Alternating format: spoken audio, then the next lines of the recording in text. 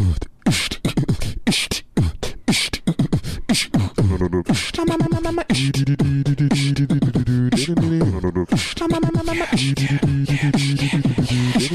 bang bang, comedy bang bang, comedy bang bang, comedy bang bang, comedy bang bang, comedy bang bang, comedy bang bang, comedy bang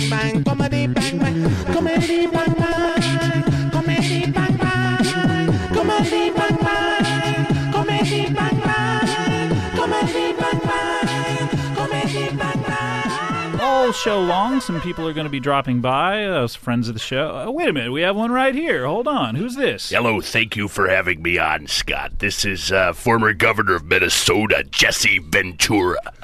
Jesse Ventura. It's an honor to be here on Comedy Death Ray. Let me ask you, you've never been to the show before, or been, as the English would say. What brings you here? Well, I'm only here. Why wouldn't I be here, Scott? I'm here to ask questions. That's why I'm here right now. I don't think I need to explain myself any further. I'm simply here to raise issues like I do on my new program. What program is that? That's Conspiracy Theory with Jesse Ventura on True TV. Okay, so you're here to ask questions. Is that just kind of what you do now? Don't put words in my mouth, I mean, Scott they were the Ackerman. words you just said, but... How would you know? Are you capturing words to remember them later? I say what I say at any moment. The show, yes, but... I don't want you distorting my records. Why aren't you doing your job, Scott Ackerman? You have a radio program. You have media access. Yeah. You should be asking these questions, not me. And yet you are here to do so. Is that what I'm getting? That's right. I'm here because there's things that bother me. Okay. Much like a comedian, in other words, has little things they've noticed, or... If you're going to sit there across the booth and make little snide comments to try to get laughs out of every little slip-up I make, then let me tell you what's going to happen. I'm going to get angry. And when I get angry, things turn ugly. What happens when you get angry? Do you turn into Lou Ferrigno? I just don't take words out of my mouth, Scott Ackerman. I just told you what happens when I get angry. Things get ugly. Yeah, you didn't go into specifics, but so what exactly? Do you just want me to suplex off the top rope? Does your voice hurt after a while? Does it hurt to talk like you? Who is this? Listen, who are you? Do you think you're my commanding officer that you could just jump in and tell me what's going on? No, I don't think that at all.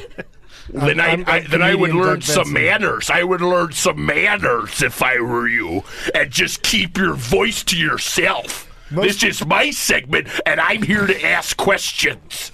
You have not asked a single question, though, I hate to point out. You have just kind of explained things. How dare you, Scott Ackerman? Let me explain something to you, Mean Gene. Let me explain something to you right now, Mean Gene. I am down here to ask questions. I heard that there's a death ray. I've been up to Alaska.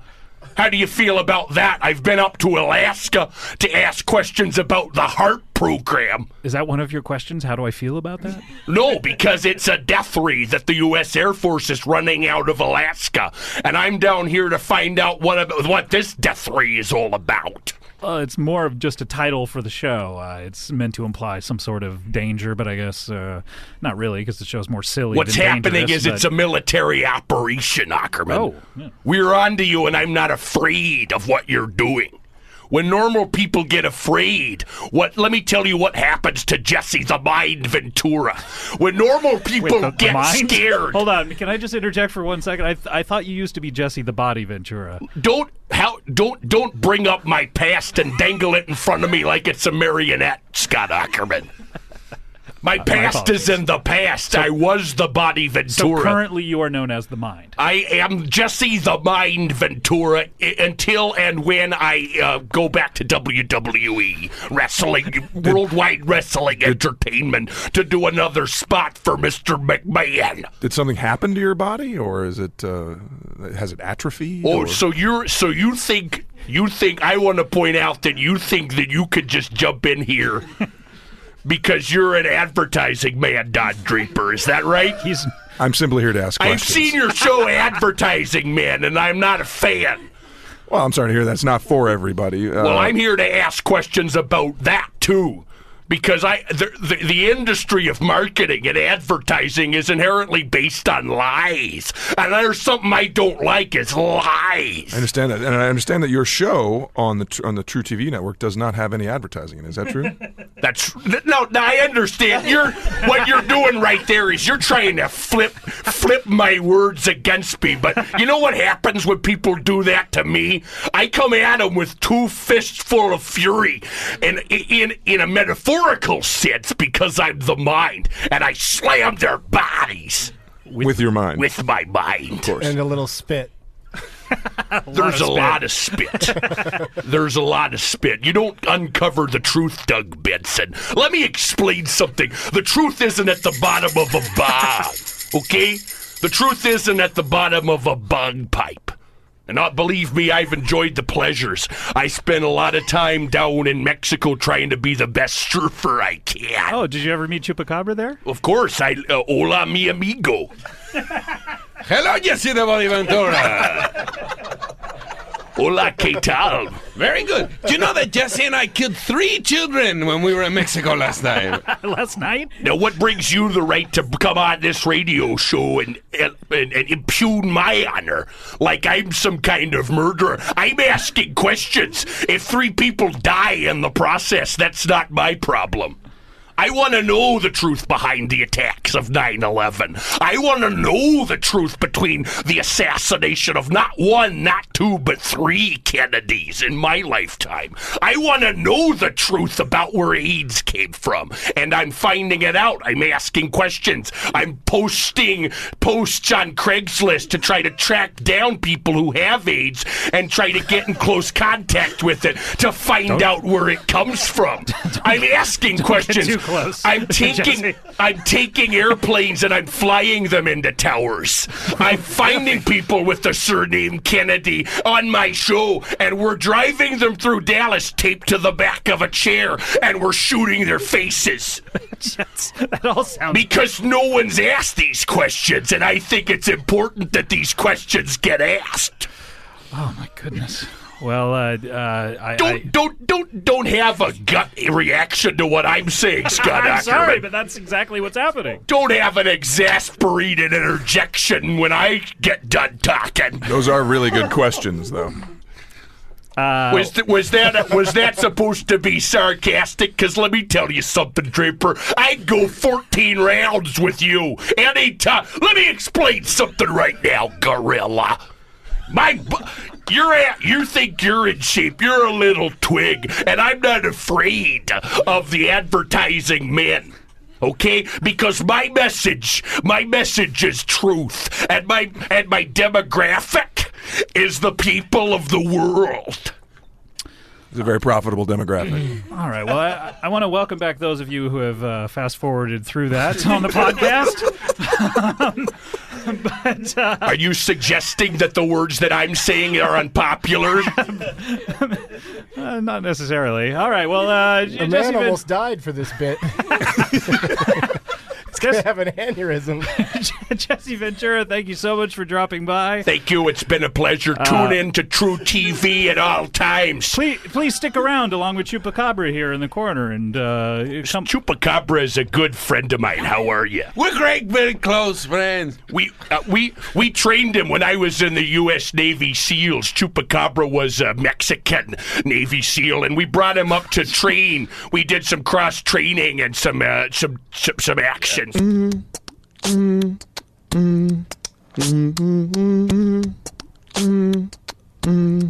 Chupacabra and Jesse Ventura are in the corner. Fighting with I their know. minds. I'm always winning if it's a fight with my mind. Comedy, bang, bang, comedy, bang, bang, bang, bang, with the comedy edge. This is like doing elections in Iran. Right. Topical. Topical.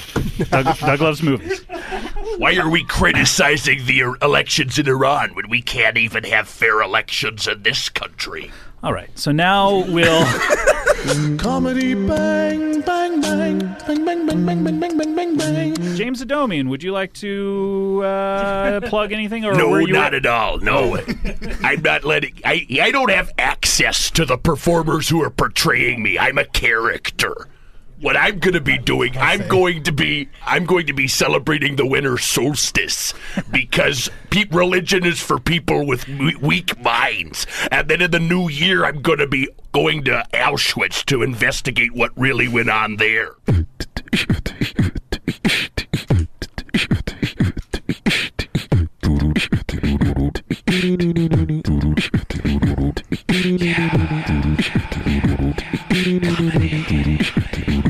Yeah, comedy bang bang, comedy bang bang, bang bang, comedy bang bang, bang bang goes the comedy. You are listening to comedy bang bang. This is my boy from way back when I used to hang out in Minnesota, the former governor, Jesse Ventura. What's up, Jesse? Good to see you, Cyberthug. How's it going? It's going well, man. A lot of people think it's weird that we friends. But talk to us about how we became acquaintances. Don't tell me what to talk about, Cyberthug. You're not my commanding officer. See, that's why I like him. If you want to invite me to talk about something, we can talk about it. Okay, well, then I'm going to talk about it then. So me and Jesse Ventura met in first class, right? In a plane trip to Des Moines, which was weird. Well, that's right. This was back when I flew in airplanes. I've since seen some things would make your skin crawl, and there's no way I'm getting in any airplane, commercial or private. Okay, yeah. So this is back in my naive salad days. Right, naive salad days. Is that pre-governor days or? This was back when I was Jesse the Body Ventura. Now, a lot of people don't know that you're kind of a conspiracy theorist. Well, that's right. If you've seen my program on True TV, you'll know that. Nobody's seen that. Not only am I... What are you talking about? This is the highest rated program on True TV. Okay, that's what I'm saying. That means that... I'm a fighter. No, I think the demographics are nobody. When you look, they got a big pie chart of the demographics, and is 100% nobody. That's not true. Circle. It's because our audience isn't the kind of Nielsen audience that bows to the New World Order and allows a box to tell the government what they're watching. Sounds like the truth about True TV is nobody's watching it. Anyway, so... That's an interesting theory. I'm interested in looking into that. If you invite me to a warehouse, I'll probably put it on the show. Hey, if I invite you to a warehouse, you wrestling for me, Governor. I've heard offers like that before. I want you to break off into Slim Jims or something.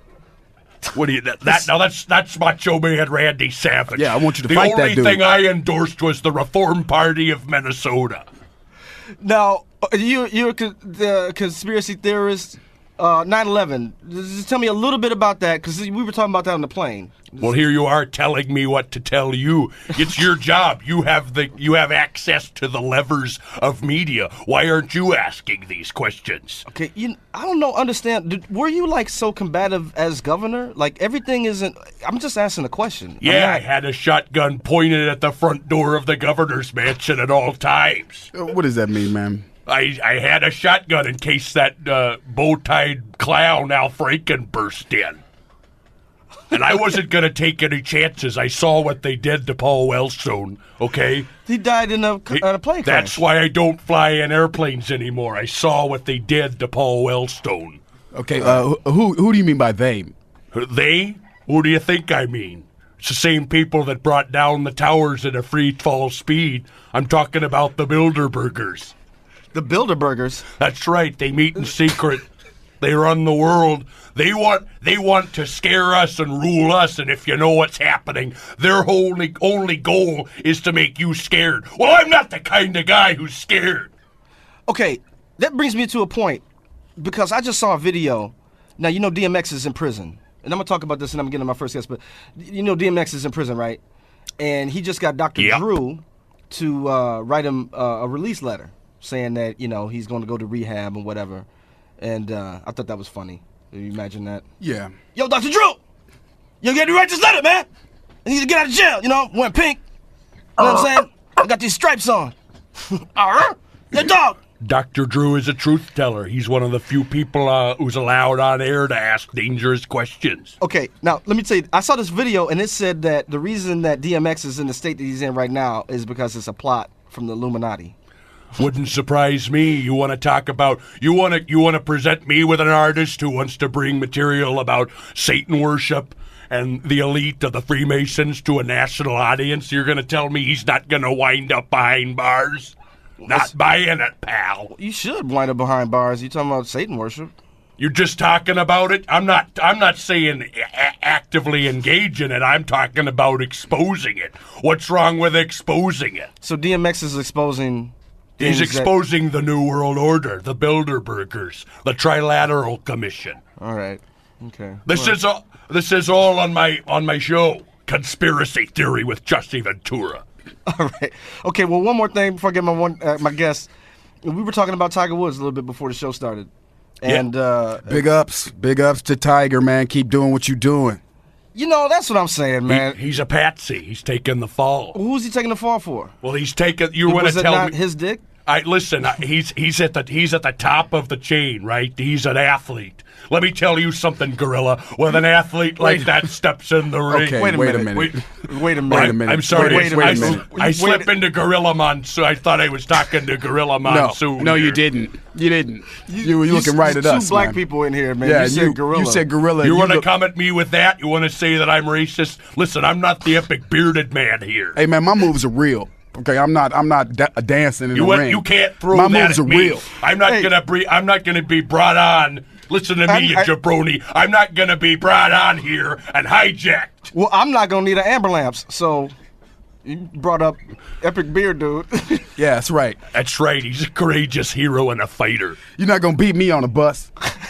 You're not gonna beat me on a bus. Make somebody call an ambulance. Create an internet sensation. It's gonna be the other way around for you, man. I've watched that footage and I've watched it in slow motion and I know what really happened. Okay, tell me, what was this conspiracy behind that? Well, yeah, there was no fight. Those are holograms that were projected there. No, man, the mass media wants you to believe that there was a fight on the Oakland bus because they want to destabilize the population. What really happened was they were singing a song. How were you ever a governor? How were you? How was I governor? I want to know, like, what was your workaday schedule like? Like, how did you wake up in the morning going like? Where do you get the idea that I wake up in the morning? Okay. All right. There's a term that the Spanish have called the madrugada, the middle of the night. That's when I wake up. Dates back to SEAL Team 5. Oh, yeah, right. Navy SEAL. The Minnesota State Legislature doesn't want to pass a budget. I'm sneaking in like a frogman, 3 a.m. I'm planting a fake bill there that says it's for child health care, DUI crackdowns, or some bullshit like that. So you were an active governor. I was an active governor. I know where the bodies are buried. Okay. Mostly because I buried them. Why are you still living? Why am I still alive? Secrets. I'm not. I know too much. They can't come after me. They've tried to. They've killed my cats. The Bilderbergers have killed my cats. And I'm just down in Mexico trying to be the best surfer I can be. Okay. And they come by and they kill my cats. They pull the Randy Weaver bullshit on me. But I know I'm a fighter. I've been a Navy SEAL. I've fought off a doctor who was trying to lobotomize me. And that was in office. Wait a minute. Did you need that? Did you need that treatment?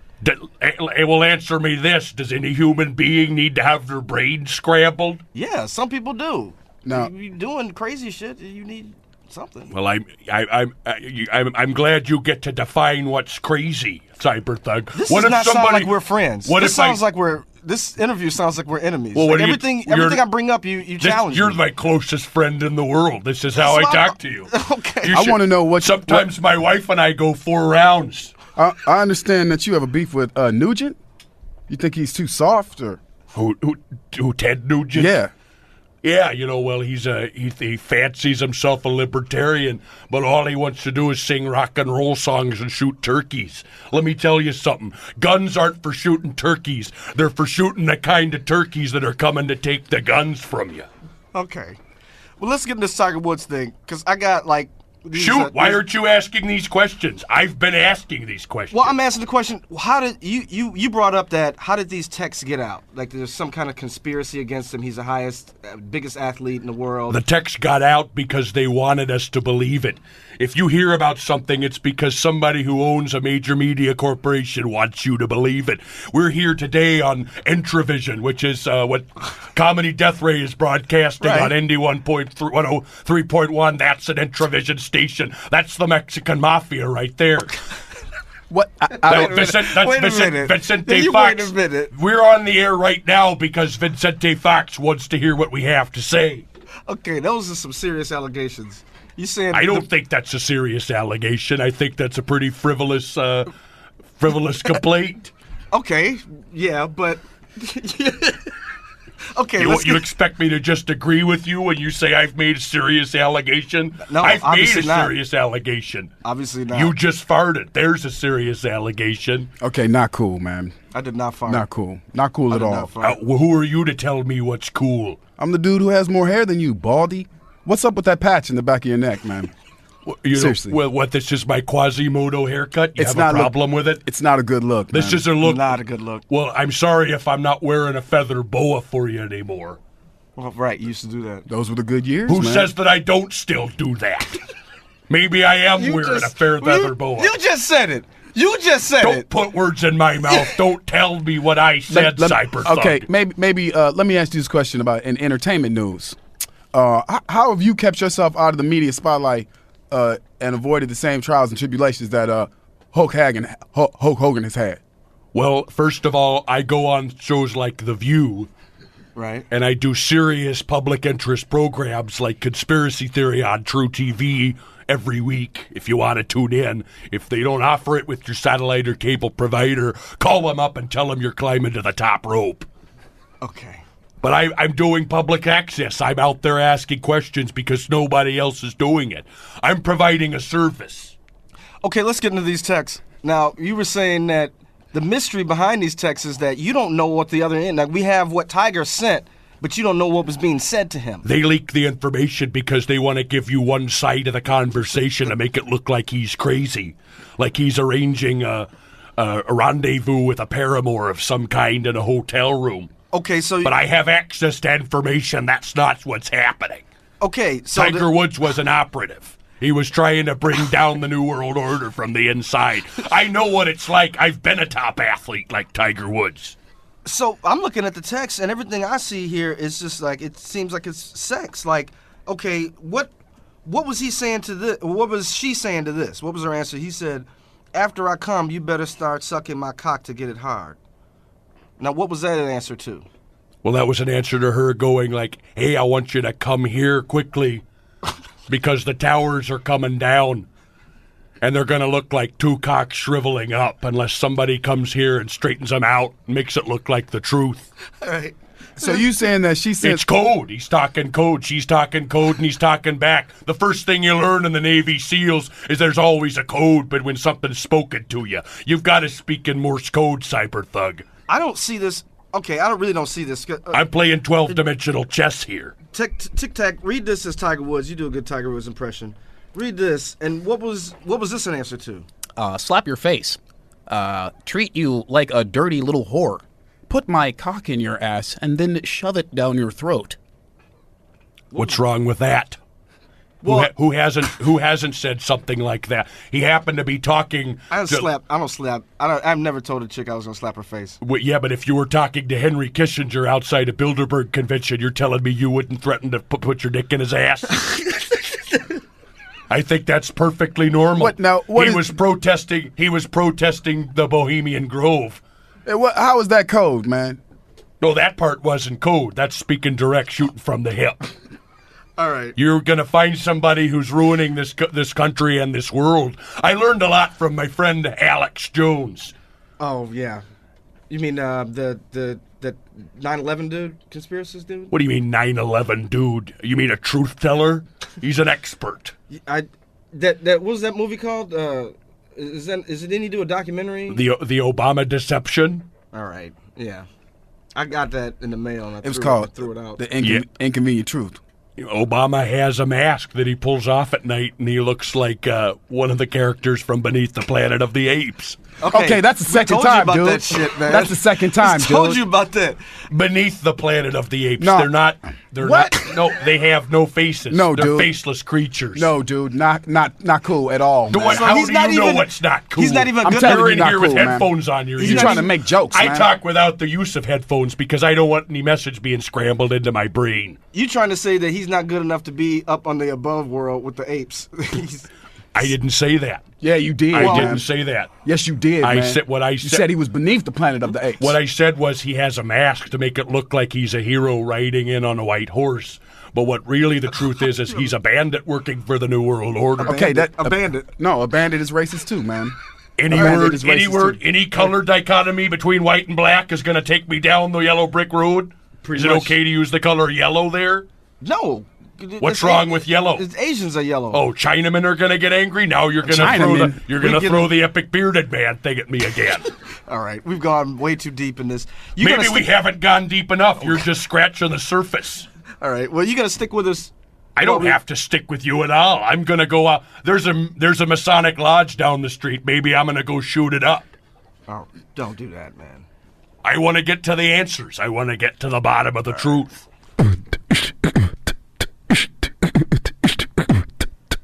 There's one kind of record I have not produced is a hype record, where it's just hype. I think we should get that started. You should do that. The Jesse Ventura hype record. You work with so many artists, a lot of hip hop artists, so many things. Jesse's still here with us, by the way. He might interject every once in a while. Yeah. He's taking a water break. Yep. He's taking his shirt off. And he's behind us. I'm a little scared. It's a big You should be. man. You should be. Your name's not Kissinger, though, so you don't have to worry. I'm coming in. You ever see an alpha male bull walrus in the buff? I'm a bull walrus and I'm in heat and I'm on a rock and I'm looking to mate.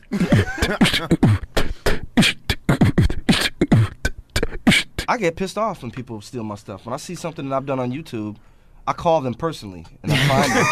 Yeah, that's right. We're going to find you, John. Yeah, John. You tripping, man. And he was like, "Oh, I'm just a fan." And I said, "Yeah, well, you're a fan that's going to be dead." You know what I'm saying? Yeah, fans don't let fans download illegally, man. My thing is designated downloader. It's awful when somebody don't want to download it. That's the real issue. Yeah. I guess so. Cyberthug, But you don't think it's like stealing food from... Oh, go ahead. If anybody ever steals an MP3 file or a YouTube video from you and you want to go get justice, just call me up and I'll put on the frog suit. You told me that, yeah. And they're going to have a big surprise in the morning. You told me that. A big helping of fried eggs of vengeance. Fried egg vengeance. All right. I'm just saying my face and head look like a pair of fried eggs. Anybody can pick up those phones in the department store. I've done that plenty of times, you know. Maybe they were for real. Maybe they really wanted all the black people to leave. Did the black people leave? Maybe something was going down and another black person was trying to warn all the black people in the Walmart to get out. That's it. It was a dry run for the FEMA camps. They were trying to save the black people from having to be in the blue line or the red line when the FEMA camps drag us away. Look under your chair. If you have a red tag, you're going in the red line. If you have a blue tag, you're going in the blue line. Everybody out there listening on the radio, look under your chair right now, wherever you're sitting. If you have a red tag, you're the biggest threat, and you're going down. They're going to kill you. If you're blue tag, it's hard labor. So that's okay. The Bilderbergers. Build-A-Bear is a front group for the Bilderbergers.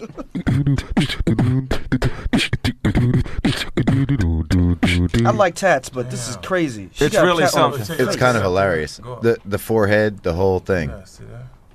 And there's the Nazi stuff right there. Yeah, that's the part that makes it hard, is that he now has to have a picture with that's the girl that he was with. But that's the thing, though, is that maybe he and Tiger busted themselves so that they could get a beauty contest reality show. Jesse? But beauty in reverse. Jesse? What's wrong with having a swastika to tattoo? Bombshell It's a symbol McGee. of peace. It's an ancient symbol of peace and the four winds of the earth. Don't let Hitler hijack something. People are just naming themselves anything. Like, I'm going to be Good Looking Jones now. That's gonna be my name. I'm gonna just go by Good Looking Jones. You already got a nickname. Is it? Were you born Cyberthug? Yeah, my mama named me Cyberthug. Because she knew it was gonna be rough out there. She did. That was my nickname when I was born. She said I looked like I was gonna rob somebody on the computer. Your official birth certificate name has a nickname on it? Yeah. It's got quotes and a nickname. Jesse Ventura, are you a birther? No, I'm not a birther. That's what you call an astroturf movement. That's a Fox News development that's trying to hijack true populism and a true search for truth. We don't need to worry about Barack Obama not being born. We know he was born. He's a person walking around. We want to find out if he's a lizard person. That's the real question. Or miles beneath the Earth's crust, as you had stated before. Yes. Yes, a person. I won't say it again because they'll jump down my throat. You won't say it again. But beneath the planet of the you-know-what. You won't say it again. Comedy bang bang. And remember how much fun Eddie Murphy made of Michael Jackson, like early in his career? Yeah. And how much fun he made of homosexuals? Yeah. I'm just saying, it's interesting. Jesse? What? Isn't it interesting that Eddie Murphy would have made fun of these people? I'm not interested. Oh, man. You want me to have an opinion on whatever comes into your little pea brain? This is not a fight. We're friends. Of course, We're you're friends. one of my best friends. I'm the godfather of your son. That's right. We couldn't be closer. Now shut your fucking mouth. Wait a minute.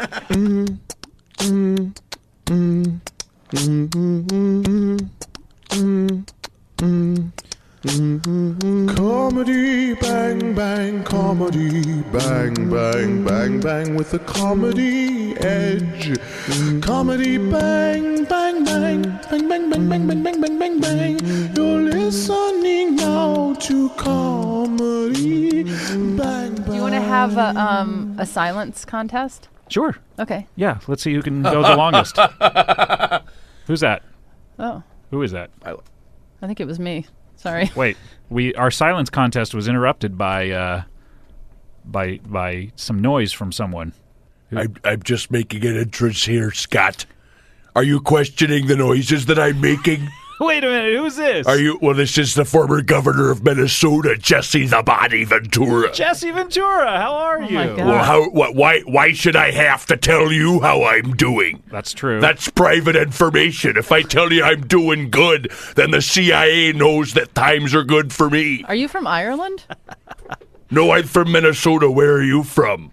Mississippi originally, and then we moved to Texas, and then there are a bunch of different... Mississippi Valley. We share a Mid-American roots. Well, you don't have to yell at me about it. You don't have to take issue with the volume. Are you from Scotland? I'm not. I'm a former Navy SEAL. I'm a fighter. I'm from the WWF. Okay. Well, Jesse, how Scotland. What do you know about Scotland? very little, but I would love to visit there. You're not my handler at the NSA. Who is your handler at the NSA? Mark Thompson. I shouldn't have said that. Because there's a flag that he puts on all radio programs as soon as his name is mentioned. Well, I'm not afraid of anybody. They're listening in at all times. Scott, I wanted to drop by to wish you a happy anniversary. Thank you so much for coming by. That means the world to me, Jesse Ventura, former governor of Minnesota. The program has been wonderful for when I'm on travel and I'm coming here to the Los Angeles area. Mm-hmm. Mm-hmm. Do you have a cold? That's just how his voice sounds, Tig. Haven't you ever heard or seen Jesse the Body Ventura before? Yeah, a lot. Oh. Definitely. Whenever he's making appearances, I try and... You have a problem? No. I feel like maybe you do, and I'm trying to pinpoint it. No, the problem is I'm here because I believe in truth. And I come down here because Comedy Death Ray Radio is someplace where I met a number of free thinkers. I'm here to thank you and announce a partnership. You met some free thinkers, meaning fans of the show, you must mean. Well, I'm just here asking questions. Why are you questioning me? But that's part of my job here is to ask questions which you then answer. It's sort of the talk show format. My job is also to ask questions, and I found another person who was interested in seeking the truth.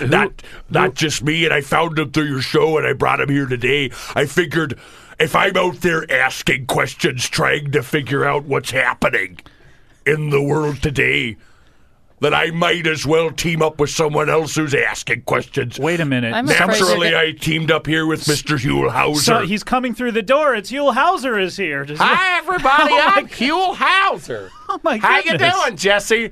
Why does it matter to you? Huell, how are you, my friend? Oh, boy. This is just fantastic. I don't know if you know this, but we are in beautiful Park La Brea, California. I did know that. Yes, we've been doing the show a year here from this very studio. Yeah, I drove here. And our adventure starts today at the La Brea Tar Pits. Huell, wait a minute.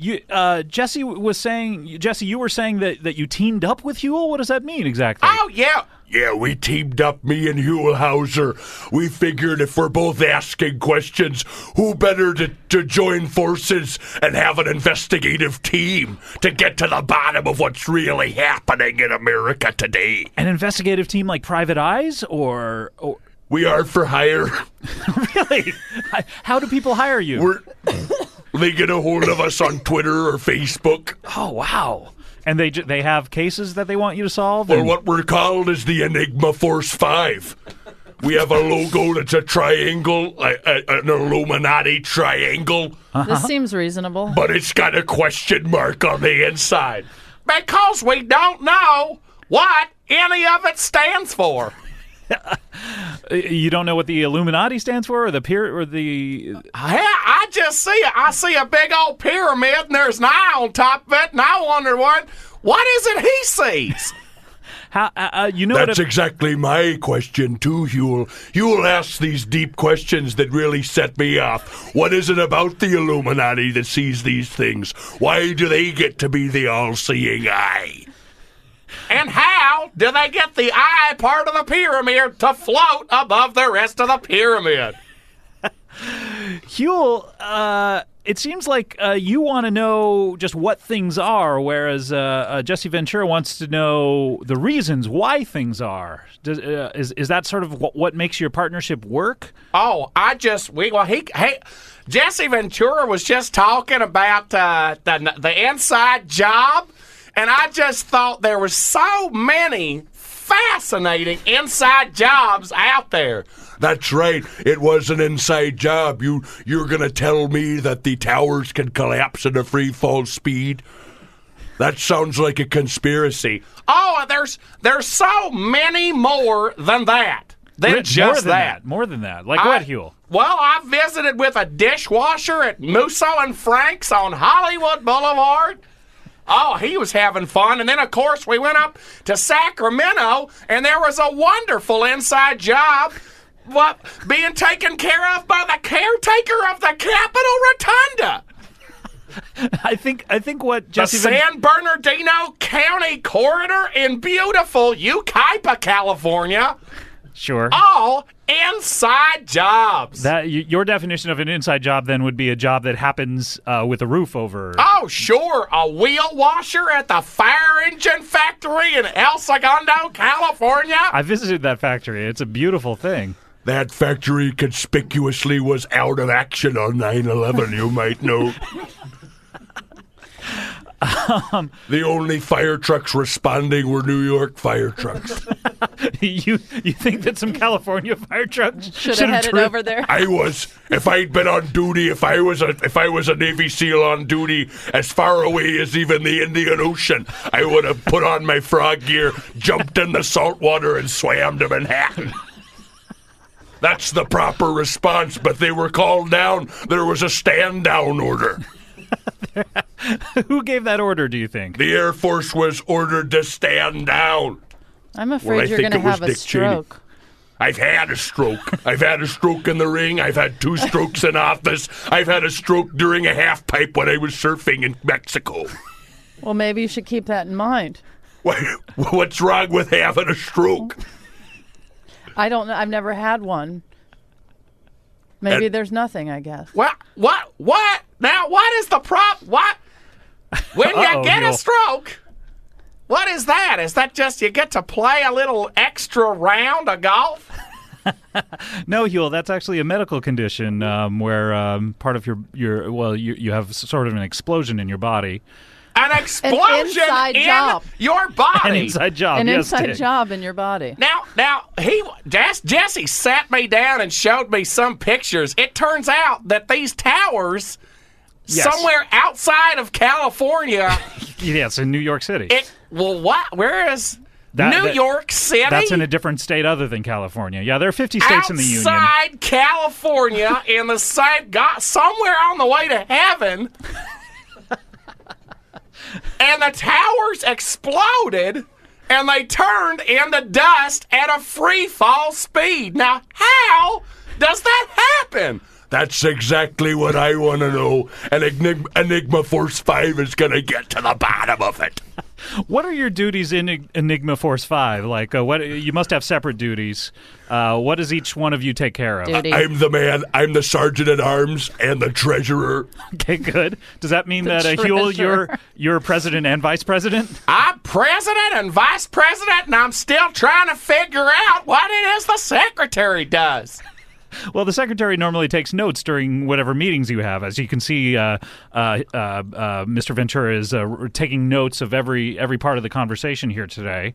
You shouldn't be looking at the notes that I'm writing down, Scott Ackerman. I didn't mean to take a look, but you're furiously scribbling, and I just glanced down at the paper. Really, nothing more than that.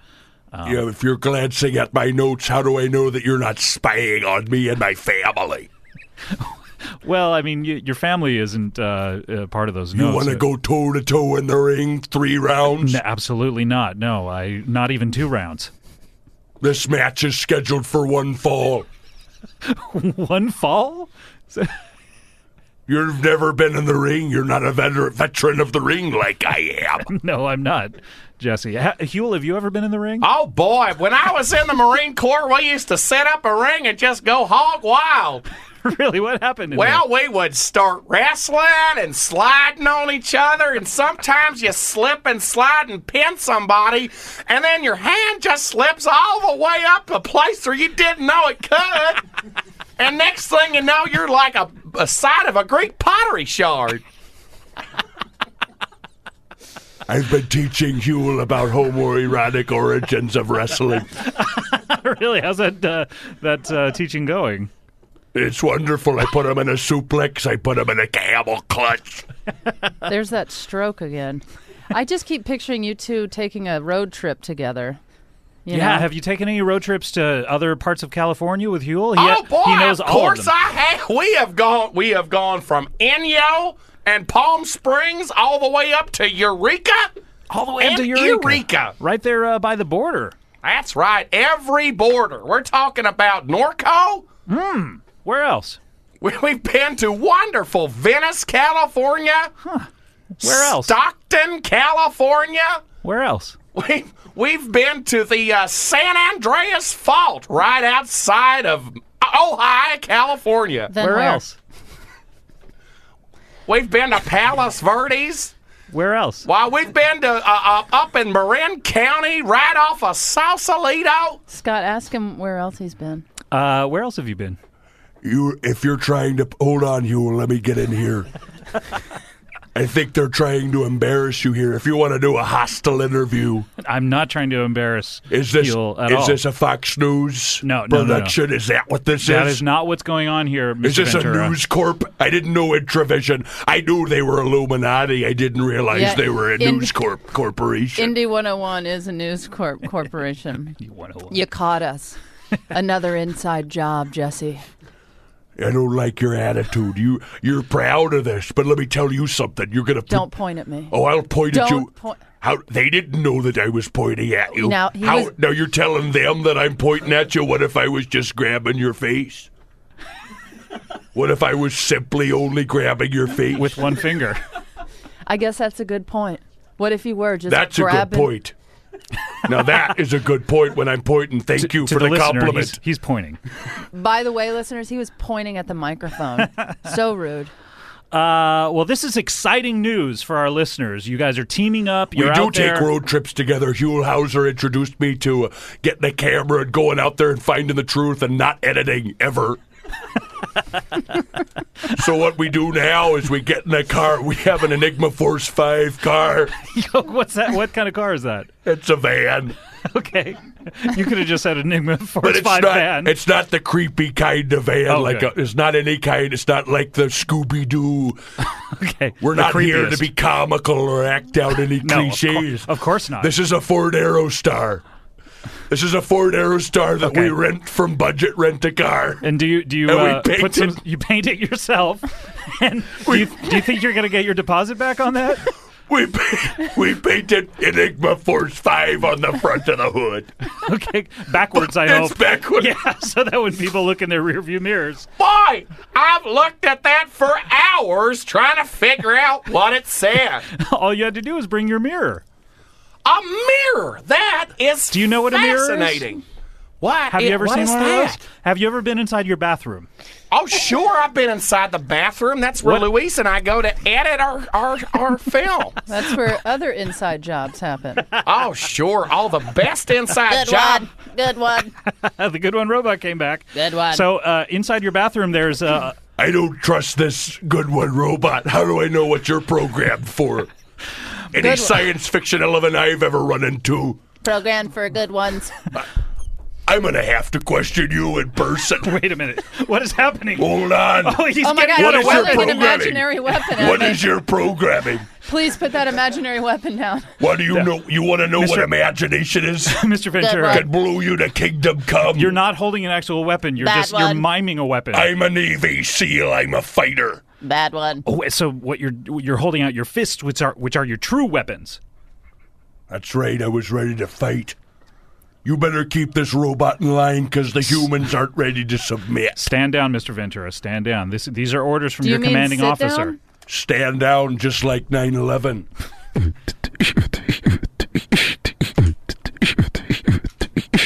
And wait, Huell and Jesse, you both are saying you have to go? That's right. The Enigma Force 5 has to go take on a mission. We just found out that there's 3 brigands in a balloon. There's actually 6, but 3 that we know of. Well, 3 that we heard confirm on. Yeah. We're using our Navy SEAL recon technology. Me, the Navy SEAL, and Huell the Marine. Huell, are you on board with this? Because Well, I'm just interested to see how high the balloon can go. well, thank you so much. 100% in tandem, the two of us. Enigma Force 5. Enigma out. Force 5. Go, go, go, go. Oh my God! Now they're marching out of here. They're marching out of here. All right, see you guys. Thanks so much. Food. Put me down. I'm not food. He's not food. Please leave him here. I'm sorry, I thought it was a chicken wing. I was going to eat it.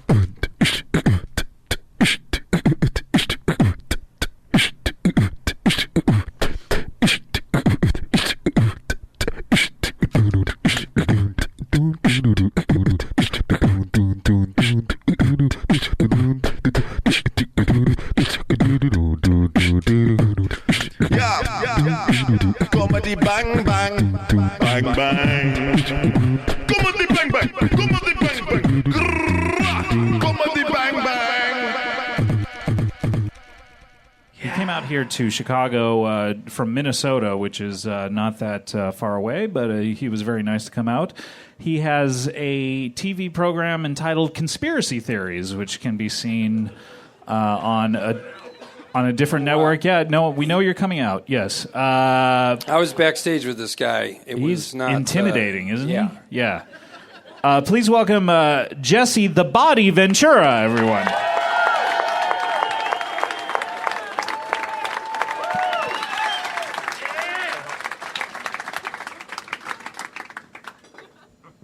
Is the microphone make us submit to the man? Are we supposed to feel diminutive in the city of Chicago?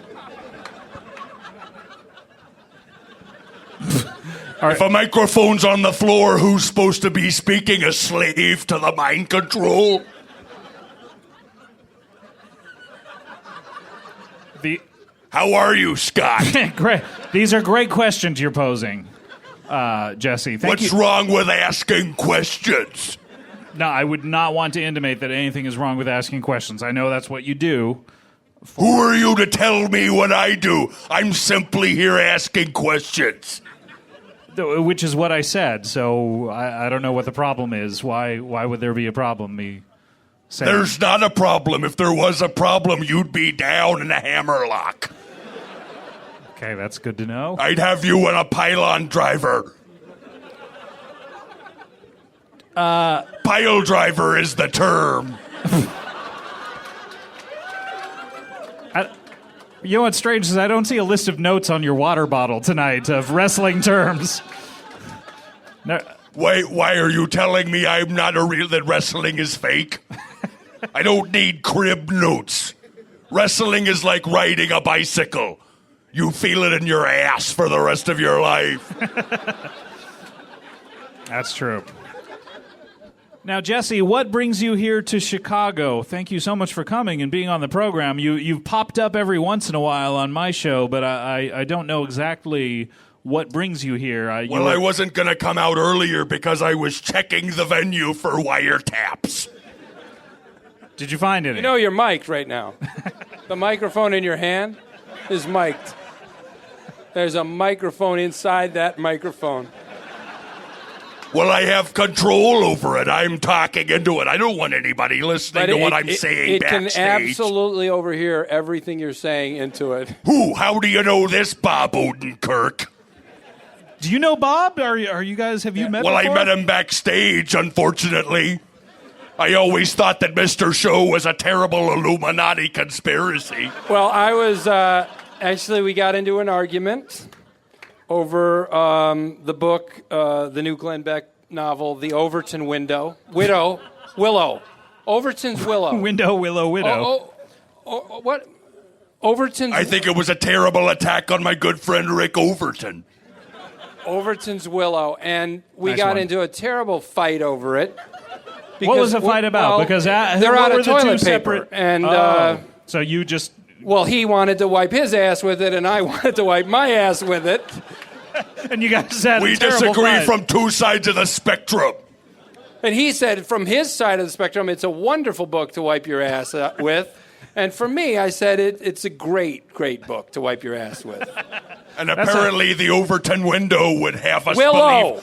Well, it would have us believe that we're the extremes and that there's somebody in the middle who should be wiping their ass with it. But I'm here to tell everybody out there that whoever you are as a person, you can wipe your ass with whatever book you want. Jesse, you... a lot of people don't know what your MO is. Well, that's their problem because I know my MO. But a lot of people More observations.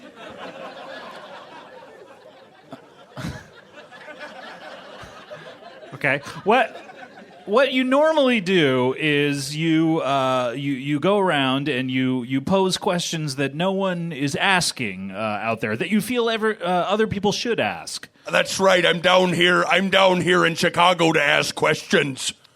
And I was pleasantly surprised that you're here. We've butted heads before. We have butted heads. But I've butted heads with the best. I've butted heads with literal mountain goats. So I'm not afraid to butt heads with you again, Scott Ackerman. In what situation have you butted heads with mountain goats? Why would I tell you that? That's classified information. Classified? I was in the Navy SEALs. Oh, it was when you were in the Navy SEALs. I'm not telling you that. So part of the Navy SEALs... is that you don't tell when you butt heads with a mountain goat. Okay. It's the final test, right? To see if you get to be a SEAL. No, the final test is drinking out of the cup. Explain. Well, there's a cracker and there's a campfire and it goes around the campfire circle and it goes into a cup. Who are you to boo me? Because I got homoerotic. You want to tell me you didn't snap any towels? I've been a wrestler. I've been in the ring with the Iron Sheik. Well, what part of him is iron, huh? Is that what you're saying? Well, I'll tell you, it's not his boots, that's for sure. He's got curly Arab boots. There's no way that somebody like the Iron Sheik could have brought down the Twin Towers. Now, hold on. So you're telling us the Iron Sheik was not behind 9/11? No, what I'm saying. You are out there. The government would have us believe that Osama bin Laden, the political version of the Iron Sheik, who just conveniently happens to want to be burning the American flag, spitting on the United States. I don't believe in convenient villains. I've been out there. I've seen that the villains have dogs and families. I have been a villain. I've played villains in Hollywood movies. I know what villains do. Yeah. Have you ever seen Osama bin Laden's manager, the busty girl? She's a billionaire. I thought that Osama bin Laden was with Dave Rath. Is he not anymore? No, he's not. He was hip pocketed for a while, but I'm not really getting your train of thought here from. Yeah. Well, I'm down here in Chicago to find out what's going on. It's a city full of lies. Lies in what way? It's a city that produced our president, Barack Obama. Now, you have issues with Barack Obama, is that right? Who are you to say I have issues with Barack Obama? I'm sorry. I've been a governor. I don't need to take orders from a senator, let alone a senator who gets elected president illegally because he wasn't born in the country. Now, you think Obama was born in Nigeria? At least I was born. Oh, you're saying he wasn't born? There's no birth certificate. When was he born? Oh, you're saying he wasn't born at all? What am I saying, Bob Odenkirk? I'm asking questions. What do you think he is? Like some sort of CGI, like computer effect? I don't know. You have to ask Alex Jones about that. I never saw wrestling. Excuse me, pardon me for that. But were you the Riddler? Was that your character or the questioner? Did you come out with a big question mark? I was Jesse the Body Ventura. The body of questions. You're going to talk over me. Let me tell you what. Let me tell you something, Mean Gene. Let me tell you something, Bob Backlund. He's not Mean Gene. I'll be there in SummerSlam in Chicago with you, Bob Odenkirk. You want to go 4 rounds with me? I can take you down in the city, man. It's like stereo. I've been there. Stereo idiots. I've done the yes and. Yes. And I've gone to the second city. I know how improv works in Chicago.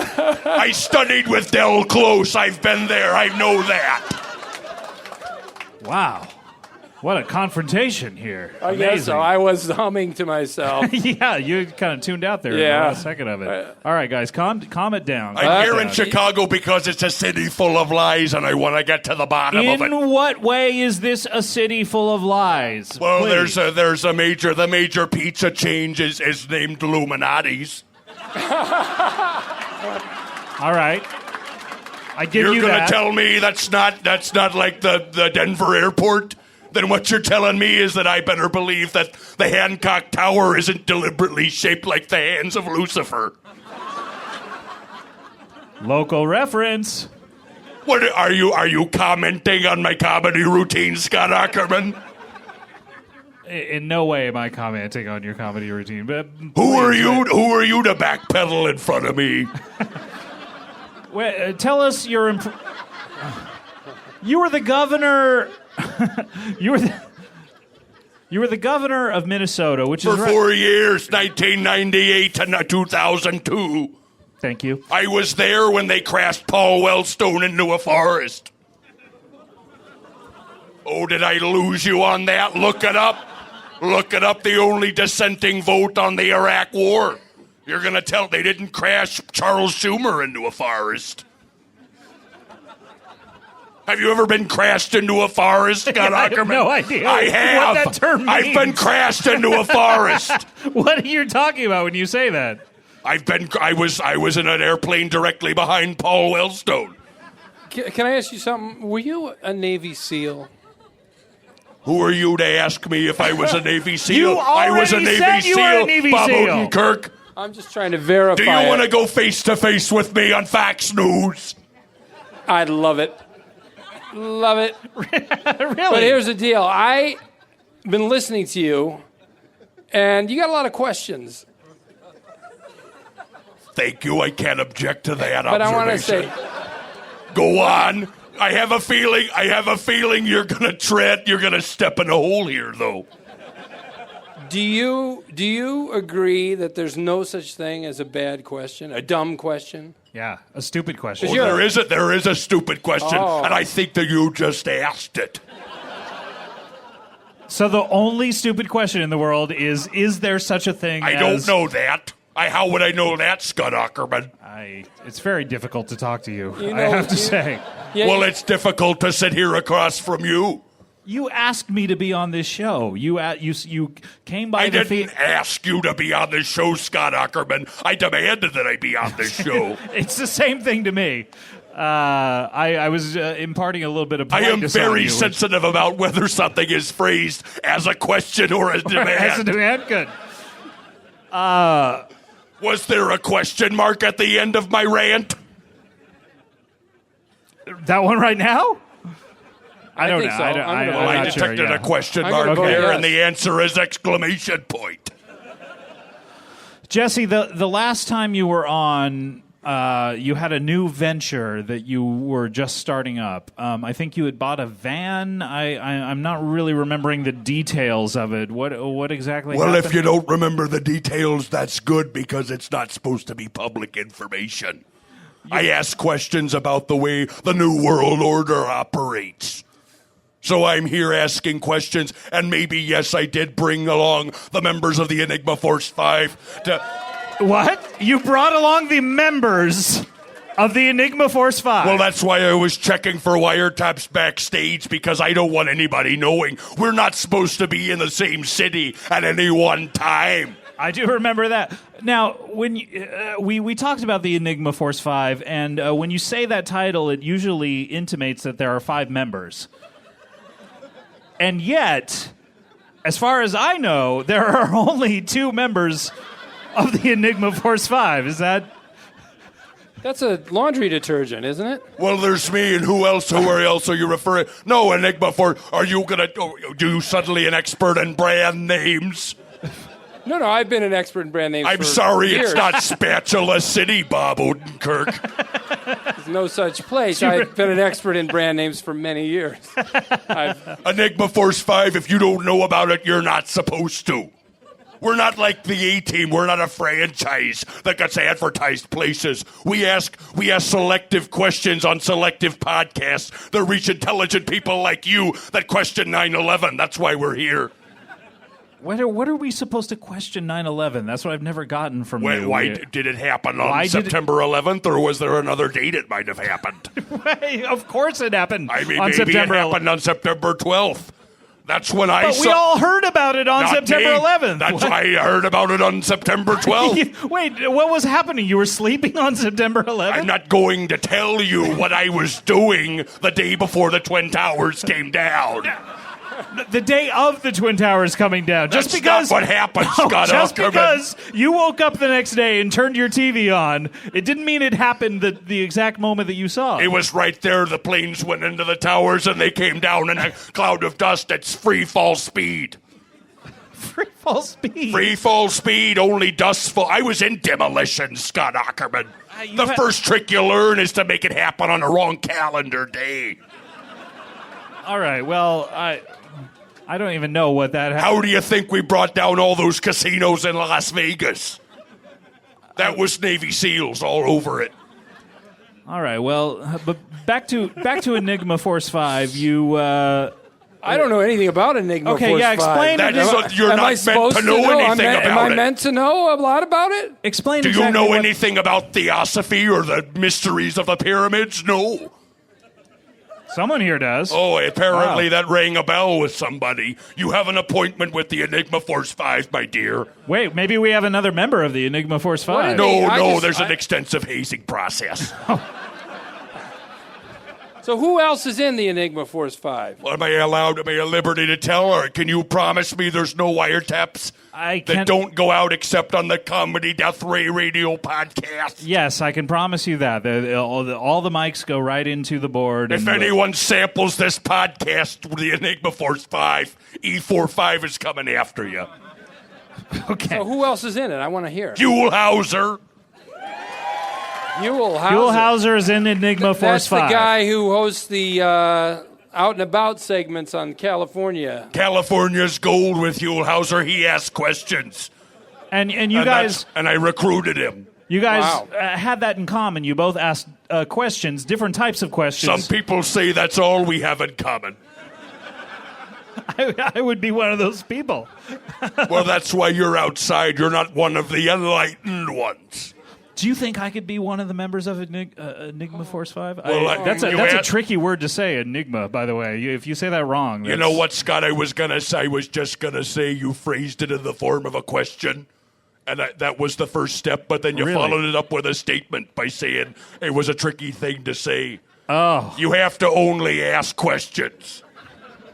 Okay, so... I understand the irony of saying that as a statement. But do you think you can be part of the Enigma Force 5 if you don't ask questions?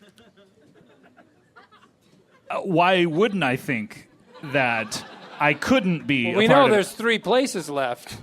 How did you know that? That was the punchline that I was coming up with. Jesse...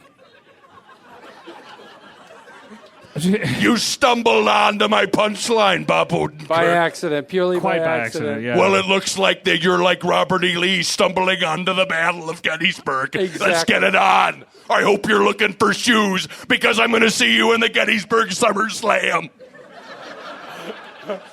July 1st through 3rd in Gettysburg, Pennsylvania. Jeff Daniels, Sam Elliott. What? Martin Sheen, a reenactment of the movie Gettysburg. Bob Backlund. Really? You got George Backlund the for Animal this. Steel. All right, Jesse, you've talked about an Enigma Force 5. Tom Berenger. Yes, thank you. Do you happen to have any of the other members, and when I say that I mean the one only member, are any of the other members... Well, we asked other people to be members, but we asked Charlie Rose, but he answered with a question. And that just stymied you. He stopped me like a brick log. I've never seen one of those. Let me tell you this, they stopped pretty fast. Okay, I'll take your word for it. But what I'm asking is Huell here? Is he backstage? Is he around? Huell, are you here? Do you want to come out?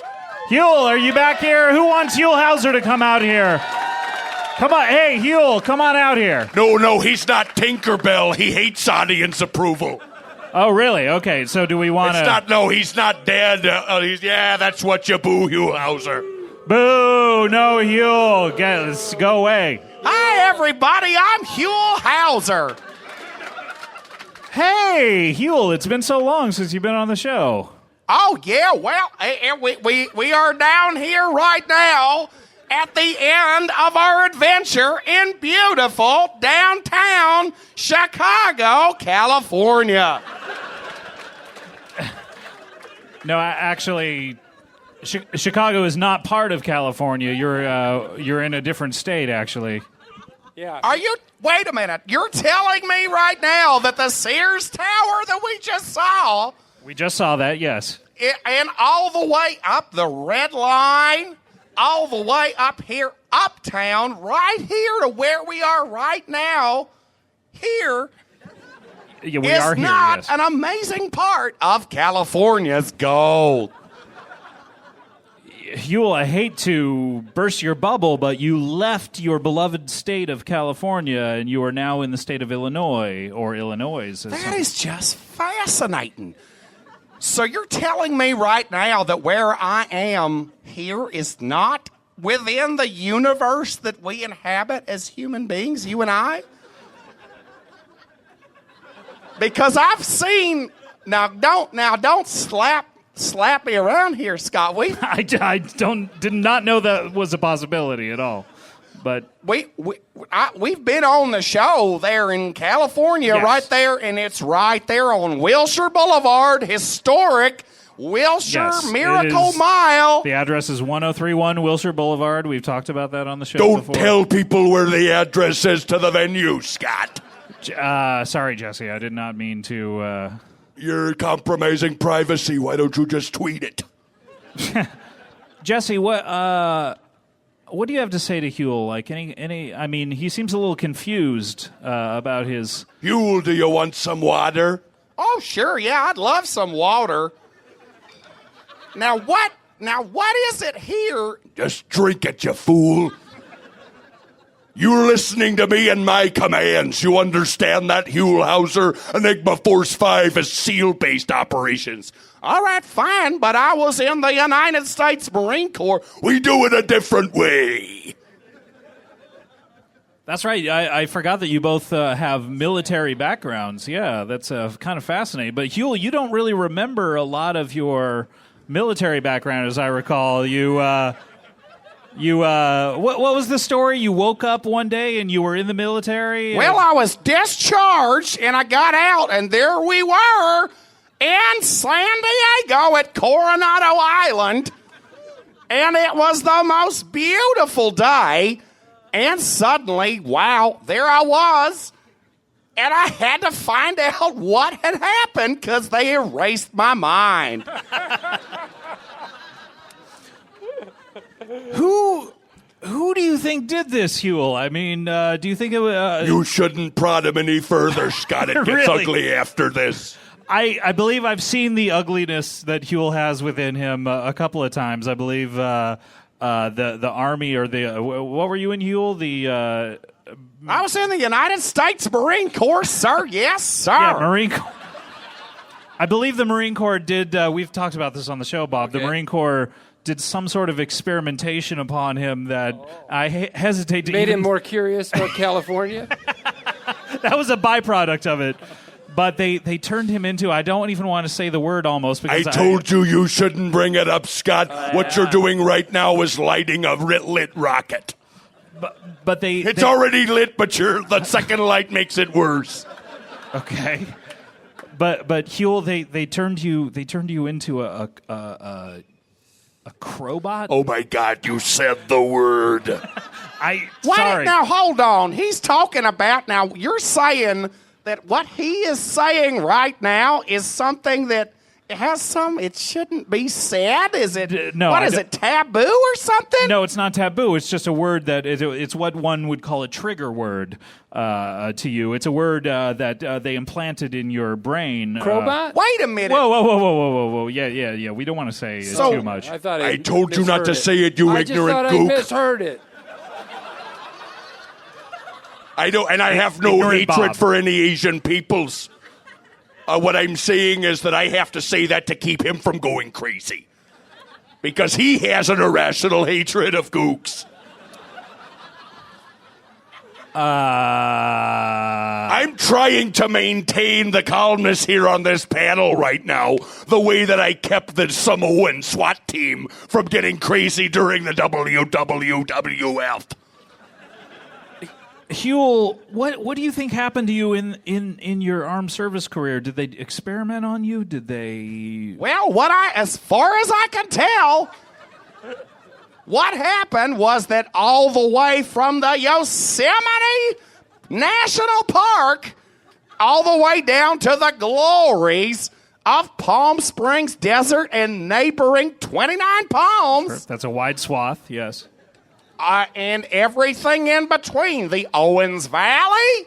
Sure. The amazing Mount Whitney, California. Where else? These are all parts of an amazing network of secret locations.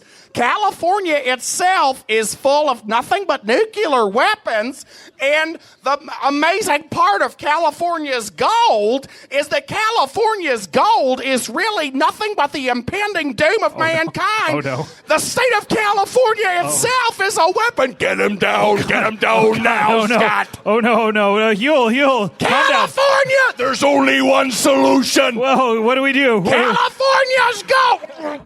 What do we do? you. We have to waterboard him. Waterboard We have to waterboard him right now, Scott. I'm sorry we have to do this. I'll hold his head. I'll hold his head. I'm sorry we have to do this, Huell, but this is for your own good. 1, 2, 3, 1.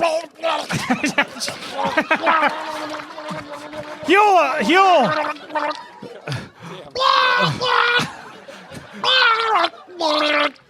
Get him down. Keep him down, you son of a bitch. You don't have to be rude about it. Jeez. I ain't gonna choke him out. He can't wake up for 9 hours after this. We're gonna have to do a complete reset. Take him in like a witness protection program to a completely different state besides California. Get ready, Illinois. It's gonna be Huell Howser. With Illinois silver. That's the only way we can cleanse him from this disaster. You've done this, Scott Ackerman. I don't mean to have done this. Illuminati son of a bitch. I'm not Illuminati. You've just done a second 9/11. If I don't keep sitting on Huell Howser right now, he will turn into an airplane and crash into the Sears Tower. No, I'm sitting on him. Bob, okay, keep sitting. Scott, help me sit him. Help me. He's too. Listen to him. Whoa, he seems to be having. He's back into the crowbot. Oh no. Bring him down, you sons of bitches. This is an amazing part of pure evil. Oh no, he turned back into the crowbot. He's flying away now.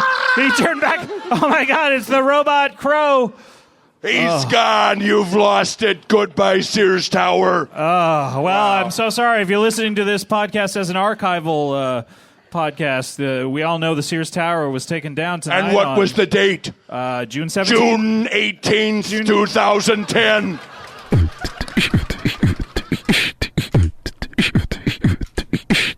Okay, it's time to play Would You Rather. You know how we play this. I have people sending me Would You Rather questions on my Twitter feed when I ask them. Constantly, every day, right now. Whoever sends the most. No, please. You ruined the Enigma Force 5. No, don't ruin my... The least I could do is crash a plane into your Twitter account. All right, so what we'll do is I'll I'll read you this scenario, and then I'll open the floor for questions, and don't vote yet. Just ask me questions, and when it comes time to vote, then we'll vote, and we'll assign a winner after that, and I believe that's clear. So our question tonight comes from Mike McCauley. Mike McCauley. He asks, would you rather have people always think you've just farted or be only able to speak using quotes from the Twilight movies? Here's my question. Oh, okay. Coming from Jesse Ventura. Can I ask some questions? Is that all right with you, Scott? This game was made for you, Jesse. Who made it, then? Milton Bradley? Let me ask you this. If everybody comes away thinking I just farted, how is it any different than this eventuality? How is it different than the life that I've lived my whole life? Well, I guess it's different in the sense of that they never remember what they've spoken to you about. When I took down Hulk Hogan, he was wiping his nose because I smelled so bad. He was wiping his nose. Really? I got farts that linger. All right. Now that's a quote from Twilight right there. That's the irony, Bob Odenkirk. It is. I see you're paying your bills. I got farts that linger. And that's a Twilight quote. Yeah.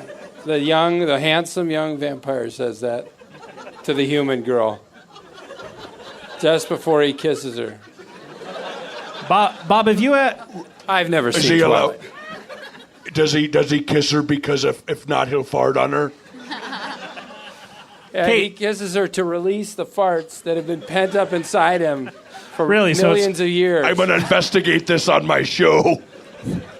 Kate, it seems like you have a question. You look like you're trying to get in on this. Now I'm just confused myself.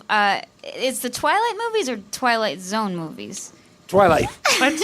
What Twilight Zone movie? Wait a minute. Hold on. She's asking questions. Let her ask her questions. This is a totally separate thing. Do you not know what the Twilight movies are? No, I forgot about them for a long time until just now. For a long time? But they've only existed maybe 2 years. The Twilight movies are like farts for her. She just forgets and forgets. I never saw. And there was only one Twilight Zone movie that I know of. I wasn't sure how many there were. I knew there was one. I like how inquisitive you are. Yeah. If you pick the Twilight movies and you say you can only speak in quotes from Twilight, Yes. do you have to use air quotes when you talk as well? That is a great question, You have Ricky. to say as if I may quote from my favorite movie. No, actually, what the deal is in that scenario is you are physically unable to say anything else other than what was a line in Vampires. Twilight. However, you've never seen the movie Twilight, so you just happen to come upon an instance where you blurt out something, and that's the only time you're. So if you are ever in a scenario where you have to say "Hang on tight, Spider Monkey," then and that will just come out of you, and you go, "Oh, I guess that must be a line from Twilight." You don't have control of what you're saying then. Exactly. Yeah. Oh, So okay. if you ever want to say something, but it was in the movie Twilight, you're able to say it. Okay. Well, what would I say if I had a shotgun pointed at Dick Cheney? Which Twilight Zone line would it be? What would it be? There's a gremlin on the wing? Sure. Yes. Exactly. And then I just blow away Dick Cheney with a shotgun? Yes. And biographers always wonder, why did the killer of Dick Cheney say there's a gremlin on the wing? It's Because the new there were 2 Siemper levels of Tyrannus. confusion. Bob, question. I see. I have no question. You have to have to have a question. It's such a simple. You don't know conundrum. everything about the scenario, though. People who don't ask questions are usually evil. What is the fart? Does the fart smell like broccoli or asparagus or nothing? Just farty. Broccoli, asparagus, or just general generally farts? Sounds like farty, the questions gassy. of someone who's never farted. Egg. Oh. Eggy. So wait, we have broccoli, asparagus, egg. Or just or general indeterminate. You want to ask what color we bleed? No, I want to know what the fart smells like, and I've been very specific. And I feel like I deserve an answer. You do. It is a mixture between B and C. So asparagus and egg. It's halfway between. Yeah. That's it's awful. bad. Yeah, it's really bad. But you don't know everything about the scenarios because, you don't know. I might work in a fart factory. In which case, yeah. My farts are so Do you wanna- exotic. They smell like a mix between Y and Q. I run the whole alphabet.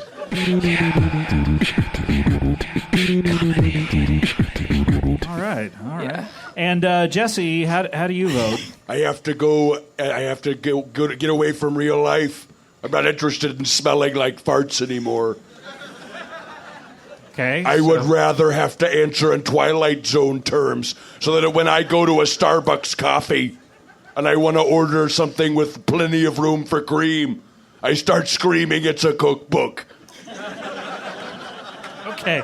I think you're on a different level than the rest of us. It was on the same block of programming I watched. So you picked the Twilight Zone. So we have 2 for farts and two for Twilights, and but wait a minute. let's do a tiebreaker. Is there someone back there who? Wait, someone else wants to vote. I think. Hold on. Ow! Oh no! Right. Oh my God! He just flew in. He flew in from the rafters. Was your message? Was your mission complete? Was it a success? It was amazing. All right, it's a good sign. Everybody, just nod your heads. Okay, Huell, do you want to vote? Have you been listening to us? I have been listening to the amazing sights and sounds of Chicago, California. And let me tell you, I was just flying down the river. Sure. And I flew down and I saw the most amazing structure, Wrigley Field, and I just had to find out what it came from. What it came from? It came from the Chicago Cubs, who just chewed a bunch of gum and made a giant field out of it. It was the most fascinating thing. Nothing like facts. Right? Is that what you were going to say? So Roger Ebert himself threw out the first bitch. Wait, the first bitch? He knows his own facts. So, Huell, how do you vote? That's what we're asking you. We need you to be the tiebreaker. How do you vote? Well, I vote.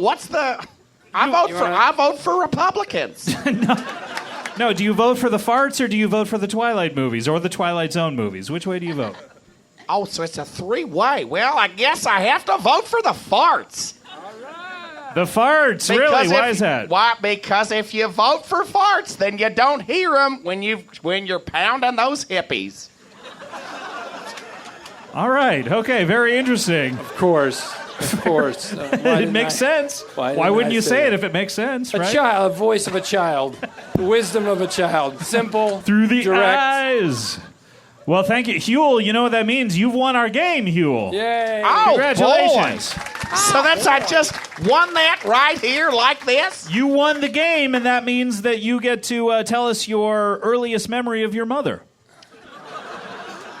Well, I remember I just spilled a little oatmeal down the front of my little sailor suit. You've started it again. I'm sorry, but that's the prize, Jesse. You want me to try to reform this after he's done? And it was just a little oatmeal that just dribbled down, and she slapped my little face. And then my mom just threw me out of the high chair onto the wall. And suddenly after that, it was, I have to destroy all women at all times. Women must be destroyed. Oh, no. Stay away from Garfunkel and Oates, you monster. No, keep Huell away from Garfunkel and Oates. What have you done to him? No, that makes me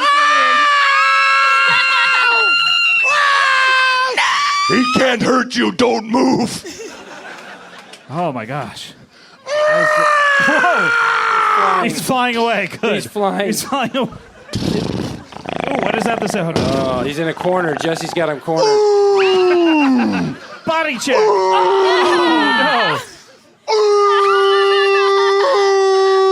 no. He's turned into a Huell Rex.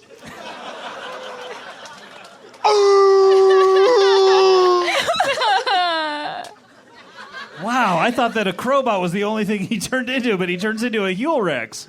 He was heavily influenced by the Transformers. Yeah, comedy bang bang, comedy bang bang, bang bang, comedy bang bang. Jesse, what do you have coming up? What Well, can you I'm tell trying me? to rebuild. I'm here trying to find the answers. I'm here in Chicago trying to recruit the Enigma Force 5 again, rebuild it from the ashes like a phoenix.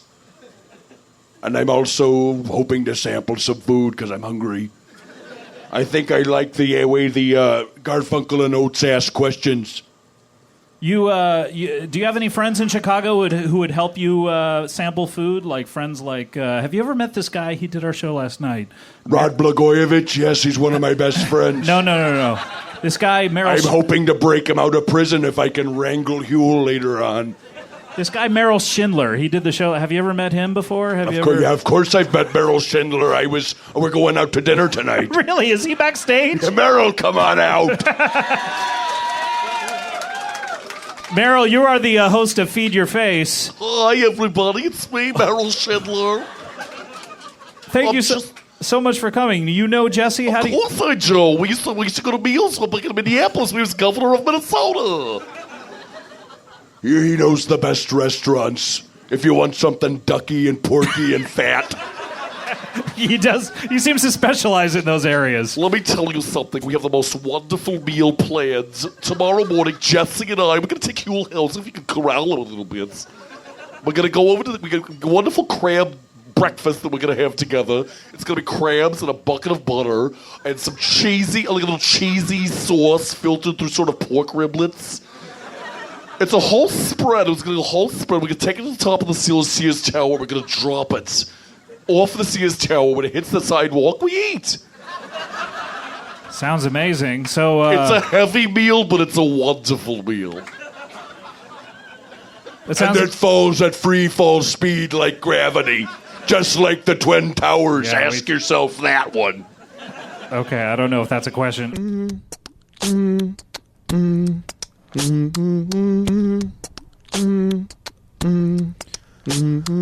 Comedy, bang, bang, comedy, bang, bang, bang, bang, with a comedy edge. Comedy, bang, bang, bang, bang, bang, bang, bang, bang, bang, bang, bang, bang. You're listening now to comedy, bang, bang. Oh, I got some exciting stuff to talk about, Scott. Before you do that, though, I do want to introduce our other guest. I think you should. He's coming in here, too, because he may have something else to say about this. I may or may not. Maybe I just have questions to ask. Oh, my God. Adam, please. I am I'm thrilled. Governor Jesse Ventura. That's right. No, I'm no longer addressable as Mr. Ventura. Part of the Universal family, yes? What's your show on?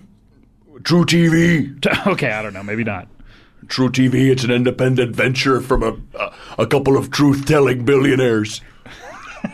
That's the only kind that matters. And they were smart enough to bring me on. A lot of people bring me on, but it's a luxury when you get to bring Jesse Ventura on, which is why I left your show for a while and sulked. What? Huh? I don't think you respect what I bring to the program.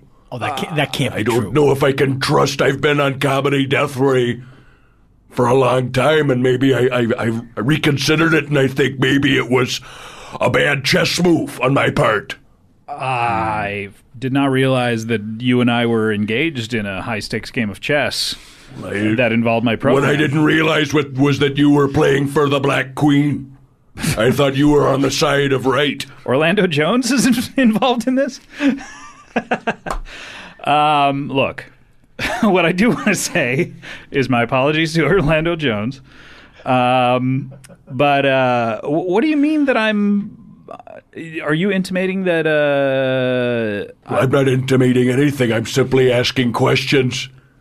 It seems like you haven't been asking questions. You've been saying a lot of statements. There's implied question marks at the end of every statement. I think, if I may, Your Excellency, I think, you need to make your voice go up at the end so people know it's a question. Well, no, that's what the upside-down question mark before the sentence is for. No. Oh, I didn't realize you were from Latin extraction. I live in Mexico. I have a house down there where I spend most of my time. I ask questions or I make exclamations. Guys, what are you doing here together? That's what I want to know. You came in together, right? Or was this just by chance? Yeah, we carpooled over here. Well, we're neighbors. Oh, I didn't know that. Oh, yeah. Down there in Latin America? Yeah, in Mexico. Yeah, I got a crib down in Mexico. And I have a motorcycle with a sidecar. That's so right. we carpooled up here from Guadalajara. At breakneck speed. How long of a drive is that, you guys? Oh, it's a good 7 or 18 hours. 36 hours or so. Well, I was adding them up as we went. Sure. And they came up with the sum total. Yeah, 36. That's a long drive. It is. I feel like I got permanent damage from bugs hitting my face. It's also crazy that you got here just in time for the show. Oh no, we came here to stake out. We knew that I knew the missile was going to launch. We actually got here early, but I was like, you know what? They're on a U2 tear. Let them go for a while. That must be. Let's wait. Yeah. Did you find that informational? Absolutely. Look, I never heard of this band U2 until today. Mm-hmm. Well, it's not really your genre of music. No. I got a very specific genre of music. What is that? Oh, you know. You say it. I'm too shy. How would you describe my genre of music? I guess truth-telling. No. Exactly. Truth to power. Once again, Your Highness, you have nailed it on the head. I was going to say rap. But that's too small a word to encompass what Ice-T does. The level of courage you have to the level of courage you have to contain to do the music you do is equivalent to severe heartburn. That's level right. of courage. That's right, which you also have to contain, lest it become a raging forest fire in your body. Is that the highest measure of courage is heartburn? Yeah, it seems kind of low to me. Are you questioning my analogy? No. Do you think... You better make your voice go up at the end, if that's the case. Okay. Let me try that again. Who are you? You're claiming Scott's telling you that you're the truth teller in a movie of Piranha. Yeah, I mean, Scott made the hero analogy, something William Goldman said. But I'm a Navy SEAL. I have personal experience with piranhas. I raise them on my fish farm. All right. Well, then I won't question you again. I mean, you must have had severe heartburn when you were raising the piranhas on your fish farm. Well, of course, if there's any bite left in them when you take a bite, it's gonna prick you. But it's a wonderful delicacy in a number of my restaurants. You're saying if you leave the teeth in, you might get bit inside your mouth. Well, of course, that you had some of my piranha, didn't you, Ice? It was delicious. He made sandwiches for the ride up. He didn't get to eat any because he was driving the damn motorcycle. Oh, really? You didn't eat for 36 hours? I eat bugs that fly into my mouth. He just had his mouth open the whole way. Wow. So you guys didn't stop for gas or snacks? No, we drove straight through. It's a self-sustaining, ecologically sound vehicle. So how does that work? Well, there's a kickstart to it, so there is some human energy being put into it. Is it like a perpetual motion machine? Well, no, there's I was able to convert a diesel engine into a biodiesel. They don't want you to do that, but I went to a place in Mexico and I have enough guns that I don't have to listen to what anybody says. Also, I had a gas can. I was able to fuel the vehicle while we were in motion. Oh, I see. I just had the governor move his leg, and then unscrew the little cap on the tank. And it was like an airplane, when they stick the big straw. I'm sure there's a technical term for it. Well, that's why I have to have the sidecar, is to have the refueling capabilities. No, I know, man. You got to explain it to me. Oh, I'm explaining it to these Okay, chumps but you was looking at me. Well, I'm looking at you to make sure you're on the same page. Of course I am. I don't want you revealing any of our secrets. I got your back always. How long have you guys known each other? I had no idea you were such close friends. Well, we were enemies on the homeowners association for some months. That is true. We were at odds over some statues that I wanted erected. But then there were some vandals, and we united to stop the vandals. First of all, which statues did you want erected? I think that's important. I wanted 18-foot-tall representations of me and Coco. Wow. And you had a problem with that, Mr. Ventura? Yes, I don't think there should be any statues over 15 feet unless it's to a patriot. Unless it's to a patriot like Simon Bolivar. And then I appeased Jesse by putting Stars and Stripes do-rags on our heads. Okay. And cutting off your They feet. were really just American flags. I mean, that's how big these statues were. Oh, wow. Yeah, I just put them in a bandana like That's not disrespectful to the flag, right? It's not touching the ground. No. I ain't burning it. It was disrespectful and I had a problem, but we've come to an understanding. Yeah, I changed them into Mexican flags, and then it was okay. And that's fine because it's not red, white, and blue. It's the inferior colors that they use in their flag. Green, red, white. White's in there. And red. Adam? And green. Yeah. Adam, any... Green symbolizes shiftiness. Mm-hmm. Any questions, Adam, for these two? I don't know. I guess I'm still trying to get a handle on how they came to be such good friends. Well, they united over some vandals, we heard. Yeah. Okay, so the vandals were trying to take down the statues, and you guys got together and were able to... What would you do in a situation like that? Do you put out, like, night vision cameras to try and catch them in the act? We did that. Of course, yes. I went to my forward command center. You got, like, tons of night vision cameras. Of course, yeah. I sleep with a night vision camera over my eyes during the daytime. This is not an exaggeration. I went to his compound, and there was like more night vision cameras in there than I'd ever seen in my life. And let me tell you something. I've seen my share of night vision cameras. You've seen more than your share. And I've seen a share and a half. Wow. Yeah. Where have you seen some? I mean... Like in stores. I think, sure. Stores that sell night vision cameras. Uh-huh. But they have more than one. Like Sharper Image. Yeah, Sharper Image, Hammock, Schlemmer. Rest in peace. Oh, no. Sharper Image. Don't tell me Sharper Image went out of business. Oh, yeah. Really? What? Oh, yeah, they're out of business. I've been working my way through the catalogs. Oh, don't order anything. Yeah, don't give them your money. I was this like, point. I was waiting for prices to go down on a few items. Like what? Oh, that men's grooming trimmer. Or you can get that in a number of places. Yeah, it's Not the sharper image one though. It seems like you're pretty well groomed, I have to say. Thank always you keep very a much nice for goatee. noticing. Oh yeah, it's like I keep everything to a nice. Did you ever thin think about line. changing your name to Nice Goatee instead of Iced Tea? For my old age, yeah. When I become to resemble a goat. You know how and I eat tin cans. Puff Daddy keeps changing his name. He's Puffy. He's Dirty Sexy Money. Diddy. You know, like just change it to That Nice boy's Goatee. ridiculous. What is he doing? I started out. I came into this world as Tracy, right? Yeah. I'm like, that name ain't hard enough. That's not the name of a pimp. I got to call myself something cool. And then I thought about my favorite drink, which is very cool in the summertime. A mint julep? No. Okay. If I was from the South, maybe I would have gone with that. Wait, where are you from? Oh, you know. Anyway. I was born Jesse Ventura. That's on my birth certificate. That's how you're going to go out. Is that where you were conceived? Jesse Cornelius Ventura. JCV. Yep. Governor, which country were you born in? I was born in a sovereign country currently occupied by a lake in Minnesota. Oh. Any area, any parcel of land that I occupy becomes a sovereign country. I understand. Have you read the Posse Comitatus Act? I don't think so, pal. No, I haven't. You read it to me on the drive up. Oh, God. While you were driving a motorcycle. Well, yeah, I have it on my iPhone. That doesn't sound dangerous at all. Eating bugs, reading from the book. The Posse Comitatus said, oh, it's only a few hundred pages. Okay. God. How else did you pass the time for 36 hours then? Well, I was humming Koyaanisqatsi to myself. Wait, the soundtrack to Koyaanisqatsi? Yeah, the radio doesn't work in an open vehicle like a motorcycle with a sidecar. I don't even know why they have that radio in there. That seems like a waste of... Well, it's for the same reason we have belly buttons or that men have nipples. It's just a residual piece of equipment.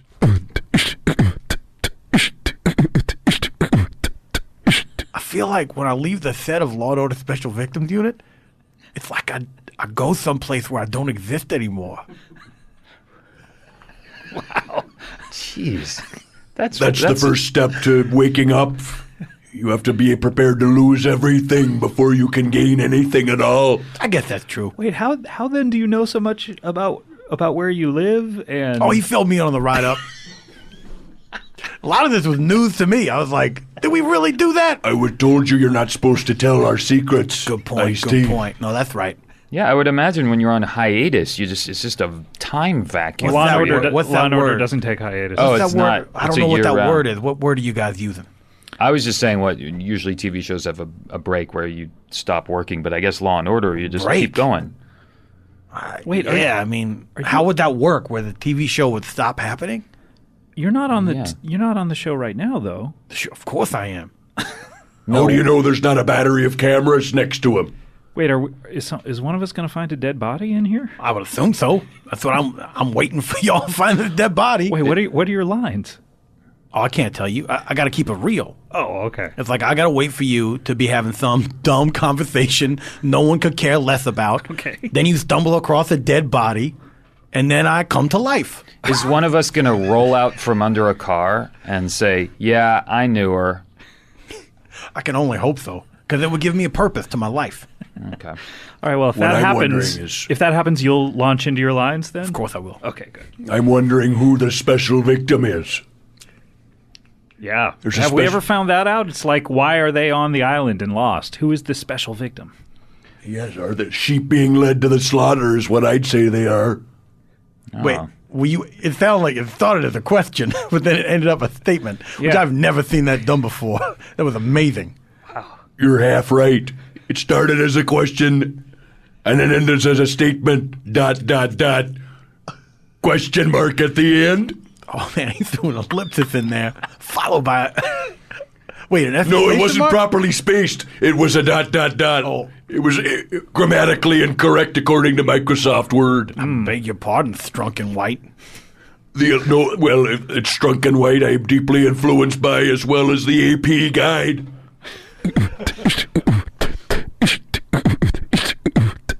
I just was trying to get that dramatic moment. I'm a See if pimp, that truck son. would pass by. Yep. He's outside. He's waiting. You can't force that truck. That's true. It's my evacuation truck. I have ready to go if something goes wrong. Why didn't you take the truck down here? That sounds like it would have been a way better ride. Way more comfortable. No, I had it trailing us 200 miles away because I didn't want anyone to know that there was a potential for a rescue evac. 200 miles. Can we ride back in the truck then? Only if the motorcycle is inside the back of the truck. The deal. And there's that all it took? And there's a fan blowing bugs into your face. It's much more dangerous to drive from Mexico to Los Angeles than it is back. That is true. I don't know if that's true. Nah, that's true. You can look it up. I have a question. If the rats can't afford to go home for Thanksgiving, are they able to call home at an affordable rate? On their rat phone? You remember the bat phone that Commissioner Gordon would call. That's right. 10 cans that have a string attached to them. Maybe they put up the rat signal in the sky. Yeah. All the rats know. You two had a song about that, right, Adam? Oh, yeah. It was the rat phone wants to fuck me and hold me and kiss me and throw That's right. me. And J.O. me.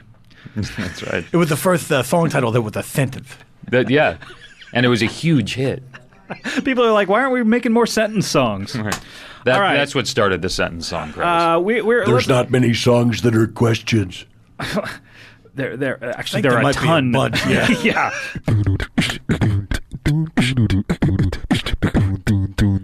I guess I have just perfect memory where I can just remember everything that ever happened to me. I mean, except for any times before I was on Law & Order Special Victims Unit. But also the origins of that job. Yeah, exactly. You remember. Anything connected to Law & Order Special Victims Unit, I remember clear as a bell. But isn't everything connected to that? I wish everything was. If you want him to... Like, where do I go when I'm asleep? You would have to encode that information in an episode for him to understand. That sounds complicated. They have an entire team of writers to code necessary life information into his program. Okay, do I fill out a form or something, or what do I do? You just keep being brilliant. Hey, Jesse, I meant to ask you what... you're asking me a question, finally. Is that okay? Or are you the only one who can do that? I've been running my mouth this whole time. Let me turn over a little bit of time to the former governor, Jesse the Mind. No, I don't care how long we go on. I just simply want every communication on either side to be in the form of a question. Would that be okay with me? Of course it's okay with you. Is it okay with me? Why wouldn't it be okay with me?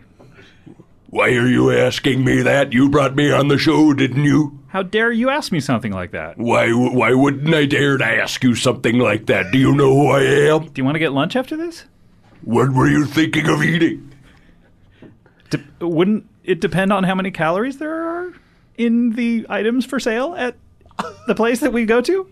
As I'm on a diet? How should I know? I haven't been on a diet since I took the Internet Continental Championship from the Iron Sheik. Have I? Who remembers that? How could I have forgotten? Adam, you want to jump in here? Have you ever? Clearly you didn't forget. Oh, that's a stopper.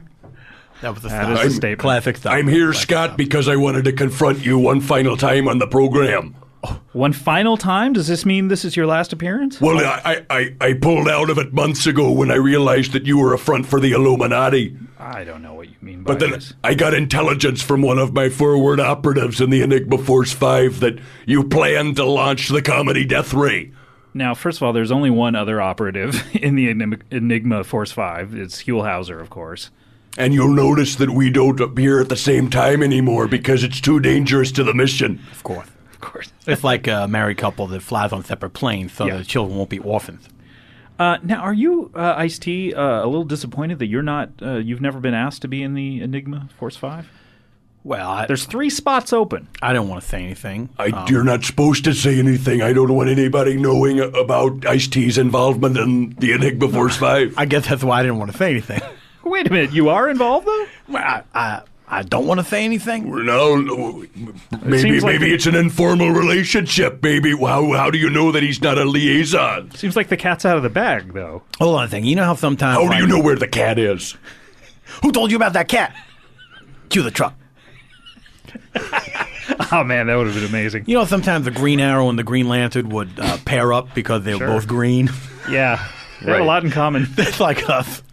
Like, we're not an official team, but we have a lot of crossover and so we do stuff together. And maybe it was a coincidence. We just happened to live next to each other. Coincidence. And we were both booked on the program and thought to carpool. Well, we have our own ulterior motives. Now, I know you can't be part of the Enigma Force 5 because you didn't drive here in the van. No, that's true. How do you know the inner operations of the Enigma Force 5? Well, you've talked about them on the program several times. By the way, buy that Chicago. Maybe I was throwing you disinformation the way you throw at me. Although it seems like you revealed your hand by being so outraged that he knew about it. Yeah. It's like I think he must have at least guessed something that was correct. Unless I was feigning the indignance. Always 2 steps ahead. Buy that Chicago episode that's for sale on our website, by the way, if you want to hear a little bit more about... Yeah. It's pretty cheap. How much? $3. I mean, for a 2-hour show. No, that's not bad. That's not bad. That's not bad at all. You know, come on. All right, I'll buy it. How much did you sell the Cop Killer song for? Well, the song? He sold it for a song. This is before you could buy songs by them. Well, that's not really true. You could buy 45. Sure. Or a single. How much did you sell your 45 of Cop Killer for? I think that was like probably like $12, something like right. that. Yes. I remember it well because it was 1989. That's right. And Adam and I were sitting around jacking off. It was 1992, Scott. Whoa. Thank you, Adam. I must have got an early pressing.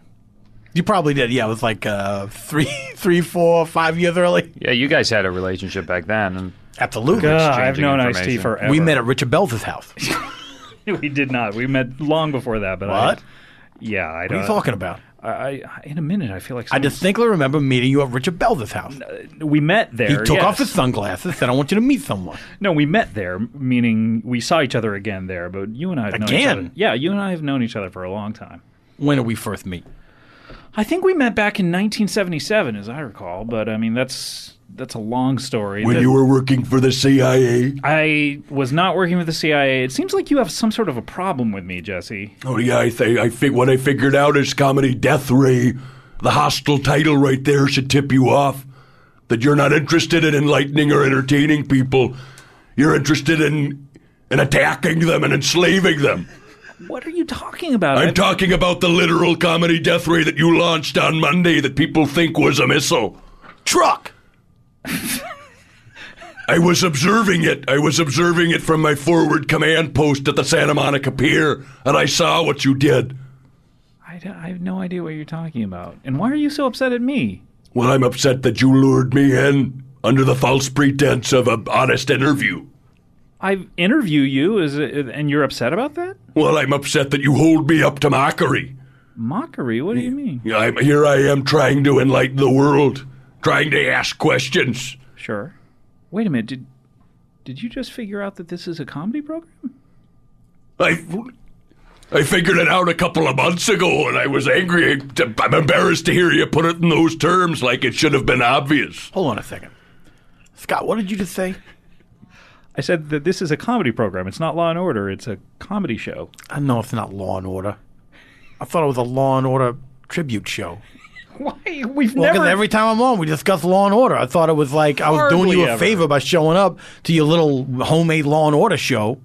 No, this is a comedy program, and you remember when I started this. So long ago. Maybe we shouldn't tell him that it's not a Law & Order show, because then he won't remember any of this. Oh, okay. Yeah, don't tell that guy that. Do you remember that guy? What are you talking about? All right, this has gone off the rails somehow. Well, I'm here to tell you I'm not going to play your game anymore. I'm not going to sell my interests out to you so that you can fuel your evil death ray machines. In what way? I mean, you're here on the show. You're making it. Well, I'm not going to play the script that you want me to play. I'm here and I'm going to live my life.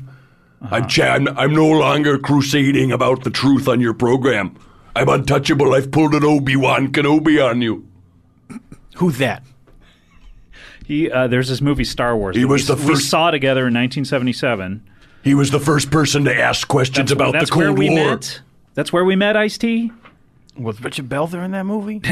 No, although He played Boba Fett.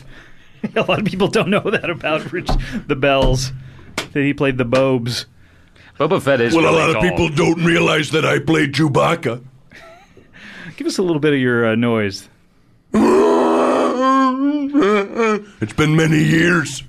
It's not bad, though. You still got the pipes. But what I'm doing now is I'm checking out of all this. I'm pulling back. Okay. I'm staying on my farm where I farm piranhas for sandwiches and to make surfboards out of. I'm growing organic Liberty flax. And I have a flock of sheep. Well, I have a flock of wolves in sheep's clothing that I observe to see how a wolf in sheep's clothing works. Like a literal one. Yeah, that's got to be kind of a pain to... Are we in danger of being attacked by those? Well, no, they're down in Mexico. Well, that's why I'm asking. Are we? No, I lock them into my bedroom when I leave the country. Oh, no, I meant in general, because you're observing them to see how they behave. Is this a problem that we're all going to have to deal with? I have my night vision cameras trained on them. Have they ever crossed the property line over into cocoa and iced teas? They're not going to attack my statues, right? No, they're wolves. Wait a minute. Were these the vandals But they're that in attacked the sheep's clothing. statues? No. Hold on a second. Wait a minute. Our whole friendship has been a farce. You had these crazy wolves in costumes, and they went out and they spray painted those statues of me and Coco. And then you pretended to be his friend, trying to figure out who did it. How do you know that I wasn't trying to save your statues? The wolves in sheep's clothing turned rogue on me. I lost control of the experiment. You're trying to do damage control, and you're trying to scrape off that graffiti that those wolves... How do you get those wolves to hold spray paint cans? In an MK Ultra program. What's that? Some kind of... I was training them to be my army of assassins. How'd that work out? Well, all they did was attack a statue that was taller than the rest. Because that was the best I could train them to go after the leader of the Illuminati. What did they write on the statue? Bah! They are really in character. As sheep, they're clever wolves. Now, you weren't tipped off to this when you saw Ba? No. Did you think it was Well, obviously I thought it was sheep at first. Sure, but then maybe you thought it was Ebenezer Scrooge. The absence of a humbug caused that lead to go cold. I'm always using my detective mind. You are a detective. Yeah, that's right. Of course, I thought of Ebenezer Scrooge, and I was like, wait a minute. Let me read the next statue. It also says Ba. Yeah. Yeah, that was the black sheep. Then I Talk thought, like that, not Scrooge. Is this a clumsy frame job on Ebenezer Scrooge? Oh. He has many enemies. That's true. Do I owe you an apology for the statue? For starters. Okay, well, I just wanted to ask the question. I'm not going to apologize. Hey, but he'll always accept an apology. I won't make statements on the air. I only ask questions. That seemed like a statement. No, again. What if you phrased it like this? May I apologize to you? Who are you to tell me what the punctuation is? That's not how he started out at all. Besides, I just asked it as a question. What if you did this is a question. So, what if you asked him... Are you telling me how to ask questions? No, I'm asking Are you questions. asking him how to tell statements? Now, that would be interesting because maybe I couldn't do that. Come on, apologize to the guy. Your whole friendship is based on a lie. This is going to be one listen. uncomfortable motorcycle ride back inside a van. Anything you have to say to me, you can say to Adam Scott, and you will relay the information to me. And I'm taking this masking tape, and I'm putting a line down the studio, and you stay on your Just side. like The and I'll Odd stay on- Couple. Who? This movie we saw Me and Richard together. Belzer on Law and Order Special Victims Unit. Remember in our movie watching club? No, of course you don't remember. I do not remember such a club. I want to know how you got a Scotch tape packet past my security precautions. Is somebody talking to me? Go ahead and address that question to me, Mr. Ventura. I want to know whether Mr. Ice-T planned to sneak a Scotch tape packet past my security measures to get into my motorcycle with the sidecar. Mr. T. Oh, hello, You should Adam. cover the microphone like you're at Congress. Mr. Ventura is wondering how you got the Scotch tape. Governor Ventura, I'm not Mr. It doesn't apply. Excuse me. Governor Ventura is wondering how you got the Scotch tape past his security measures onto his motorcycle. Oh, well. I don't know why he doesn't want Scotch tape on his motorcycle. Adam, you may tell that governor that my tape is my business. Okay. And I'm entitled to as much Scotch tape as I What please. kind of tape was that? Scotch. Okay. I thought you said Scoth. Me too. Yeah. That's what I... Like, what would that be? Like Scotch tape for goth people? I guess so, yeah. I might have had some of that too. It's black. It's pretty cool. Don't sink $1 million into that idea. I wish I talked to you yesterday. We should talk every day. How come we don't? I could be just kind of like the checks and balances for you. I feel like the only person I ever talked to is Richard Belzer. My head's starting to hurt. Oh, wait a minute. Did you guys see? There's a weird jacket in the corner of the studio over there. What's that? It's What like is that? I don't know. It's like a big lump of clothing over there. That's weird. Did any of you guys leave a jacket or a pair of pants in the studio when you were here last? Wait, Adam, I you haven't worn a jacket in years. This is my first time in the studio. Yeah, me too. Oh, yeah. Oh, so that's none of you guys. Engineer Doug, did you leave some clothes, some like dirty laundry over there? Huh, Oh, that's weird. That's really weird. Hey, can you? Does someone want to kick that? Here, why don't I just kick give it? Just give it a kick. All right, here we go. Oh my God! Whoa, that's not. I mean, that is clothes, but it's.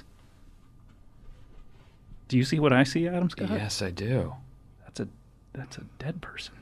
There's a body in the corner. Another body stacked up in your body count, Ackerman. Oh my gosh. How did that get here? I don't know, but I'm glad there is someone here that can help us. You're right. Oh, we both thought that we were the one that could solve the problem. Yeah, hold it. Hang back, Jesse. Well, there's been a murder. There's an expert here. Now, which one of y'all discovered this body first? Well, Scott, you were the one that just... I can't believe any of us didn't see it to begin with. I mean, we've been in here for a while. There's a dead person. But we were just having a conversation, about the Illuminati and about Mexico and statues. And then, all of a sudden, we saw it. But, we haven't been here that long. Oh, so you just minding your own business, and all of a sudden you just discovered a dead body. Yeah, I mean, come on. We can hang out here all the time. We've never seen anything like this before. Oh, sounds like you got your story straight. Now, you didn't know this, the deceased... Wow, you never stumble like this on the actual show. What's that? Never mind. Go ahead. Did you know the deceased? I don't know. I haven't looked at who it is. You've never hung out with a pile of clothes before? Maybe I do know the deceased. Do you want to turn him over? Maybe I could tell you who he is? Yeah, let's look at his face. Yeah, let's just look at his face. Well, I recognize that. That's the other member of the Enigma Force 5. And he's not dead. Hi, everybody. I'm Huell Howser. Oh, boy. What are you doing here, Huell? We're not supposed to be in the same sector at any one time. Oh, man, Huell Howser. Oh, my God. This is like a nightmare. I don't know if you can see this, folks, from where I am.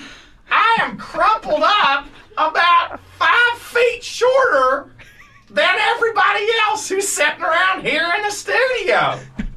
Boy, oh, boy. What the hell are you doing here, Huell? You're endangering Falcon Protocol number 47.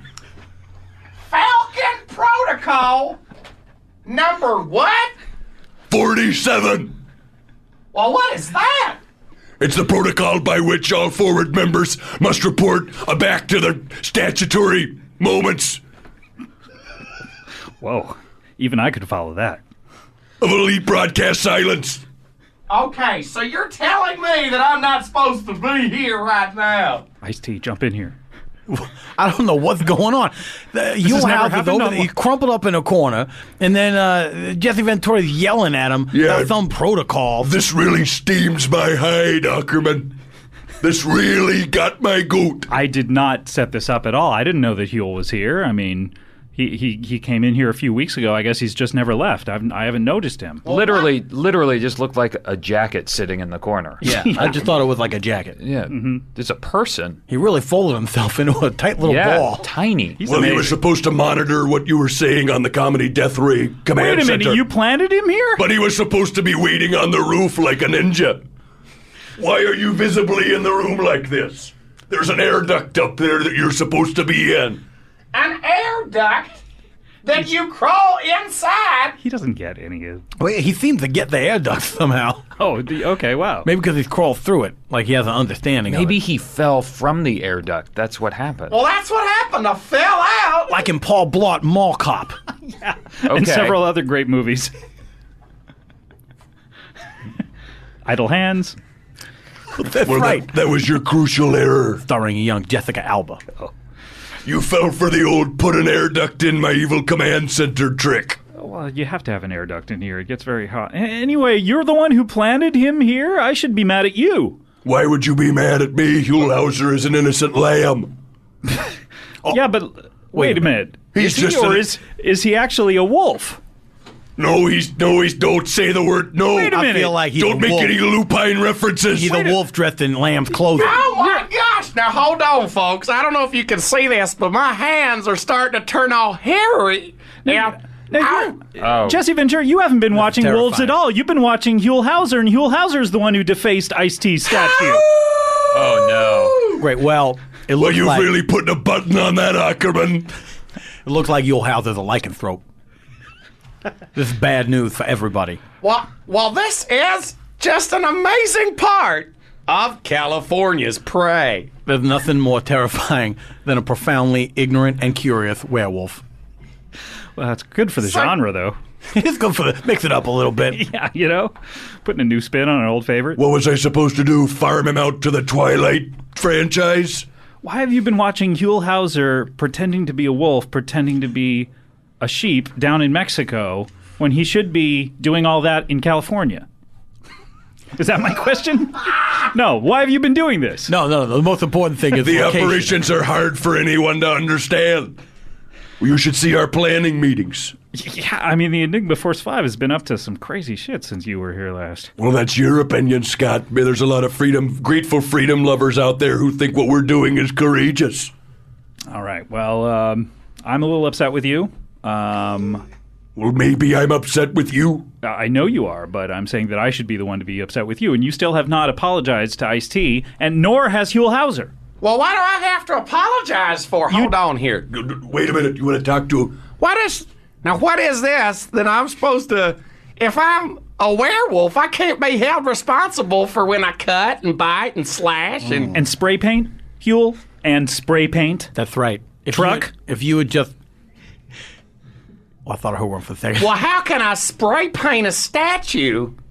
How can I be? Well, I'm just a wolf. It almost must be like I am a wolf sometimes, but am not at other times. Exactly. You're a wolf who walks like a man. Wait a minute. So you're telling me that I still am bipedal? That's right. But I have a white fang like a wild dog from the Alaskan hinterland? That's right. That's exactly what I'm saying. And seemingly... those are the words I was going to use, too. And seemingly a vocabulary of one word, ba. Well, sure, because I was trying to play in sheep's clothing, and what you're supposed to do as a sheep is go ba, ba, ba, black sheep. Why are you going around spray painting his property? I mean, you crossed the property line. Why do you got to bring Ice-T into this? Oh, I just want to see what would happen.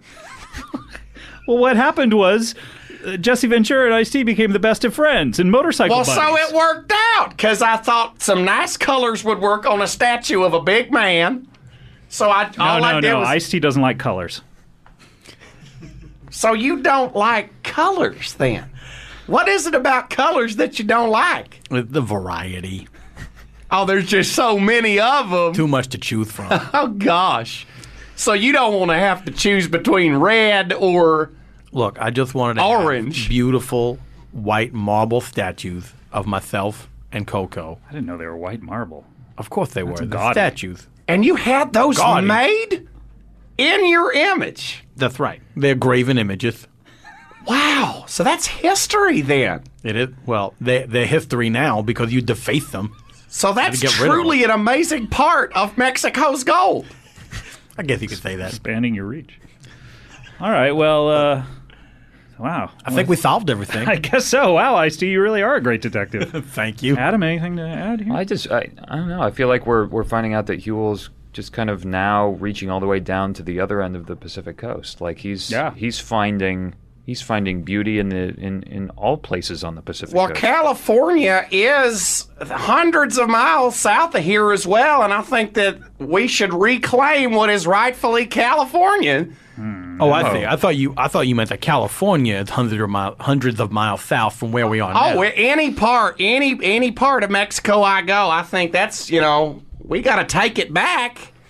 before they take California back from us. Is this something that you and Governor Ventura are like a Take Back California revolution type deal, or is this a new movement that you're coming up Well, I with? think that Huell Howser is trying to mimic the ancient filibustering of someone like Aaron Burr, who's trying to go down and conquer an empire for himself. Mm-hmm.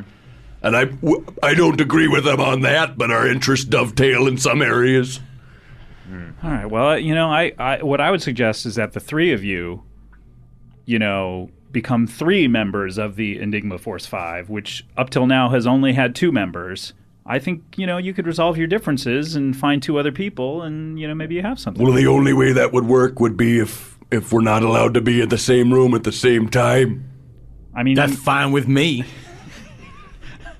So maybe this will work out. Is that the only reason that you won't join the Enigma Force 5 is just to stay away from the 2 of us? I'd rather not say. Would you like to ask? I'd rather not ask. All right. Well, I think we did some good work here. Can I read you a poem? Oh, okay. Sure. I didn't know you had that in the chamber. I have a soft side, and I just simply like to read a poem on this occasion where I finally have another member of the Enigma Force 5 slowly building. All right, let's read a celebratory poem, and then we'll go to a song, and then we'll come back and do our most beloved feature. Hey diddle diddle, the cat and the fiddle. The cow jumped over the moon because it was impossible for it to land on the moon with the Van Allen radiation belts. What? Simply an observation. I don't know if that's a poem. Yeah, to be fair, you did announce that it was going to be a poem. Well, it did start with "Hey diddle diddle," classic poem structure. Mm-hmm. True, but then by the end of it, he's like, "It wasn't a poem; it was just an observation." Yeah. Well, it was a poetic observation. It's like, okay, let me say something nice to you. I think you're stupid. I wasn't going to say anything nice to you. But you just called me stupid. I'm using the same structure that you're using, where you say you're going to do one thing and then you do the opposite of it. So wait a minute, you're doing what he's doing back to him. That's right. Taste of his own medicine. So it's like you're just sort of mirroring what he's doing right now. Have you ever looked in a mirror, Huell? Have I looked? No, you got one? Sure. What is this? I have one right here. Here. Yeah, open up your compact. Yeah. Okay, here we and there you go. What is this? That's you, Huell. Well, now wait a minute. Oh boy, it's moving at the same time that I am. So now what's your name right here? He's asking me the same question. He's like a bird. He's like somebody's pet bird, except so 1,000 times more annoying. You shouldn't have said that. He is also a bird. Yeah. Oh no, he's not the Crowbot. Please don't get the Crowbot out here. We don't need a. Yeah. Well, luckily, when he's in wolf form, he can't change into the Crowbot. He has to go back through human. Okay, into Crowbot. That makes sense. And that takes hours. Okay, good. Yeah, that fits in with the mythology. It is time-consuming. They have to stuff the hairs back into his skin. Of course they do. Oh, well, Nelly Furtado was like a bird. He's got a series of pages. He has pages and interns to help him transform back. All right, let's go to a song. We heard your poem. Are we free and clear? Can I read another poem? No. What if I said no? Good question. What if I did it anyway? Great question. Can he do it during the song? That seems fair, right? Okay, yeah. Let's play the song really softly, and you do the poem over the song. Yeah, take it down a little bit. A little more engineer, Doug. Here we go. All right, this is a song called "Honey Rock" by Barney Kesser. Take it down a little more, engineer Doug, if you can. There we go. All right, go ahead. Jack and Jill went up the hill to fetch a pail of water. They climbed up to the top rope, pulled a bucket of water out of the well, and it was poisoned with fluoride. Oh, honey. And they drank the fluoride because the dentist Illuminatis told them to. And then they rolled down the hill, infertile for the rest of their lives. And cancer. Oh, thank you. God. That's a good last button for that. All right. Well, That is a horribly depressing poem. Well, so are the works of Bukowski. Well, all That's right. true. It's hard to tell truth without being dark. This was better written too.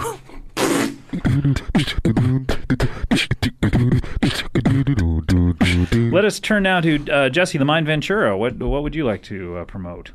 Well, I'd like to promote my book of poems.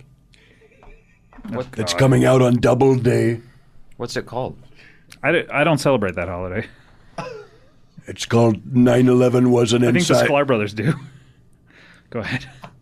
9/11 was an inside Job, a reflection on ancient wisdom. Oh, wow. God, sounds like a bummer. Why does it sound like a bummer to you? I mean, two of the worst stories ever told in fiction, 9/11 and Job. Do we know that Job was not involved in 9/11? Because that would have been just his luck, right? Well, no, that's part of his curse. He has to keep showing up at unfortunate events. He was the pilot of one of the airplanes. He's like Pastor Norman in Kingdom Come. Never mind. I would also like to cede my time to a... No, I will not allow that. But Huell, what do you have to promote? Well, I'm tagging along because I'm not allowed to go with Jesse. I'm tagging along with James Adomian to New York City, California, to do a show on November 18th. Wow! At Comics. And you're doing a whole show with James Adomian. He's a good friend of the show. Well, yeah, and there's some other folks on there. It's going to be a good time. And that is the only show that you guys are doing together? Well, that's the only show I do. He's going to stuff me back into a duffel bag and toss me down a river. Luckily, you're easily foldable. As you can see, toodaloo! Oh, my God. Wow, look at him. How'd he do that? He just went right back into that jacket. I told you, weird. Like Obi-Wan Kenobi. I still don't know who that is. Did I mention the Paul F. Tompkins show is November 20th? Yeah, you did. I didn't think that I did. Oh, okay. My mind hurts. Yeah, you're starting to... I feel like I hear Richard Belzer in my brain talking to me. I think he's calling to you. He's mad. Like Dracula called to Renfield. Oh, I'm going to eat some flies. What? Nothing. I didn't say anything about eating flies. Wow. All right. Well, that's it. I don't have anything to... Well, next week, stay tuned for next week. We have some great announcements about our Christmas CD that we're putting out. And I can't wait to hear those announcements. Oh, well, they'll be in the plug section, so you can fast forward right to them. Can I get a CD of the announcements? You should include the announcements on the CD. Yeah, it should be bonus hidden track. An announcement CD that comes out the day after Thanksgiving to warn you that the Christmas album is coming out. That's right. Well, next week is our special Thanksgiving show, and that is it for this edition of Comedy Death Ray. I want to thank my guests. Adam, thank you so much. Thank you, Scott. Thanks for having me. Great. Always great on the show. Ice-T, welcome back. Thank you, Scott. Hope Peace. to see you again soon. And Huell Howser, Jesse, guys, I know Huell... He's crumpled up into a ball. It's weird, like that jacket was trying to talk. It seems like it's getting smaller. I can hold him Wait in a my minute. pocket. It's growing super small now. Wait, Even the jacket is disappearing. Yeah, oh my God, it's like Lidville or something. They're like growing into the microverse or something. Something's happened.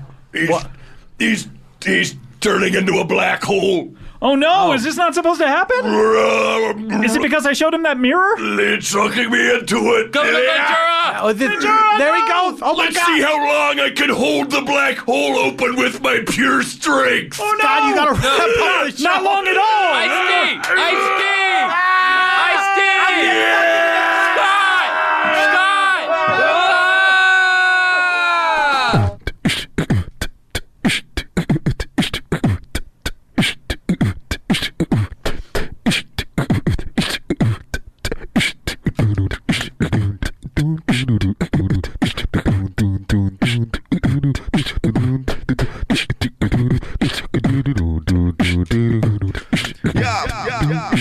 Comedy bang bang, bang bang.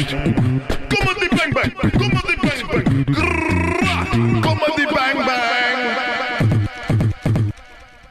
You heard the question. Well, no, everybody is because... Objection! He's evading me. The judge The judge? That's not how the judge talks. The judge says, I do declare. The judge do declare. The judge usually says something like sustained. Why? Yes, or I'll allow it. Why doesn't the judge refer to the judge in the third person judge? The judge says, I think that this entire proceeding is against law and order. What the fuck just happened? This is Jesse the Body Ventura. Someone just snuck up behind me. I should explain that when we went down to the Hadron place, that I was down there with the Enigma Force 5, and Jesse was there, and he was there, and we all got collided together. And he turned into just a figure that follows me around everywhere. Wait a minute, he's not following you around. He's the bottom half of your body. Well, that's right. I open up my shirt right here, and he's just inside, peeking out of my tummy. You got meshed together. All of your atoms have combined to now you're some sort of a Huell. Yes. I exist in the belly of Huell Howser. You're like a Quato. I am like a Quado from Total Recall, which is a blueprint for what the Illuminati plan is. They know that we were the biggest threat. No, I know. But is it Quado or Quato? I thought it was Quato. I thought it was Quato. I saw with it a recently. T. Yeah.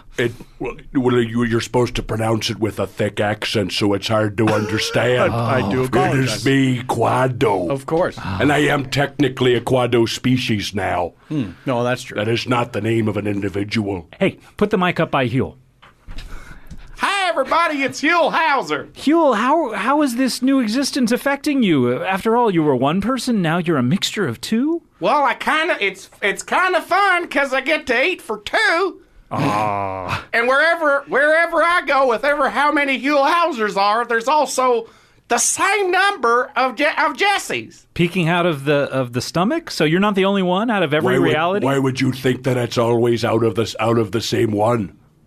Great question. Maybe I come out of however many Huells I want at the same time. Maybe there's 500 of me as well. How many of us are there? Have you ever come across a Paul F. Tompkins? That's up to you. As soon as you lift the veil of my off of your eyes, then you get to find out what that is. Wait a minute. How are people enjoying this episode? So sometimes I'm going to say they're 80% enjoying it. But there is an infinite number of people out there enjoying it at 80%. That's right. Whoa, there's another Huell right there. How'd I get here? Paul, you opened up your shirt, and what's peeking out? Wait a minute. I'm beside this fella. Now, hold on a second. Paul F. Tompkins. I'm here in beautiful Hollywood, California. Oh, my goodness. This looks like a podcast. You're more like a Huell F. Tompkins. He's a What's Huell. that? What is going on? This is freaking me out. He's a Huell Howser inhabiting his stomach from about 3 years ago. My shirt is ruined. You inhabited him? I sure did. Oh, nice to see you again. Well, hi, you want to have a sandwich down on Larchmont? Oh, if I could get the Turkey Pesto Club. Well, let's go. Why don't we just I'll link arms with you, and All Jesse right. can link arms with Paul. What's going on? Why do I have to link arms with Paul F. Tompkins? Yeah, why do you need to link arms with rude. anyone? Can't you just give him directions? We could just walk there. Yeah. Exactly. Well, hold on. Why are you? What is that opinion that they have right there? Was that? Well, I'm just saying we don't have to link arms. We could just walk there independently. So you're saying there's other ways to arrive at the same sandwich shop on Larchmont? Oh, my brother, there's so much I wish to show you. Wow. May we kiss? I wish we would. Wait, so Huell's upper body is going to kiss Paul's lower body, almost in like a Huell 69. Wait a minute. That A Huell 69? Huell 69. That means that Paul and I are also going to be forced into a lover's embrace. Oh, We're at the chimes at midnight. I think so. For my car. I did. Oh, okay. So I want to see this. In fact, I demand to see this. Can we take some pictures? I hope the cameras are still rolling. The camera's not working. Oh, no. It's too bad. Well, don't worry. We always have cameras at all times. Exactly. There is an infinite number of Luises with those cameras who are filming everything. Hi, Luises. Hi, Yeah, come film this. Make sure you get this. We're getting some good coverage. Get into your of this. Huell-9. Looks like there's about 1,000 Louises getting a good angle on it. I don't know if you can see this, folks. Shut up and kiss, guys. But this is almost like a giant wedding feast full of Huell Housers and other creatures coming in and out of their tummies. It's like something out of Shakespeare's A Midsummer Night's Dream. I think this is where we have to say our vows. Of course it is. Can I preside over this ceremony? I wish you would. I'm a judge. I object. I object. No, who's this guy? I'm a judge, sir. Jesse Ventura. I'm judging a kangaroo court. Who is this guy? Hold on. Jesse Ventura. Jesse Ventura has a Paul F. Tompkins coming out of his There's stomach. 100,000 Paul F. Tompkins at any time. Excuse me. It's Paul's F. Tompkins. That's the correct collective. It's Whoppers Jr., not Whopper Juniors. And a Carl's Jr. Jr. is Carl's the Third. So hold on, there's right ways to say things as well as wrong ways. This is what I've discovered. My infinite journey through all the California. I want to talk to Paul's doppelganger. You're coming out of Jesse Ventura's stomach now, which is coming out of Huell's stomach. Wow. I think the entire situation is untoward. I think I should have a certain amount of dignity about it. But Paul, does your Huell have anything coming out of his stomach? Yeah, he's got a Yogi Bear coming out of his stomach. I've got some picnic baskets. Wow, Yogi Bear! Now hold on. I've always wanted to have him on the show. Is this what it means to have a runaway? Are you running away from me at the altar right now? No, Huell, you've made me the happiest Huell in all the infinite Californias. If you would do me the great service of becoming, they're gonna kiss. Of becoming. The judge declares bonded with me. The judge declares you have to kiss. All right, Judge. Here we go. Wow, boy. This marriage is endorsed by the California School Book Association, the California Teachers Association, and the Interdemental Council of the Brotherhood of Huell Housers and Jesse Venturas and Paul Tompkins and all the others. So amazing. Mazel tov. Jesse Ventura kissed Paul, and then the other Paul kissed Yogi Bear. All at the same time. I was still kissing Paul right up until you got his attention. You could tell I wasn't into it, right? Well, but you didn't back down. No, I was polite. You're no because Tom Petty. I'm polite because you're a former governor. And I'm allowed to kiss any one person at any time for as long as I do. And I know that. That's Reggie, why I stood for it. Reggie, what kind of effect did that have on you? Watching all those three interdimensional beings kiss at the same time. I mean, it puts you right in the center of where the hot button is. You know, like the hot seat. We turned issues. on the hot button Yeah, before this show. Oh, why did we do that? It is hot was in a here. mistake. Yeah, It's a hot button, man. I mean, but it they makes should sense. label that thing better. It's like being in Finland. It says cold button on there. Well, guys, where's my doppelganger? That's what I want to know. Oh, I don't know. Your doppelganger? Maybe you're the one. Oh, maybe you're the Scott Aukerman doppelganger. You're not Scott Aukerman at all. Or were you suggesting that I'm the one who has no doppelgangers? You have no doppelgangers. You're the one.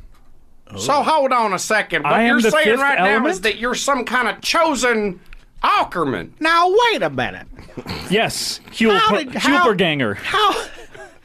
How's it possible that you're here in California? This is the one true California, the California of all Californias. I have gathered you all. I have coalesced you so that you may meet and combine forces into my army of Californians that will take over the world. I'm not joining. I'm out. Okay.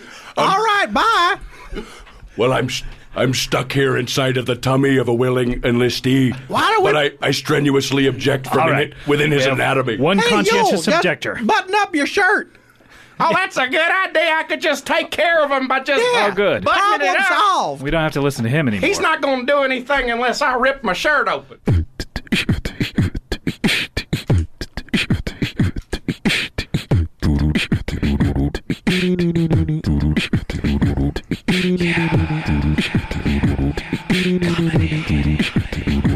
Yeah, comedy bang bang, comedy bang bang, bang bang, comedy bang bang, bang bang goes the comedy. You are listening to Comedy Bang Bang. Well, I do want to introduce our next guest. He just walked into the room, a very special guest, and we haven't seen him in a while here on the program, and it's always a pleasure to have him on. He's a former governor of Minnesota, as they say in England. Indeed, Minnesota. And how did I sound American? Yeah, he has a TV show and all sorts of stuff. Please welcome Jesse Ventura. Yep. Yep, indeed. Well, I'm here, Scott. I came here to stop Christmas. What? No. What's this now? Well, I've been in Mexico facilitating my new facility. We're decking it out in anti-holiday cheer.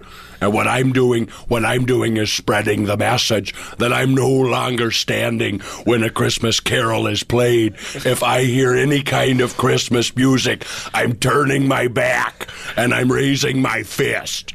Is that the current rule that when a Christmas carol is played, everyone must rise? Like Bruce Springsteen? That's what this government is trying to do, Andrew Lloyd Webber. I don't know what the rules are under your queen. Well, we only stand for her, really. Father Christmas is his own thing, but when I'm talking about Santa Claus here in the Western Hemisphere, I'm not standing for what the TSA says I should do when the sun grows dim in our skies. I have to stand up every 15 minutes or so just because of my back. I understand. What happened to your back? What happened to your back? It's damp out. Oh, your famous catchphrase. Now, Bob, I've talked to you before. We had you on conspiracy theory. I have a problem going through TSA checkpoints because I have a titanium hip. Right. I was wondering if maybe you've had problems going through checkpoints. Oh, yeah. I turn into basically a puddle of flesh at the airport because I have to remove all of my trusses, all of my support systems. You're like one of the X-Men. Well, I don't know. You're like I'm not Warren familiar with Worthington III, keeping those wings under wraps. Are you flying a lot these days, Bob? No, I just go. Great question, Chupacabra. I just go because they let you read the magazines for a long time at those bookshops before they ask you to leave.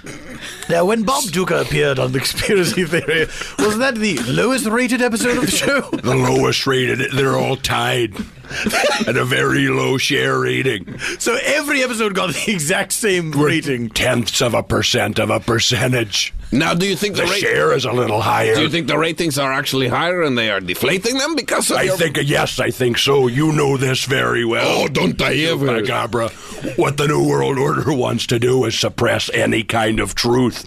If I say a lie, the ratings are at a normal level. And the moment I speak the truth, they dip down. Well, now, may I ask, how do people, the average viewer, how is he able to differentiate between the truth and the lie? It's not the viewer. It's not the Nielsen people. They have a sequestered group of fake Nielsen people who are CIA and NSA agents who are overtaking the command center just like they did on 9/11. And if you look at the ratings took over logs, the ratings on 9/11? if you look at the ratings logs, the only things that get ratings on that day are news coverage of the official story of what's happening. That is true. That did get a pretty high rating, 9/11. The ratings were people watching what's happening? I think more people watched 9/11 than watched the finale of MASH. According to the official statistics, but I have But information. not as many as the most recent Super Bowl. Yes. Governor, You know your ratings. I do. It's a bit of a hobby of mine. I enjoyed your program, Governor, where you debunked or you exposed the conspiracy about the number 0 not really existing. Well, that's a fabrication, as we well know. Because the number 0 it's never doesn't- made sense to me. It doesn't appear in any Egyptian iconography. Because it if makes something no doesn't- appearance to the wise elders of ancient Greece. If something does not exist, it does not exist. You know what I'm saying? Like That's- 0 cannot exist. 0 is nothing, and mathematics should be revised along a Venturian paradigm. Like a Latina baby with no earrings. Governor Ventura body. Boss. Where do you stand on the thumb? Is it a finger? The thumb? Well, no, I think the thumb is finger-like, and I salute it and I use it. You celebrate it. I respect it. But you're telling me that if I'm going to put a thumb in your eye, that's the same as a pinky? You've never engaged in theatrical combat. Is that a threat, or I'm saying simply hypothetically, if I were to choke you right now with simply my fingers, you would be able to survive with only minimal injuries. Okay. If I use one thumb, we're talking of fatal or lethal damage. Really? Or fatal or lethal. No. You could push an eyeball into someone's brain and scoop it right out, pop it in your mouth like a gobstopper. I don't know. Guys, does the thumb work on trigger points? Because my back is killing me. I do give excellent massages. Would you like one? I would. Well, come here. Take your jacket off. Leave it on. Leave it on. Don't be Wait alarmed a by that second. smell. Andrew Lloyd Webber. Catchphrase. You spotted it. Yeah. The sound as it comes away from his body is You have disturbing. some tension I'm here. sorry about the drool. Have you been hunting predators? Oh, no. I feel like... This was how my back felt after I got done hunting predators in Mexico. Oh, you're going to hear a pop. That's pretty standard operational material. Governor Ventura, body smells boss. like Chinatown now. What do you... Governor, I have been likened to a Chinatown garbage can full of live frogs. Or those black salted eggs. Was that the editorial in the Village Voice? There's no such thing as bad press. Governor Ventura, body boss. May I ask? Yes, Mr. Scott Ackerman, Illuminati apologist. Oh, damn. Fair play. Damn. You have been an apologist for the Illuminati. Can I ask, how's the Enigma Force 5 going? You can ask it, but do you think I'm going to sit here and tell you? I do think you're going to tell me. Well, that's what I'm talking about is highly classified information. Okay, great. So it can't leave this sector. We're Okay, cool. No problem. And I did establish a parameter and a perimeter here. Parameters for the perimeter. There are parameters. It shall for be the circular. perimeters. I understand Thermometer. you secured a frequency that'll only let you hear this broadcast. Is that true? Yes, that is. Okay, so I think it's safe, too. And what is that frequency, or should I ask It's AFM. It's somewhere between the AM and the FM band. So tell us... Extra shortwave, so that you can only pick it up with a snorkel antenna. EM? So tell... EM? EM? Tell us exactly what's going on with the Enigma Force 5. Well, what we've done is we've established a colony in Mexico. As you know, I abandoned this country. Wait a minute, I think we were talking about this earlier. Doesn't little Gary work for you? I think little Gary has a non-operational observer status and for college credit. He's delivering heads for you? Yeah, I am not an accredited institution. Oh, he doesn't know in that. Mexico. Oh, okay. I have given them use of one of my compounds to put their show out. When Chupacabra is in town, he is welcome to broadcast At his own place? on the AFM-EM network. So magnanimous of you. But we've come down there, and what we've established is a semi-autonomous republic. the government of New Minnesota on the Yucatan Peninsula. Funded entirely by cocaine. How is your friend Huell Howser? Is he still in the 5? Huell Howser is in the Enigma Force 5. Yeah. He's had some problems. Why? What happened? Well, Huell has been the victim of some aggressive psychological operations. Oh, no. Are you familiar with PsyOps? Not especially, no. He had a fragile psychology after his experience in the Vietnam conflict. Who has perpetrated these psyopticals on Mr. Howser? Very good question. Thank you. And I think it really strikes to the heart of the weakness of the Enigma Force 5. As I meant to do. Yeah. As we're simply set up to ask questions. And when piercing questions are asked, you have no answers. What I think we've been the victim of some of his psyotic breaks. Psyoptic? You've seen that. There have been some flashes of what happened. I think at one point he turned into some sort of like bird mixed with some sort of transformer robot. Oh, yes, a crowbot. Oh, that's right. The crowbot is an undercover operation that we're able to unveil for certain missions. Well, thank God. Not unlike Battle Cat out of He-Man. Well, thank God he's not here. That's all I have to say. Because yes, I think I'm very happy that he isn't here as well. Yep. I think I exercised a certain amount of forethought to keep him away from an active microphone. Yeah, exactly. Because he would go crazy at a time like this. I mean, at the end. last thing we would need. Oh, thank heavens that isn't happening. Would be anything like Huell Howser bursting in here. Let me ask you a question. On your ride up here, did you hear anything on top of the van, like any sort of like? I had him strapped to the van like a deer. Oh, wait a minute. So, meaning he's down here? He's here in California right now? Well, he's currently strapped to the top of the Enigma 5 Force van. But he's in the parameters of this perimeter? He should be immediately posterior of the perimeter. That's his current geolocation. Behind us? Well, wait. When you put it that way. Hi, everybody. I'm Huell Howser. Wait a minute. This is a violation. I am my own siren at all times. How did you get out of the perimeter? Well, folks, I've been strapped to the top of a pickup truck, a semi truck, and a transformer. So this was nothing. How was the drive up to Southern California? Obviously, the first question. Well, my gosh, there was all the way up. There was some eucalyptus plants, and there were cacti plants. What towns did you go through? And there was an entire farm full of jojoba beans. What towns did you go through? We went through eucalyptus, jojoba, and Ojai, California. We went the scenic route. Wow, yeah, that's a long circular. Did you say hello to the woman who makes motorcycles out of dirty pennies? Huell was gagged at that point in time, but his eyes did bulge and a Tex Avery-esque reaction. All I wanted to do was ask her if those pennies really could be put to some good use if you put them all in a Coinstar machine. How did you escape from the car dropping? Well, I always carry a Bowie knife with me.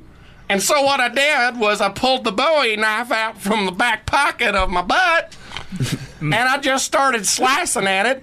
And then some witnesses said, "Hey, he's getting out of there." So I sliced them up too.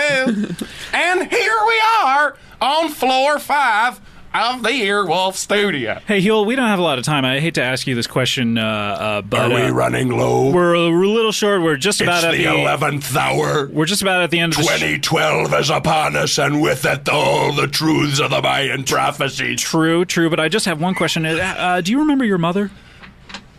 Well, at a time like this, you mean at Christmas time? Yeah, Christmas. Do you remember a Christmas as a young boy? Why, sure. Well, I remember being in swaddling clothes, surrounded by donkeys and all kinds of barnyard animals.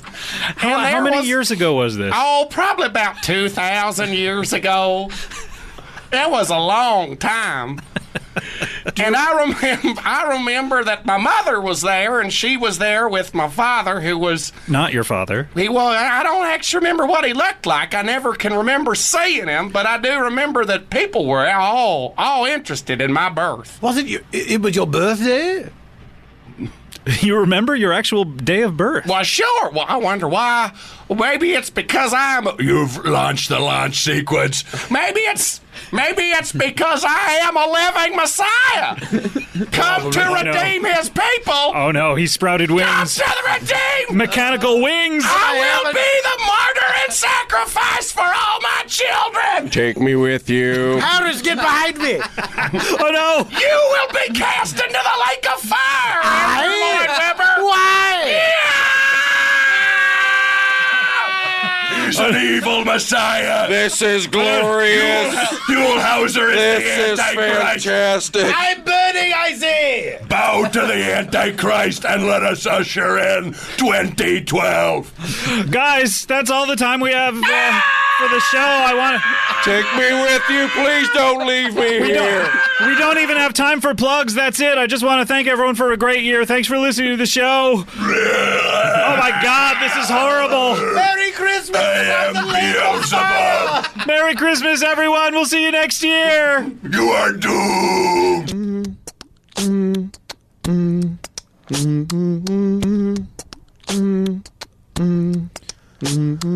Comedy bang bang, comedy bang bang bang bang with a comedy edge. Comedy bang bang bang bang bang bang bang bang bang bang bang bang.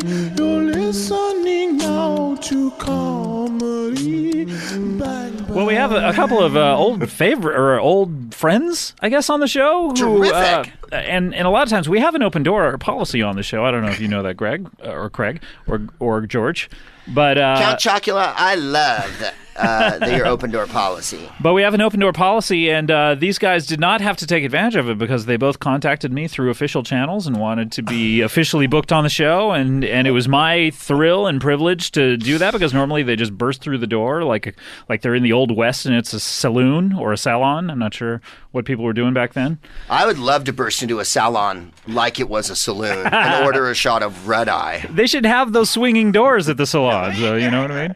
All right, you purple idiots. What if there was a hair salon that was in Old Western themed? Like, how popular would that be? It would have been great. It would have been called the Lavender Steer. And everybody would be wearing chaps, and I think it'd just be fabulous. Your hair's so grimy. You've been on the trail. You've been on the Chisholm Trail. I love how I'm able to throw out a premise, and you can do 6 separate jokes on it. Hey, what's this one? Taxi. I'm not quite sure what that was. That a raptor hailing a cab. Oh, okay. You're too old to get in this cab, slam. 40-year-old age limit on that one. All right, but they've been nice enough to sit here while I'm not introducing them, and I really appreciate that. Please welcome our old friends, Ice-T and Jesse the Body Ventura. Yep. Yo, what's up, Scott? Jesse the Mind Ventura. I'm sorry. You changed it to I that am the body and I am the mind. I'm also an eternal, Jesse the eternal spirit of Karma Ventura. Have you been governor lately, or it's been a while, right? I'm an acting governor in a parcel of Mexico that I've established a sovereign entity in. That's awesome. Mm-hmm. Do you have electricity, or do you use like cell phones and whatnot? I have electrical capabilities, but it's not on grid.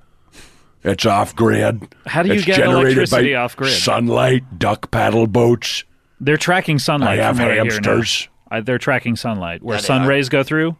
They're the satellites that are out in the what do you call that? Outer space.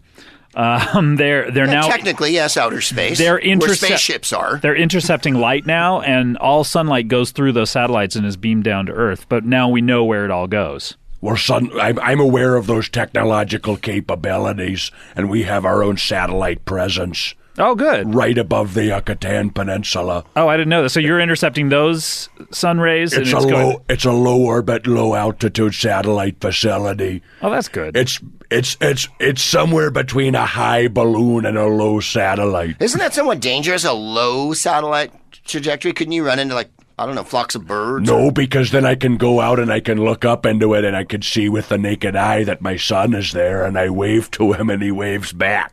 I have visual confirm. Ice-T? Yo, thanks for having me. This has been great. I guess I'll see you in another few years. Hey, come on, Ice-T. Come on back. What do you mean? Come on. Grumpy. Just sitting here I thought I was dead for a second. Well, why don't you join in on the convo? Thought it was like the Sixth Sense or whatever. You know which movie I loved you in? The Looters. Do you remember that Walter Hill? Oh, yeah. Wasn't that... was it called The Looters? Did it have another name? I don't believe it was called The Looters. No, it wasn't called The Looters. That's a little on the nose, Greg. It was right after the Rodney King riots, and they made a movie where there was the gold in the house and everything. It's called something Night. And your name was King James. Judgment Night. Judgment Night. That's right. Thanks, Scott. Yeah. You were very good in that. Greg, thank you very much. And I'm a big fan of your work. I love improvisational comedy. I didn't know that. Yeah, nobody knows it. It's been a secret I've been keeping for a long time. Yeah, the secret's out. Do you ever do improv when you're doing your roles on telly, like to prepare for them? Up against somebody like Richard Belzer, yeah, right. Forget about it. That guy, he cracks me up. The bells. That's what I call him. Rock the How bells. did you know about that nickname? The Bells. I went diving for secrets with Richard Belzer. For secrets? In a diving bell? We went in a diving Belzer. Oh, my. We went in a diving boy. Belzer. Me and Richard Belzer. Really tickled yourself. That one was. I am tickling myself. I haven't Davy heard. Jones locker, that one, boy. You're literally tickling yourself. I'm only ticklish. I haven't heard something like that since a pulled Bjork sandwich. Oh! That really happened. That really did I happen. heard that really happened. Ice and I drove up again from Mexico this time. That's right. Don't you share We're neighbors, yeah. Your neighbors, right? So you don't share property. You share a property line. No, we share a backyard. We share a backyard. Really? Yeah. What kind, is that what you have to do in Mexico? Backyards are so scarce that you have It's kind to of share? the law, yeah. Oh, okay. It's the law? Yeah. And does Coco sun out there and whatnot? She loves it. Yeah. She's a real sun worshiper. She's out there on a chaise lounge. She should hear about She's these all satellites. oiled though. up. What satellites? The satellites that are intercepting the sun that goes into her body. What's that? They're tracking her body through. Wait, is that what y'all were talking about? Yeah, you were just zoning out. Yeah, I was just playing games on my phone. What do you got? Angry Birds? What's You've happening seen my there? satellites. I got a special all-rap version of Angry Birds. Really? What do? They rap while they fly through the air? It's all members of the Wu-Tang Clan. Oh my God, I want that. That actually, please, Angry Birds, start making There goes the rookery. See, Greg knows what's up. that. Yeah. Oh, I'm down. Wait, you know what's up or you're down? What? Both. Oh, okay. Great. So you guys drove up together. Whose vehicle? We rented a shuttle. What? We rented a space shuttle. You rented the space shuttle to come all the. We taxied the space shuttle all the way here. from Mexico.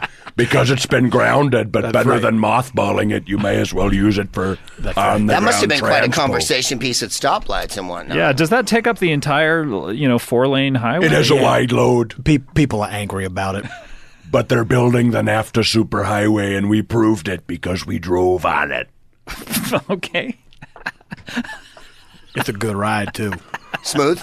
Smooth as silk. How belted in are you? You're pretty heavily belted in. There's a few layers of safety precautions. What about, is there like a oven, microwave oven and whatnot? Yeah, they got everything. Oh, yeah. Do you have to go to the bathroom in your suit, though? You don't have to, but it helps. We make good time coming up here. All our food came out of pouches. Oh, boy. I love that. All of our food and games. I'm not going to waste 20 minutes to decompress the air chamber and get out of the suit and go use the bathroom on the shuttle. Yeah. No, you have to. I mean, that's the decompression. I know you can get the bends from that if you don't do it correctly. You know what I can mean? get the bends if you come up from your diving bells are too fast as All well. right. So, what did you guys come here to talk about? I mean, you have something We got together, or projects. you have two separate projects? We Is that were what supposed to be doing banter at the Oscars yesterday, but they cut You the mean bit. last week? Of course. Last you mean week. last week. What was the bit?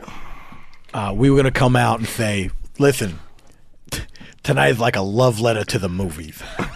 And then we were going to do something from Love Letters, but the play. This was our idea. Yeah. Well, that's the thing. I didn't realize that was a play. Yeah, they haven't made the movie of that I thought yet, there must have been a unfortunately. movie of it. There must have been a movie of two people writing letters to each other. Oh, yeah. Sure.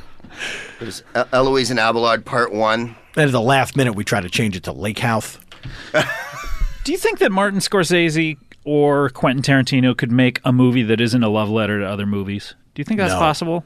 No, they love movies too much. It's They not love in them too much. I'll give you a flat no on that. I want to make a movie that's a cease and desist demand to movies. I would have loved to seen a cease and desist for Warhorse. Oh, my Just God. stop it. The play. Yeah, of course. No, I haven't seen the movie. I thought that's Only Steven marvelous. Spielberg makes the horse the star of a World War I movie. I know. A quarter of Europe's male population was wiped out, and I'm sad about the fucking horse.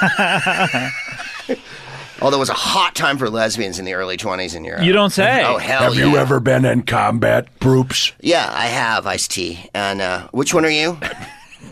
Jesse You can Ventura. address Ice-T, but I'm the one talking. All right, sorry, Governor. I have been in combat, yeah. You have been in combat, and you're telling me that a war horse that's downed It's not a damaging moment in the life of a mission. I was in Alexander's army, and when we were in the Indian campaign, we rode small pachyderms, and from the tower we'd throw the Greek fire or whatever, maybe a catapult or something, and my elephant got wounded, Kippy, and I rode a war elephant in Cambodia. Did you? I did. We were looking for prisoners of war. Wait, is this when you were looking for the predators? That was in Guatemala. I tried to bring a war elephant. I tried to march it like Hannibal from Cambodia all the way to Guatemala. Yo, I seen a giraffe one time. Really? Wow. Yeah. I think I saw one with a broken neck one time. That Did was you sad. really? Yeah. How could you tell? Because it had like its neck sticking out its neck. You know what I'm saying? Oh, like a giraffe's neck bone sticking out. How did you see a giraffe with a neck sticking out? It was fine. In fact, it had a sign. This was at a zoo. Sound fine. This was at a zoo. Don't worry about it. Take a picture anyway. There was a sign under it that said, "The giraffe is fine. It hurt its neck. It doesn't feel pain about all of this. How do they know? This is how." Sounds exactly. like a classic cover-up. Yeah, really. It was taking giraffe Darvocet or whatever. But it just said, you don't have to ask us about the giraffe. Just leave us alone about the giraffe. It's fine. We're fine. Listen to the press releases. Go back to sleep. Your hoofed animals are fine. They're not having problems getting tree branches down at their height. So you smell a conspiracy. So Ice-T, Ice-T, what is happening? Ice-T, what is happening with you? What is going on? You asked if you could come all the way out here from Mexico. I'm trying to rebrand myself, because I see, I've been doing SVU for a long time now. That's Law and Order SVU. It's a show that you've been on that basically victims unit. Basically, it's a police force that has a strange combination of old character actors and hot models are on this force. That's not like hot female models. That's not the premise of the show. Hot female models. You're and conflating the actors who play the characters with the premise of the show. It's hot. It's just the hottest girls you would ever see with incredible makeup and long hair. That's right. And then the oldest, grossest character actors. Yeah, and me. And you. What distinguishes the victims that makes them so special? Most of them have perfect attendance. Wow, and that's what the kind of thing you don't hear. One was wearing a tiara. They're punctual. They're very punctual, polite. You'll always get a thank you note from these victims. That's the kind of behind the scenes gossip that you don't because a lot of people wouldn't know that unless I signed on to the show because I thought it was a unit made up of special victims, and I thought it was like a zombie show, right? Where these zombies had that's what made them special. They were victims of crimes. They're dead. They come back from the grave to become police officers and solve crimes. Wait, there should be something called... That's not what it's about, by the way. No, it's not. If you haven't seen the show. Spoiler alert. There should be a spoiler.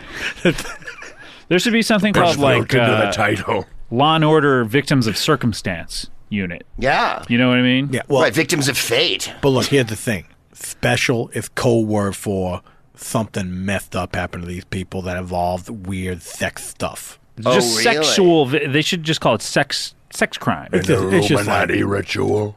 No, it's just like rapes. Standard rapes. You're not saying the Masons were involved? I'm sorry. Illuminati Mason rapes. My favorite cereal. Now look. Illuminati Mason rips are so good with raspberries. Y'all get me off track. I get waterboarded with Illuminati raisin baits. Raisin Bates. What? I love Raisin Bates. Raisin Bates. He's the most unsung character in the movie Psycho. I thought that Raisin Bates' nude scene in About Schmidt was really yeah, a little hard to get with. Yeah. So Ice-T, yeah, what? I'm still here. Yeah. So what? So you're working on Law and Order, and you just wanted to let us know. I want to. Yeah, that's it. Goodbye. I'm trying to rebrand myself. Okay. I've been doing SVU for such a long time. It's like. I feel like people got me all figured out. It's getting stale. It's like because a lot of people know you as grew to know you as a hip hop star. But before it was even called hip hop, it was called rap. That's right. With Ice-T and Body Count. And they knew you as a rapper. They knew you as the original cop killer. That's right. I saw you at Lollapalooza. Thank you. I hope you enjoyed it. I really did. Your band was louder than Susie and the Banshees. Mm-hmm. And that is saying something. The loudest band in the world, Susie and the Banshees. Weren't we on Jane's Addiction. Wouldn't you say that maybe they caterwauled more than Susie and the Banshees? Susie and the Banshees caterwauls quite a lot. Did they have that? Because they had actual banshees in the band. Yeah, they do. They also had ghoulies. So then Ice-T... And one gremlin. Yeah. Then Ice-T, you rebranded yourself as an actor in such films as The Looters. That's right. And then you got on... New Jack City. The UK title, The Looters. It was the UK title, I think. And then you got on to Law & Order, and you've been on there nigh upon 2.5 decades at this point. It's been something like 50 years. Mm-hmm. Me and Richard Belzer solving disgusting crimes together. I Love Lucy, Law & Order, SVU. They both were around the same time in television history. That's right. We were the first multi-camera procedural. When you switched over from black and white to color, that had to be quite a moment. And people couldn't handle it. Right. They're like, "What? How do these living tiny people get in my living room?" Yeah. And people didn't know. Didn't know what color you were as well, and it was quite a surprise because of your speech pattern. Come on, man! You're gonna drag race into this? Yeah, I mean, it's not a drag race, but it is. Too many puns. Anyway, too many buns. Wait a Here's second. my point. Let me weigh in here. Yeah, by all means. Let's hear what the gov has to say. If there's any more puns here, you're gonna get punished.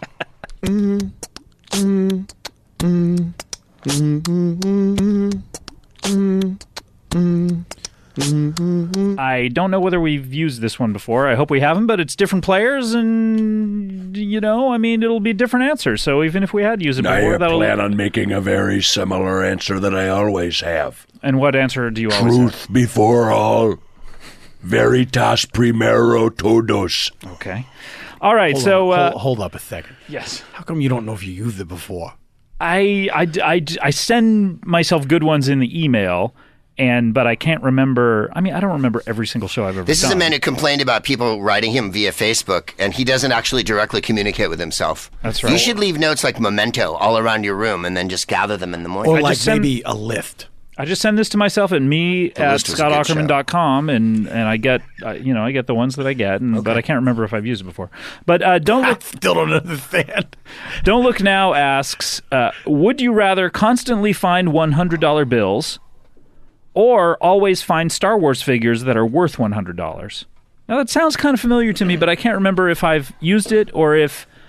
Yes. I have a question. Oh, I have not opened the floor for questions, so I'm so sorry. The floor is still closed. The floor is still closed. I'm going to have to dock you points for even announcing the floor is creaking under my weight. It really wants to open. I'm so sorry. I'm going to dock you 3 points. Can Yes. I answer the question you asked? Yes, please. That does not sound familiar. That does not sound familiar to you? I'm a loyal listener. I never heard that one Thank you so much. Okay, well, now I'm opening the floor for questions. So I get my 3 points back? No. Currently, we're at 0-0 and -3. I have a question. Yes, Ice-T. Major media. The Star Wars figures. Mm-hmm. Every one you find is worth $100. You have to, you find the ones that are worth $100, yeah. Is there a finite amount of these figures? No, this is in an alternate reality where George Lucas made an unlimited supply of them. This isn't a planet where centaurs and fairies live, is it? It is a centaur planet, if that's what you're asking. It was. But not Planet Centaur. No. This is a different project I'm working on. It's a Class C planet. Centaurs can survive on it. Mm-hmm. So there's enough oxygenated air. And enough running space for them to run around. Oh, sure. You need a lot of hoof space. Mm-hmm. And scissors to trim that beard. So are we supposed to answer this question or carry on asking questions? You ask questions to help narrow it down because there are specifics that are not included in the original question. Oh, really? Yeah. I know all the answers, so you can ask me anything. I have another question. Yes, sir, Ice-T. These $100 bills that I might find all over the place. Mm-hmm. Well, how do I find? What, do I just find them all the time? Yes, you are constantly just like, you're looking through your jacket pockets and, there's a $100 bill. Are these bills legitimate currency or are they counterfeit? What's the difference? Oh, because of the Federal Reserve? Federal Reserve notes. Sure. Sure. The silver standard and all that. Yeah. No, they at a certain point for 1 year out of your life, every time you find these $100 bills, they have one of those explosive paint packs. So this has gotten even more specific. Yes. Now the $100 bills that you find don't come without any kind of responsibility or attachment. They're going to blow up, and you're going to for 1 year of your life. Yeah, but you have to live with that. This is why you got to ask questions. Yeah. But but the other years of your life, They are not counterfeit. They are genuine $100 bills. Yes. And the alternative is to find Star Wars figures that are worth $100. Exactly $100 or exactly, more or less? Exactly $100. I have an urgent question. Unprecedented. This sounds important. All right, let's get to it. Are the Star Wars figurines immobile and unliving, or are they miniature living characters from the Star Wars universe? That is a great question. They were anyone to talk to them, one would find that they are in fact alive. Yes. So they're like little buddies that you can consult? Yes, you can, and that is why they are worth $100. So with these Star Wars figures, for a living sentient Star Wars figurine, of course, these living sentient Star Wars figurines that one finds as randomly as one finds $100 bills. On the other hand, you're able to convert them into hard currency. That's right. You have to go to a dealer who will pay you $100 for them. Oh, okay. It's a little not online or whatever. You just some of the time you have to sell them on eBay. Okay. I have a potential multi-part question. Okay, when will we know if it is a multi-part? It depends on each individual answer, how far it goes. So anything past one, it will be a multi-part question. Anything past, you could shut it down on the first question. Oh, this is exciting. I wonder what's going to happen. Are these characters from just the classic Star Wars movies, or are they from the whole entire franchise? Trying to kind of calculate what will make this or not make this a multi-part question. I'll never know what if I indeed answer the question. Well, then you'll know. Okay. But you won't know beforehand. They are from all 6 parts. You played right into my hand. Oh, no! Are these characters all figures of one character, or are they many characters from all the films? They are all one character. Is that character the double-headed pod race announcer voiced by Greg Proops? As a matter of fact, yes, it is. It is that character, which is why they're worth... Are they worth $100, really? In this reality. I was going to say. Not in this one. Yeah, it's the two-headed pod. Who was the other person on the other end? Scott Capurro. Scott Capurro, yeah. It's the Scott Capurro Greg Proops Connect.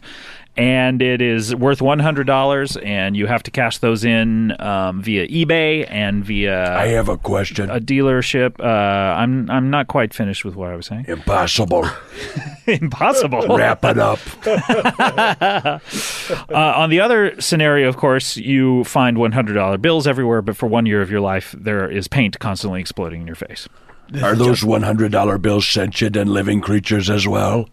That is the other part that I neglected to tell you. Yes, the $100 bills that you find are... Little George Washingtons? Yes, and they become your best friends. Or is it Benjamin Franklin? I think it's Benjamin Franklin. Are they at war? Are the dollar bills at war with the Star Wars figurines in a centuries-old conflict that you're in the middle of? Yes, you are dragged into the middle of this. You don't know quite under which side that your loyalties fall. So there's a potential to be exploded on with a dye bomb, as well as having to fight in a centuries-old conflict between sentient $100 Benjamin Franklins and my character that I played with Scott Capurro in The Phantom Menace. Yes. This is a complex question. It is, and that's why you have to ask questions, and I hope you're coming close to narrowing down your choice. Scott, I have a question. Yes, Ice-T. Is it possible in either scenario to fall in love with one of these sentient Benjamin Franklins or the two-headed pod race announcer voiced by Greg Proops and Scott Capurro? As a matter of fact, in the Star Wars figure scenario, you fall in love with the two-headed Greg Proops, Scott Capurro. And what would that sound like, do you think? What would a conversation between them sound like? I think it would sound like this. Oh, Greg, Well, I don't know where you put it, but that hurt. I love you. So like that. I love you too. And so does he. So they return my love in this scenario. Yeah, that is the only scenario in which you find love. We're full of affection. In the scenario in which you find $100 bills, you never find love. Let me ask you this, though. In that scenario, Is it within bounds if you already bear some resemblance to Benjamin Franklin? To draw on a mustache and a dour expression onto your so bills? that there is a sentient miniature version of Jesse the Bill Ventura? Jesse the Bill Ventura, yeah, it is always possible to do that. So you can't love it, but you can interact with it. Yeah, there is no law in this scenario in which defacing money is against the law. If you cash in one of these double-headed pod race announcer figurines for your $100, are you free to buy whatever you like? Like, say you want cocoa or cocoa, hold on. Or hot chocolate. Hot chocolate. I didn't mean your wife. You mean cocoa. Yeah, I meant cocoa. I meant the cocoa nut that's rendered into... That's right. In the Star Wars scenario... Processed, as you will. See, now we're getting to it. In the Star Wars scenario, you're free to spend those $100 that you receive from the figures in any manner of your choosing. I could go to Mos Eisley Spaceport and have a glass of, sure, whatever you need. When Snickle chunks. When you find the $100 bills, you are not able to spend them. Why? They become your best friends, and they live under your mattress. Even the ones that are Jesse the Bill Ventura $100 Benjamin Franklin's with a mustache? Yes, of course. But you're never able to spend them, so you die a pauper. I have a question. Yes, Ice-T. Maybe you live forever as a pauper. Oh, he intruded upon my question. I'm afraid I'm going to have to dock you points for that, so you're going to get plus 6 points for that. And Scott, I don't notice when I intrude unless I physically stumble over barbed wire. Scott, will you take some points off of me for being a tattletale? Yeah, of course. You're going to get -3. Snitches get stitches. All right, here's my question. Yes. In the scenario where the $100 bills, the Benjamin Franklins are my best friends, sure, they still deploy their die packs at me, even though we're good pals. It's not them doing it. See, they're just observers. They're just bystanders. Control. Yeah, the banks. They live on the bill. Yes, exactly. They live inside the cases in which you find them. Let me ask this. Sure. So I can't tell that there's a die pack attached to a single $100 bill. Well, you're so happy to find them, you don't inspect them that closely. Plus, you're in a hurry to get away. Isn't that presuming the emotional state you're in when you randomly find a $100 bill? I might be uncommonly, wide awake and sober when I find the $100 bill and go, look at this giant die pack attached to it here. Mm-hmm. No, you're still picking it up? That's the other thing is you're always drunk in this scenario as well. Oh. This is some good information. Yeah, I'm glad you asked about this. You have a severe problem, and you are in this scenario. It's like Barfly. You're constantly drunk. In this scenario where I'm constantly befriending these $100 Benjamin Franklins who uncontrollably shoot die packs at me 1 year. Mm-hmm. Was it 1 year of my life? Yeah, 1 year of your life. And I'm drunk all the time. Yeah. What's my drink? It's a Long Island iced tea. Oh, really? That'll get you fucked up. I mean, 2 of those. That's strong. Yeah, that's strong. They're a lot stronger than other drinks. So yeah. Yeah, they are. I was hoping you'd say like creme de cassis or something. We could just have a little thimble of. All right, Benedictine and brandy or something. I hope you've gotten all the information out that you need to because I'm closing the floor for questions. Oh, wait, my hat's down there.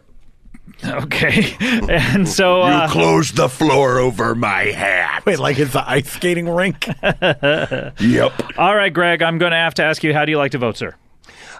Because at the very last minute you said you were drunk all the time when you found the hundreds. First, I was going to say the figures because it seemed more fun, and you could fall in love with them. So there was the potential of having a relationship with the figures, which would mean I would fall in love with my own character that I voiced and Scott Copera, who is a very tall gay man who is a friend of mine. Mm-hmm. And it didn't seem that much different than my own life.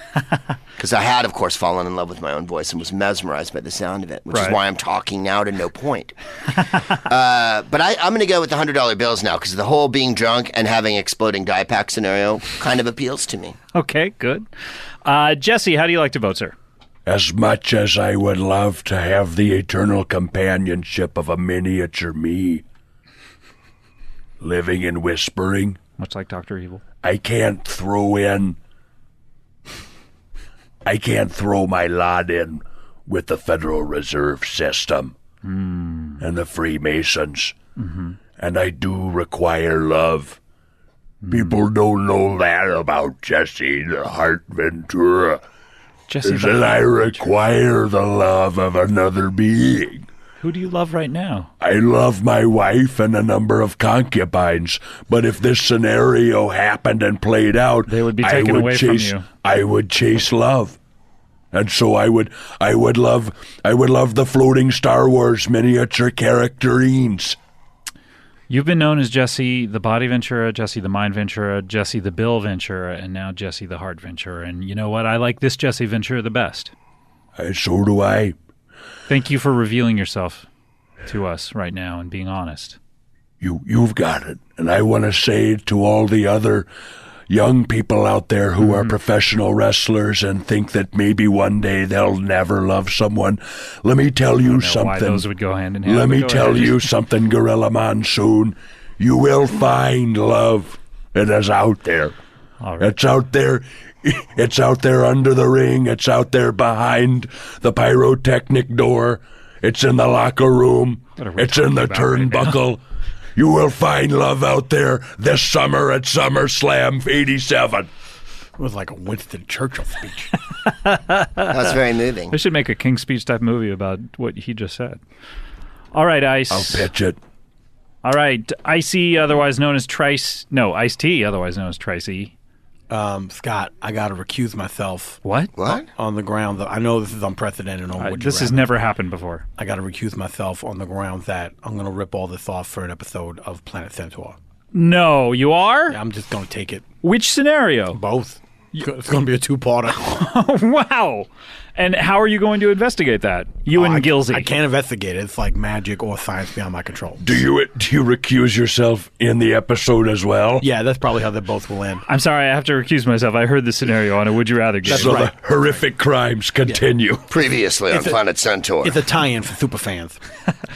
Wow, okay, that's never happened before. Subsequent to that, on Planet Centaur. Let me tally up the points. Now, you started at -3, but then I made a mistake and said you were +6, and I cannot go back on a mistake, so you're at +3. I had to dock you, Ice-T, -3 points for being a tattletale and a snitch. But, Greg, you picked the right scenario. I did? Yes, you picked the... I did. Yeah. You picked the... Up high. You picked the Franklians, and that is 4 points. Sweet. So you just eke out above Jesse the Heart Ventura. You are a winner, and that is, of course, how we play Would You Rather. Comedy, bang, bang, comedy, bang, bang, bang, bang, with the comedy edge. Jesse the Heart Ventura, what do you like to plug? Well, yes, I will also be at South by Southwest. Oh, you will. That's right. Reconnoitering with Ron Paul. Good. We're figuring that out. And then later in April, I'll be at the Bridgetown Comedy Festival in Portland, Oregon. Good. And then in May... So you don't ever do gigs for money? In May, I'll be at the Laughing Skull in Atlanta. Wow. All right. But I was going to say, and I stick to that. I don't do these. I don't do these for comedic purposes. I just find that the side effect of comedy is that it involves a lot of truth, and I am a truth addict.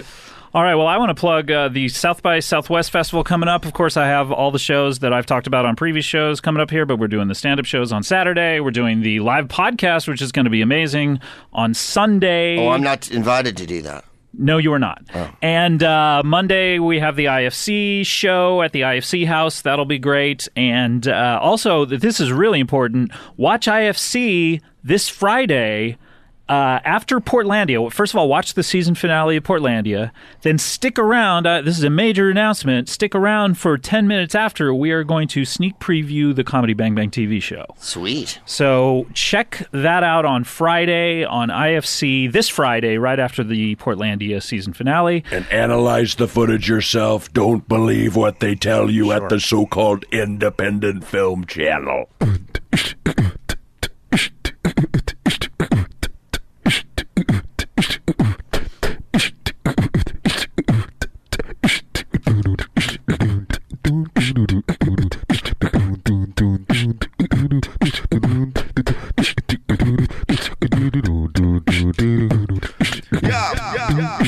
Comedy bang bang, bang bang.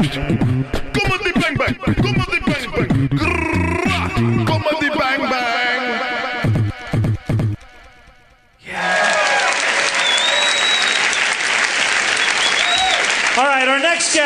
the show. Minnesotans know him as their former governor. Please welcome Jesse the Mind and Body Ventura.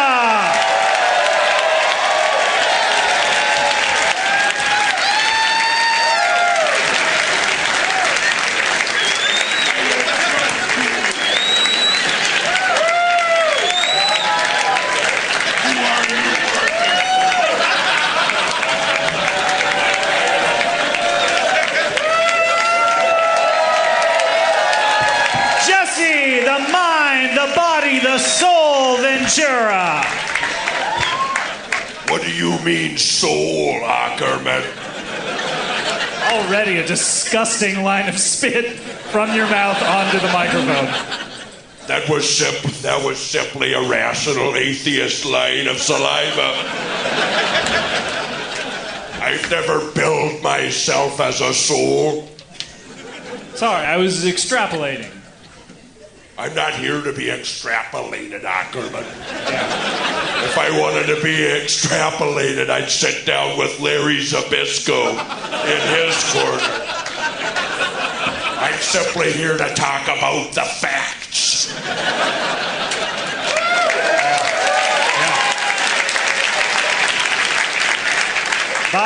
Sounds like it's an audience full of people who love facts. I guess so. By the way, the first row here is a splash zone. Yep. I've been down here before. You've been down here to the Cedar? I've physically been on the ground. I've been to this facility before. Yeah. I've had operational dominance over this quadrant. Were you, what were you doing? Appearing as the governor, or were you... Why do you think I'm at liberty to discuss my operations? I'm a Navy SEAL and a fighter. You were the one who brought it up. That's why. Maybe I wanted to dangle a tantalizing cherry. Maybe I was luring you into a trap. The way I did with Ron Simmons when I went up against him in the 1998 gubernatorial election. Local reference! What you don't know, Ackerman, these people know. I defeated Norm Coleman, Ron Simmons, Garrison Keillor, and Yokozuna in a four-way grudge match for the governor's title. You were there, 1998.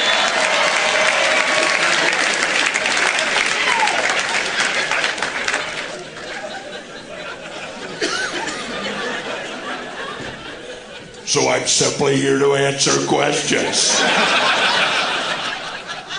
What were you doing here at the Cedar Cultural Center? You were giving a speech, or what? I've never given a speech here, no. I took a night off from running the state of Minnesota to come watch Soul Asylum. I've been here. I have the poster in my room.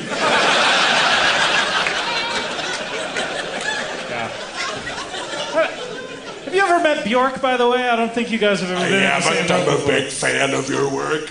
I want to shake your hand. Sorry.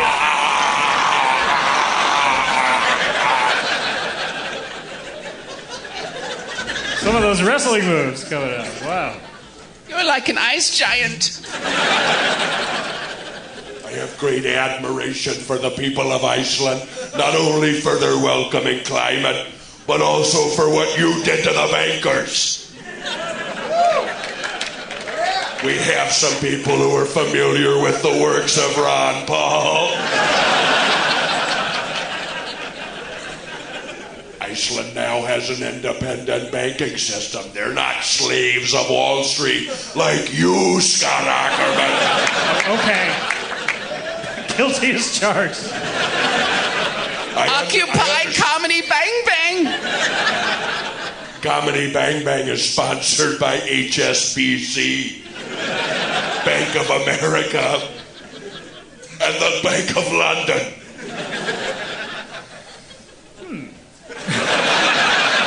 How does that sit with you? Are you going to sit there like Bobby the Brain Heenan? and look askance at me? Governor Ventura, you've been out here... I'm not the governor. What do you mean, Governor Ventura? It's a term of respect. Former governor. That's not a term of respect in my family. I view being governor of this state as a miserable chore that I had for 4 years. Oh, boo. Who was that? I didn't vet this audience. How do I know who you're working for? I want everybody here right now to look to your left. Look at that person to your left. We're looking for NSA plants. And now look to the person to your right. If you did what I said, that makes you a mind slave.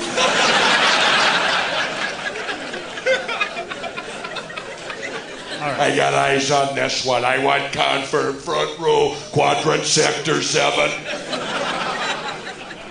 All right, Jesse. Jesse, that's okay? That's fine. That's informal. Mr. Ventura? What's a middle ground here? I am your elder. That is true.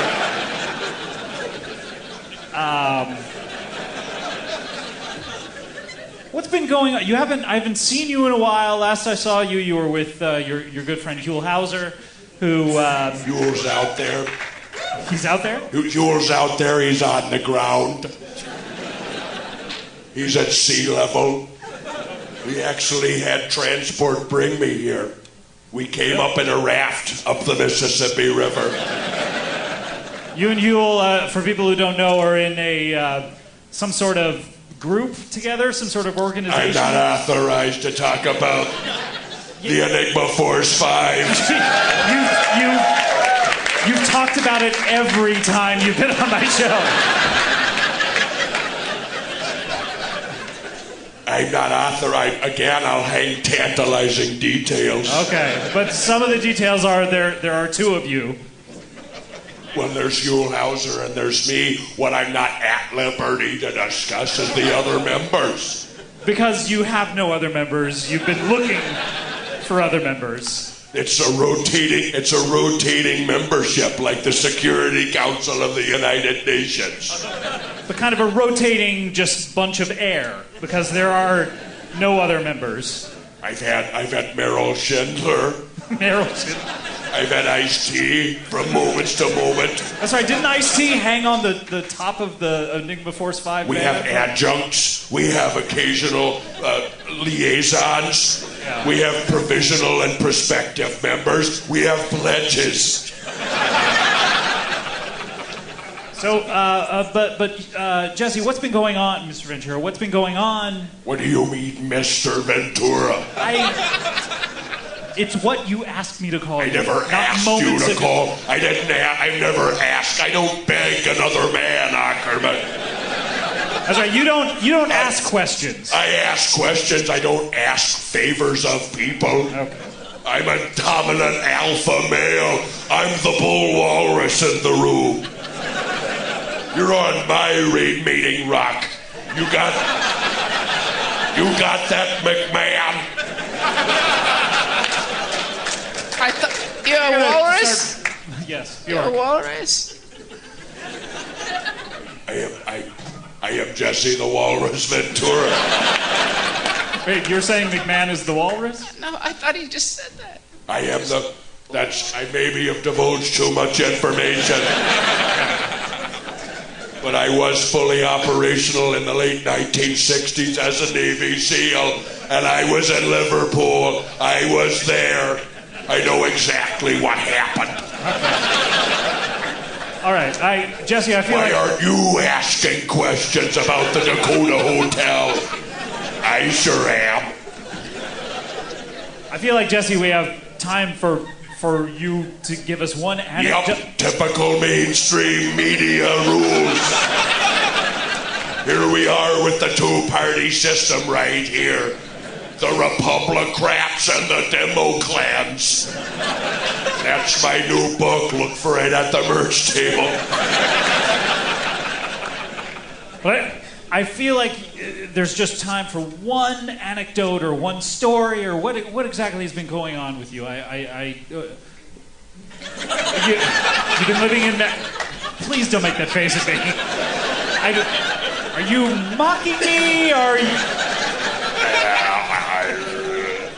is that my? You expect me to sit here and inform you what my covert operations are, moment to moment on the ground? I have a sophisticated satellite capability. I'm monitoring all situations from the Yucatan Peninsula. Yo soy un mexicano y un gobernador acting. Sir, you've been out here 10 minutes. I don't know any of these references. I'm glad that everyone here does. But I have no idea what you're saying. Because you don't speak Spanish, that's because you're a member of a dying empire. I turn my back on this country, and I'll turn my back on your podcast, Ackerman. Well, I hope you don't do that. You're a friend of the show. I'm turning my back on it. I'm turning my back on it. La, la, la, la, la, la. I'm not hearing it. I'm here looking for the truth. You checked out when I turned my back. Is that what our arrangement is? I'm here asking questions about the truth. Where were you on September the 11th last year? I don't think that's really... I had a fully operational amphibious monitoring situation outside of Lower Manhattan. It was a floaty raft full of electronic equipment. I scuttled it in the harbor because it was too heavy. All right, Jesse, obviously I'm not Again, I'm being reined in by Rupert Murdoch and his stooge. Show's coming to a close. The show comes to a close, and supposedly I'm supposed to have an opportunity to speak when? You call this a public forum? I don't know. I mean, we have an open door policy. The people of Minnesota deserve better. You want to hear the truth, don't you? This can keep going on. No, it can't. Please let us bring it to a close. Democracy never stops talking. Yeah, okay. Well, please, democracy, stop talking for a second. Bjork, anything you have to add? Ditto. All right, we have one last feature here on the show. One last thing to do, and it's a little something we call Would You Rather?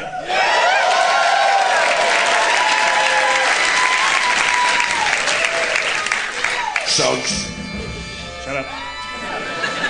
What do you mean, shut up? What do you mean, right? You're telling me who you my commanding officer? Yes, I am your commanding officer, and I haven't revealed it until now. Yeah, because I wanted to remain covert. What did you just turn into? Is that... the last time I saw something like this, it was when Huell Howser turned into a crowbot. You just turned into some sort of salute tongue bot. I want the ice cream. All right, it's time to play Would You Rather. Jesse, Bjork, 2 players tonight.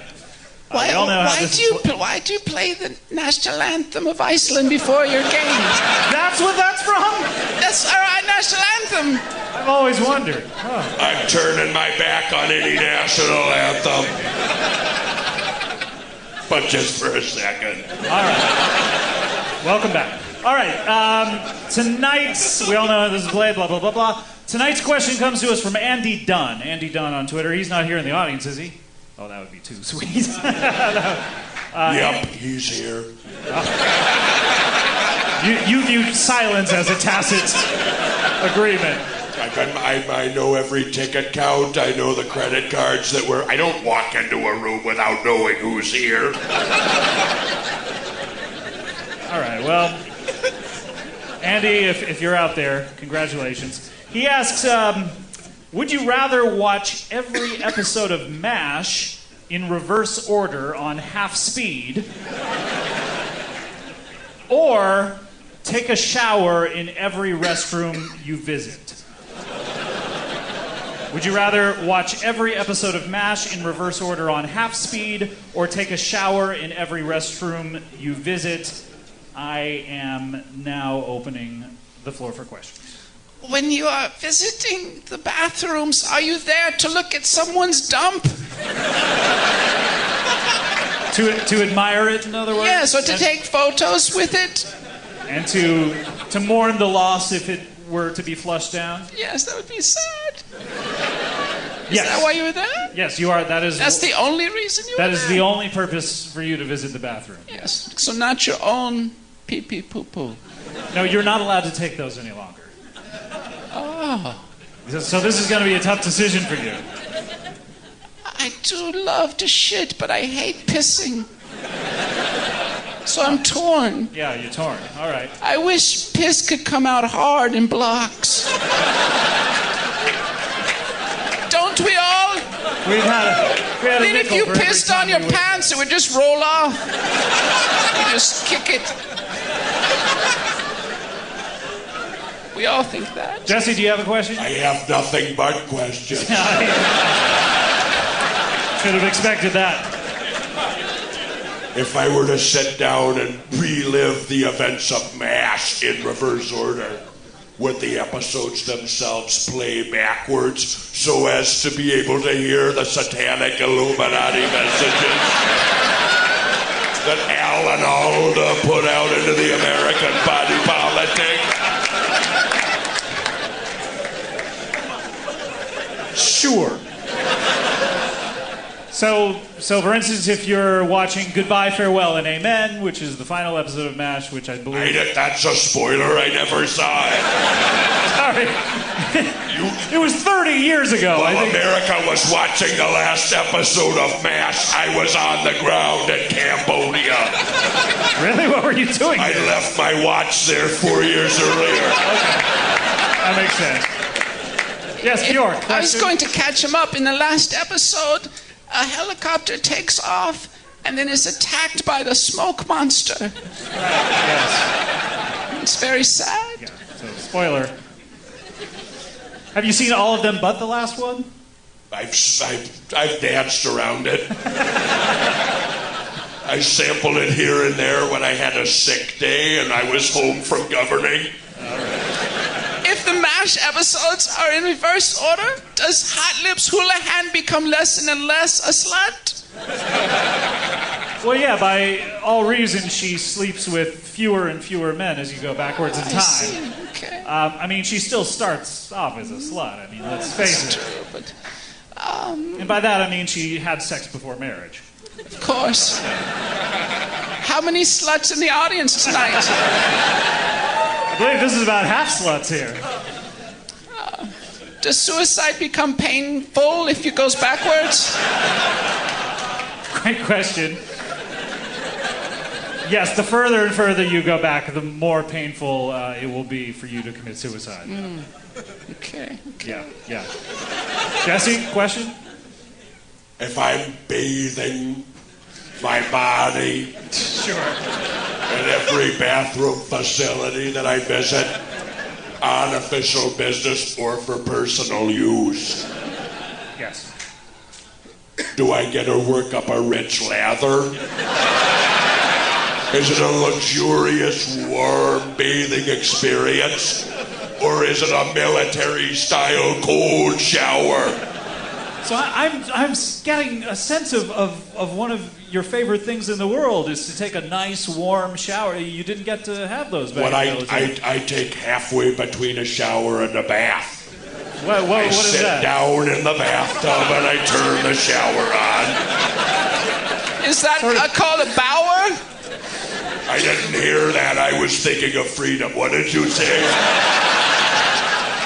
Is that called a bower or a shaft? Bower or a shaft? Occasionally there will be some excess that escapes, but mostly I'm mostly there to think of the rhythm of my life as I'm pelted by warm pellets. Normally a Bauer... I luxuriously bathe with Dr. Bronner's soap. Please don't mention him. Is that the minty soap? It's minty and it's hempy. Normally a Bauer takes 24 hours and you do it in real time. Is that... Never mind. 24 hours. What do you know about time? What do I know about time? All right. I've been there. I was on the ground, sitting in a bathtub with a dim shower stream on my face when Saigon fell. Where were you? Watching MASH? Probably, yes. I was a child. All right. Any more questions from either of you? Bjork, you're good. I hesitate to ask. Any more questions? Yes, you do get to take a shower if you like, or your Bauer or your Schaff, whatever you like to do. Do I do it? Am I on the third floor or am I on the first floor facing the street outside? I need to know for security purposes where the nearest exit is for all bath time activities. Yeah, you're on the first floor and you have a window by your bathtub so you can see the perimeter at all times. They can't see in, though. Are there small arms available? Do you mean guns or weapons? I mean small, tiny animals' arms. Children's arms. Doll arms. Dwarf arms. Yeah, sure. Yeah, there are. Available everywhere, yes. To help me bathe? Of course. Okay. I'm closing the floor down for questions, and we're going to vote. Bjork, how do you like to vote? I would like to have it go to take a shower in every bathroom I visit, if that means I never have to piss or shit again. So you are going to give up never shitting ever again? I am. I will only be able to admire the shits of others. And like Jesus. Hold on. Jesus never shit. I had no idea. It's true. They don't go into that period of time in the Bible. Well, they would have, but it didn't happen. Jesus shits are for weak-boweled people. He would take a shit in a bowl and there'd be nothing there till 3 days later. I don't think that even makes any sense. He doesn't shit, or he shits in a bowl. He shits. There's nothing there, and then you go there. 3 days later, there's Jesus' shit. So he does shit. Yeah, but there's nothing there. All right, Jesse. It's the immaculate shit. Jesse, how do you like to vote? Jesse, Mr. Ventura, How the do body. you think I vote? I take my own independent third-party answer. Whoa, this has never been done. I don't choose between your two choices, Ackerman. No. As the people of Minnesota know, there's always a third way. So what do you choose then? I choose to have a water stream flow over me as I play mass backwards, listening to satanic music, which is what you hear when you listen to it backwards. And I slowly bathe myself into the truth. And I get all the way back to the Gulf of Tonkin. All right. What a unique answer. All right. Yep. Tally up the points.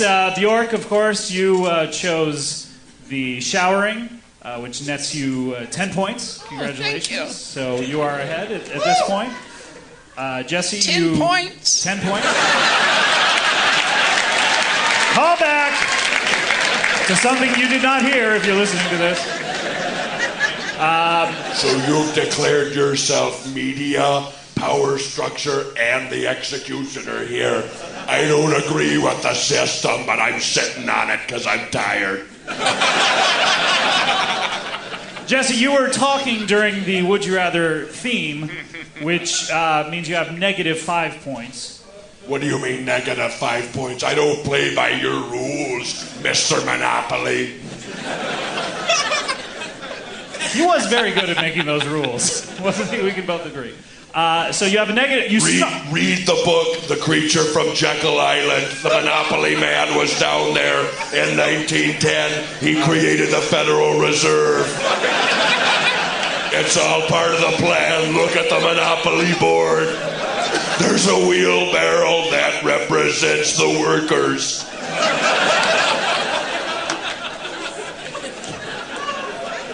So you started at -5. Oh, why were you touch me? So sorry. You started at -5. I'll keep my hand to myself. Started at -5, and then you did something so unorthodox. You chose a third-party system, which a combination of both answers, which gets you. I'm fiscally conservative and socially liberal. But that got you 20 points, which means you're at 15, which means you beat Bjork. You are our winner. Minnesota's own Jesse Ventura, and that is, of course, how you play Would You Rather. Congratulations. Who's sucking my dick tonight? Oh, Jesse, you spoke during the Would You Rather end theme, which means we take away 10 points, which means Bjork, you are our winner. Fuck you, motherfucker! I am number 1! Iceland! It's time for a rematch recount.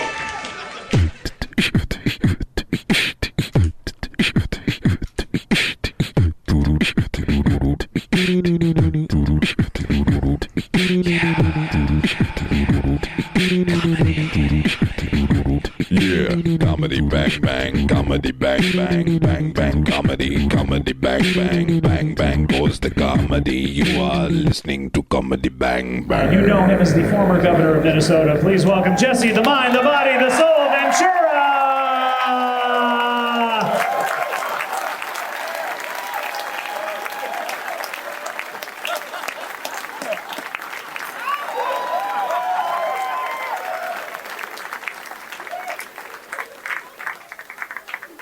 Hello, Jesse. You want me to use this microphone? I know better than to talk into the first amplification that's offered by the New World Order. Please put it down and take the other one then. Now you want me to put it down? What if I don't want to play your games? Maybe I'll pick up the other microphone and just hold this one down at my side. Have you ever thought of that one, Bobby the Brain Eater? I have never known who these people are that you're talking about. Me neither. I love the names. I'm talking about deep cover operatives within the New World Order, and I'm talking about Hulk Hogan. Please, Jesse, pull up a chair if you would. You want me to pull up a chair, Ackerman? I don't pull chairs. I pull truth out of an unwilling dental patient. I don't think that was a thing that you meant to say. I'm not buying that this audience passed clearance. What kind of clearance do you usually like at any place you perform? I have Category 5 ops monitoring the situation at all times. I have a podcasting intercept truck outside. And I think we've got some infiltrators in here tonight. What's Category 1 through 4 ops? Yeah.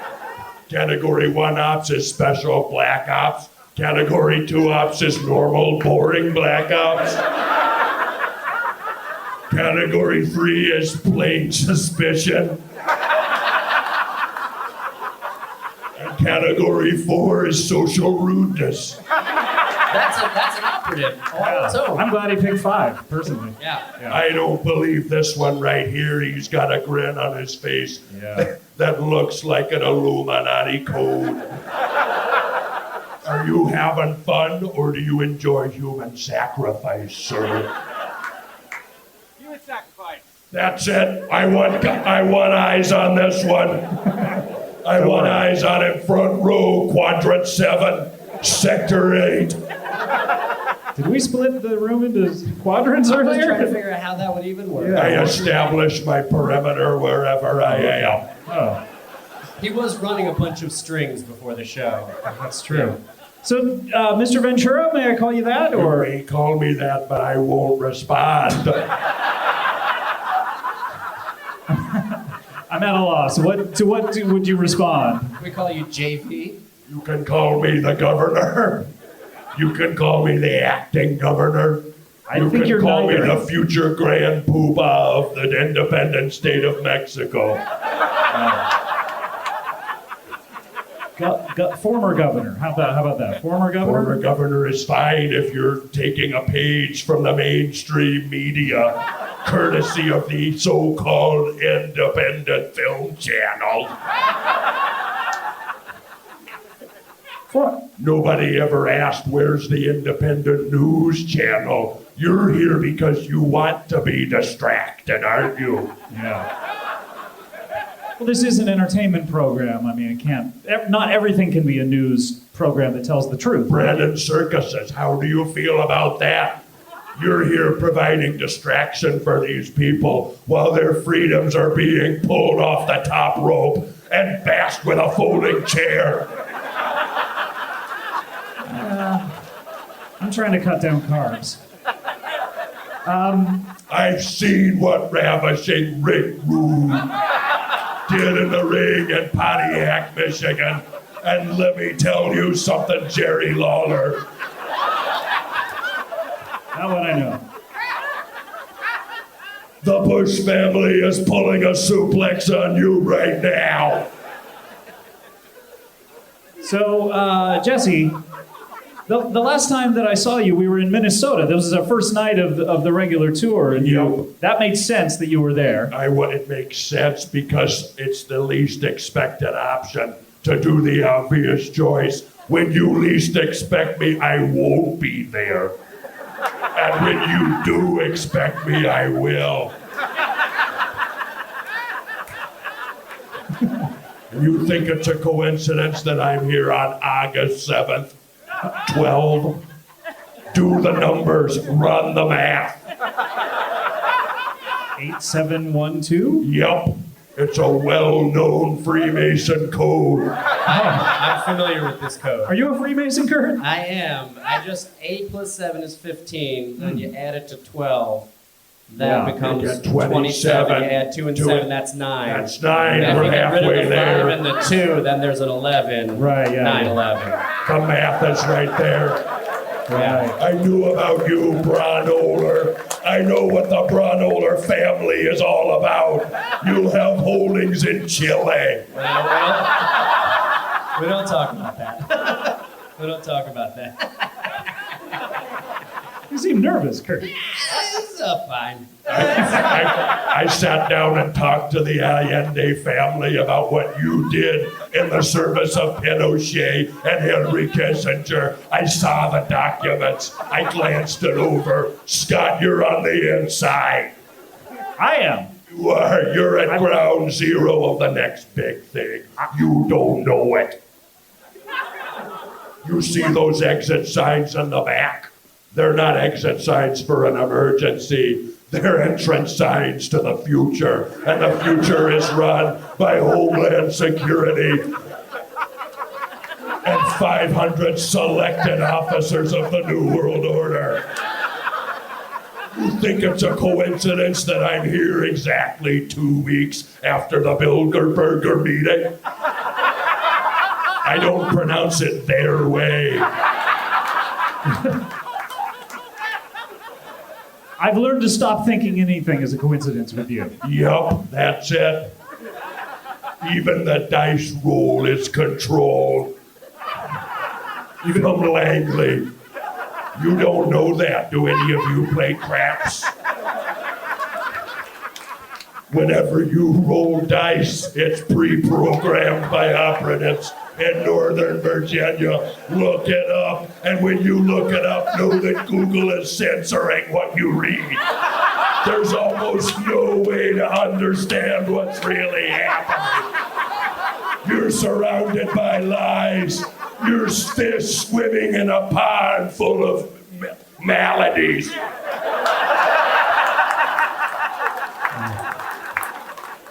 I want everybody here to look to the person to your left right now. Look to the left, that's the socialist. Now look to your right, that's the fascist. Now look at yourself, you're co-opted. You're all mind slaves because you looked the way I told you to. All right, Jesse, try to calm down if you could. What do you mean, calm down? I'm monitoring my blood pressure at all times. Really, with what? I have a satellite uplink. Yeah. What does your shirt say? 9/11 got... 9/11 got douche. Oh, okay. I thought it said got douche, because all I saw was the D-O-U. I do have douche, but it's not for any private parts. What are you using? I use a douche to keep up my voice. I douche with salt water and honey. I've been a broadcaster and an announcer for 35 years. It's 80% diaphragm and 20% vocal douche.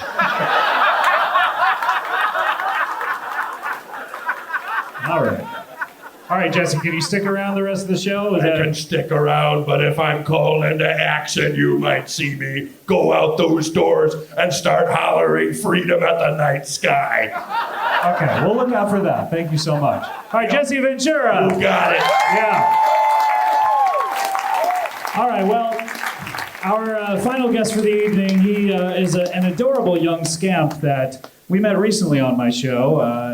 A show called, which one was this? I can't remember what it was called, but he's basically... Was it called Bohemian Grove? I don't think so. Where the Bilderberg group meets? The Bilderbergers Grill Outdoor Bilderbergers.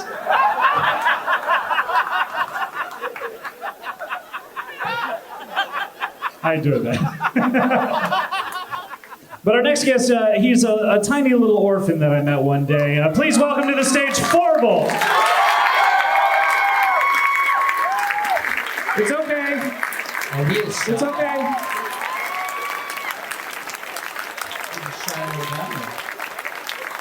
Yeah, watch out for the curtain.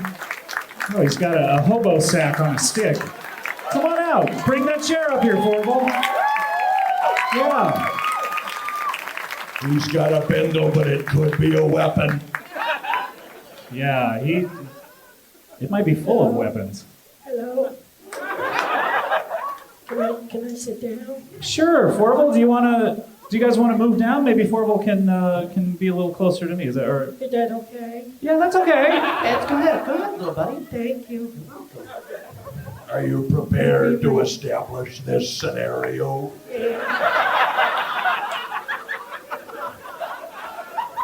Hi, Forble. Hi, Scott. So great to see you again. Good to see you too. Yeah. Hi. I got eyes on you, Forble. What? Why? How old are you? You're a couple years old. That is an impressive beard for being so young. Sorry. What? I look like this because I'm grizzled because I live on the street. Oh, yeah. Right. Tough living makes you grow hair. Yeah. I spent so much time searching for scraps. I remember that, yeah. That's a fact from my backstory. Well, let's go into your backstory a little bit for the uninitiated. Forble dropped by the show recently. I've never seen so many people together in one room in my life.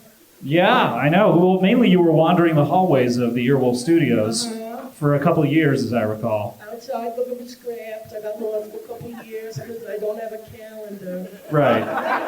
But you're only a couple of years old. I'm only a couple of years old. Don't get into it. Like, don't worry about that. Okay, I'm sorry for it. Now, the last time you were on the show, Lord Andrew Lloyd Webber was with us. Oh, the greatest man in the world. And He was my dad for a short time. a very short time, because you ended up stabbing us both Yes. at the end of the show. It felt like a matter of moments. Yeah, which it's a really funny story how Andrew Lloyd Webber and I survived. We don't have to go into it now. No, don't bother. No, yeah. He's a known operative of the Crown and Queen Elizabeth. I like your voice because it's strong like mine.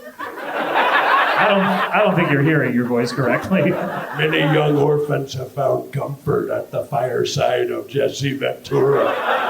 Really? Well, No. it might be happening, Forble. Don't fucking touch me, man. Sorry. I'm trying to talk to my new dad. Yeah, I'm sorry, Forble. I don't... That's right, Forble. You have a lot of knives on your person. Fucking shit ton of knives, son. Yeah, is that all you have in your bindle? No, my bindle's full of clementine. All right, well, that's adorable. Can I have a clementine? All right, I'm back on board. It's cute. The clementine. Yeah. Is your bindle stick a toilet brush? Yeah. The business end of a plunger. It might be, yeah. Yeah. It might be a very hastily put together bindle. Yeah. But my period clothes should make up for it.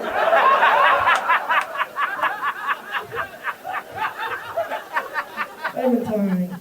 Yeah, Clementine. So, Forval, you were looking for a dad. Andrew Lloyd Webber offered to do it, but he got very scared of you. Yeah, well, I mean, he's the nicest man in the world. He's responsible for some of the greatest American musicals. That's right. The fucking guy don't know when to shut his goddamn mouth, you know?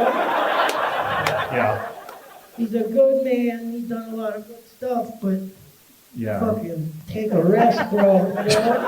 Yeah. You grew up in the theater, as I recall. I grew up trotting the boards. Yeah. What were some of the shows you did? I did Jesus Christ Superstar. Superstar. Yeah. I just stared at Jesus for a while. I don't think you were a member of the cast. I love you. Have you ever entered the ring, Forval? I mean, I kind of live in the ring. The streets are my ring. Like, if you're saying, like, if I'll step, I'll fucking step, son.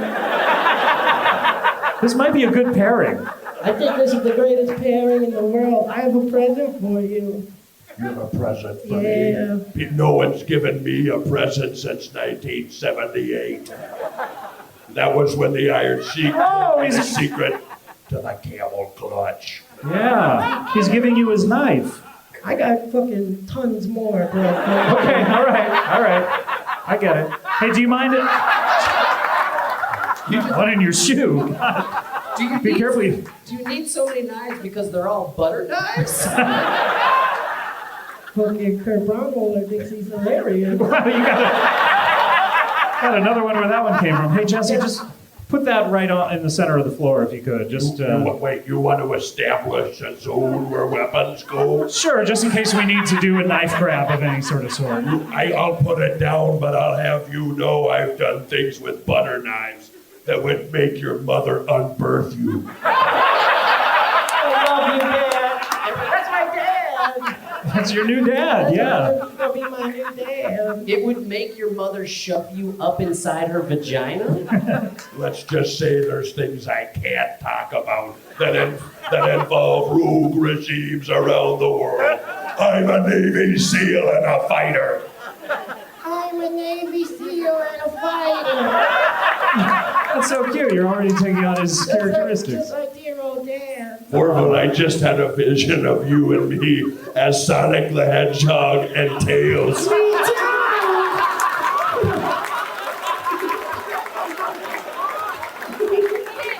If I run around an upside down circle, will you follow at a close distance? So many coins. Well, wow, Forval, I was concerned about you the last time that you were on because. Don't worry about me, man. Straight up, I'm good. All right.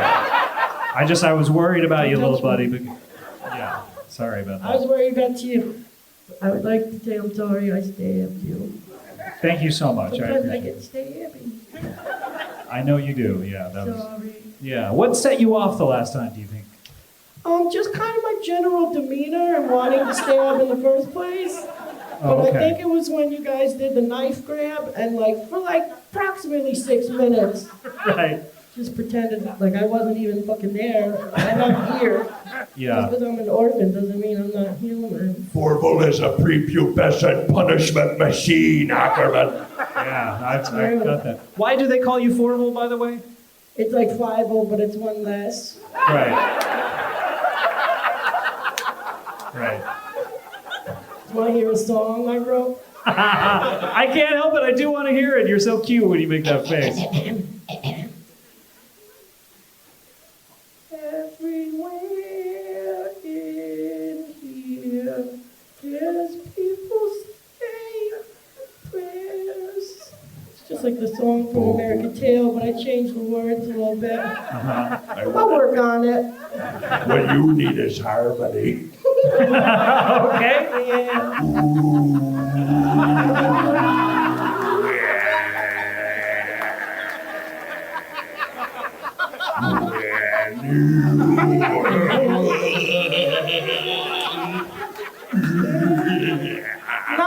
Was the inside job. Oh, wow. You have found a soulmate. I never thought that this could work out, but you two really... Are you joking? The second I saw this guy, I knew he was going to be my dad. Yeah. So, Jesse, what is your home environment like? What can Forville expect? I'm not at liberty to discuss it in its entirety, but I will tell you that I could put you to work immediately on my Comstat satellite room. Wow. Are you able to evaluate? It is. All I've ever wanted. Can you evaluate intelligence both incoming and on the ground? Like a motherfucker, yeah. Do you have a valid passport? Yeah. Really? How does that happen? No, it's not real. I made it from the skin of my victims. But yeah, I got one. Turnabout is fair play. I've done things I'm ashamed of. And then the second half of my life, I've done things that everyone else is ashamed of. So maybe you could get there, Forville. I could get there, man. Yeah. I'll get there quick. So smuggle you inside of my truth sack. It's a pouch like a kangaroo has, right in the front of my belly. I would fit just right. So what else can he expect? Do you have a large house, Jesse? Do you have where would he go to school? There's all sorts of questions. There's about a facility that's above ground that is known to intelligence services. And then there's an underground component, which is the full Ventura compound. And it's down in Baja, California. Do you know what that means en Espanol? I don't know. Baja California es un distrito del México. Entonces, Espanol. I'm teaching the youngsters. Good. Wow. He just taught me all of Spanish. You're bilingual now. Congratulations. I'm bilingual now. Yeah. Have you ever learned another language? I learned a bunch of other languages on the street. Oh, really? Like what? It's like street language. Oh, okay. I'd love to hear a little bit of that. No. No, I won't do it. Really? I fucking flat out refuse. Oh, I think we're hearing a little bit of that right now. Yeah, okay. No, that whole thing I just said was street language. That was street language. Okay, thank you so much for You're indulging me. welcome. Oh, you've turned into such a polite little boy. Shut the fuck up. Oh, boy. Oh, dear. That's right, you back off, Ackerman. Forville is You one in the back pocket, too? A lot of pockets, Scott. Let me assist Don't you with that go one. near that. Okay. He can take punishment and he hasn't even gotten on the school bus yet. You understand that? Yeah. Jesse, I really have to warn you. Can you not listen for a second? I know you only have one good ear. He's out, don't worry. I have to warn you, Jesse, that this is a deranged young man. I mean, he stabbed Andrew Lloyd Webber and I to death. I mean, we were literally dead, and it was a miracle that it's kind of a boring story. But I don't believe in resurrection mythology. It's for weak-minded people. All right, believe it or not, though, but he is a violent young man. Are you sure that you want to take care of him? I mean, What do you mean, violent young man? I was in the ring with Gorilla Monsoon and the Wild Samoans. Again, I have no idea. I'm looking for a tag team partner. The Okay. marauding mayhemers. All right, Forville, wake up. Hi, you back? Oh, yeah. Where did you go, Fergal? Where did you go in your head? To a beautiful place where I got a home and a pappy that loves me. That's sad. Where the fuck did you go, Kurt? Where the fuck did you go? Where the fuck did you go? That's it. There's combat in the ring. I see what you're talking about. He might be very violent. Yeah. Oh, don't say that if he's listening, though. You did it, and you pointed right. I swear to God, I'm gonna fucking kill Kurt. Please don't, please. Bump needs him. Please, no. You have two in there? I got 2 in this one. All right, Kurt. It's gonna butter me up real good. Kurt. Can't wait to get buttered up by I Furball. will. It'll take a long time, but you'll die. You'll start at breakfast, you'll die at lunch. Corvo, do you want combat training? Here's your first lesson. Grab the clementine from a... Oops. Now we can't eat it because it's bruised. We both kind of want to like. That's the first lesson. Never grab an orange if you want to eat it. Yeah, because then I'll roll on the ground.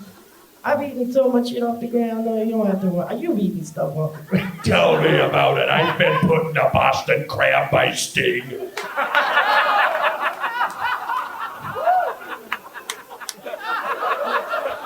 If you're hungry, we can have a dinner of Boston crab. Oh, that would be the greatest. I need food. Yeah, you haven't Oh my had... God, it's these weird clementines. When was the last time you had food? Was it when you lived with Ray Parker Jr.? I lived with Ray Parker Jr. for 6 months. Right. That was the last time I had food. Yeah, and then you ended up stabbing all of his neighbors. I killed everyone. You killed all of them, which is how he got the idea And he for the was song. terrified, but for the then I song said, don't be. Ghostbusters. And he said, wait a minute. Oh, sorry. And then he wasn't afraid of me. Oh, that's nice. So that was a... I lived with Junkyard Dog for a couple of years. What do you mean you lived with the other side? Oh, I lived with him and George the Animal Steel. Uh-oh, you just crossed me, Forvo. Okay, I killed him. Though. Wait a second, so you're saying you had a heel turn? Yeah. He tried to get me in the thump. He tried to put the thump on me, Junkyard Dog. And I said, son. And That's I what just you straight gotta up. do. You gotta take those chains and turn them around. Balls to gullet. Just, Ooh, wow. And That's right. And by 6:30 p.m., he was dead. He ain't a face no more, Mean Gene Okerlund. Forval is out for revenge, and all you Forval heads better take notice and rip your shirts off, because he's not on your side anymore. Got gum, too. You got Forgot gum. about that. You reached in there for a knife and you pulled out a pack of Orbit. Oh. Well, Forval, I have to warn you, you dropped one of your knives and I am armed now, so we're a little evenly matched here. Yeah, sure. I could disarm you with a blast of hot air.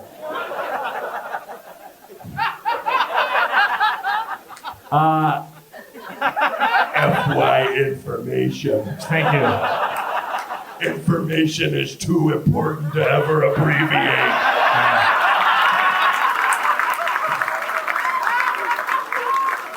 Nice.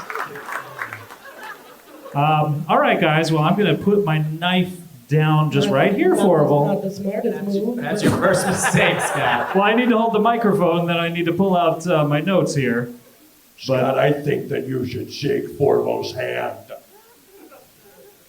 This is your chance to attack. You just I know. Hold on.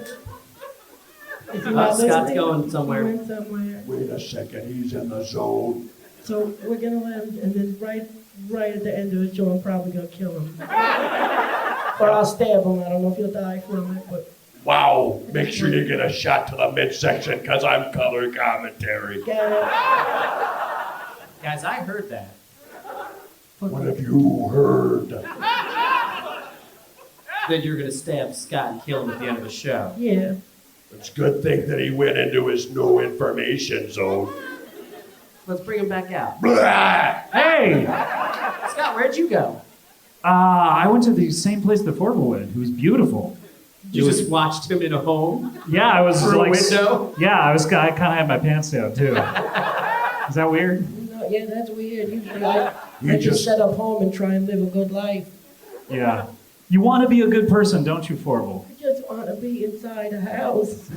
I just want a family to care for. Do you think you would change if you got all those things? Just 4 squares, and by that I mean walls around you? No, I don't think that would change me. I think it would make my life better. What if you had a battery of communication satellite play low links? I'm going up. Oh no! Whoa, what was how? Wait, Jesse! Oh my God, Jesse's turned off. He powered down. This isn't Jesse Ventura at all. This is a Ventura bot. Oh my God. Of course, he wouldn't leave his compound. He just sends the bot out. Program to infiltrate operations. Infiltrate? Infiltrating comedy, bang, bang, what? Are you some sort of life model decoy here? I am like, well, you didn't notice the goblin mask that I cut the face out of? Oh, that's what that is. It's available at Abracadabra near Union Square. Oh, okay. Well, wait, I really wish people worked on their costumes more. Yeah. Well, Forval, I'm so sorry, but Jesse cannot adopt you because he's a robot. Yeah, so sorry. He's not capable of love. Yeah. Well, Forval, it's too bad. No one will ever love you. I'm incapable of love, but I am capable of tag team partnership. Sorry, that's not going to work out. No. Yeah. I'm sorry. Sorry, you also will never find love. Yeah. Yeah. That makes me very sad, bot. But there's someone left out of this equation. Kurt, you could always adopt Forval. Kurt, give me some of that. Give me some of that bunk money, please.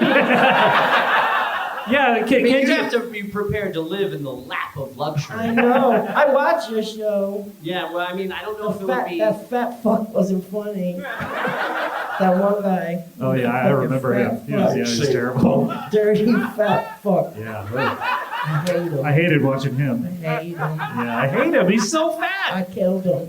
Oh, you did? Yeah. You killed him? Yeah. Are you wearing his body right now? Yeah. Oh, that's what happened. I'm a little boy inside here. Oh, my God. It's like Men in Black. Oh, wow. You remember. It still holds up. I'm real, it's an exoskeleton. With 2 exoskeletons. I am a tiny Jesse Ventura operating a robot. What? So wish that was true. So wait, there's a tiny Jesse Ventura inside of the Jesse Ventura bot? Just like the premise of the Exo Squad cartoon. Okay. Or that... Which was also fighting the New World Order. Yeah. Or what, Kurt? Or that Eddie Murphy movie where he Meet Dave? through his own ear. Meet Dave. Yeah. You a fan of Meet Dave? Oh, I love that fucking movie. All right. It's my favorite movie. All right, to take it down one I notch. killed the director. Oh. I lived with him for 16 years. Wow. He was being an asshole, so I Yeah, killed him. I understand. All right, guys. Well, I'll tell you what. There's only one thing left to do here on the show. You guys ready for a little game? It's time to play a little something that we call Would You Rather. Nope.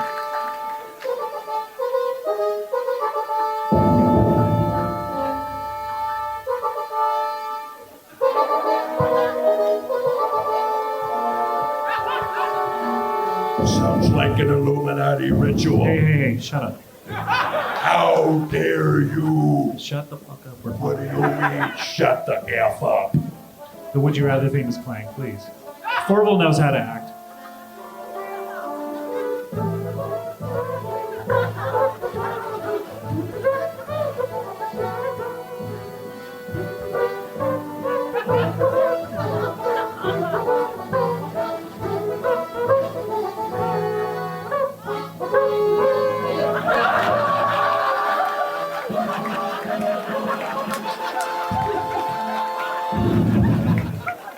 All right, it's time to play Would You Rather. I'm eating a clementine whole.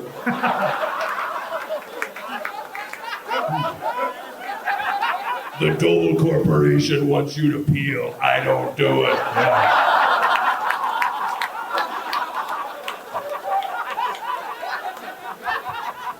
All right, guys, you. I'm OCD. I gotta get the whole thing off in one peel. Oh, I think you. Well, you did it for I him. did it. Of course I fucking did it. But Doodle, just go on with your dumb show. I don't appreciate that. Are you old enough to play this game? I'm old enough to play this game. You Yeah, dropped your I got bindle. more street experience than you. Okay. All right. Well, we all know how this is played. People send me Would You Rather scenarios on my Twitter, and I'm going to read them out loud. This comes to us from Shake Hardaboy. Shake Hardaboy. He asks, would you rather become incontinent every time you were happy, or speak like Fred from the B-52s whenever you were upset? Would you rather become incontinent every time you were happy, or speak like Fred Schneider from the B-52s whenever you were upset? I'm opening the floor for questions, please. I have a question. Undoubtedly. You're a man who asks a lot of questions. I'm simply asking questions. What's the problem? There's no problem at all. That's how the game is played. Let me ask you this. If I'm upset and I'm speaking about as Fred, do I get to go to the Love Shack? As a matter of fact, you were magically transported to the Love Shack the moment you are upset. Now, if I was in the middle of a title match against Kamala, and I was incredibly angry, would I forfeit the match when I was transported to the Love Shack? You would forfeit, although you would be transferred to the Love Shack, which would make you very happy, and then you would become incontinent there at the Love Shack. So it's more of a diarrhea shack, actually. I own a few of those facilities. Do you? In secret, secluded locations across the globe? Sure, some of them are secret, but I show tours of the one in Tasmania. Were you enjoying that Clementine? I'm almost done. Yeah, okay. Take your time. Oh, how dainty. Oh, look at that. Oh, you're not. Ah, that's a cute way to eat. You're missing out on the peel. That's the only way to remove the toxins from your body. I'm so used to making my clothes out of peels. I wondered what that material was. Yeah. It's straight up Clementine peel. Yeah. www, I'm not buying it.u. You just ate like what could have been a very nice cummerbund. I'm not mad about it, I'm just pointing it out. Yeah. Kurt, any questions about either of these scenarios? I don't like either of them. Well, how then are you going to choose? How are you going to narrow down your obviously choice? being happy and shitting your pants all the time is terrible, and being speaking like Fred when you're mad is not that bad. So I don't think it's a good fucking question. Wait, you think that speaking like Fred Schneider when you're mad is not bad? No, it would make everybody laugh. You don't Because you're singing, right? You'd also be singing Oh as yeah, well. but you don't want people laughing at you. Let's say you're in an argument with a loved one, your lover. You have a lover, don't you? I have a lover. Okay. Well, you don't want to be speaking like Fred, where you're like, I don't like it when you treat me like that, baby! But people would know you were upset. Although, to be fair, that is a little like your regular voice. Hey! I don't like it when you treat me like that! Welcome to the stage, Scott Aukerman! Welcome to my bedroom! I have a question. Yes, of course, If Jesse. you sound like Fred Schneider, does that make you a member of the B-52s and therefore the military-industrial complex? We all know, of course, the B-52s are a member of the military. That's how they got their name. They're an elite squadron of musical interlude people. Musical interlude people, yes. Yep. It's an elite That's team. what you call songs. Musical interludes. It's auditory assassination. I was briefed on it in Cambodia. Orville, you done with that, Clementine? I'm all finished, yeah. Yeah, you have any questions for me? I had to get my vitamins. Yeah. Did the guy from B-52 get to keep his voice, or do you get it? Like, does he get my voice? No, unfortunately. I have a really strong voice. I noticed. Yeah, it's a lot like Jesse's. Yeah. No, unfortunately, your voice is lost to the mist of time. Oh, Yeah. that's the saddest thing I've ever heard. Yeah. Fred Schneider gets to keep his own voice, and then anytime you're in a room together, there's a lot of confusion about exactly who is Fred Schneider, and because no one knows what he actually looks like. Yeah. No. Yeah. I'm guessing like a thin gay man. It's a pretty good guess. I never even heard of the man. Just guessing. I have a question. Yes, Jesse. If you're happy all the time and therefore incontinent, Is it because you're blissfully unaware of the two-party assault on our constitutional freedoms? From the Demopublicans and the redirecticulocrats? Sure, is that what would make you happy? It wouldn't make me happy, it would make me aware. Sure, yeah. No problem. All right.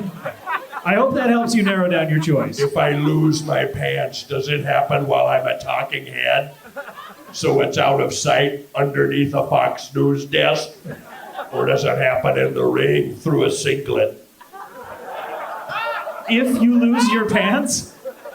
Where does it happen? I'm saying if the back door opens up. Uh-huh. You shit your pants off? I would never say that. There's women here. What do you have against women? I love women. They can't hear you? I love one woman. Who's that? That's my wife. I didn't know you were married. Sure. Her name is Evelyn the Body Ventura. Okay, we gotta talk about that on another show, because that's a whole thing. Let me tell you, she's stacked. You got that, McMahon? Not McMahon. She's a stack of pancakes if I've ever seen one. All right. I'm sure you've seen a lot of stacks of pancakes. All right, that's a little bit of a dig. Any other questions before I close the floor for? Who said tin roof rusted? Was that the guy? Yeah, that was the guy. Yeah, It really was? that's really all you're able to say is tin roof rusted. Yeah. Yeah. Just a question. Okay, cool. All right, well, I'm closing the floor for questions. I object. I was a governor. I'm instituting a parliamentary delaying session. I'm gonna filibuster right here. So you're gonna filibuster the Would You Rather game? I fought against the Democrats and the Republicans for 4 years in the governor's office. I'm gonna read from the phone book. Please don't. Of Langley, Virginia. Aberdeen, Martin. Ackerman, Sylvia. Alabama, Loose Lips. Loose Lips, Alabama is a fearsome undercover agent. He's an undercover agent with the nickname Loose Lips. Yeah. He seems to be ineffective. Baba, O'Reilly. Baba O'Reilly. Nope, it's O'Reilly Baba. Bilderberger, Thomas. Bilderberger, William. All right. Look, guys, we need. I yield the floor. All right, we need to vote here. Kurt, how do you like to vote? I will vote for the Fred voice. The Fred voice, and why is that? Why? Because I think they're not even comparable. As I said before, shitting your pants when you're happy, you never want to be happy. And the Fred voice is, I think it's pretty sexy. Because it's like your voice? Yeah, pretty much. You can woo any lady with, as big as a whale! I got a dick that's as big as a whale! That's what you say. All right, Jesse, how do you like to vote? I vote the third party way. I vote the Reform Party ticket straight down the line. And that is a life of very unhappy rock lobster inside a love shack, incontinent on my own terms. Afraid that's not allowed. You would have had to have chosen one. All right, Forval, this is yours to lose. I'm going to go incontinent. You're going to be incontinent, but happy? Why is that, I'm so Forval? used to not eating anyway that it won't matter. If I'm happy, I shit my pants. You know what? Oh. Worst things have happened to me. Really? So I'm going to go with pass. Okay, well, let me tally up the points here. Jesse, of course, you were disqualified. Yup, there you go. The mainstream media before the voting has even ended. Yeah. We were waiting for the results from Duluth, and you went ahead and declared the victor. So sorry. Kurt, you chose the right answer, so you are a winner. Forval, I'm so sorry you do not win tonight. So sorry, you were that close, too. Suck it, Forval. Whoa, oh, God! Nice step! Nice step! Oh, God! Section. Let me tell you something. The action is in the...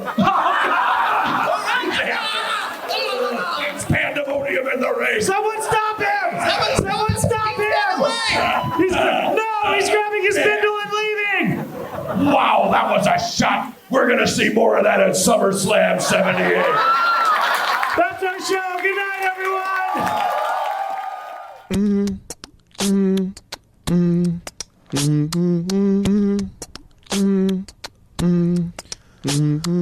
Comedy bang bang, comedy bang bang bang bang with a comedy edge.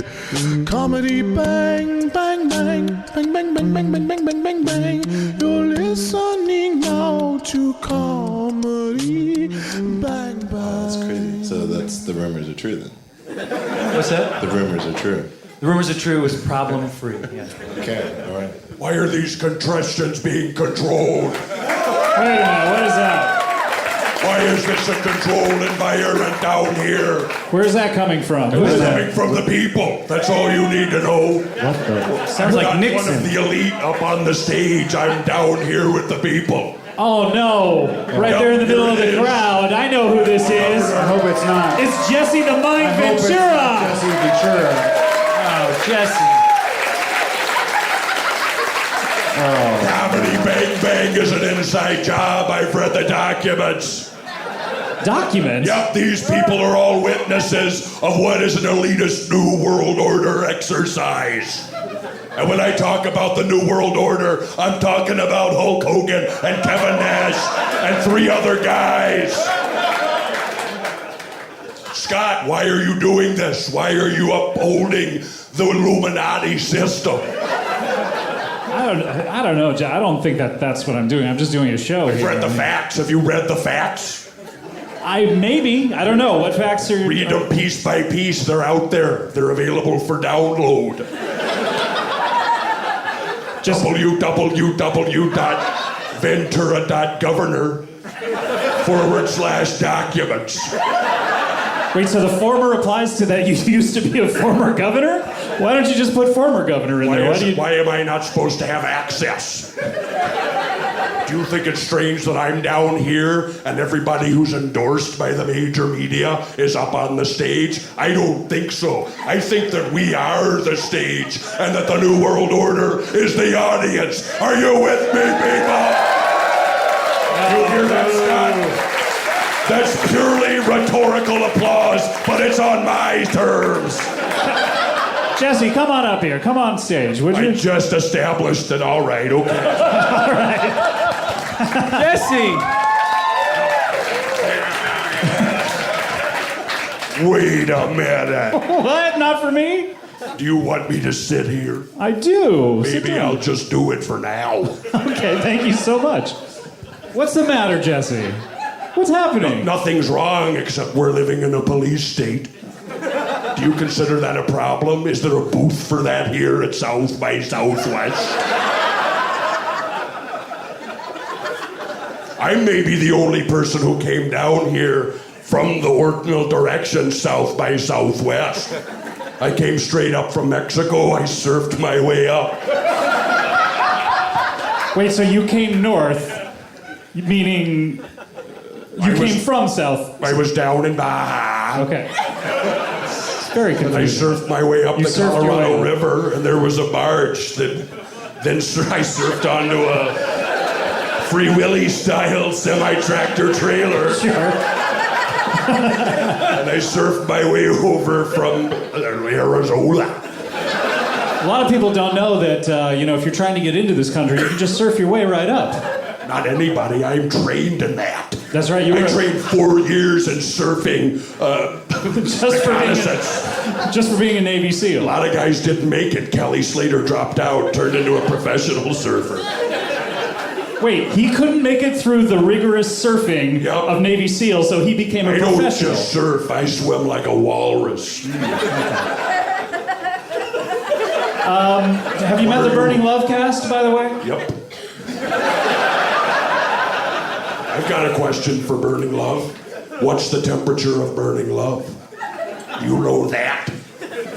Have you read the NIH document that outlined Rex 84 and the conditions for what were to happen if love caught on fire? It goes back to the Reagan administration. They have plans. Look it up. The temperature of burning love is 890 degrees Fahrenheit, which is not enough to bring the towers down. Speaking of the towers, you're wearing a shirt. Exactly what does your t-shirt say? 9/11. 9/11 got doubts. Wow. I thought it said donuts, I swear. If that's a remark. It's more of an observation. Did you notice that my microphone also has a feather boa? Yes, for the listener, you're wearing a feather boa and you've taped a little piece of the feathers. You mean I taped it? Oh, okay, someone taped it for you. It randomly caught a feather and I stuck with it. 9/11 got doubts. That's meant if you're eating a bowl of cereal and it's not truthful enough, maybe you should add some doubts. Well, at least that makes sense. So, Burning Love cast, this is Jesse Ventura. You haven't been on the show with Jesse Ventura before. We've never met him before. He's been on the show several times. I monitor the program. I have a monitoring station. I monitor it.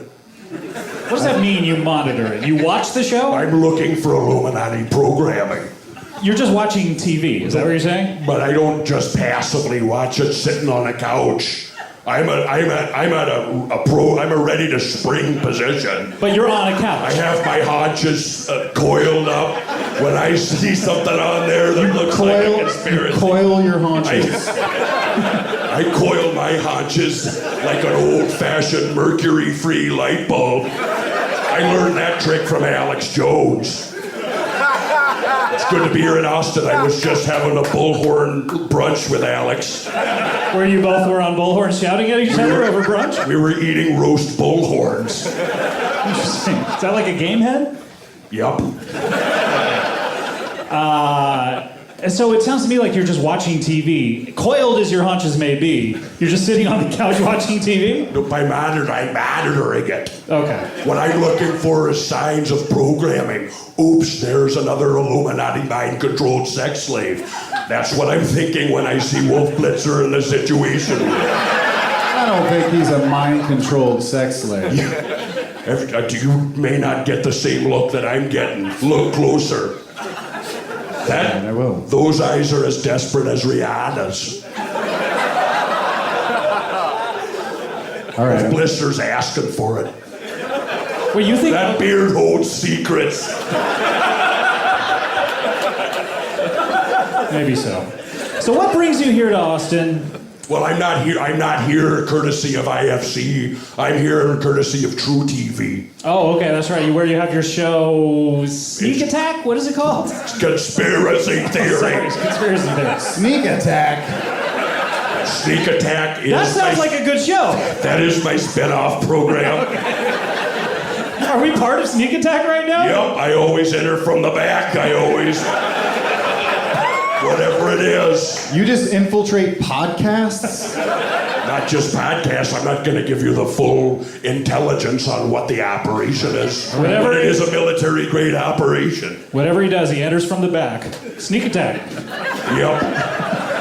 That's an entendre level of 2. I'm counting it. I'm monitoring it right there. You're not monitoring anything. You're listening to me talk. What I'm seeing right now is some Freemasonic programming. You're pointing at my body right now. I don't know what that means. I'm not just pointing at your body. I have radioscopic telepathy. That's how you pronounce it. Telepathy. You say telepathy, I say telepathy. No, it's the opposite. Let's have a pitched battle. Guys, I have a question. I want to invite everybody to come down to the True TV bunker. We're giving away free Sneak Attacks. We're giving away non-live ammunition. You're giving away non-live ammunition. We're giving away blanks that say tune in or drop dead. That seems heavy-handed. I mean, you had a question though, Rob? Well, yeah, I was just, what was it like shooting Predator? That was like a great movie. Well, I'm one of the few people alive that you're ever going to encounter who has shot a predator. I hunted them like big game. I went down there. Maybe you don't know this. Predator is a documentary. Wait, what? We lost control of the project. I didn't get my chest blown out. That was CGI. They wanted me out of the picture. The predators are real. I saw them. I'm almost positive they're not. Are you positive? No, I just said I'm almost positive. Yep. Well, that's a look. Like it says, got doubts. That sounds like a doubt. Is that a gut? Which you put in the ground and it grows into a truth plant.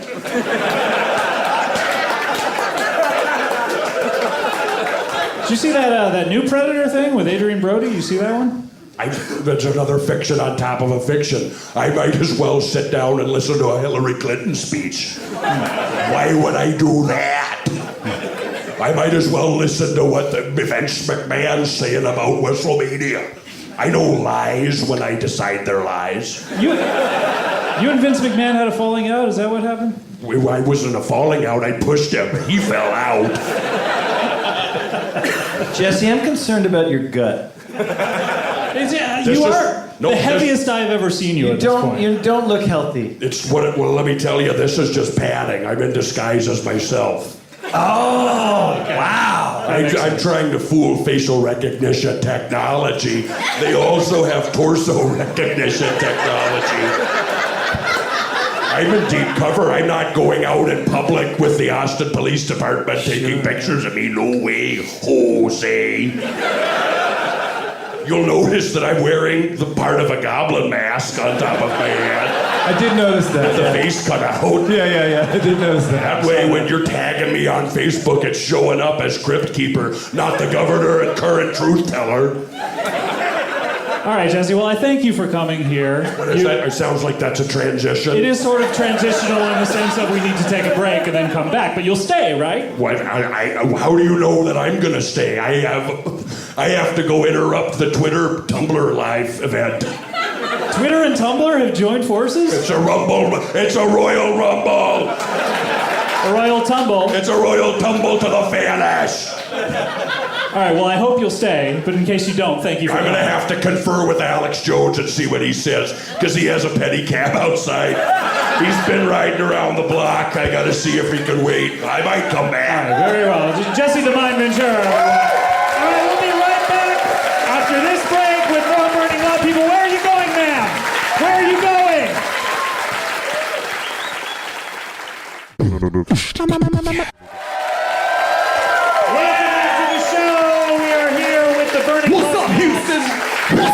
Houston, California.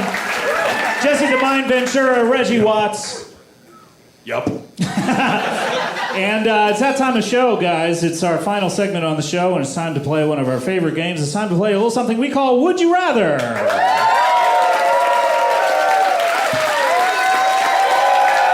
What's up, Houston? Shut up.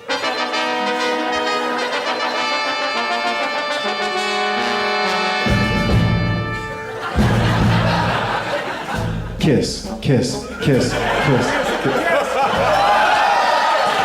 Dan Marino and Jesse the Mind Ventura just kissed for some unexplainable reason during the Would You Rather theme. Someone, a chant suggested it. I can't deny a chant. It's time to play.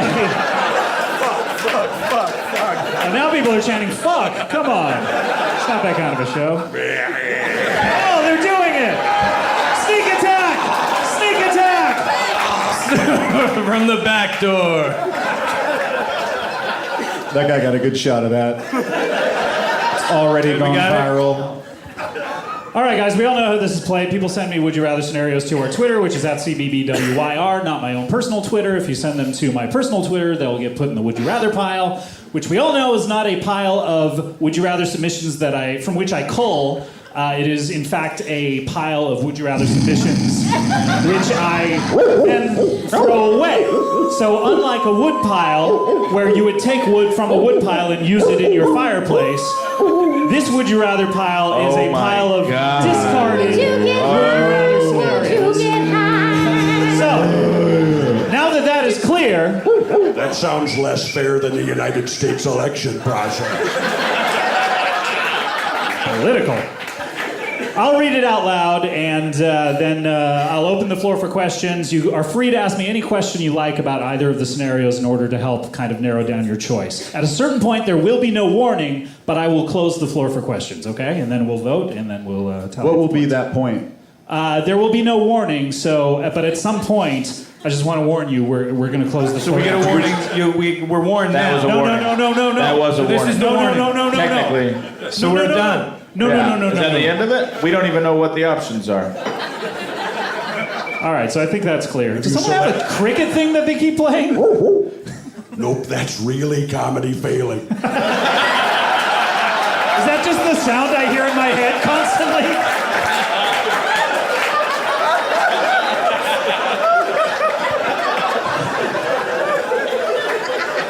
All right, here we go. This comes to us from Gregory the Grape. Gregory the Grape on Twitter asks, would you rather have Sting songs blare out of your butthole whenever you try to make love, or have to be vaginally reborn every morning? Would you rather have Sting songs blare out of your butthole whenever you try to make love, or have to be vaginally reborn every morning? I'm opening the floor for questions. Yes, Sting was Sting when he was in the police, or just Sting any Sting song? Well, they would say police, so it seems like. Well, but his name was Sting. It's like Dream of the Blue Turtles bullshit. Right. Like I'm an Englishman in New York coming out of my ass. I will allow it, but watch yourself, counselor. No, it's Sting solo. When I'm reborn, am I reborn this size or baby size? You are reborn this size, and from your mother? No, in fact, because you're so large now, you kill the woman that you're born out of every single day. You just blast her vagina to pieces. All right. She's laying there in a bloody mess. You turn to her, at first you felt really bad about it. You were like, oh, this life, maybe I should kill myself. But now you're sort of used to it, and you're like, sorry, just bro. Collateral damage. Exactly. And you move on. Exactly, yes. I have a question. If I'm making love and Sting comes out of my anus, does he put me in a scorpion leg lock? I think you're misunderstanding. It's not that. While I appreciate the pun, Sting himself is not coming out of it. Do you have a problem with the World Wrestling Federation getting into the action with the National Wrestling Alliance? I don't have any problem with that, no. But what I'm saying is Sting doesn't come out of your butthole. Sting songs are blasted out of your butthole. The musician. Not the wrestler. Gordon Sumner. Yeah, Gordon Sumner. Yes, Natasha. There's no substance attached to these songs. Meaning fecal matter? Or? I don't know, just... Or a scent. Is there a scent? There is the scent of Sting making love for hours at a time. Yes. So like a musky, kind of a musky... Trudy? Kind of mixed with Trudy style. Highfalutin, musky smell. Tantric. Yeah, just a tantric smell. Mess. Yeah, exactly. Does he have a tag team partner in Lex Luger? You don't... This is Sting the musician. I don't care about his side projects. I want to know if I have to be ready for physical combat. Oh, okay. This question is not up your alley, I have to say. Martin, did you have a question? No, I think they answered. You got it. Yeah, I'm good. Yeah, thank I think the answer is clear. You think the answer is clear, really? Well, look, I don't want anybody's vagina to just blow up every time I came out of it in the morning. I certainly don't want to kill anybody when they come out of their vagina. Well, who and is I it? Who certainly don't want to listen to Sting ever in my life. Wow, so you have two opposite points of view here. Yes, Martin. You the same? Is it the same? Who are the women? I assume now. Who are the women you're having sex with? No. Wait, we have sex with our mom that's birthing us? That's how you give. That's how you give birth the next day. Is you have to have sex. You have to find a different woman to have sex with every single night. Otherwise, you die. And then you kill them. You have sex with her. You then go completely inside her vagina, not just your penis. When you ejaculate, you kind of like burst inside of her vagina. Yeah. She goes immediately to sleep. She wakes up in the morning. You come out. Fresh as the day is born. Are liaisons with transgendered persons valid? For you, I'll allow it. Could you have a vaginal duct that's custom constructed to minimize the damage? Are you talking about scooping out someone's taint? I'm talking about a major engineering project to minimize casualties. All right, sure, yes. You're talking about creating jobs. That's the platform I ran on, and I'm continuing to deliver on that promise. What if it's a WNBA player? What if the vagina's big enough to say, What? Oh, wow. Does that... Is there a big team in Austin? Just because they're tall, you think their vaginas are cavernous? No. Clearly I don't. But what if one of them had one big enough? Sure, if you're able to seduce the members of the WNBA, then just one. yes. All you need is one, right? Because then she Sure. lives, and you. If fall in she love is with willing her. to have sex with you every night and give birth to you, go through the pain Right. of childbirth every day. Yeah. Right before a game? I don't know. Are you going to find that special WNBA I'll support player? her from then on. Monetarily? And other ways, perhaps. What other way? Physically. Oh, just support okay. her. Just hold her up. So hold her up. Okay. Scott, I feel like I'll be this her walking question stick. is a little different for women. Yeah, that is true. So, what exactly would I be? How would I be fucking this person? Use a strap-on. I use a strap-on. And It'd then be, what like happens with it'd be the... like the very last scene in Requiem for a Dream. Spoiler alert. Hey, Ken, you're right. You got it, buddy. Congrats, man. That was close. I didn't think I was going to make it this You almost stuck the landing, but there you go. Yeah, so it's exactly like that. So, yeah. But first, you go downtown a little bit. Just a little bit. Is it sex or is it making love? That's a great question, Ken. I wonder. Yeah. You know, I mean, Yeah. do any of us really love each other in the end? You know? Yeah. Yeah. Yeah. Yeah. Yeah. Yeah. Yeah. Well, it's pretty What's clear. this ritual? Yeah. Yeah. Wait a minute. Yes, well, Did we that's- answer that one already? Yeah. I don't trust what's going on. Just in general, that's just your blanket statement. Yep, that starts to sound like the Bilderbergers building a burger. Is that really how they started? Just a couple of musical yuppin'. Wait, they had a build your own burger It restaurant? was a cookout, and it turned into the global conspiracy that brought humanity to its knees. I didn't realize we were on our knees. Yep, they have a full Nelson on us. Our hands are going limp, but there's still one chance for it to stay up triumphantly. Yeah. Reggie, you haven't asked any questions about this scenario. Well, I like to stand at a distance. When playing role-playing games, I generally choose the role of the magic user who stands at a distance and then assesses the situation and applies the necessary forces when applicable. So I'm going to say, is it fun? Are both scenarios pretty fun? Well, you're having sex in both. In the one, you're having sex every night. Yeah. And the only price is a gruesome dead body in the morning.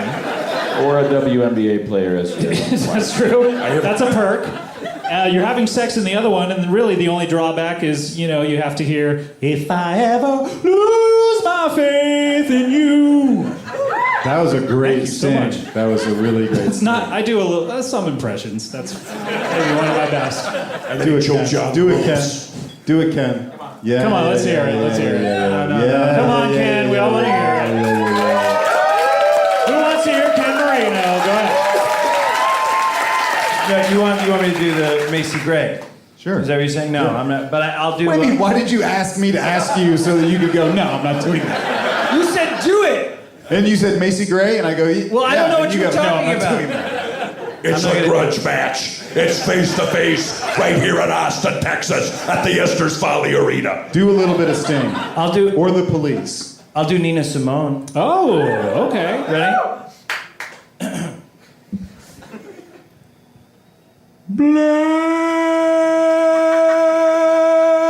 Black is the color of my true love's hair, so soft and wonderful. Ooh, black is the color of my true love's hair, of my true love's hair, of my true love's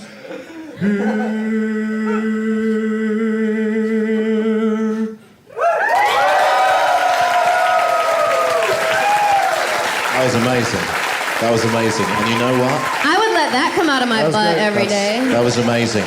You know, that is probably one of the best performances I've heard in years. And all I've got to say is good luck to you in this. Who's this guy? Thank you, Simon. So you like that? I thought vocally it was fantastic, but I think the stage presence is lacking a little bit. I should open my eyes more? Whether you're opening the eyes or just emoting facially, I just think that you have to command the room, not just hit the notes. Let's hear from Paula. I think you're really cute, sweetie. I love you. You're great. Now, Natasha, you like that, so I'm going to allow that can come out of your butthole every time you're having sex. Will that change your answer? That would definitely change my answer. Yeah? Okay, I'll allow it for you. Although the other does sound thrilling. To get vaginally reborn and kill someone. It does sound kind of interesting to me. I don't like know. it at all. You know, all right, well, we're going to... It sounds like a plan for mass murder, Scott. Let me ask you this. Yeah. Is that stack of coffins outside the part of your FEMA plan for vast wastelands of vaginal bodies? Is there really a stack of coffins There's a stack outside? of plastic coffins. I'm simply asking questions. Not even brass the way I want it in my will. You want a brass coffin? Really? I want a coffin that's also a tuba. You have some strange That's my favorite sentence. That's my favorite sentence ever. I want a coffin that's also a tuba. I've closed the floor for questions! What? My foot was caught in it! So sorry. Open the floor back up! No. My foot's caught in the sorry. floor! Open it up for God's sake! All right, I'm opening it! All right, it's closed again. Oh, I didn't even get a question out. All right, guys, how do you like to vote? Let's start over here with, tell you what, we'll start with Rob Hubel. You seem very concerned. You seem, the you've been Nina wrestling Simone with thing this. threw me for a loop emotionally. When I hear that song, it We're all reminds different me people of, right now. It just reminds me of a tough time I went through, and every time I hear it, it just, fuck, get all. I'm sorry, buddy. Fuck off. I'm so sorry. I'm gonna vote for sex murder. Well, I just have to clarify, because in the former part of the question, you are having sex. You're not going to murder those people after Sting comes out of your butthole. Is that what you're saying? I want to be born so that I can murder. Okay. So you're voting for sex murder? Yeah. In Minnesota, that counts as a vote for Norm Coleman. All right. Come on, Jesse. Come on. It's not the time. Really, and why do you like to vote for that? Just, I just like, it sounds more active. Yeah, you're always on the go. You like to be going forward. Yeah, right? I want to move forward.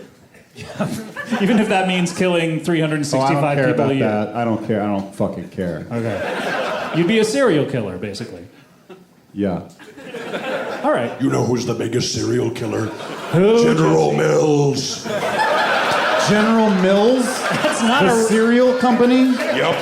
They make Captain Crunch and high fructose corn syrup.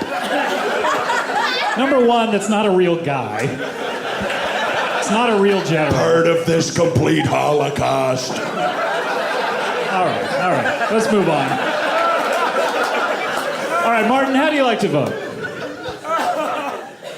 What are my options again? Either Sting comes out of your butthole and kind of like sets a nice table for your lovemaking, perhaps. Or I wake up in the cocoon of a WNBA player's vagina. Sure. That's what I think I would like. Yeah, I knew. I kind of had a feeling.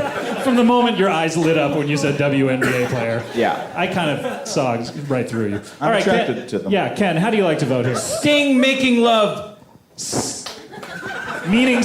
Lower, You're making love to Sting. Lower your not voice. making love to Sting. You may have I gotten want this to question. fuck Sting in a sensual, connected way. All right. He's got great nipples. That's not one of the choices, but That's what I want. I'll let you have that. All I right. would like to do that. Okay, Natasha, how do you like to vote? Well, I did have a change of heart once I heard that beautiful Torch song, and I would like that to come out of my butt in the morning.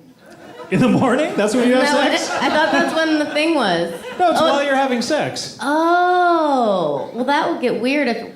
Yeah, exactly. That's how we play the game. All right, but you're locked in. We already locked you in. All right, Reggie, how do you like to vote?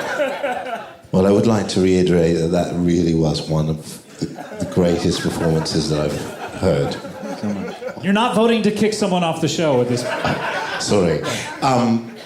I guess I would go for the Sting option just because I'm a huge fan of Sting in the early years, and I think he did a really great job of hiring some really wonderful jazz musicians and creating compositions which are haunting and still very English. That's what Sting says about himself.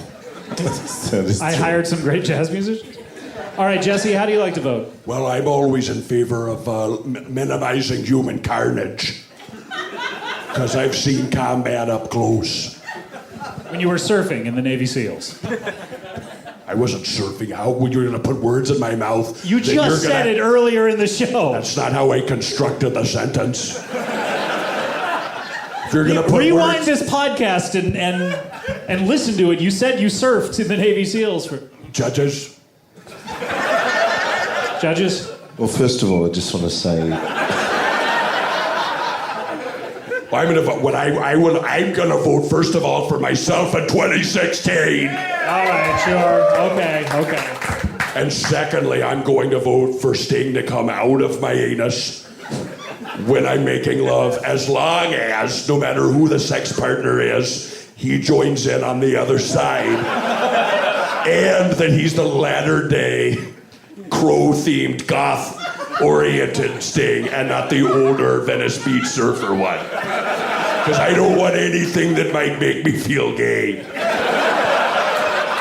All right, well... There's no problem with that. All right, we're tallying up the points here, and Ken, it looks like you voted to have sex with Sting, and that was the secret answer that no one else guessed. You are our winner, Ken! Congratulations! He's asking for more applause. Now this side of the room. That's, of course, how we play Would You Rather? This is Kabuki Theater.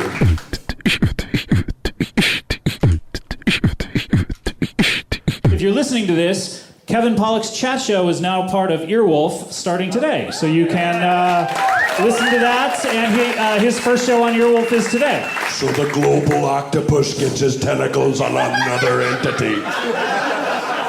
All right, Jesse, what do you like to plug?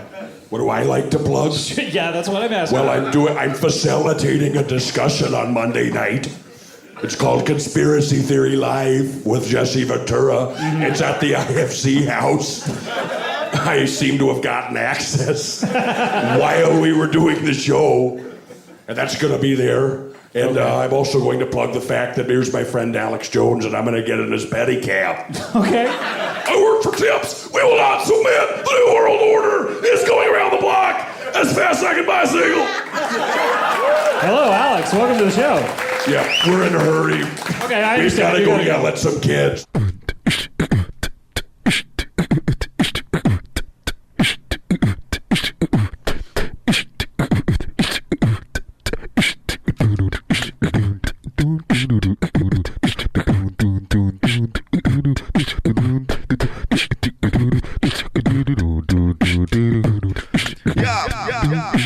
Comedy bang bang, bang bang. Comedy bang bang, comedy bang bang. Comedy bang bang.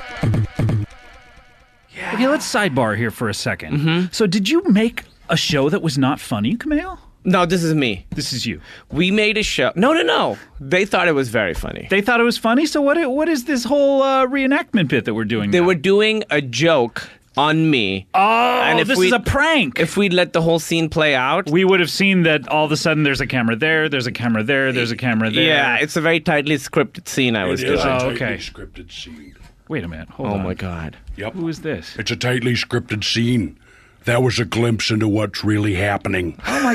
What? In the controlled situation that is Hollywood entertainment. Jesse, the body, the mind, the soul, Ventura, what are you doing here? If you say all three, you get a wish granted. Well, I just did. What do you want? God, wow, I guess I would ask for turkey sandwich, no mayo? Dude, he can just make you a sandwich. Don't ask for that. That's a waste. Yep, it's not magical. I'm an atheist. It's all rational. So you're going to get your wish. You'll get a rational sandwich? But I got to go down and buy the ingredients. Well, yeah, that's the thing. I knew that, I can't just wish for anything. It has to be something he can actually achieve. But he is bound by the compact of wishes in order to do that. How do you know? You just asked for a very normal thing. Well, you said most science. People have. I'm going to get you the turkey sandwich. I hope you do, and I hope you do it very quickly. Well, then can I ask for something fantastical? No, you didn't say the three things. Nope, it only happens once. He blew it. The mind, the body, the soul. Okay. That's all. That's all right, close enough. Can I get a turkey sandwich? Fuck, I fucked it up. All right, 2 turkey sandwiches. Oh, no. Mayo, mustard. I said no mayo. You see, miracles happen in a third-party system. No mayo for me either. No mayo? No. Yeah. Can you? Do you mind running down and getting that? Thanks. Yep. Do you have change? We have to take a break. Yep. We have to take a break. Good use of my visit. We have to take a break. We'll be right back. Mustard? Yeah, no. No mustard. No mustard either. Can I get cheddar? Shit. You think he hurt? He's out. We'll be right back with more Comedy Bang Bang. Comedy Bang Bang, we're back with Kumail, and guess who came back with our sandwiches? Jesse, the Governor Ventura. The governor? Are you still governor? Technically, I never resigned. Well, I would think they have someone new in the position. You at this don't point. resign. Just the time is up. Just someone. Are you familiar with the gubernatorial politics of the Minnesota State Constitution? Kumail. No. Why do you say his name Yeah. with a suspicious bent? I feel like you're What do being... you mean, Scott? Are you being racist? Yeah, the way you say my name makes it racist. What's racist about saying your name? It is Kumail, isn't it? See? Look how racist it sounds. He did it again. You have the look on your face when you say it like you suspect You think him. it sounds racist to merely pronounce the word Kumail? See? There, you're doing it again. You're cocking your head to the side with a suspicious look like you think he's a terrorist. It sounds like the N-word when you say it. I have a physical disability where I'm more suspicious than most people. Well, that is true. We do know that. By the way, there is a little bit of mayo on this sandwich. Yeah. Is that mayo? I thought it was It's a white substance. Oh. Well, you wouldn't believe it. I was down there in the street, and they have the whole block cordoned off with police officers, helicopters. Oh, no, what's going on down SWAT there? team. Apparently, Paul Giamatti is rampaging. In his rhino costume? He's in full rhino costume. He looks like a maniac. Someone needs to kick him in the armpits. He's oozing fluids. He has 2 swollen testicles. Kumail, if you'll remember, that costume protects the armpits. Oh, my God. He has no weaknesses. I'm sorry, It's not mayonnaise. It's actually some kind of spermological facility. Wait, a spermological facility is down there? Well, it's a spermological facility runoff. Okay, so it's sperm? Just a little runoff sperm? I haven't analyzed it. Did you analyze it, Kumail? I ate it. Don't do that. Analyze this. What? Sorry, that. You want me to analyze that? Well, first I have to analyze this. What? Third base. What? I wonder if John Mayer knew that and Stan Lee in putting him in that rhino suit, he would no longer have any weaknesses. He has no Much weaknesses. like adding adamantium to Wolverine's bones. I see that. Oh my God! I went down there. I consulted. I told him how I would have cordoned off the area. I gave some consultation as to how to handle the hazmats. You gave him what? Well, I talked to the SWAT team and I said, "Here's how I do it." I gave him a free consultation. I also do tarot readings. The way you say that word again also sounds like the N-word. A consultation? I don't like What's the way racist about that? It just sounds bad. I don't have a racist bone in my body. If you want to find racism in my physical corpus, you have to go to my epidermis. Okay, Wait, so your skin is racist? My skin is slightly racist. All skin is. That's where racism comes from. That's right. So wait, I learned this. I learned this from harshly judging the wild Samoans when I was commenting. I think you're just racist and you're looking at other people's skin. And you're assuming that you're... I'm not racist. It's just certain types of skin types who think that I am. I don't know about that. Yeah, you look at other people with different skin color and you think they're racist because you don't like them. No, I don't. I sat down with the Iron Sheik and I escaped from his camel clutch and we shook hands. Wait, What's why do you racist say a about that? camel clutch when you say the Iron Sheik, by the way? I don't like that I don't either. like that. That wasn't You know what my I mean? nomenclature. Do you have a problem with just- the way that Vince McMahon packages his wrestlers? I kind of do, yeah. Yeah, he's very racist. Do you think it's racist to have racial stereotypes fighting against each other, That playing might- good and evil? What's racist about that? That might be the very basis of racism. He has a You think that racism began with professional wrestling? I don't know if America would wonder get if it behind you, did. Camille. It might have started Don't there. say my name Would you? again. I just want to get That's like the along. anti-Beyonce. I don't. Yeah, I'm the anti-Beyonce when it comes to you. Don't say my name. Don't say my names. Don't say my name. That's going to be my theme song. Jess. May I call you Jess? Sure. I know a guy named Jazz, by the way. You should get together with him. Jazz? Jazz, yeah. You're Jess and Jazz. That would be fun. You guys should do a thing together. I'm not signing on to let people call me that except for you because I have a level of professional respect. Thank you for me. Yep. Thank you so much. So Jess, what are you doing here? Well, I wanted to come on the show. Great. All right. Well, it's great to have you. So, Camille. Yeah. Well, what I want to do is I want to try and say your name in a racist way. Oh, yeah, Well, go ahead. Hey, very good to see you, Jesse Ventura. That doesn't sound racist. That sounds yeah, like you're struggling. You need more suspicion that on doesn't top. sound Okay. racist. It just sounds like you're struggling with a language that's not your first. Wait a minute. All right. You need suspicion, not contempt. Yeah. How's it going, Jesse Ventura? That Jesse sounds... Ventura. That sounded Wait a funky. minute. What do you have against the Central Coast? How's it going, Jesse? Is that where you're from, the Central Coast? I don't know I'm not anything from about there. you. I know you live in Mexico. I live in Mexico. I'm from Minnesota. I spent 10 years off the grid in service of our country as a Navy SEAL. I'm currently a free independent walrus. Although you do belong to one organization, the Enigma Force Five. We Yep, talked about that. it's currently, our activities have gone underground ever since Edward Snowden came out and the NSA scandal broke. And the Huell Howser, of course, he's not an active participant anymore. He's not an active participant. He left behind some codes. He left behind an extensive last will and testament. So you had to divvy up his responsibilities. It's the Codex Hauserus. It's a secret document. Oh my God, the Codex Hauserus. This sounds amazing. I would love to. This is like national treasure. I would have to induct you into a secret society. Oh, which one? The Induct Enigma him. Force 5. Oh, okay. I don't know if I want Induct to him. Induct him. I don't Do you want want to to be inducted? Can I do it? Wait, Camille, you don't want to be part of the... I want to do it. It You have to involves drive several her- body slams. Okay. And a suplex off the top rope. All right, I'm into it. You're into this? And then I'll be in? Yep, and then and then we put a robe on you, and then there's candles, and it's a book of pictures. By the way, there aren't 5 of you. It was just Huell and Jesse here, and they were looking for 3 other members. So Enigma Force 5 currently is just you? I'm the only active member whose membership is publicly known. So you just there look are at- activities that have to remain off the record. But are there any other members? No. There are provisional members. Like who? Switzerland. Okay. But They have a non-voting seat. You would induct Kumail here into the Enigma I would Force induct 5? him with duct tape. Would it just be me and you hanging out? That's what Enigma Force What do you 5 mean? is? I don't hang out.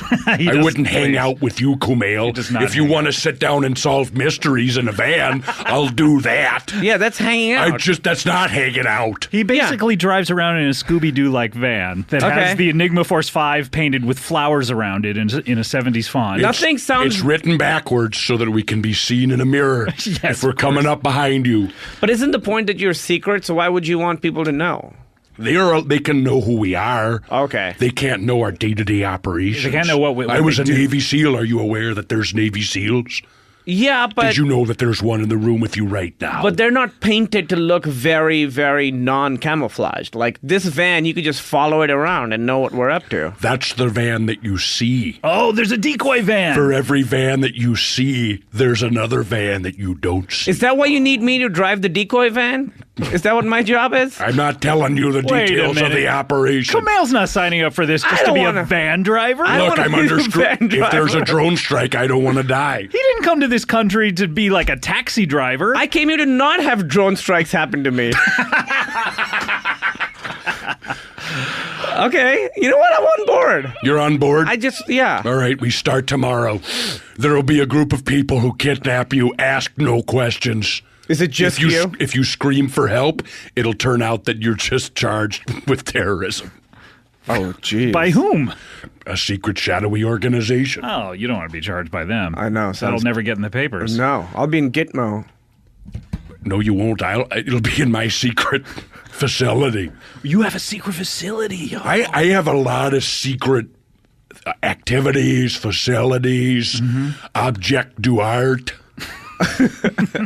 little baubles, kitsch. Are you lonely ever since Huell went away? I'm not lonely. I never went to Huell for any kind of friendship. I never got any kind of camaraderie out of him. Yeah, but you both asked a lot of questions. I've lost friends. Have you lost friends? I've been in combat. I know, but I lost Junkyard Dog. I lost Macho Man Randy Savage, and I felt like a part of me had died. Is Junkyard Dog dead? I don't know. You seem kind of... I lost him, though, when we were in the supermarket together. You seem kind of depressed, I have to say. Like, you seem down, you know? Like, the last couple of times I've seen you, ever since Huell's gone and Randy Macho Man Savage. Because, you know, what I'm weeping for is our country. Oh, no. What I'm sad for is these United States of America. Not your friends dying. Not not those other United States, but these United States. These United States. Jesus wept, you know, recently, from what I understand from Governor Huckabee. Yeah, Jesus wept. I don't agree with him on that. Jesus wept because he was cutting onions. And I have no problem. I want to say I have no problem at all with any of the gay marriage. I'm fully in favor. Oh, okay. Yep, I don't think government can tell you who to love. I've had an awakening over the years about gay marriage. Oh, really? You used to have different views. Well, in the 1980s, I believed that you're all a bunch of slack-jawed faggots, and that was my position. But I've since come around. Is that really a position or just something you would scream at people? Doesn't seem like a... When I was hunting predators, I said it over and over again. To the predators? I said it to whoever was listening. I said it to the craft services lady. Okay. She was a slack-jawed faggot. Hey, look, that's the way I talked. It was the 80s. Well, yeah. Reagan was our king, and I was serving him, trying to eliminate the predator Thompson threat. twins had a #1 hit with Hold Me Now. We all vividly remember what happened. It's a different time, is what I'm saying. I faced off against Ted DiBiase in the Omni in Atlanta. Sure. We know exactly what the 1980s was about. We all talked different back then. We said words that we're not proud of. I would say groovy. But I've had an evolution on this issue. Yeah. And I think that is that these gays have talents that we don't understand. Oh, here we go. So they have God-given talents that we need. Yep. And I know this because one of them literally pulled a thorn out of my paw. What? Yep. I think I could have done that, and I'm not gay. I don't think that's a specifically gay thing. No, you'd have to grant him a wish. It took a certain amount of sensual, homoerotic tenderness. In order to soothe you? Yep, because there was a defensive reflex that I have in my hand. Oh, that's right. Anytime anyone touches your if it's person, a threat, if it's a physical threat, I immediately establish a defensive posture. Is it a suplex? What do you do? Well, I'm not going to tell you what it is, but I'll get low. I get low. I get my center of gravity lower than you could imagine. How low? Like 3 inches off the ground? We're talking centimeters. Oh my God! You just lay down on the ground? You lay down on the ground. If I touch you, I'm lay down capable on the ground. of some very deep knee bends. Wait, so you're just laying down on the ground and curling up in a ball? Is that what you're saying? What I'm doing is bending very deep with my knees up next to my shoulders. In the fetal position. But on my feet, flat on the feet. Okay. Fetal position, upright. And then I held out my paw. And I call it a paw. Sure. What'd you call your father? I called him... I called him Dan. Dan? I called him Dan. Dan, okay. Dan. I'm very hazy on the loved ones and personal details of my life. Wait, I remember Huell Howser was hazy on his details because he blacked out basically until he wound up on a naval ship when he was 20. That's the way it works. If you live in the spotlight, if you're crucial to world history, there's going to be some moments of blind spots. Wow. I have 2 giant blind spots where my mirrors don't work. Just behind me to the right and the left. They're literal blind spots. I think or are you talking metaphorically right Metaphorically? No, I have blind spots. I can't see certain places. Oh, you mean out of the back of your head? No one can do that. Yeah, that's not just you. Yeah, but I have a series of mirrors set up. Oh, okay. Interesting. I have some side mirrors set up That's where they stick out of the feathered boa. So tell me why you're here, though, because you're weeping for the country. I'm weeping for the country. I'm sad about what's happened. So Our government is not the government it used to be. I mean, we're spying on citizens. You don't believe it? No, I don't know that I disagree. I don't know that I disagree is what I'm saying. Scott, did you realize what do we do about that the NSA is recording every moment of this podcast? I bet they are. I think we are, too. We are. They're recording it and listening to this right now. We should tell them not to because they could wait and just download it. Every moment of this podcast is being listened to by someone who may or may not think that you're a terrorist. How does that make you feel? I mean, it's always nice to meet a fan. And if you want to do anything nominally illegal, you want to protest against something, you want to maybe do some drugs, they're going to come after you and arrange a car crash. How do you feel about that? I think it's terrible. I mean, I've been saying it for years that we're in trouble in this country. We are trouble in this country, and I think it's about time that a patriot stands up and just physically stands up because I'm tired of these people sitting down. And you're physically standing up right now. I'm physically standing up, and I think it's time that this country. Whoa, the microphone doesn't want to stand up. All right, why don't you sit down? Back down. I symbolically stood up. Okay. Yep. And I think it's about time, Kumail, that somebody. Don't say my name. Well, I think it's about time that somebody takes some leadership in this country. That's true. Kumail, I want you to take some leadership. Do you want me to do it? Am I the guy? Am I the guy? You might be talking about yourself. I was about. Are you saying me? Wait, well, maybe Scott. Look, I think that everybody needs to come together and maybe but I was thinking about Scott running for. Well, do you have any political ambitions, Scott? Not really, but I mean, now that you bring it up in my head, I was talking about. You seem very confident in Scott's ability. Yeah, Kumail, you cut me off. Don't say my name. Well, look, what you're doing right now, I understand what you're doing. What am I doing? You're doing the same thing Garrison Keillor did. You're trying to sabotage what I'm doing for the people. Garrison Keillor did that to you? Yep. Garrison Keillor was my biggest foe in the state of Minnesota. Okay. I thought you meant in the wrestling ring. My political foes as governor there was a triangle of evil, and it was Garrison Keillor, Norm Coleman, and Prince. And they did everything they could to sabotage me. Prince was against you. Yep. I Prince defeated his Keillor. dark magic. Oh, is that what the... They're an Illuminati light. Is that what the Gold Experience is? The Gold Experience. Yeah, that was one of his records that came out around that time. I'm sorry, I'm not up on the reference. I wonder, though, if that's like the Illuminati. It is like the Gold Illuminati. Yes. Out there. You'll notice what may or may not have been happening to the price of gold in the last few weeks. Oh, what may or may not have happened. Well, I don't talk about extremely current events. I think it went up or down. So you want one of us to run for president? Nope, that's not it. I was here to run for president, Scott. Oh, we're sorry. Way off. We're sorry. I would be open to a cabinet. Could you do that speech again? And this time we won't. Yeah, we won't interrupt you this time. Go ahead and do that. Well, I think the American people have been sitting down long enough, and I think it's time that somebody stands up to talk in a way that people understand that it's okay to have a president in the country. Sit back down because the mic's not. You got to be close to the mic. There we go. I think that it's time that somebody run for president and undo what's been done. Let's do it. You and me. Yeah. Co-presidents. You and me. We could do co-presidents. That would be so awesome. I don't think there's any base of support for you guys. I've already run for office. Oh, wait. Yeah, and did you... Oh, yeah, you did. We forgot again. He's talking about himself. I'm sorry. Do the speech again. Do it again. We're not going to interrupt. Do the speech again. Don't stand up. This whole thing was supposed to be flirty in the other direction. I was supposed to go, no, I don't want to run. Maybe if they demand it. Now you're begging us to shut up during. You know what? No, we'll say. We'll beg you. I think it's time that somebody stands up and runs for president. Don't to stand take this up, country though, back. Don't stand up. Maybe that's been the problem. If I stay at eye level, maybe you'll ask me. Yeah. So start over, and we won't interrupt you, and we'll be like, oh, it should be you, right? Should be you. I think in a country where the democracy is kept in the dark about what's going on in the secret government, I think that has to stop, and somebody needs to stand up and do something about it. And I think it's time that somebody run for president and take the country back. And it's not going to be a Republican or a Democrat. It's not going to be anybody from one of the southern states or western states or East Coast states.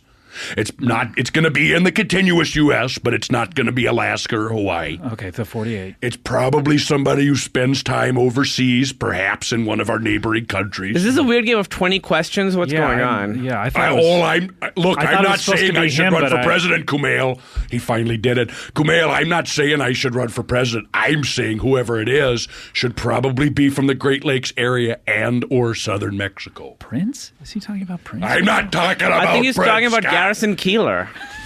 Can it be Garrison Keillor? Prince and Keillor Garrison together. Keillor can't surf. Oh, I've never heard that before. How dare you say that? He can nose whistle. Garrison Keillor can surf. He can only surf very boring waves. Oh, how dare you, sir?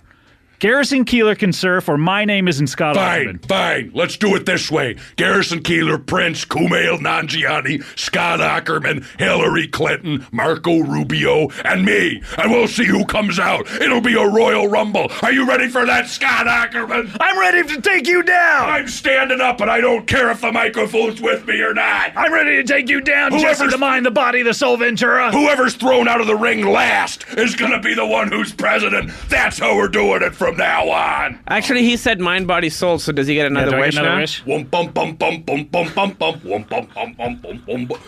Tickets are available. Oh, my. Tickets are available now in a city near you. I'm looking forward to We this. should probably put this on our calendars. Yeah. When are you guys free? The first Tuesday in November. I can do this that. November? That actually works. It does not work for you. I don't know. I'm not sure. Could we make it Wednesday? I have my show on Wednesdays. Done deal. Oh, Meltdown is on Wednesdays? You guys show up on Wednesdays. Meltdown is on Wednesdays. Too bad. Well, you think the Constitution stops just because you have a comedy show, Kumail? Well, but if I need to be there... See, that time I was trying to be racist. Yeah, you succeeded. Succeeded. All right, maybe I can get free on the Tuesday. Let's do this. Let's so this do it. Tuesday, you want the three of us and Hillary Clinton and Mark Rubio and Prince and Garrison Keillor? Yep, to it'll all be do the battle first in the debate. ring? It'll be the first debate. Oh, this is a debate? I thought we were actually going to wrestle. Well, if the American people decide that it decides the election, I'm down for it. So you think whoever wins a wrestling contest or a match, It'll as they be call very it, intellectual, Scott. I think Prince might win this thing. He's great. If it's on musically, on the musical category, yes. I think the wrestling, he puts out a pheromone, you know. Our friend Paul Giamatti puts out a pheromone, but he puts out a... You're calling back to something I wasn't there for, friend. Well, we're just I'm telling we're you telling something. you. Yeah.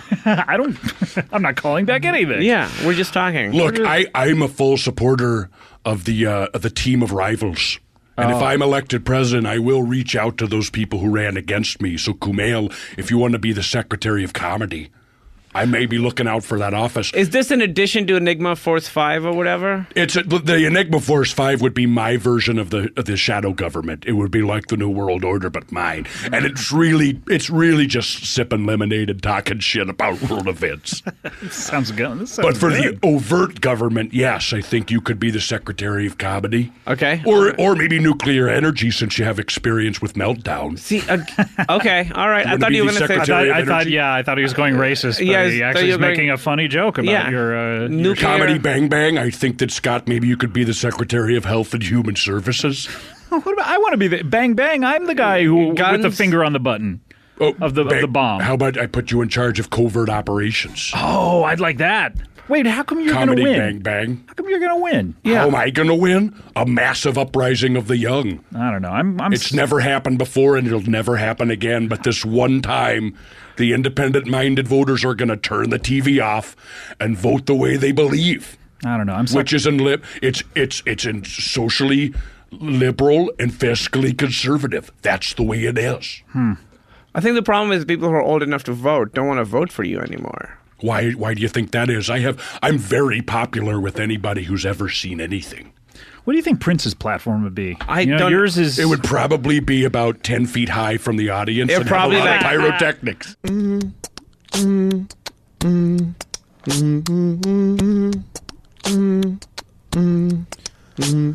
Jesse, do you have plugs that involve your wife? I want to. Well, my wife is. Your what? My wife is very supportive. Your what? Do it. Yep, she's my wife. Do Borat. Do the thing. My wife will stand behind me no matter what I decide. If you're interested in finding out about me, go to www.jesseventura4, the number 4. Mm-hmm. Just like Prince.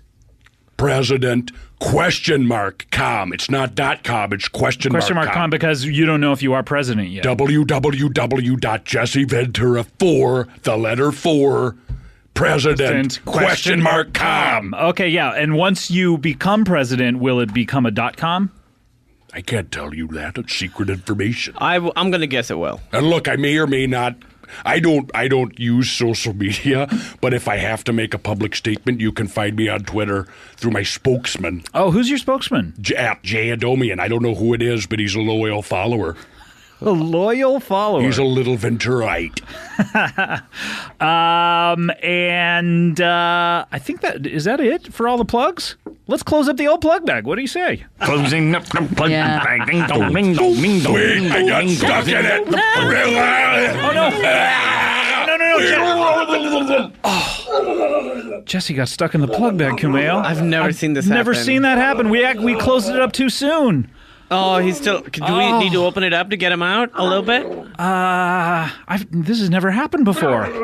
Oh my God, he's trapped in there with all those plugs that might have gotten away. I can see him. I can see him struggling. God, this is horrible. The humanity. Wait, is he suffocating? He might be. Oh my God, what do we do? How do we open it up again? Let's play the plugs theme again. Maybe that'll open it up again. It's just to open it.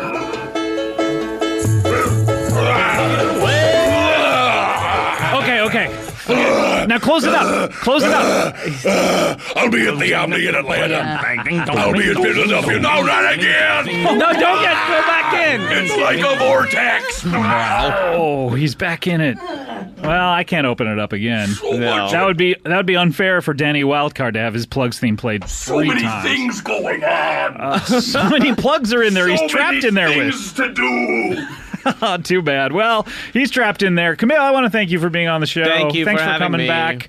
And everyone watch Beta Male this Saturday. And thanks to well, you can't hear me, Jesse, in all those plugs. So much fun things.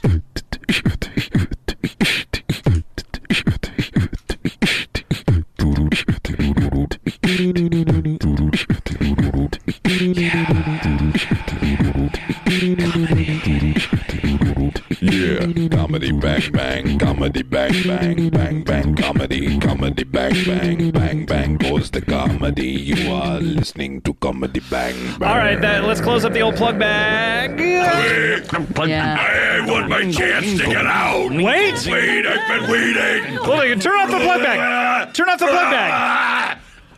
What is happening? I was almost out, you idiot. Oh my God, it's Jesse the Mind, Body, and Soul Ventura. I was stuck in the plug bag last time. Oh! I've seen the ends of the universe. Oh my! I'm sorry, I locked you in the plug bag a few months ago. Somebody let me out. Let him out. Let him out. Open the plug bag again. No, that's closing it. There's an endless number of events happening. Oh, we locked him in the plug bag. Oh well, we'll get him out next week, I'm sure.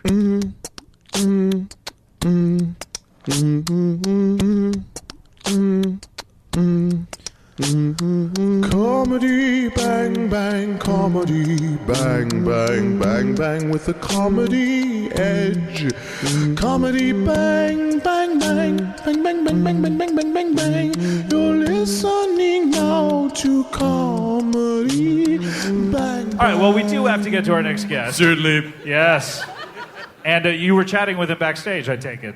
Yes, I couldn't understand a word he was saying. Good. Well, we'll see if we can translate here tonight. He might be an insane person. He very well might be.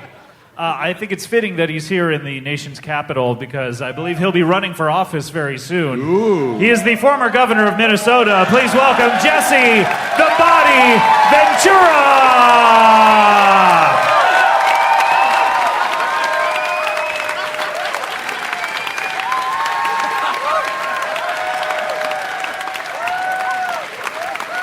Certainly. Oh, a hug for the host. Very nice. Nice to see. Blurred lines. Oh, he's...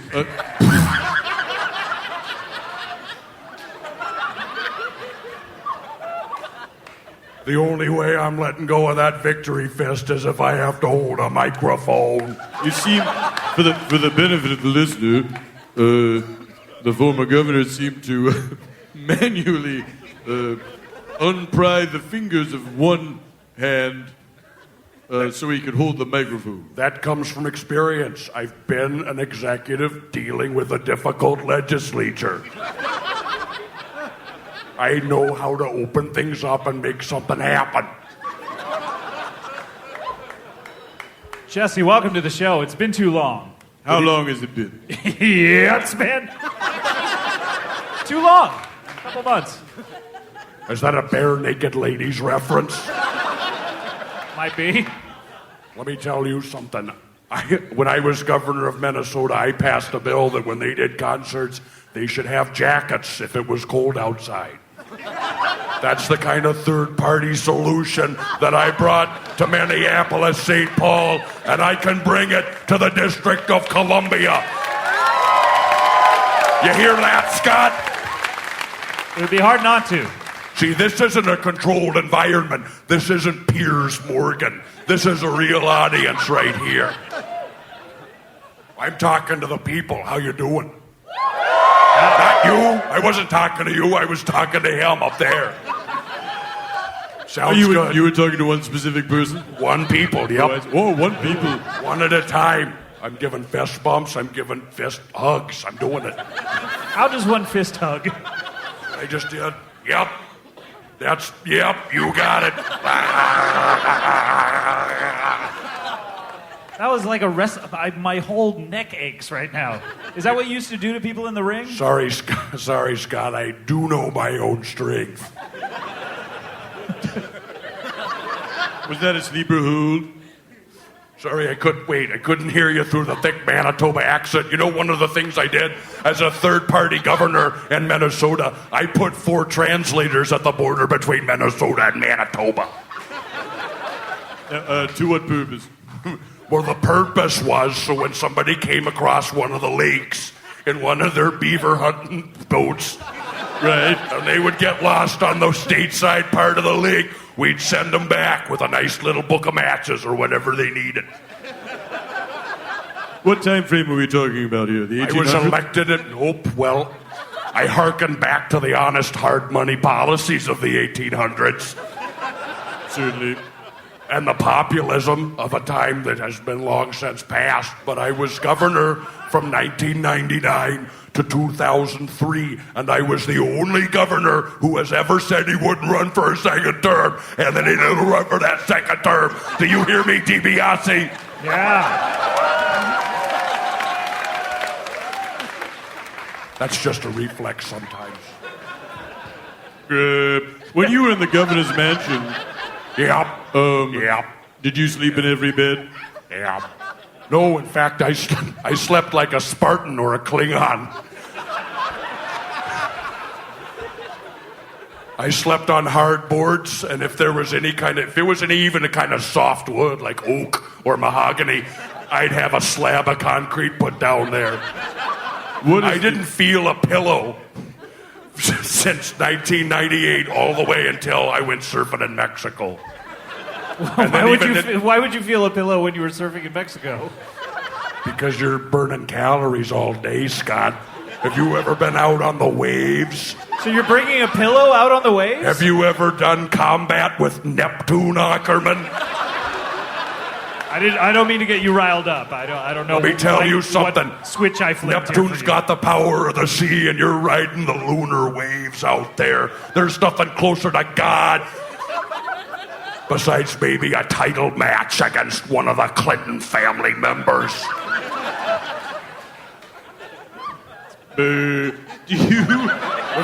Was that a boo thick? No, I make these noises. I think it has something to do with him peering into the lizard dimension. Oh, I heard that, and I wanted to bring that up. You said that about the shutdown. I was listening. I was monitoring the situation backstage. I was talking into a microphone. Jesus Christ. No, I didn't hear it from the microphone. Hold on, what's going on? Did we secure the perimeter? People have started Please, Jesse, secure the perimeter. Wait a second. You want me to secure this perimeter? Yeah. I can do it. Where'd that noise come from? Is it up there? It's as if someone said, hey, regular bottle dropping isn't getting the attention I'd like.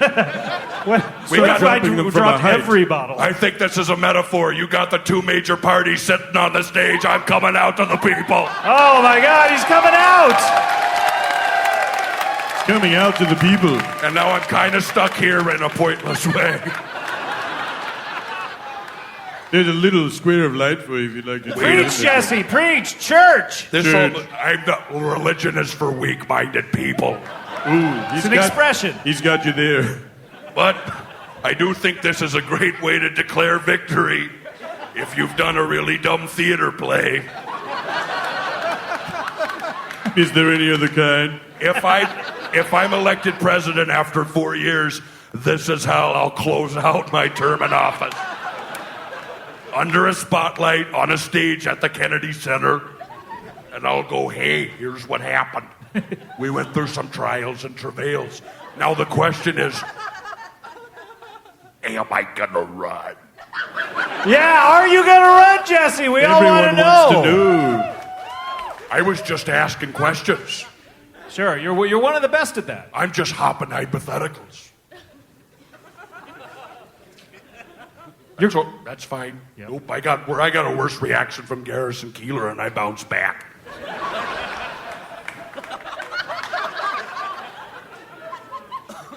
You want to know? Ask. I'm here on the show. I don't have access to other formats of media personalities.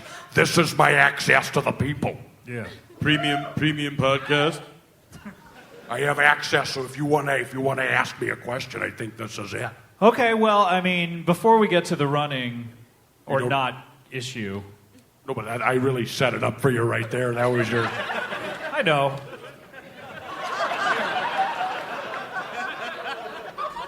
It's the journey, not the destination. Well, the people want to know the answer. All right, Jesse, let's hear it. Let's hear it. Are you going to run or are you not going to run, Jesse Ventura? We will let you have the spotlight. Why? Because it's hot? No, this is your moment. Well, I think you're asking for a Sherman-esque statement, but I'm going to give you more of a Ulysses S. Grant-like dodge. If nominated, then I won't be a man of my word because I'm not running under any party. What? If elected, how do you know I'll be allowed to serve? How do you know they won't call martial law and pull the plug? They don't want me to be. If I'm going to serve as president, it would have to be up to all of you here. Are you up to that kind of responsibility? I say we call that the election right there. If that's how the election goes, I'm running. Yep, you got it. Don't tell me what to do. You're not my commanding officer. Well, that really backfired. Yes. Hold on a second. Were you there on the ground? I have a patch sewn onto one of my jackets saying I hunted predators in Guatemala. What do you have? I bought it at Urban Outfitters. Certainly. Well, by predator, you mean the dreadlock monsters? Yep. Were you a fan of the Predator movies? Oh, I loved those films. Yeah. I thought they were wonderful. Which was your favorite? Predator 2. Because it explored the world. Wait. Explored the world. I don't think it was canonical in any way. Oh, I didn't realize Predator 2 was non-canonical? Yep, because I wasn't in it. I was part and parcel of that. It was me and Oliver North who went down there. They took my part of it, shot me, my character, through the chest. Yep, and then they made that into the Predator movie. Oliver North got away with it. What is that an owl for? You think that's sexual? I'm talking that we committed war crimes against an alien visitor. I didn't realize it was a documentary. I guess I like the first one more now. It was more of a docudrama. We took some liberties, but initially, yeah. Like Call the Midwife. I haven't seen it. It's on my queue. I do. It's worth a look. Alan,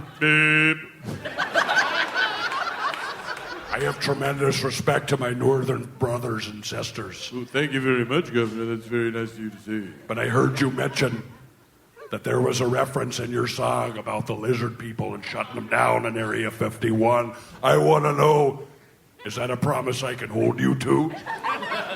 Well, certainly, I was trying to illustrate this is what's happening now, as all these areas are closed to the tax-paying public. They can't visit the Liberty Bell or the portal to the Lizard Man homeworld. Yep. I went down to the Jefferson Memorial today, and I tried to barge my way in, and they pushed me out. What did you want to do at the Jefferson Memorial? I just wanted to sit there yelling at him, meditating. That's how you meditate, by yelling? Meditate loudly, yep. You know, I had a similar experience. I went to the Lincoln Memorial, and all I wanted to do was climb up on his lap and tell him what I wanted for Christmas. Is Lincoln Santa Claus up in Canada? Yes, he's the Canadian Santa Claus. And I thought it would be a great Christmas card to send to my family, loved ones, fans who write me letters. And I was denied access. Oh, it's a shame. You know, to Mr. Lincoln's lap. I'm in awe of how deep your voice goes. Oh, thank you very much. It is a shame what President Barack Hussein Obamacare is doing to this country. It really is. I agree. Well, wait a second. That's a traditional right-wing argument right here. And I think we got a pretty standard liberal argument here. And I think the sensible truth is right in the middle. Could be onto something. That was a smattering. That wasn't a majority, but that was definitely a plurality. They're out there. And that's all we need if we're you're going to win a elected, three-way race. Would you change it to a smattering? You don't Instead even of need a majority? plurality. You just need a smattering of vote. I would do it, sure. Do you think, and correct me if I'm wrong, but we all have broadcasting experience. Perhaps this could be a wonderful political roundtable show. Yes. The three of us. Me on the right, you on the left, Jesse in the middle. Yes, we can debate the issues of the day. Well, I've got some pretty aggressive contract writers. Really? This is going to get Nobody into... from the New World Order is allowed to burst in, especially not if they have pyrotechnics and can suddenly get on a microphone and show up on a Jumbotron. I think we can arrange that. I don't know. I mean, is this a real danger? Yeah, I'm not talking about the Bilderbergers. I'm talking about Hulk Hogan and Vince McMahon. I'm talking about the New World or the NWO. Yep. Sounds like we've got some fans here. Let me tell you, your days are numbered. I'm going to go into Bohemian Grove, cut down the trees, and build olive trees. That's right, not plant them. I'm going to build them cell by cell. It takes 120 years for olives to come to fruition. When you get a Ventura olive, I'm going to get it in oil with a pimento and a toothpick through it, straight out of the tree in under 4 years, and then I'm leaving office. Wow. That's how you cut down a Bohemian Grove. Quite a promise. Wow, that's quite a promise. Now, the Bohemian Grove is where all those rich people go. They take off their clothes, they run around, and they have a pillow fight or something? That's what they want you to think. Oh, well then mission accomplished, because that is what I think.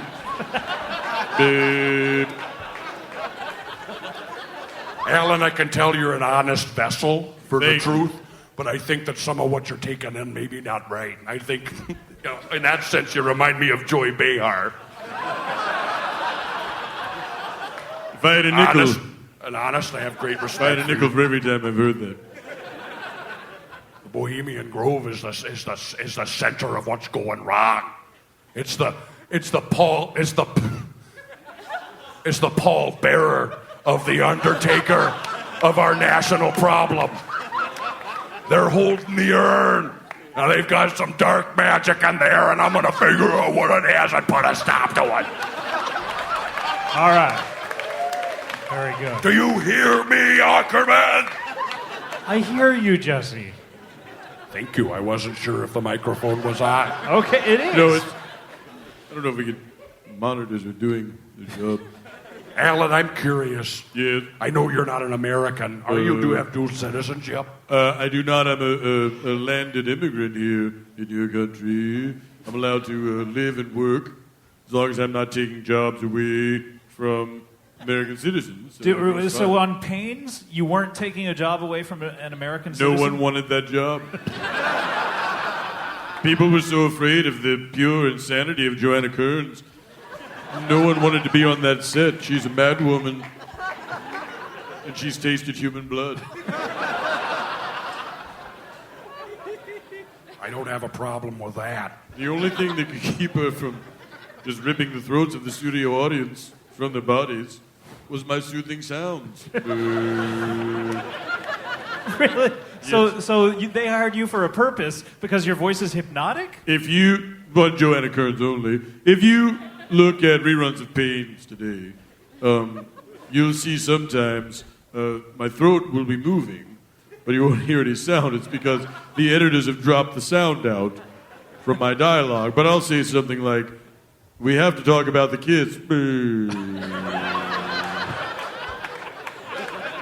Because I could see that glint in her eye. She had a taste for blood. Alan, I'm so entranced by your musical stylings, I wonder if we could do a campaign song for the Rood. Oh, that's a terrific idea. I would love to hear something like that. That's a terrific idea. Are you familiar with the works of Johnny Cash and the Carter Family and the Statler Brothers? Yes. Daddy sang bass. Mama sang tenor. Me and little brother would join right in there. In Washington, D.C., next election year. Yep, that's about as good as it's going to get. Yeah. Wow. I mean, that's not bad for just making it up right there on the spot. Would you join him on the campaign trail? I think that would be an entertaining bus. Well, I've never been involved in politics, but... That's what I want, an outsider. Oh, like Arnold Schwarzenegger. He was great. That worked out terrifically. Yeah. I want someone even more outside so he could just walk away and we claim he wasn't part of it. Well, you know... I need plausible deniability thick. You know, I don't know anything about politics other than, after you cure someone's diabetes, you have to deliver some packages, so... I think you're thinking about it the right ways. Right now, what our country is going through is maybe some growing pains. Oh. You know what? I think what we need our country to do is show us that smile again. Yep.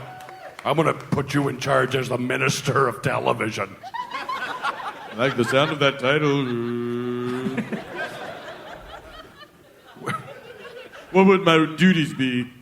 Duties? Nope, it would be free form. You get to show up, make your own hours, bounce around a tennis ball. Do I have to wear a tie? No, you don't have to wear a tie, but you're allowed to. Does he have to wear a tie-dye shirt? Look, I'm not saying you have to wear a tie-dyed shirt, but if you see the truth, everybody's going to start doing it. That makes sense. Stands to reason. Yep. Well, gosh, guys. I'm just wearing this because I think this is, I don't think you need to have a president who adheres to an outward sartorial way of conducting themselves. I think you can look like kind of an explosion of 3 different decades. And you have 60s on the shirt. Yep. And 70s, I guess. 70s here. And then just like 2010 schlub on the hoodie. Inside, it's all 80s, baby. Oh, okay. May I ask this on the topic of clothing and politics? I'm getting a little hot here. Hold on. Certainly. Do you think if the stance on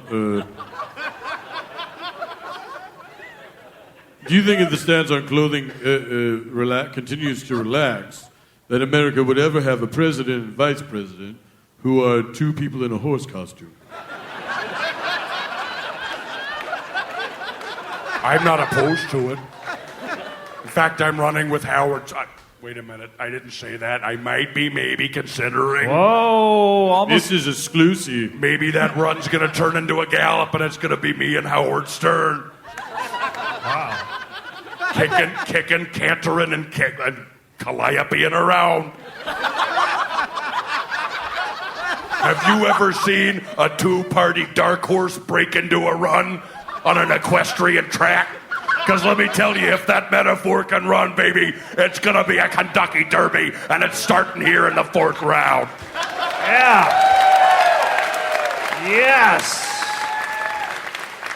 I've never thought about that. No one's tested the theory of if you're wearing the same clothes, the actual same outfit as someone else, that you can run for president. Well, they would even think that you were the same entity. Yeah, that's it. What I want to know is if 3 small people can wear a big suit and claim to be one president. You mean like if some kids found an old overcoat? They were trying to buy beer? As long as they could keep the illusion going until they were of age to be legitimately president. Certainly. Wow. Then maybe they could open up and bam, we'd have 3 separate United Stateses. That's right. And the drinking age is lowered to 8 years old. That sounds like almost a McDonald's commercial level of what if the kids ran the world. I'm loving it. All right, You're guys. laying it on pretty thick. Yeah. Oh, come on. That was good fun. What's wrong with a good pun? Nothing. I love it. I can't wait to hear one. Hold on a second. Are you turning on me? Is no. that a heel turn, Alan Thick? Please, you don't want to upset I Jesse. didn't come down here and cut the face off of a goblin mask. To have you lay into me and my family about minutia when what I'm trying to do is change the world. Do you want to go at it, Alan Thick? Oh, I'd prefer not to. Are you talking about wrestling? I would kind of like to see you guys wrestle, actually. I bet you would. I really would. All right. Here we go. You want me to ref this? Okay. Ding, ding. Okay, guys, make this a clean fight. Whoa, okay. Oh, jeez. God. Oh, God.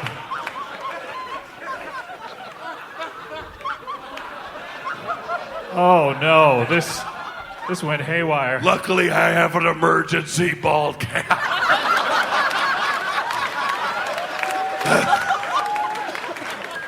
I had to fool the facial recognition technology. You never know where the NSA is. Yeah. Well, guys, how was that for you, Alan? Well, he really pummeled me to the ground. And then he acted as if I had some effect on him, but I couldn't have been farther away from him. I was writhing around in pain. Beep. You are my soul. You know what? You sound kind of like the Righteous Brothers. You never close your eyes anymore when I kiss your lips.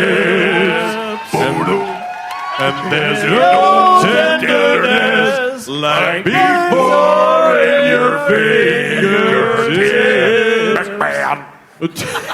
Take it, Governor. You're trying. Are you, Governor? Couldn't hear. You're trying hard not to show it. Baby. But baby, I'm running for president. Yeah! You lost Jesse Ventura. Whoa, Jesse Ventura. Please vote for Jesse Ventura. And now it's good. Because you voted for me. Yep, that's how it works. Wow. That's a fun time. Fellas, that was even better than rehearsal. The truth. By 1%. The truth starts with harmony. Well, guys, we've been having a lot of fun. You have to admit that. Jesse, you have to admit that, right? I don't have to admit anything. But will you? Who do you think you are? Will you admit the president of the world? I wouldn't mind it. Will you admit it? What, that was fun? Yes. Look, I had a good time, but I had a good time when I was going face to face with the Ultimate Warrior. Do you think I'd call it fun? It may have looked fun to you, but it was real pain for us. And that's the kind of commitment that I have for this crowd of people. If I'm elected, I don't know. You're my new Congress. All right. You think that's not possible? This is all new to me. Okay, USA. good yelling. I've never heard a patriotic chant stop so quickly. USA, fuck it. True patriotism ends when someone looks at you.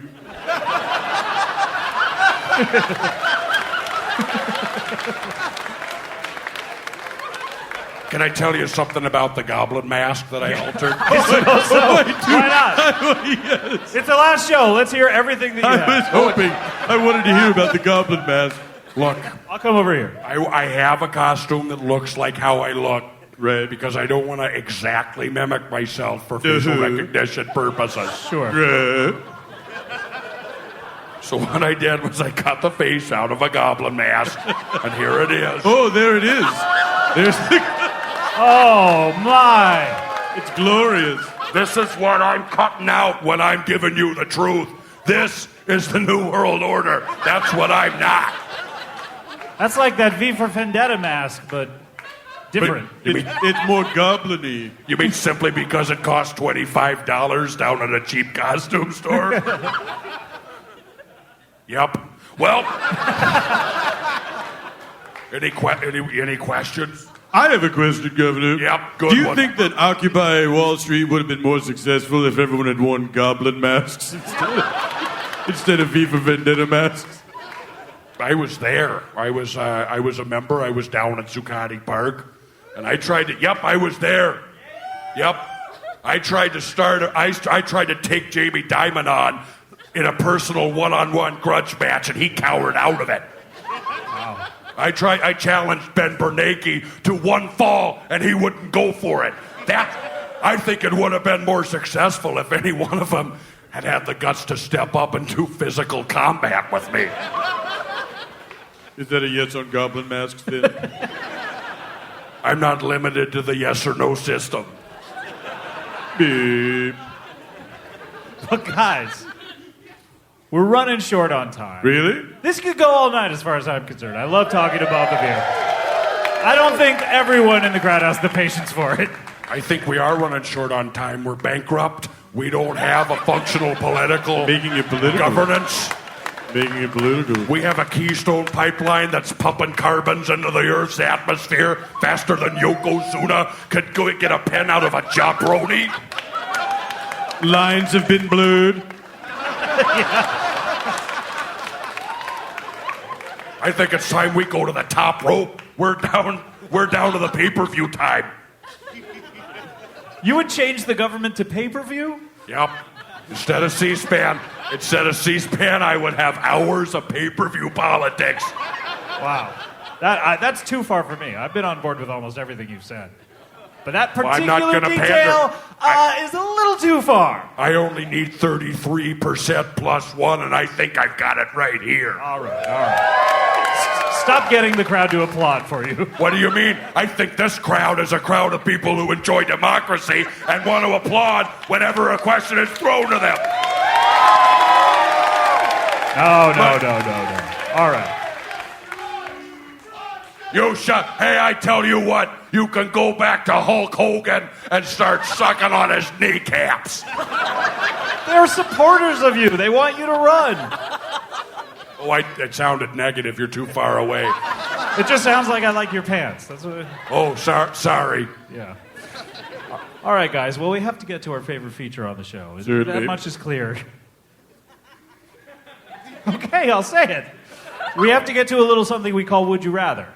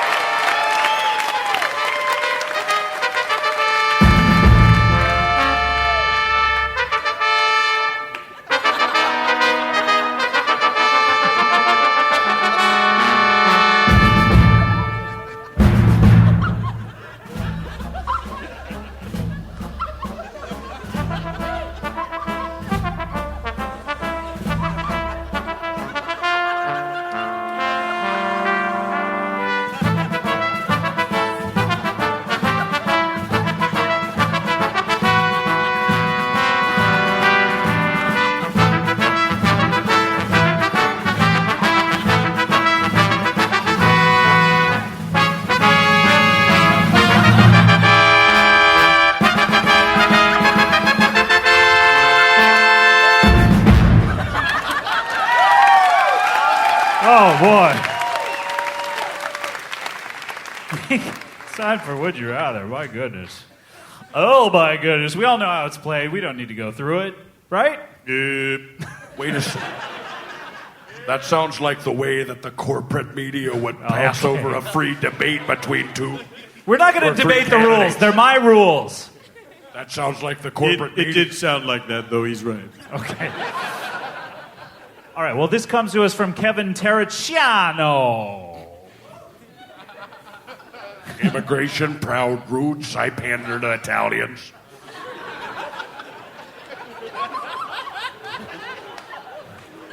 Kevin asks, would you rather be instantly transported to the top of the Empire State Building every time you yawn,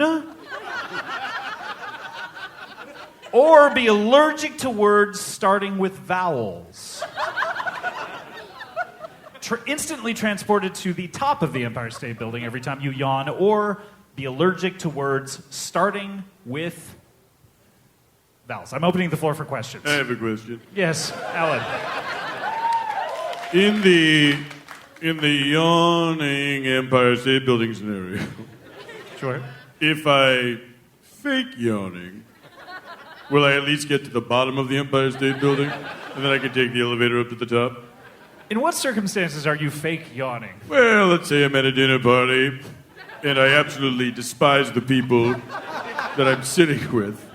I just hate them. I hate them so much that I wish Joanna Kearns would appear and rip their throats out with her teeth. It's an ostentatious way of expressing displeasure. Exactly. I've done it to Al Franken twice. Yes. So I make my excuses. I simply must go. I'm so tired. And before you even get that out, you would be transported to the bottom of the... Well, that's what I'm asking. Yes. Oh, so the fake yawn would get me there to the bottom. Oh, yeah, so if you ever have occasion to go to the bottom of the Empire State Building, or you just want to take a trip to New York, a day trip, just fake yawn. So I could go to the bottom of the Empire State Building, but I don't have to stay there. I could go to Saks Fifth Avenue if I cared to. Sure. Perhaps I could take in a Broadway play or eat a famous slice of pizza. Just don't see a boring Broadway play, otherwise... Ooh, how do I know the difference in this reality? Do they have to advertise this play is boring? Yes. In this reality, by law, a poster must say if a play is boring or not. Well, then I'm out of that one because I don't want to force people to do that. No, so you're voting already? Nope, I'm not voting at all. I'm just running. That makes sense. When you yawn, for real, and you're transported to the top of the Empire State Building, yep. Are you on the top deck, or are you on the tippy top, on the spire, like a giant gorilla? I can't, I wish I could think of an example of one. There's so many. Donkey Kong. Oh, thank you.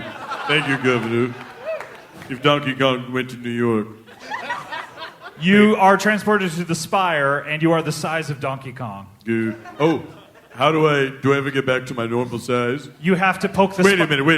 You mean about that big? Yes, exactly. On a desktop video game? The size we perceive Donkey Kong in proportionally! By the way... To Mario. Could I add that Oh, wait, but Mario's even smaller.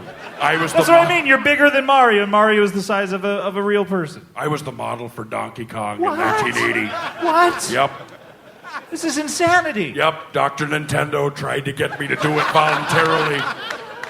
And he was trying to visit me in my office, and I kept throwing barrels at him. And he said, "That's all we need." Man. I was the model for Dick Dug. You were doing a spot of gardening, or? I slept underground for many years to save on air conditioning bills. You know, heat rises. Sure. To get yourself down to normal size, you have to poke yourself with the spire in the belly, and it deflates you. That seems difficult. Hey, it is what it is. How do I get enough sort of torque to get up over the spire to poke myself in the belly? I'm not a physicist. This is your problem. That's a typical right-wing solution. Put you in a situation you can't get out of and say, "Hey, now you gotta get down."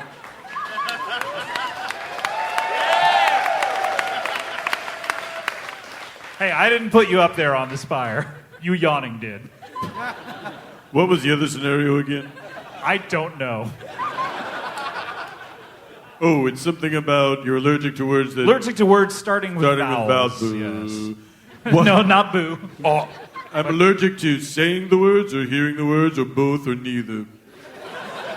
Saying the words, hearing the words, reading the words, thinking the words. Writing the words? Writing the words. What if you the five senses. What if you really drag out the vowels in an incredibly unusual way? How do you mean?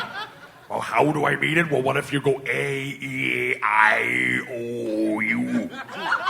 And sometimes you go I. I don't and see you never what get that a would have to do with satisfactory answer. I don't know what that would have to do with anything. It has no Maybe effect. my vowels don't trigger the allergy. No, they do. That's what I'm saying. What about Y? Does it always function as a trigger? It always yeah, everything. So even That's saying not the word grammatical. yes. Even saying the word yes. That's not grammatically canonical. Sorry. Scott, I have a question. Sure, Alan. You mentioned the five senses earlier. It was Sure. not that long ago. It was just seconds. It was mere moments ago. Yes. What if there's a sixth sense wherein I can see dead people, but others can't? If these dead people use words that begin with vowels, do I have an allergic reaction or not? They are the only people who can use vowels, and you don't have an allergic reaction to them. So, yes. Is that your question? Yes. Am I friends with these ghosts that I can see? You're best friends with Slimer. From the Ghostbusters film. Yes. Do I have to feed him hot dogs? It's the only thing he'll eat. Does he ever slime me? You've been slimed several times. Oh. When I am slimed, do I declare he slimed me? Every time. I got a question. I'm sorry, every slime. Does Slimer slime more than he takes in fiscal income? What? I would like to know the answer to this one as well. Okay. I want to know if Slimer's astrally responsible. Is he astrally responsible? So he's not exporting more slime than he is taking in? Yeah, is there a balance? Meaning, yes, because he turns his hot dogs into slime. So he eats enough hot dogs from a hot dog cart. He'll upset a hot dog cart so he gets enough so he can slime Alan as many times. Ooh, will he eat hot dogs from the supermarket or just from a cart? Just from carts. Ooh, boy. Do they have to have people screaming and running around in front of him? Yeah, incredulously. As if he's not in the room when they filmed it, but they put it in later? Yes. A lot like that. So we're trusting them selling it. Sounds like professional wrestling. In this scenario, or in either scenario, really, does Bill Murray agree to appear in Ghostbusters 3? In both scenarios, he's in it. Yeah. Really? Yeah. What does it finally take? What does it take? What does it finally take for him to agree? For him to agree? He wants Dan Aykroyd to apologize for everything post Dr. Detroit. But he's cool with Dr. Detroit. Yeah, he's super cool with Dr. Detroit. Oh, right. That's his favorite movie. Maybe- Even Driving Miss Daisy. He's not too fond of that. Not a fan. Yeah. Maybe Bill Murray will do it. Yeah, maybe he will. Maybe he'll do it if Yeah. they can guarantee. I forgot what I was gonna say. Jesus Christ. But I wanted to milk it there for a second. If they can guarantee you'll have a great time. No, that if he can guarantee that he'll have an open debate. I have another question about the Ghostbusters cartoon. Sure. The One real was called Ghostbusters the or the real. fake Ghostbusters? Well, that's the thing. One was called the real Ghostbusters. Yeah. Sure. Why did anyone watch the imposter Ghostbusters? I wonder about that. I watched it. I think that the real Ghostbusters was just the Ghostbusters that the establishment wanted to put out there. I think the alternative Ghostbusters was the real story. And the conspiracy isn't the alternative so-called fake Ghostbusters. It's the one with Venkman and all those dumb people. I guess I thought maybe the other Ghostbusters were sort of AAA Ghostbusters. The ones, the Bill Murray, the Dan Aykroyd, the Harold No, Ramis? those are the real Ghostbusters. Those are the real ones. I also think if you go back and look at the GoBots, you see that they're way more honest and relevant to our times than the Transformers were. Yeah. I have a question about Micronauts. Why weren't they more popular? You could pull their arms out, mix and match. I think the Shogun Warriors just really stole their thunder. You know, they were bigger, they were more popular. The Micronauts, just in terms of being tiny, who fantasizes about being tiny? Right, no one except really tiny people. They think if I could just go down one size. Well, I mean, if you're really tiny, you fantasize about just being tiny. Yeah. I have a question about Battle of the Planets. When the show went off the air, how many days were left to save the Earth? There were 73 days left, weren't there? I don't recall. That's why I'm asking. Oh, okay, great. I'm wondering if it's still the same number of days that applies today, or if it's the last episode of the show you saw. No, they're going to pick right back up where they left off. Yeah. Any questions about He-Man, Masters of the Universe? Yes. Yeah, I got a question about that. Sure. If there's an interdimensional portal that goes to the land of She-Ra, why doesn't Orko show up on the other side of it? Is he just a projection of Castle Grayskull in the He-Man planet? If it's the same universe, why can't he ever go through the portal? Also, why wasn't She-Ra's name She-Woman? Well, I'll tell you that because she was obviously a wrestler like China or something. Scott, any questions? You got any questions about Yeah, Pokemon, Power Rangers, Digimonsters, Well, about Tamagotchis? The Teenage Mutant Ninja Turtles, I got a few. Yep. Why were they all named after Italian Renaissance masters? I don't know, but I'll tell you, I was the vocal artist who did Krang. Find me those turtles. I have a question about the Ninja Turtles. Yep. They were I'm with authority, I guess. They were giant turtles, anthropomorphic turtles. I think they were slightly shorter than average. Big for a humans. turtle, though. Oh, for sure. turtles. What's your standard? You'll grant that, certainly. I'll allow it. So they're these oversized Wait a minute. anthropomorphized Are they turtles. Galapagos turtles? Because then they're just about right on par. Well, it's hard to tell when they're standing up on their hind legs. They love pizza. Why do they feel the need to wear masks?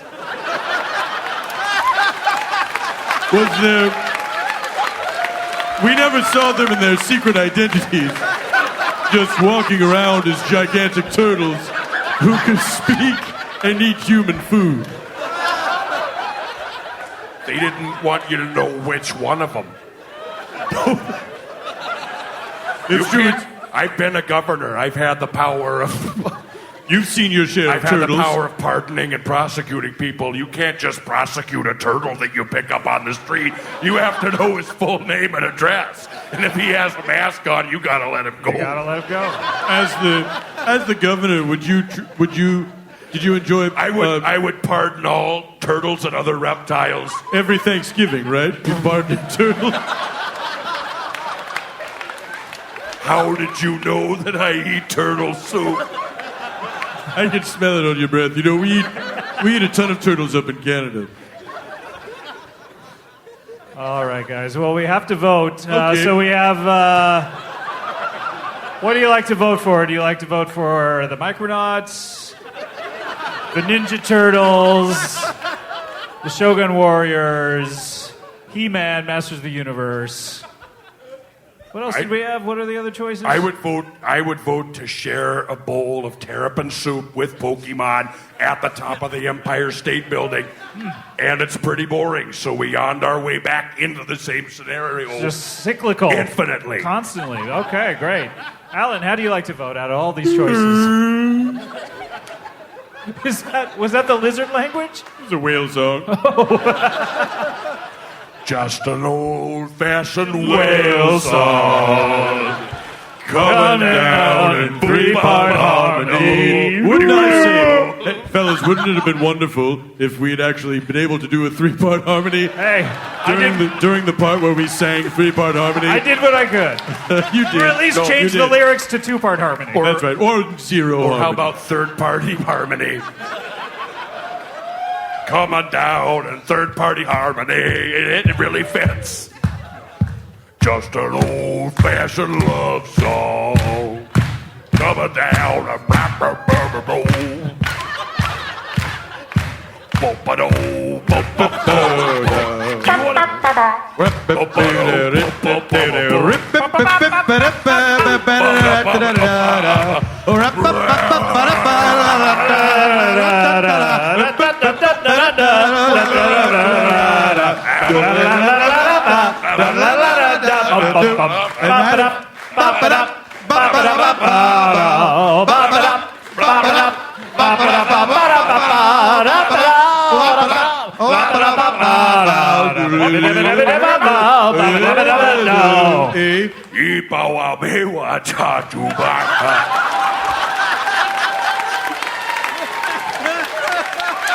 Is there any way that we could be lifted up by strings like in the Country Bear Jamboree? Oh, I would love it. Just sing our way We up just to sing the our top way, of the stage. and we're gone. Oh, if only, if only. Well, that's how we play Would You Rather.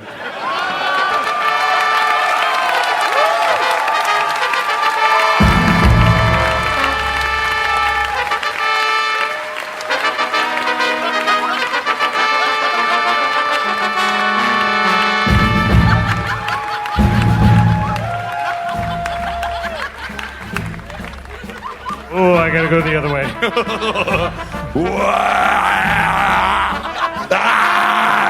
It's a truth hole. Oh boy.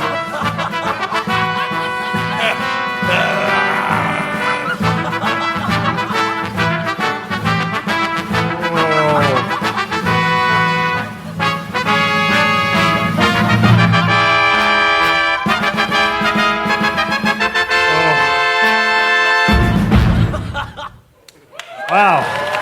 Guys. We did it. We did. We did do it. What? How you feeling, Jesse? You all right? I feel great. I feel like I've been transported to another reality. Really? Yep. Which one? One where everybody in this room is free to go and think for themselves. And not have their minds warped by an elephant or a donkey. Yeah. I like the free to go part. Well, that was just the first part of a much longer political statement that I was gonna improvise for hours like in the old times. Guys, this is it. This is the end. Make no mistake where you are. No. This is the end. This is the end, my friend. My only friend, the end. The end. Mother, I want to you. You mean he wanted to have sex with her? Chicka, chicka, chicka, chicka, waka, waka, waka, waka, waka, waka, waka, waka, waka, waka, waka. That was the helicopter. Governor, if you wouldn't mind, I know we're short on time, Scott. Would you please do a little dubstep for us? Please. As some of you know, I have collaborated with the artist Skrillex before. Yeah. All right. Yeah. Of course, I know exactly what that means. Give me a beat. Give me a beat and I'll drop it. What? I don't know. Tell you what, Stu, give us that beat. You ready for that beat? Here we go.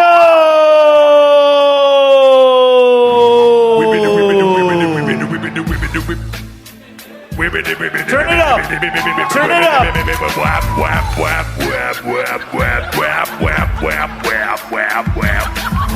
take the good, you take the bad, you take them both, and there you have the facts of life. The facts of life. The facts of life. The facts of life. A man is born, a man of means. Welcome to Nothing But Jeans. Different strokes, different strokes, different strokes. Different strokes. Strokes.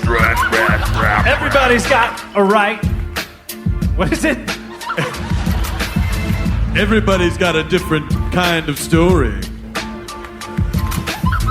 Everybody's got the way to shine. It don't matter what you got. It's not a lot. So what? You'll have theirs, you'll have yours, and I'll have mine. But together we will shine. Because we've got different stroke, walk, whack, stroke, walk. You know you want it.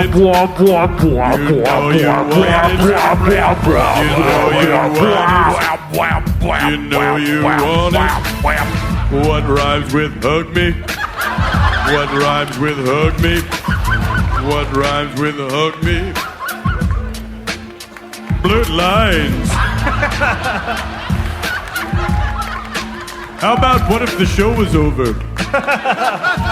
All right, guys. Well, we've had a lot of fun here. I hope you guys have had fun. I also hope that. Oh, thank you. Oh. What do you mean? Birthday boys, thank you. We're under attack. No. Oh, Jesus. We're under a full-scale attack. I was legitimately scared by this kind gesture. Guys, I want to thank Washington, D.C. for being the last stop on the tour. You guys are great. Thank you. I, Jesse the Body Ventura, do faithfully swear that I may or may not undertake the oath of office, however and whomsoever shall help me, you know what. Oh, you broke that rose just by putting your palm on it. It's a bad sign. That's a good omen. Oh, all right, I was mistaken.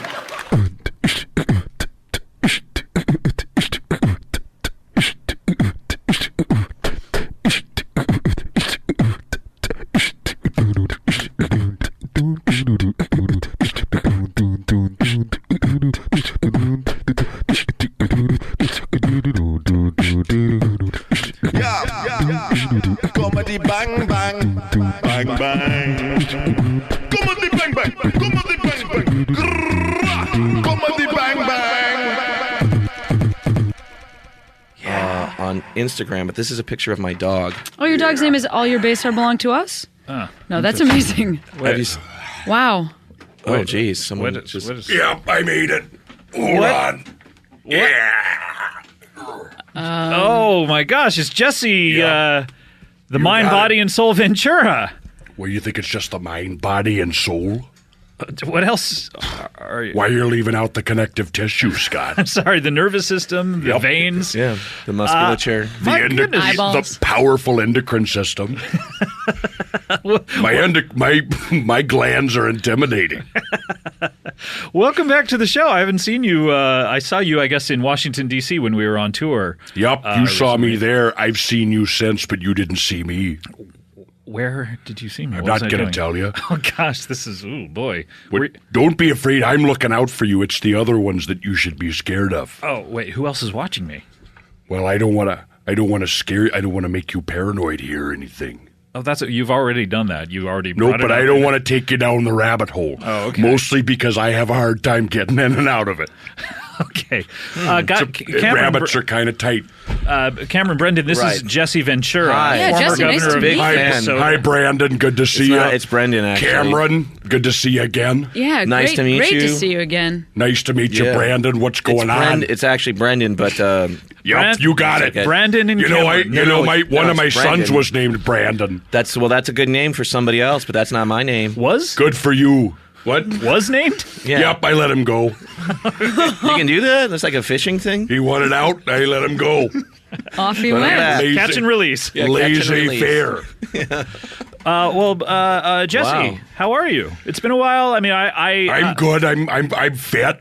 I'm monitoring operations. I'm looking out for you, like I said. Thank you so much. You're in the longtime listeners of the show will know you as a member of the Enigma Force 5. Well, you know, if you want to try to categorize me in that way, try to put me in a box based on an entertainment group that I was part of. You're no longer part of the Enigma Force 5? Well, I'm not ashamed of anything. I'm sorry, I'm just coming in this. I don't even know what the Yeah, I don't know what that Force is either. I'd love Five. to know. Well, it was a law enforcement entertainment enterprise. Yeah. Where it was me and Huell Howser and a rotating cast of others. I believe Ice-T occasionally. Ice-T was in it sometimes. Gary Busey was a non-voting member. Wow. There were this never was- 5. You never Right. got a complete 5 people in there. You always had How trouble do you with know the what the number was? Well, you told me.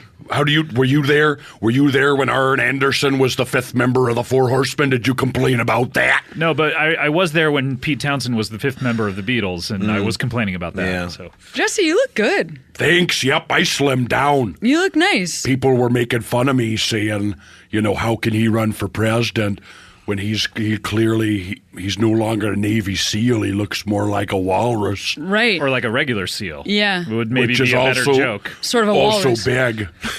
Yeah. What do Yeah. you punch it? Do you want to punch up some of my speeches if I do end up running for president? I thought we talked about this in Washington, D.C. For those of you who did not get the Comedy Bing Bong live tour package of 2013, you came out on the Washington, D.C. Did you announce or did you not announce? I can't remember. I don't know if I'm ready to announce for president. I think if there's enough of a groundswell out there, So what do you think then you have maybe to... I'll step forward. If the people want me, the people can have me. What do you think you have to offer? Like, I mean, I think I'm probably going to be pro Clinton, you know, in the next Is election. that just because she's a woman and you like want to see if you have Well, a as a chance lesbian, with her, I'm or- attracted to her. I mean, mostly her suits. A lot of her suits are physical form, like her body, the way that That's she's fine. toned. The only reason I voted for Jimmy Carter was because I wanted to get him in the showers. Yeah, I get that.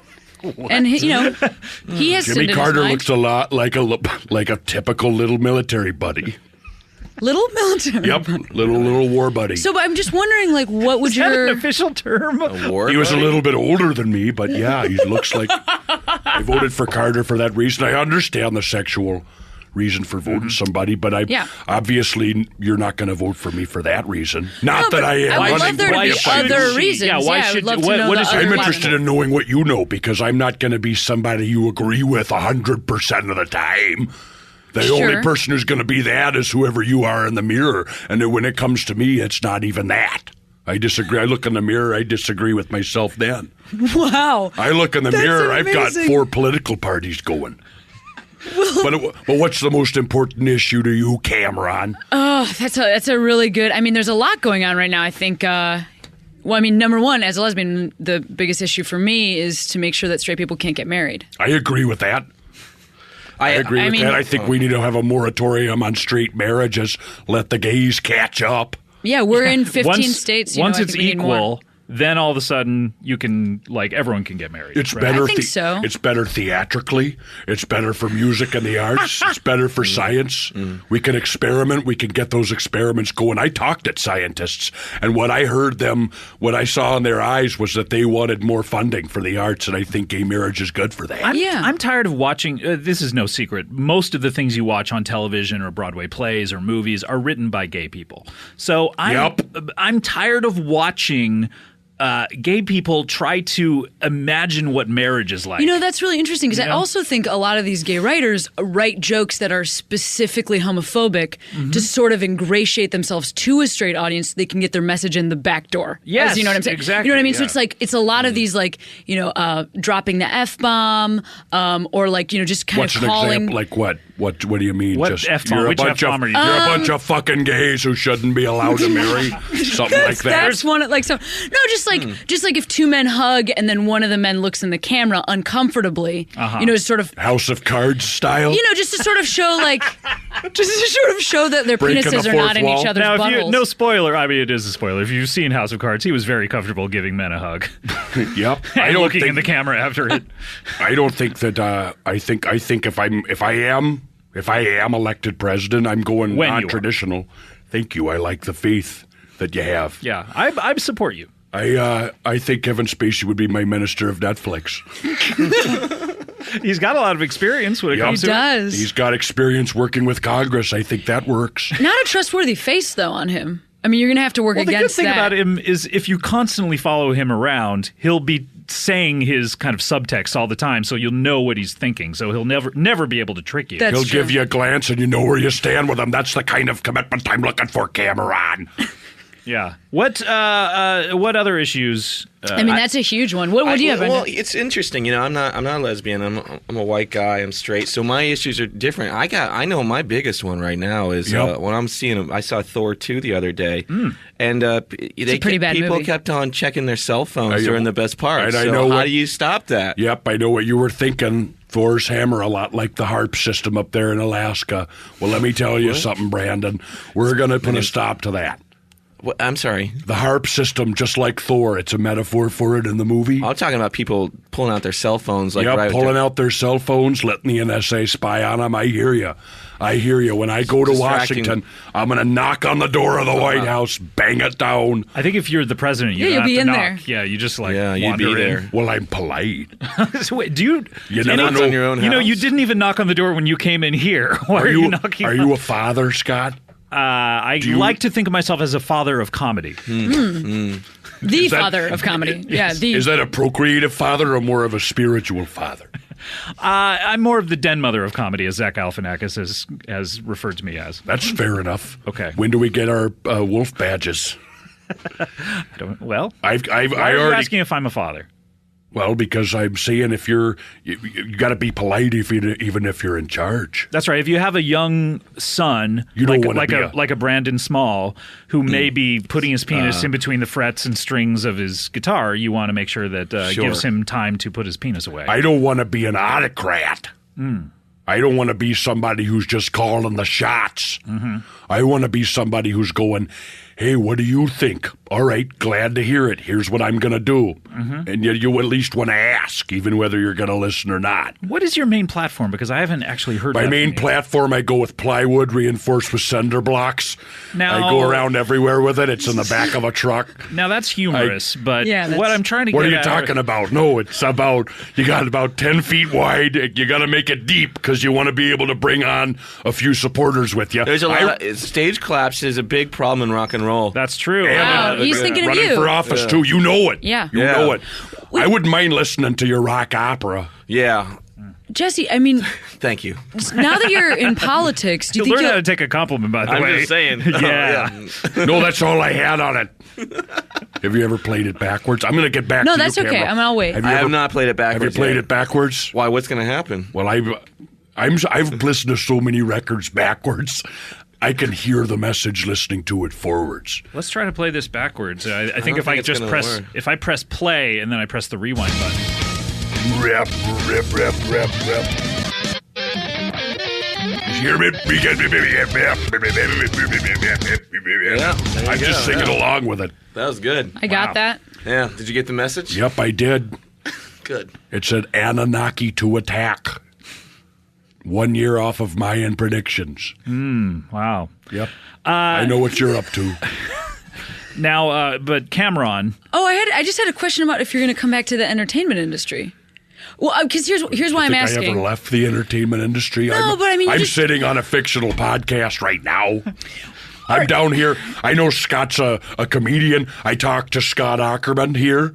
Sometimes I go down with Opie and Anthony. Sometimes I'm on with Howard Stearns. These are entertainment programs. Well, sure, I don't have a problem engaging. No, you're cutting me off. You're not listening to what I'm trying to say here. What I'm listening, Governor. I'm listening to what you need more than what you say. Well, that's unfair and untrue. I agree with you on that. And first order of business, my first act as acting president before I even take the oath is going to be to say, Jesse, you were wrong in the way you treated Cameron. But that's after I take office. Right now, I'm still doing it. Okay, but you better vote for me for president if you want me to change. I like this level of commitment. I like that you're looking me in the eyes while you're saying that and pointing. It's aggressive in the way that, as a woman, I respond to. I'm aggressively open to your point of view. Shoot. Yeah, okay. Now you've picked up a pen and are Right. jabbing that at her. So. Yeah, so there's like an extension of your hand. Scott, if I don't have a hand pen in penis. my hand to jab, it's going to be a bayonet or some other kind of lethal weapon. But let her get I was her- in Cambodia. Okay, let her get her Just a point week out. ago. Okay, what? Yep. What are you doing there a week ago? Well, I was taking a walking tour of Angkor Wat. Okay. What do you think I'm doing? All right, well, we'll get back to that. But let Cameron... I ran a little marathon around the temples. Go for it. I just think that, this podcast is great. This podcast is great. Thank you. You mean the medium? That goes unsaid. Yes, it does. I didn't need to say it. Please take that out in post. Okay, will do. But I just saw Arnold Schwarzenegger. Take that out from the post cereal boxes. Please, Jesse. Jesse. Not everything needs to be Jesse. said. Let Cameron get her. Go for it. I just feel like is this how you're going to treat people when you're Look, president? I'm just asking for equal time. You have a two-party guest system right here, and I'm the third party. I'm not allowed to jump in. They had a controlled debate between two of them It before wasn't I a debate. came on. You were just chatting about their project. This is what we're seeing right now is a rehearsal for the 2016 election. You feel teamed got up, Chris Christie I guess. over here, and you got Hillary Clinton right here, and you got a corrupt moderator right here. I'm not corrupt. I'm just trying to host a show, and I'm trying to let Cameron. I want to hear what she has to say. All right, here we go. I agree with you already. I just think you've never looked better. Why are you not in more films? This is my whole point. Yes, the Expendables is happening. It's a huge. Why aren't you in Expendables 3? That's what I was trying to get to, but I was trying to bully my way around from the other also, side. Do you know they're making one with women called The Expendables? And why aren't you in that? Well, I auditioned for it. You know, I auditioned for all those cartoons. Well, if they're going to put a bunch of women, they're real live action films, much like Predator. No. Predator wasn't even a movie. That was a documentary film crew. What? Yeah. No, I've talked about this with you before. I don't know if you know it, but I know. I was down there in Guatemala. They had to edit me out of the film. My chest wasn't blown open. That was an effect. I was getting too close to how close they were. To the Predators. Oh, I see. So they had to. Okay, Yeah. I get it. I find that hard to believe. It was I'm going to me. be honest. It was me and Arnold. You'll notice he won't even talk about it. There's no interviews where he talks about Predator. You can't find him. Right. So you're saying that they're still out there. They exist. I didn't say that. You're putting words in my mouth, and I don't like the taste of words in my mouth without raisins in them. Back to the Post thing? Yeah.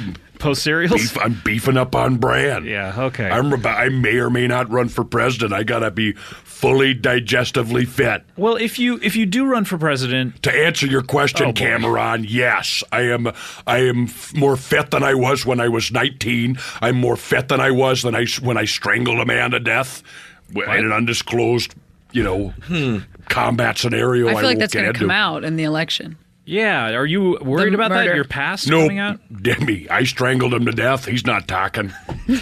But I mean, I'm in better shape than when I body slammed the Iron Sheik into a table. Do people really want a murderer as the I'm not a most murderer. powerful I was man? serving my country. Well, I mean, some would argue that Even though you're a soldier, it's technically murder. What do you mean some? That's a straw man. And let me tell you something about a straw man argument. Okay. If you hold a match to it, it's going to light on fire. Do you hear me, Ackerman? Who are you talking sitting about? right next to Some me. It's people very difficult not to hear. calling me a murderer. All right, I'm calling you a murderer. There you go. There's the straw man. It burned down, and then there's a coward underneath it, and he looks Wait, is a the lot Tin Man like also you. coming in? You got the Cowardly Lion, the Straw Man. Maybe so. That sounds like a pretty good. That sounds like a pretty good cabinet. What about Howard you? Stern, the Tin Man, Kevin Spacey, Kevin Smith? Put him in there. I'm not working with Kevin Smith. What's your problem with Kevin Smith? I don't like the guy that doesn't talk. I want to hear Silent Bob? You I have an want to issue hear with what he him? has to say. Look, what about, are you going to be like Arnold Schwarzenegger, where if you go into office, you retire from making films for that whole period? That would be a travesty. Look, I'm taking an oath of if I take the oath of office, I'm resigning from motion pictures. Why can't you be the first president? I'm going to find my star on the Minneapolis Hall of Fame, and I'm going to go in with a crowbar and I'm going to rip it up out of the street.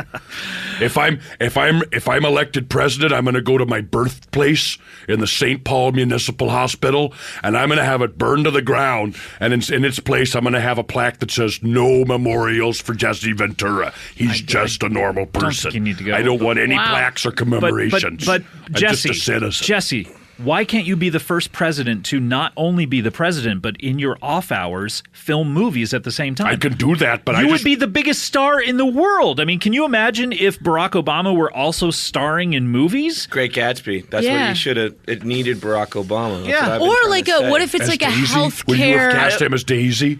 He would have either been Daisy or what was the Great Gatsby's guy's name? I think it's Gatsby. It's actually Gatsby. It's Gatsby. That's what I Yeah. was Jay thinking of. Gatsby. Yeah, Jay Gatsby. Yeah. What were you going to say, Cameron? No, I just think there's like another opportunity there too. Where if you're doing this, you could put some political influence into the films. Like it's Subtly. like for right Real now. subtly, though. If Obama was like, let's say he's the star of a film where a family doesn't have health care, and he physically hands it to them, and then they takes all them to talk the about hospital. how difficult the website is to get on, probably. Oh, come on. It is. Have you tried to get Obamacare. on there? It's my homepage. I can't even get on the internet. Why did you use it as your homepage? As a signal of protest. I wanted to register my dissatisfaction with Obamacare by nominally signing up for it under a false name.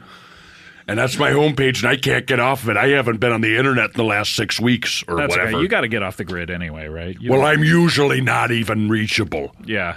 What would We have after the podcast, Scott and I have a paper calendar, and he just gives me a couple of dates, and I go 50% likely, 75% likely, 10% chance of a drop in, and I just give you a forecast for the next 3 months when I might show up. Yeah, there was only a 10% chance today, but boy, you really made it. Yep. So thank you. There a cold front blew in, Yeah. and what if there's enough condensation? I start dripping from the rooftops. What do you think your percentages are for becoming president? Because it That's sounds a like good you're question. a pro. Well, you know something about the American political system, Cameron? All you need is a plurality. Do you know what a plurality is? Do you know what the word plural means? I really want to know more than one. It means more than one. That's correct. And that's all you need is to have the most number out of the plurality of candidates running. So if there's 2, you need to have 50% plus 1. If there's 3 candidates, you only need to have 33% plus 1. Right. I mean, you're breaking down the percentages needed in What an I'm election. doing is What do you what think I'm is doing the is percentage? what I'm that doing is you'll- breaking down the high level math that most people can't tell. It's pretty simple stuff. Nope. actually. Yeah, I mean, The you have to mainstream get media more- keeps you it have to get under more wraps. You're not allowed to understand it. This is high level Ivy League, Harvard, MIT stuff, and I'm breaking it down for you. All right. All I need is 1/3 plus 1 to say, yep, I want him, and probably register and vote. But first, you got to say, yep, I want him, and then I can win. Okay. That's the thing, but it's only going to work if I'm in the debate. You know what happens if I go into a debate with Hillary Rodham? She'll be lucky if I doesn't rip her throat out. If I doesn't rip her throat out. Oh, boy. She's very smart. and pretty tough. Yeah, but do you know how loud I am? Oh, you mean just from the sound waves coming out of your mouth? Yeah, look, I would You lay would direct hands. them I at would her lay throat? hands on somebody. I'm saying focused energy. Right, you're a lot like Black Bolt of the Inhumans, where if you just speak loud enough, it'll pierce her throat. Is that a comic book reference? It may be. Look, my knowledge of comic books goes to Alan Moore, a little bit of Grant Morrison, and and Archie? And R. Crumb. Different R. Okay, we have to take a break. All right, but when we come back, I really want to hear. I want to hear what you would do to fix America. You know, like you have Obamacare. Well, I'll tell you. No, don't tell me now because I'll we have tell to. you No, what I'll do please. is We I'll need to start take a with the break. No, Federal we're Reserve. taking a break. I'll start with the Federal Okay, Reserve. we'll come right back. More Comedy make Bang sure that Bang, the tax more rate is Cameron capped at Esposito, more 25%. Brandon Small, and that's more Brendan. Jesse the Body, the Mind Ventura. 33% is the nominal Come on back. top rate. Comedy Bing Bong, we're back here with Cameron, Brandon. God damn it! What do I have to do? Never mind. Sorry. What do you want to do? Hey, that's a great question. That's a great question. Here's what my advice to you Yeah. is the same advice that Yeah. I've told people who didn't ask or did ask over the years. Yeah. What would you do if you had $1 million and you didn't have to worry about money? If you had one I'd pay taxes on it. $1 million, okay, there you go. That's your answer. I wasn't talking to you, Scott. What? I feel like you might have $1 million. I mean, you're like I a pretty wasn't rich hostile. guy That's just buying what I orchestras. Yeah, like a pretty rich guy, right? No, I'm just making stupid decisions with money. I'd probably hire an orchestra. Yeah. You would go out. I'd hire I'd hire a 100-piece orchestra, and I wouldn't even make them play. I'd just hang out with them. I would hang out, and I'd probably get. They have to leave their instruments at home. Yeah, and it'd be BYOB. I'm not spending money on booze. You'd have to bring your own. That'd be part of the party. It'd be a party. Now, how much are you paying them per orchestra member? Oh, whatever scale is. You talk to the industry guys about that, not me. Okay. You know what I'm saying? So you're negotiable as far as the size of the final orchestra. It could be $1 per guy, and then you got 1 million guys. What I'd say is give me $1 million worth of orchestral. For how many Maybe days? that's just one Yo-Yo Ma. It could be, yeah. It could be one Yo-Yo Ma or some douchebag. Would you in go Minnesota. 100 people for as many days as $1 million would take you, or one day for as many members as I'm $1 million? starting to second guess what I would do with $1 million. Nope, too bad. You're locked in. You're I'm locked in? Yep, I'm putting it in my JV book. What about Cameron over here? Hey, Cameron. If I had $1 million? $1 million dollars, what would you do? I want to change mine. Go on. If you want to change it, you have to run for president and get 33% and a third plus one. I mean, I'm sorry that you are stuck with that. Yeah, I don't want it. But I think that if I had $1 million, what I would do is, honestly, I have a really hard time relating to men. I don't like them. Mm-hmm. There's 3 of them in this room right I know, now. and I'm saying this Cody. to your face. Yeah, and it's hard. You know, I guess it's hard as a woman to you know 50% of the country is men, and so you have to like talk. It's actually a little less than 50, It's a little isn't bit it? less, but it Yeah. feels like more. Yeah, it does. So how It many feels men like would you 60. need to kill in order for I don't think women I- to be 50%? You know, I don't Plus think I kill men. I think I just create more women. I don't know if that's like turning. I know that they're trying to turn eggs into sperm so that women can just have babies That's with each other. racist. I mean, as a man, that's racist to hear. Wait, they're turning eggs into sperm so lesbians can Yeah, that's already pour happening. Pour it on. Never mind. So that, they're turning eggs into sperm so that women can spit it out. Well, the I problem was with about being a to say something lesbian is like you don't. I don't understand. You don't could get do all that. those fun things. Yeah, you don't get to spit it out. Nothing's ever on your stomach. Nothing's on your low back. So these are the problems with being a lesbian. It's hard, and you can't mix it into anything for a practical joke. So it's tough because you can't catch vaginal fluids, as you know. Do you feel, Cameron? Except with a swim cap. I think that with women the swim cap, you have can. been. This has gone unnoticed, but people don't realize this is going on. But there are a lot of angry ladies, female ejaculating in your food at restaurants. Ladies, You know, well, here's my actual question. You don't know. I mean, people don't. That goes unnoticed. That was uncovered recently. Wait a If minute, you Brandon. had Where been Brandon? around female ejaculate, you would know that you cannot disguise that in food. It is a volume which That would sounds soak like the mainstream outside media. of soup. I had That a- is impossible. I had a pizza without anchovies that tasted like it did have anchovies on it. Is that what we're talking about? This is potentially explosive information. No, that sounds like that sounds like somebody had kind of like rubbed a tampon on it. That's different. I have a lot of people that have been telling me this, and then I think I was having Thai food the other night, and I said this tastes like female ejaculation. I'm not joking. Wait This a is- minute, that's corroboration. I might have to sit down with you for season 3 of my program. Wait, what's your Conspiracy program again? Theory Oh, on True TV. Yeah. Cameron here is spout the mainstream version that female ejaculate can't be found on the outside of a corporeal body. No, but I just Brandon think it's a says big maybe volume. it's Listen, I'm going to possible. tell you one other story. I went to go see. I love the movies. I went and I You're said, a cinephile. I'm a cinephile. I went to the movies and I would have and you the line prosecuted was to long. the fullest extent of the law. And there was a lady who was working. And I said, "Hey, why are we? Can we? I got a movie to go to." And she gave me this look. I got a bag of wet popcorn. Wait, where were you that you said that to the woman?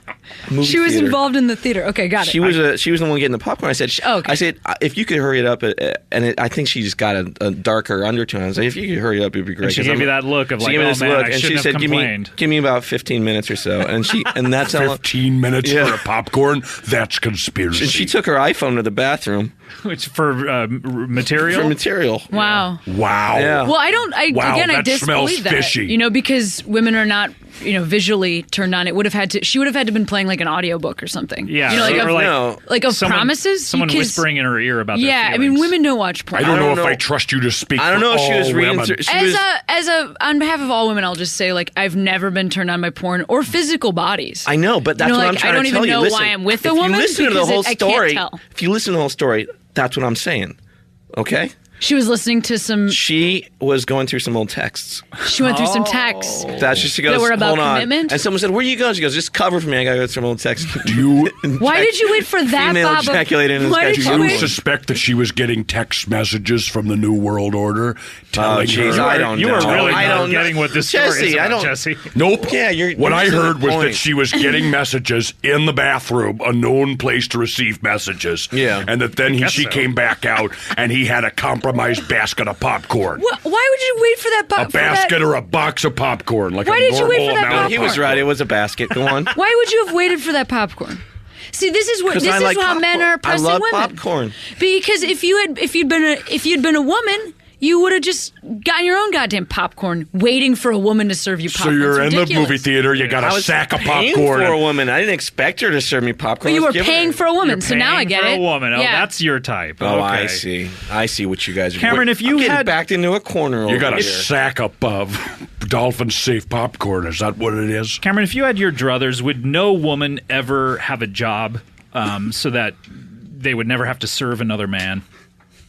You know, I think that's a really good question. I think women. I'm fine with women serving women. So that Okay. kind of thing. So women only gym. Right. Totally chill on Yeah, that. women and those only are, movie as you theater. know, like Curves already a pretty big women only So gym. the Curves pot. model should apply to every industry. What I'm trying to say is, like, I want women doing a circuit around other women. So however that looks, if that's at, like in cubicles from one cubicle to another Mm-hmm. or whatever it is, I just like maybe they work at a Marie Callender's. Sure, is that but, how you say but that? the customers can only be women. Yeah, only to other women. I don't like to see a woman ever, go down for a man, as you know what I'm saying. And also, they should never have men bosses. They should always have women bosses. Well, so that's that why I they're- want Hillary Clinton to be our I get president. it. No, I get it. That's where you're wrong. I could accomplish all that. You're talking about Marie calendars? I studied the Marie Mayan calendars. I saw the That's a prophecies. totally different restaurant. It's hard to. They predicted all the dipping sauces thousands of years ago. I just don't think men are intuitive. I don't think they're smart. I knew you. As Would we say, all know, I knew Marie, you'd say that. Marie Callender's is well known for their dipping sauces, not their pies. See, this is the kind of stuff I'm talking about. Is just a man speaking You know what he I thinks always Marie call Callender's a pie? is. A He's dipping way off sauce with base. crust, McMahon. So you don't even know where's your Please base don't of call me knowledge on McMahon. that? My base of knowledge? You want to know where I studied? Yeah. I studied at 14 different community colleges. Can you say that about yourself, Cameron? Did you complete any sort of I can bellow program? in 6 languages. Can you reach the shattering volume in any tongue besides your own? I And don't I think don't can want any reach double entendres. shattering. Okay, now I get what you were saying then, because I get the tongue thing at the end. That's Yep. actually pretty good. But no, shattering volume. That's the thing about. If you were a more intuitive and more intellectual person, you wouldn't have to yell. And that's all I have to say about that. I don't agree with that. Okay, but no, but I think I respect your opinion. I just think it's an opinion that needs to be beaten into the ground and erased from history. Do you think And that's how men feel about women. Do you think, Cameron, That's that not how men that feel part about women. of the issue, and I found this a lot of times is like they always say, well, like men are more powerful or men, like physical bodies, and that's why men have been in positions of power over the years. But I think a lot of it is the voices. It's like just listening to all of this. It's so hard to get to be able to hear sometimes or to interject. I know. What I mean? I cannot even hear myself in my own earphones. I mean, I think as a woman, the only reason I've been able to succeed in stand-up is I have a pretty deep voice for a lady, which allows people to not be threatened. If you hear like a high-voiced woman, you'll notice in comedy shows, everybody will leave. Right. And then Comedy Central they'll just be like, I'm out. Will go ahead and they say, I'm First out of here. comic comes on, it's a lady, pitched voice. What else is there to do tonight? It's exactly true. They'll wait in line for popcorn. They'll do whatever else. They'll do anything to get away from a high-pitched voice woman. Leave my love for popcorn out of. No, I can't. You've already brought it up, and so I'm bringing it. And I'll say you love to pay a woman to bring you baskets of popcorn, don't you, Brendan? See, it's my whole story's been taken out of context. Have you been listening to Tom Likas? I do listen to Tom a little bit. I saw him the other day, by the way. Yep. But good. Where was it? Detroit? Where did I see him? How would I know? Oh, I'm just trying to remember. I'm asking. Well, myself. I hope you punched that son of a bitch for me because I've got a feud going with him. Oh, it was Philadelphia. I saw him. Oh, there you go. Yeah, on the Comedy Bang Bang live tour. What's your feud about? Well, I just he owes me $5. Oh. Yeah. Wait, that's a feud? That can just be someone owing you money. Nope. That's an No, that's a money blood owing. feud. That's a blood feud. Why did you loan him $5? What did he have to... I didn't loan him $5. Oh. He broke $5 worth of merchandise. What is this? What story? I've never heard this story. What merchandise? Well, I let him use one of my very important personal condoms. What? Those are $5? And then he poked holes in it.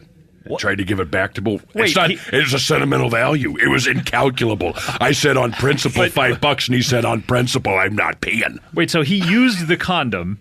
Yep. Then he poked holes in it and gave it back to you. I don't know which came first, who came first? the poking or the yag. But he poked holes in it because he So wanted. what's special about your personal condoms? It's been a while since I've been around a condom, so you'll have to describe it to me in general. Yeah. Well, when I was Sort of in office as governor, I was governor of Minnesota from 1999 to 2003, in AD.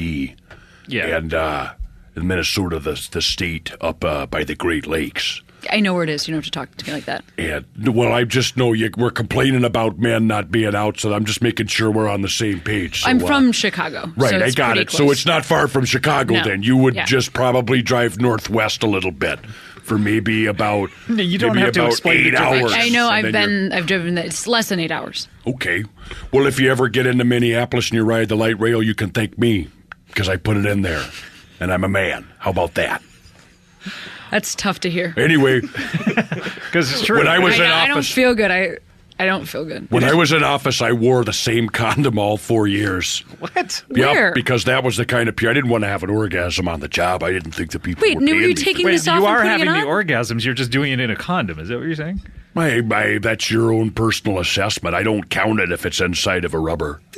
So how much was in that rubber by the end of your 4 years? What? How many cc's of jisms? Most of it backed up right back into me. Oh God! Oh dear, that's not healthy. Nope, that is healthy. I looked into it. I found the documents. Alex Jones said it's good to have cum swimming around as long as it's coming in from your own deck hole. So as long as you reappropriate it into your... Yep. Oh, okay. Absorbing it osmosis. I didn't know that. I mean, I can't imagine you describing anything more disgusting right now. You can't? No, Well, I can't. Let me tell you about how I was a professional wrestler. I had the same underpants on. Oh, yeah, that's right. Underpants is fine. That's Nope. not good. You want to Whole change your career. underpants. It's a bacteria issue. It's a bacteria It issue. was. Yeah. My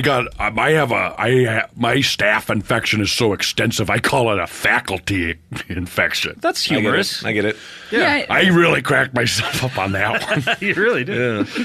So were you taking this condom? How would you? And forgive me, I don't know how condoms work. How would you go to the bathroom?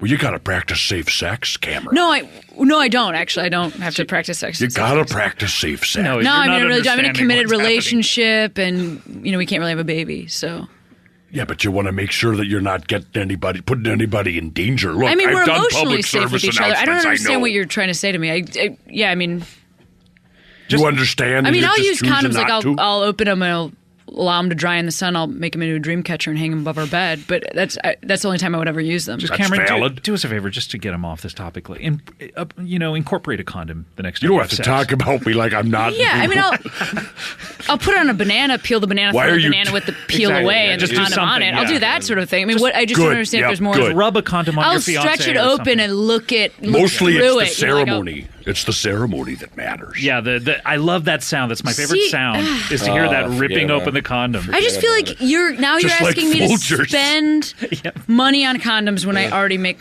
less money than you. You ask me to spend money on useless. I'm not asking you to spend money. I think the government should give those away. I think it's a public health issue. I agree on that, actually. Here's the question. Should women only pay 70% for anything? Oh, no.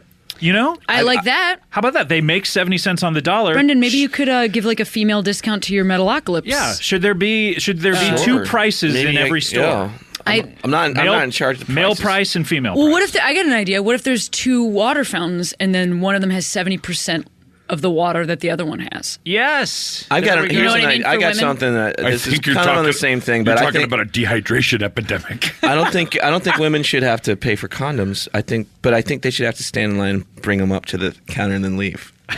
They should have to go through the embarrassment where just go wait in the CVS in the line and just wait for a while and have everybody kind of look in their basket and go. Is that embarrassing or is that like? That's what I think you should. But you don't have to. And then you leave them at the thing. And then you just say, "I'll see you later," and then you don't buy anything. The worst part about condoms now, Brendan, and we're really relating on this because I use them all the time.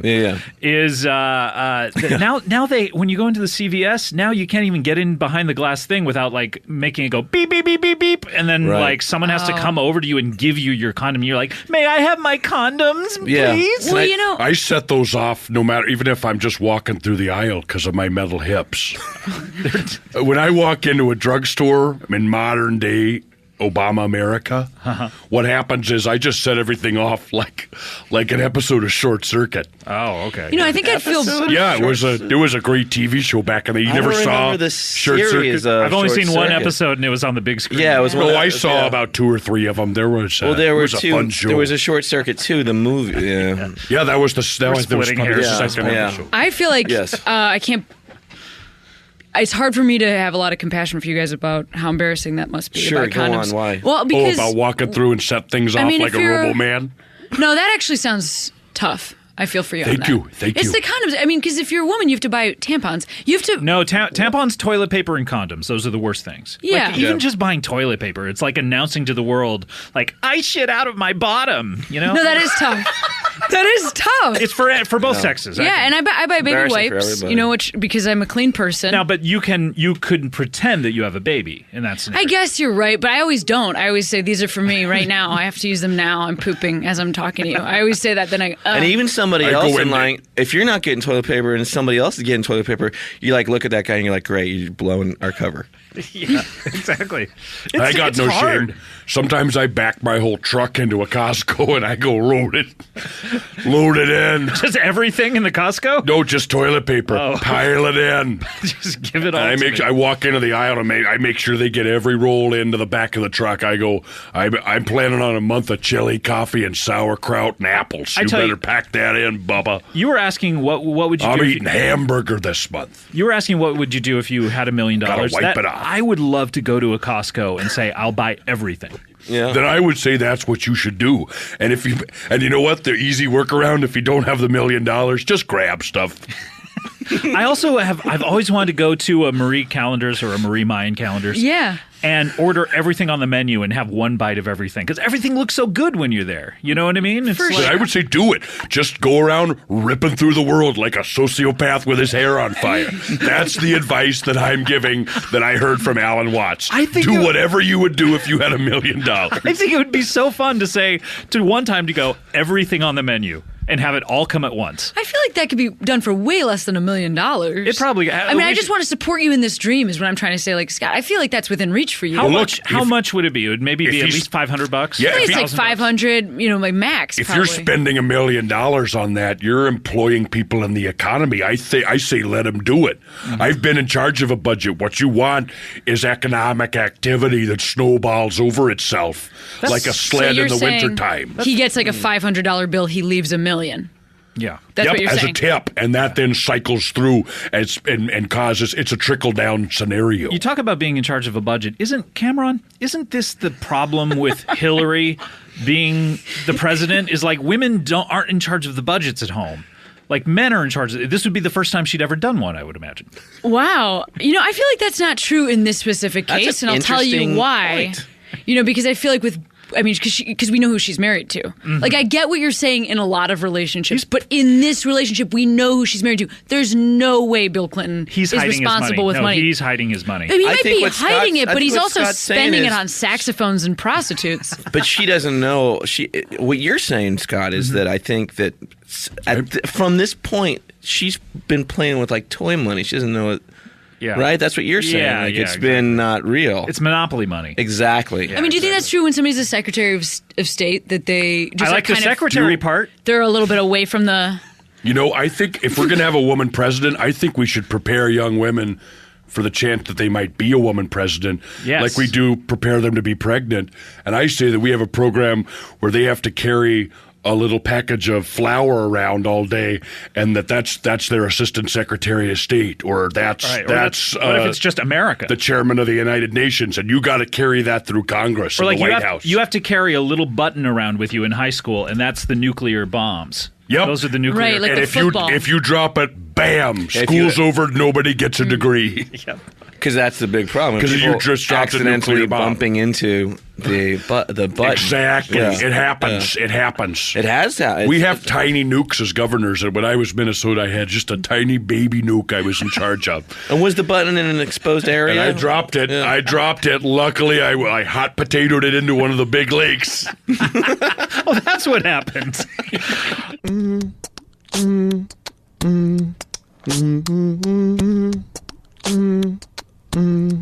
I want to He's hear rubbing some. his eyes like he is so tired of being here.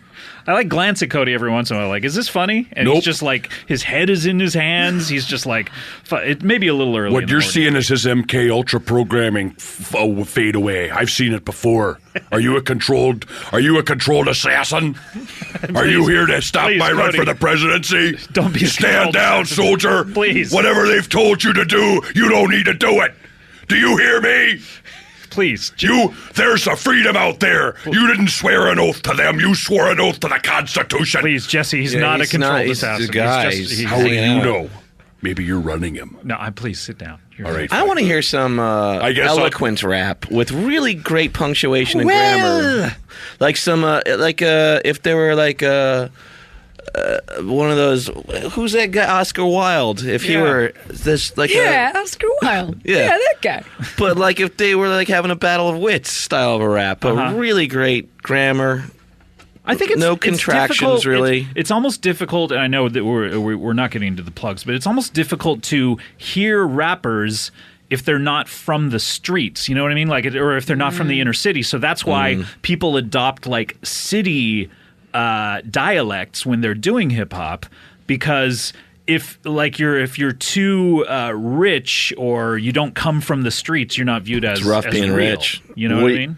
You don't think that when Oscar Wilde said, "I have nothing to declare but my own genius," when he was walking through customs at the TSA, you don't Was think that where it was? You don't think that's the kind of swagger? You always wonder that a where hip-hop those famous artist quotes needs? come from. Yeah, I wasn't aware of that. Oscar Wilde was the first TSA protester. Wow. Really? Wow. Yep, I'm keeping his flame alive. All right. Well, hey, we do want to thank Drew Ping for Plugs and Rec. That was a good song. I'm sorry to get off on a tangent about that, but and they may How have are the cosigns doing? what? They may have actual dialects from that place. It was a question. I wanted to bring it up, and hey, we had a really I feel like fun you made a conversation great about point. it. Yeah, I feel like you made a really good point. All right, well, let's get to our plugs. Cameron, you want to plug Put Your Hands Together every Tuesday night, UCB Theater, 8 p.m., and then the following Thursday, the podcast comes out. Yes, please listen. It's amazing, and I'm proud of it. And go on it. I've been on it. Yeah. Yep. Yep. Yeah, Jesse's been at the show. I've been on Put Your Hands Together. Mhm. You I didn't allow any of them to be released, though. I've been on 12 times. None of them have been released. You doing any live dates or any touring or anything like that? Yeah, I just got back from a massive tour, so I'm I'm home in LA for a little while, but I'll be in Chicago, and I'll be in Chicago next week. With Chicago Mike. I'll be at home in Chicago. I'll be at Zany's. I'll be at beautiful Zany's all week, and then what are the dates on that? Do you know?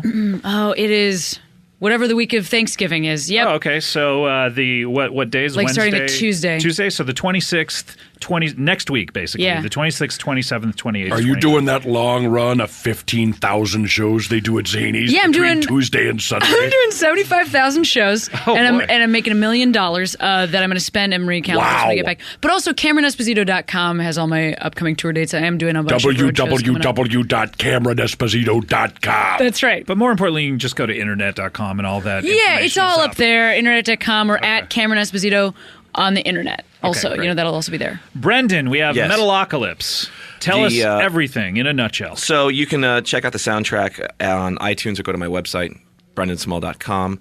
I'll be doing a show at the Improv, Brendan Small and Friends, next Saturday night, the 23rd. Oh, this Saturday. Yeah. Okay, great. Yeah, come and see me. I have a great band with me. I'll be doing some shredding and comedy and jokes and all kinds of stuff That's like that. the LA Improv, right? That is the LA Improv, yeah. Or you can follow me on Twitter to get more updates. And about, what's www.twitter.com/Brandon.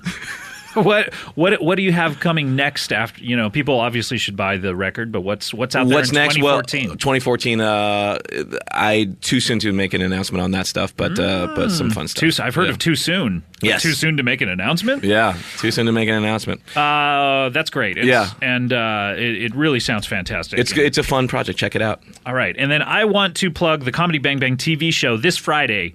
And an episode that we're very, very proud of. This one is with Andy Dick as our main guest. And this is the trippiest episode that we have done this year, and also the one that we spent the most time on. This is the episode that I think I shot. It feels like I shot forever because I felt like I was wearing those clothes forever and ever. We shot it so much, and if you've seen the picture that I Instagrammed of myself getting a ton of muddy sewage water dumped on me, that is this episode. We shot it a really long time, and we're very proud of it. That's this Friday, 10 p.m., IFC, 10/9 Central. Comedy Bang Bang TV show, Andy Dick, and also some other great people on that particular show. Todd Glass is on the show, Kyle Kinane, Natasha Leggero. You think Andy Dick's a great person? Yeah, I do. Yeah, he's a great guy. He's really funny on the show, by the way. I think he's a monster. Well, did he break one of your condoms as well? No, he jizzed all over my face. Oh, jeez, okay. But anyway, watch that. And we have a donor, by the way. Matt Cohen donated, $250 to Earwolf. Gosh, thank you so much, Matt. That is so nice. We have something special coming out to you. Appreciate that, Matt. Really appreciate that. And by the way, this is we'll have a bonus episode on Thursday with a couple of great people that you'll want to hear. So that's all I have to plug. Jesse, I've saved the best for last. What are you going to plug? Why do you think I'm going to plug anything? I may or may not be running for president. Okay. I've said that before. I'm waiting for the right time for enough people. I need to see people in the streets screaming my name all the time. I don't know that that's going to happen. Nope, it'll happen. That's how William Howard Taft was elected. All right, so if you're listening to this and you want him to run, go out in the street right now and start yelling. It's 12:01 on Monday. You may wake the neighbors a little bit. It doesn't. I'm fine with that. Maybe you're in a different time zone, or do you roll it through the time zone? No, this show comes out 12:01 on Monday, and that's when people listen to it. It's tough. It's a tough Greenwich time slot. Mean Time. I don't know what. I think Greenwich Time should be a little bit nicer. All right, let's close up the old plug bag. Wait a minute. I got stuck in a. That's right. Yeah. Not again. How am I going to run for president from inside of a plug bag? Oh, no. He got stuck in the plug bag again. That happened last time he was here. Oh, well. Well, guys, I want to thank you so much, Brendan. Thank you for having me. I appreciate it. It's fun hanging out with you guys. And Cameron. Oh, it was such a pleasure having you on your first time. Yeah, Please thank come you. back. Thank you. And Jesse, the body, the mind, the soul, the plug bag Ventura. Don't stand in front of the plug bag when it's closing. Seriously, it's a lesson for us all.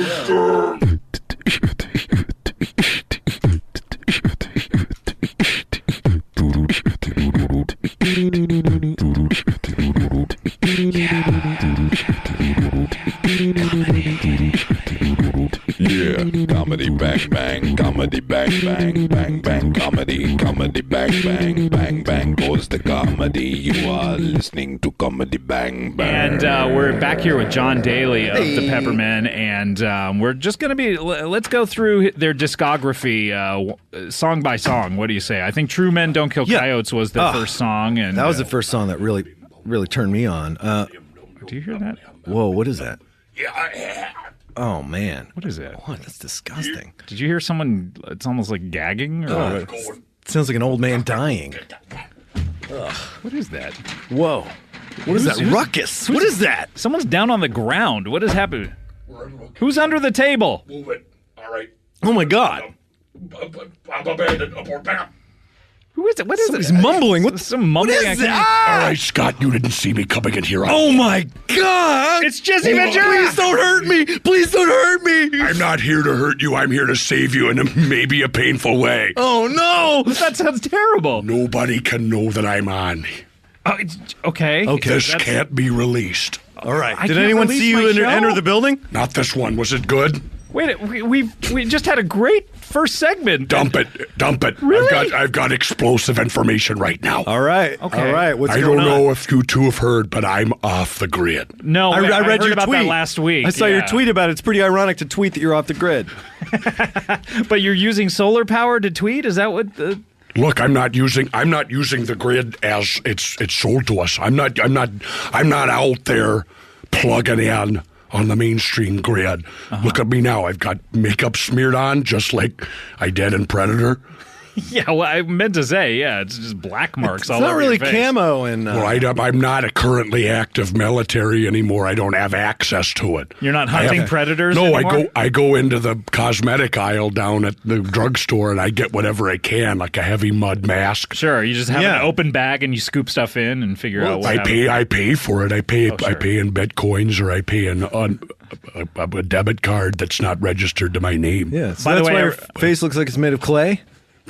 Clay It's Aiken? clay face. By the way, I do also have a number of degenerative facial diseases. I do want to tell everyone this is Governor to be? No, you were a governor. I get confused on former governor Jesse the Mind, Body, and Soul Ventura is here. Right friend now. of the show. Well, I'm a friend of you. I don't know if I'm a friend of the show. Are you friendly with the show? Do you care for the show? I have feelings for the show. Okay. But I left those feelings behind when I went to war. When did you go to war? I went to war against the New World Order. That's why I'm off the grid. Are you at war right now? Look, we're all at war daily. Yeah. Have you ever been in combat before? No. No, not active combat. No. I mean, you are a member of the Peppermen. I'm which is fighting sort the of good like fight for the Red Hot Chili militaristic. Peppers. You know, it's like the Kiss Army, but for the Peppers. We do have berets. No, I haven't. I'm so far off the grid, I haven't heard this blockbuster sensation of a song. Well, it's a great song, and it really blew up on the internet. So that's on the mainstream exactly internet. why I haven't heard it. Mainstream internet. Yeah, exactly. 200,000 downloads. Now, do you have your own server, your own underground network that you I can can't use? tell you about it. I've got darknet connections. I've got satellite uplinks. Okay. I'm plugged into WikiLeaks. Tell everyone what you tweeted last week. You said that you were going off the grid. What exactly was it? And then I tweeted at a couple of people who just replied me, and I said, "Yep, thanks for listening." And I said, "Sure thing, you can watch it on Aura TV." Well, but what did and you I got say? into a big fight with one guy. But what did you say? You made a big announcement. Yeah. Tell us about the And announcement. then you got into arguments about going off the grid. I mean, isn't that something that should be a declaration? Look, I'm on the record off the grid. I don't see what the problem is. What I'm saying is give the new listener who has no idea who you are or what you do. Well, I'll tell them, but with this broadcast can't go out. Okay, sure. But Nobody can know I'm just here. in case it goes out, someone hits the wrong button after you leave. Let a new listener know who you are. You know what I'll do? What is going I'll on. rehearse my remarks for when I'm ready to go public. Okay, good. Oh, that Yes, sounds please. good. Yeah. Who are you and what did you do last week and why are we Why do you talking think about I it? have to tell you who I am? No, you're So this is Who your are you, remark. This is Scott? your opening remark. Yeah, that's the opening remark. You have a problem with that? Oh man. Were this you is ever going governor? downhill. Were you ever governor of one of the middle 20 states of the country? No, I've never been governor so of you're anything. A border state? No, I was Have never you ever a looked wrestler at either, have or you, an actor. That's right, Daly. Yeah. There you go. I know your resume. Yep, sure. Pretty impressive. I stand in my backyard and I look over in the hostile plains of Manitoba. Listen, I'm missing one piece of information from you. Why did you go off the grid? You're not explaining Why wouldn't I go off the grid? Exactly. Tell We live people under- what you said, please. What did you say? You're going to raise your voice with me. I think I came in here with a remarkable amount of respect. You really did. You're a little bit quieter than normal. You surprised us like a ninja. I'm armed, and I didn't. Please put your guns away. Look, the safety locks are on. Okay, no, I don't care about the safety lock. You're pointing it right at my head. You have it against my temple, Brandon. Get it out. Style, Come on. please. All right, you want me to take does that make you more comfortable? This guy's hosting the podcast. Yeah, it's just All right, really. okay. I don't want to do this under duress. Okay, just lower your weapon, All right, sir. weapon lowered. Do you want me to disarm the charges I put under Daly's chair? Yes. Yeah, please. Oh, my hold God. on. Yeah. Oh, no. All right, let me try to let everyone know what he said because he does. He said he. All right, thank you. Governor Ventura, who has a TV show called Armed and Dangerous. What is it called? What is it? Blackout the Truth? What is your thing called? I'm a big fan of your show. Thanks. I wouldn't move too fast because I only disarmed 3 of them, and there's one that's a little bit rogue. Good to know. John, you're stepping on a landmine as well. Did you? Is that your tap doing? dance? I'm tap dancing on it. I might have to carry you out of here when we're done. No, that's fine. I had a program. It was on True TV. And it's called What Do I Know That You Don't Know? What is it? Nope, that's called Conspiracy Theory. Oh, right. Oh, right. So you got another show. Wow. Look, there's you get a lot of shots. I do, yep, and I give them to myself because nobody else gives them to me. If you want to know my resume, it involves a number of Vince McMahon productions. It involves the movie Predator. You were a wrestler. You were in action movies like Predator and Commando. If you're going to reduce it like that, I might as well go speak at Harvard. I'm trying. Okay. Yeah, to both of those. Sure, go I will speak at reduce Harvard. it and speak at Harvard. Great. Great, I might as well go on. I haven't got the invitation. Well, that's because you're I'm so rogue. locked out. They're mainstream. They're cranking out They're people for mainstream the... because they're classically New World Order. Yeah, Let me reduce it down even further. You were a wrestler. You were an actor. You were a governor. Now you're a weirdo. All right? And you tweeted today or last week. But at least you're on TV. Hey, he's on TV. He's a weirdo, but he gets a platform. Thank you, John. Anyone on TV is a weirdo. Thank you. He's a platform. I'm a weirdo. Look, John, look, you're Scott, a I weirdo. think that you're outnumbered here 2-1. John and I are clearly independent-minded thinkers. Yeah. You're still trapped in the two-party matrix. Okay, certainly. So, but within this matrix, what did you tweet the other day? You said something to the effect of you were no longer going to be on the grid. I'm not on the grid. I'm off the grid. You're doing your show using solar Look, generator. imagine it this way. Just say what you said. I want to paint a picture, Scott. All right. Look, I'm gonna visual. look up this tweet. He's I'm a visual artist. learner. Yeah, he's a visual artist. Yep, I went to Montessori schools. Oh, cool. No walls. Look, if you imagine a graph paper with little squares on it, that's the grid. I'm off it. It's easy to draw a pepper symbol on that. Graph paper, if you have it all graphed out, I'm looking up this tweet. What is the pepper symbol? Is it a habanero? No, it's a get a lot of circle. those. It's a gear, basically. It's a gear with 6 little gears sticking out. So it's a circular thing. is it the wheel? Is it the wheel of reality? It's a cool tattoo, is what it is. By the way, I've been getting into ayahuasca down in Mexico. Oh yeah, you got it in Mexico. Why would you reveal where you are, even the country? I think that's just completely antithetical to He's saying what you're he all has about. been to Mexico. He's not there now. Why would you even mention anywhere that you have? I'm in Mexico. Hold on. I'm not going to tell you all the operational details, but what I will tell you is that the country of Mexico is 500,000 square kilometers. Okay. You're telling me that just saying I'm pretty Mexico sure it's a pinpoints lot it? bigger than that. Look, there's jungles down there. Yeah, I know. I've been to Mexico. Have you ever seen the billboards with the caves you can spelunk down into? Oh yeah, the sotes. crystal caverns. Cenotes, I mean. Yep, I went that's down where I to have those. my coffee in the morning. By the way, you have a weird. TV show called Off the Grid, and I'm not sure that this this tweet is just promotion for it. But what you said on the tweet is that you were. What I said was that I'm down in Mexico to avoid drones. Yes, you're going off the grid so that the drones can't find you. And that's literal. That's like you're afraid of drones. That's not like a. I was going to say it. I don't know why you had to look it up. Is that a joke about? Look, it's not a joke, John. Where are the drones? Look, I understand you have to do what you do for a living, but not everything's a setup and a punchline and a callback. Well, that was neither. Sometimes we're facing real problems, and one of them is drones. They're building them out there. Are you familiar with DARPA? I am familiar the with Defense DARPA. Authorization Research Project analysis, something like that. Of course, yeah. They make little dog robots that run around and have guns on them. No, I know. Yep. What? They're little transformers. They make little transformers. We're building RoboCops, land drones. We've had aerial drones for some time, not only overseas, but everywhere. So we've had the aerial drones flying around above us, but now they're little land drones that look like puppies. So I've been talking to Ketis about. Ketis actually wants to upload all the Pepper's consciousnesses into computers that play instruments. Look, if you're gonna, I've researched this Using a little Pro bit. Tools? Yeah, and then press a button that just makes them generate records so they can just chill out An in hammocks. infinite amount of Chili Peppers records. Yeah, that 'cause would be amazing. They were like, "What's the deal? We want to hang out 100% more." Okay, and the music is getting in the way, so let's invent something that takes care of that. Wow. Anyway, they're drones in a way, but the drone situation, there's nowhere you can avoid it, I would argue. Please don't There's argue. nowhere you can So avoid it. your argument is that because somebody's a powerful bully, that makes them omnipotent? No. Am I suddenly supposed to bow down like they're Marduk, the god of Babylon? No, absolutely not. I don't know about you, but when I saw Superman and Zod came down and said, "Kneel to me," I stood up in the movie theater, said, "Hell no," and ripped the screen down. That's the kind of freedom I'm talking about. you? Yep. Wow. Who is that? Yep, and I beat up everybody down at the AMC for even screening it. Actually, I think it was a Cineplex Odeon. I believe this is 1979, right? Back 83, 79. I think it was 79, 80, somewhere around there. Something like that. Amazing. Look, I wouldn't do it now. Did you see the new Superman movie with the new Zod? No, I didn't. I've been off. Good. I've been semi-off grid. Have you good. never seen a movie? Is that what you're trying to say? You don't go into movies? The only movies I'm getting are when I go in disguise, not unlike Henry V or a Jedi with a hood over myself to go mingle with people, because you're a social animal. You can't be off like by yourself forever. Yeah, you have to. That's why you're here. So do you I have wear someone out there with you? Sorry.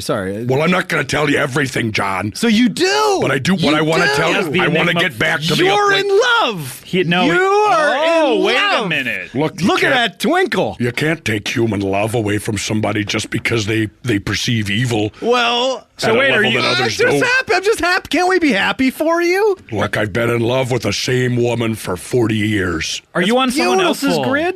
Am I on? Well, what happens is when you get off the grid, there's a number of other geometrical shapes. You get off the grid. Ooh, are you in someone's triangle? And then there's a little mesh sieve. Oval, maybe? Yep, you get in an oval. Yep, you fall into an eggshell. It's a series of cups and Russian dolls. What? Sure. I wanted to answer your question. And I cut please off. do. What was that? You said something about. About what? What did? Oh, you haven't seen a movie in a long time. That's right. By the way, no one looks at someone in a hood like it's a funny thing. You know, everyone just go, that guy in the hood.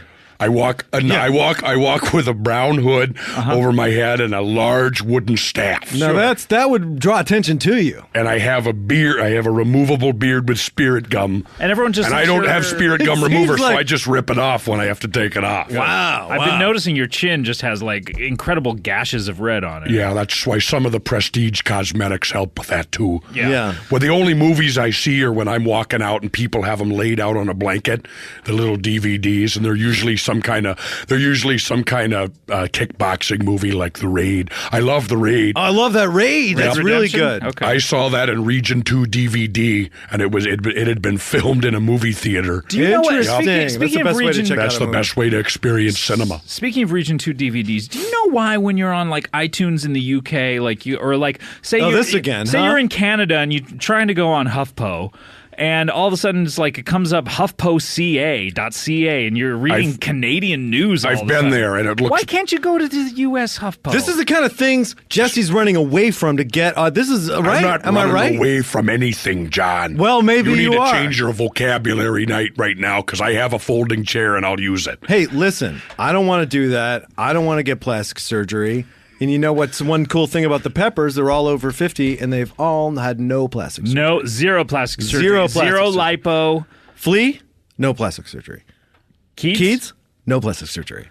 Chad, zero plastic surgery. Still looks exactly like Will Ferrell. Frush and Josh, zero plastic surgery. So that is all of them. That's all the Peps. That's all the Peps. Wow, fantastic. The only plastic surgery I've had was involuntary. Oh, really? Wait, who did what to you? Was that down in Mexico? It was it was back in wrestling.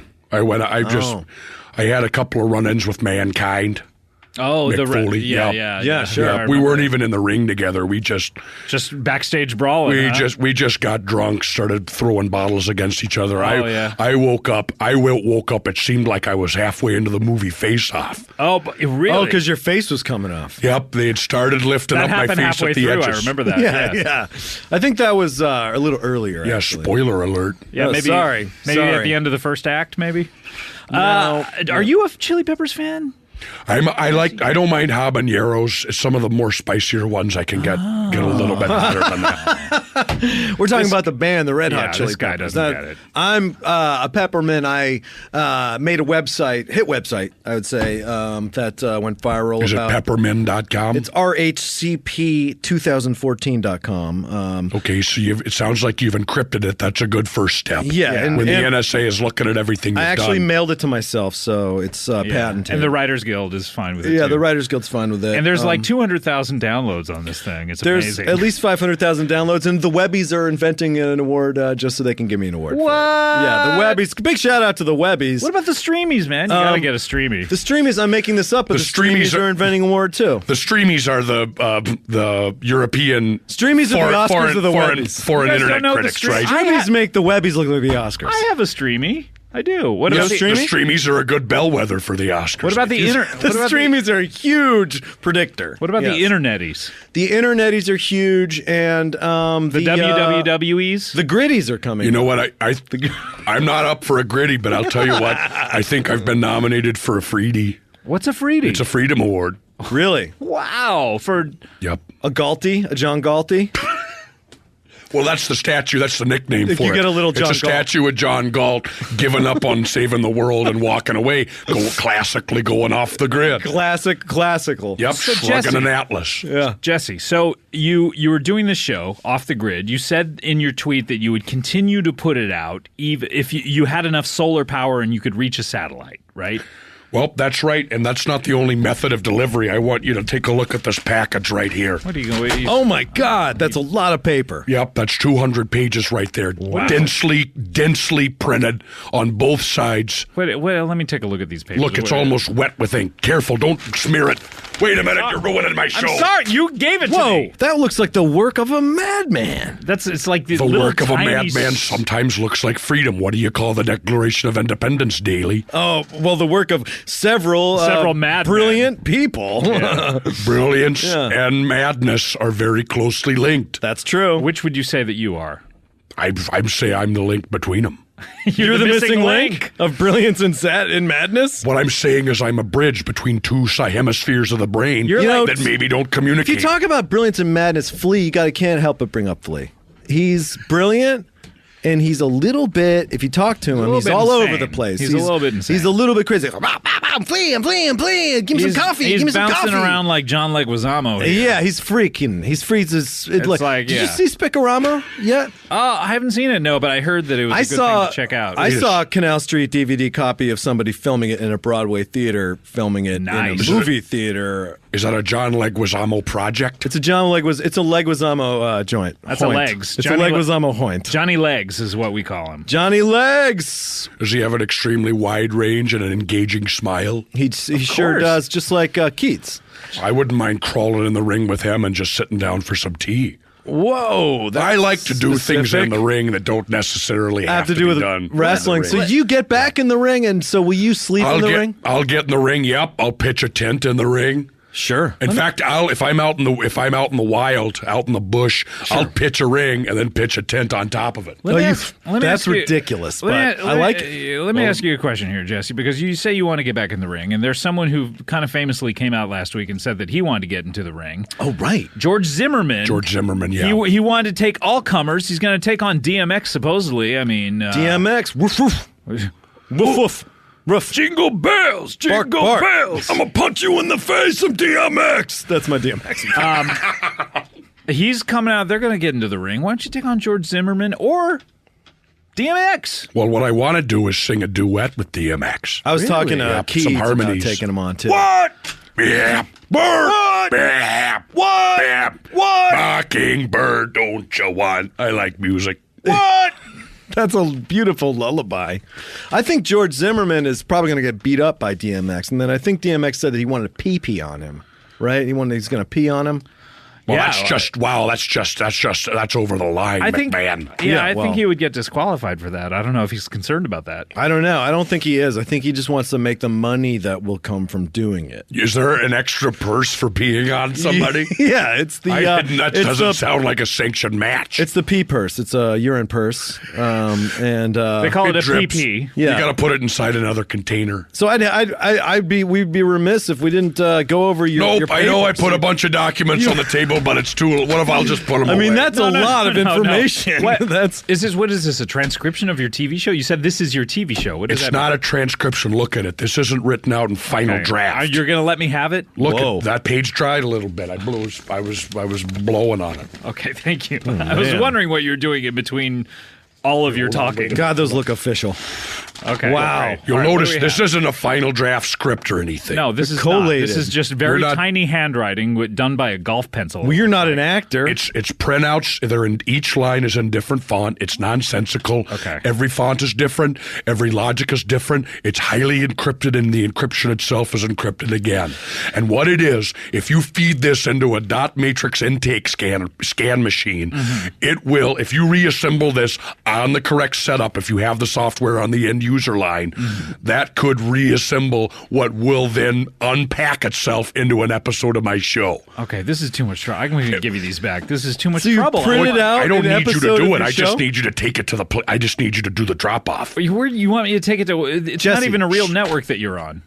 It's called Aura TV. What do you Yeah, mean? what is that? They have thousands and thousands of minutes of programming. Have you thought about doing straight to camera videos?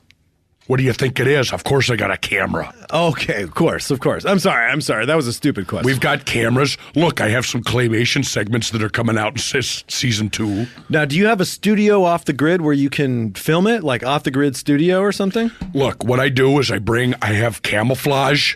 Yeah. I have camouflage netting, not unlike the little bounce blankets that you have here. Sure, this is for sound. So that's. But that would be for hiding. So one of my concerns is sound. One, I do have an eye for production value. Oh, you do? So I'm not just going to turn a camera on in the jungle underneath some palm trees. And you want to make it nice. You want to make it nice. You get a grip truck.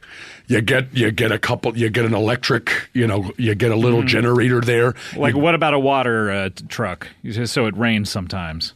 I do. Look, that's a very important. I'm deeply indebted to not only Jurassic Park, but also works like Predator and my own film Abraxas. A lot of times, if someone's looking out a window and there's rain pouring on it, it's almost as if they're crying themselves. It shows the emotional insides of these people who are, so it's a wonderful. And all they have to do is cinematic stand there. device. Yeah. All they have to do is stand there. I understand that there's an eye for production value, and I bow to it.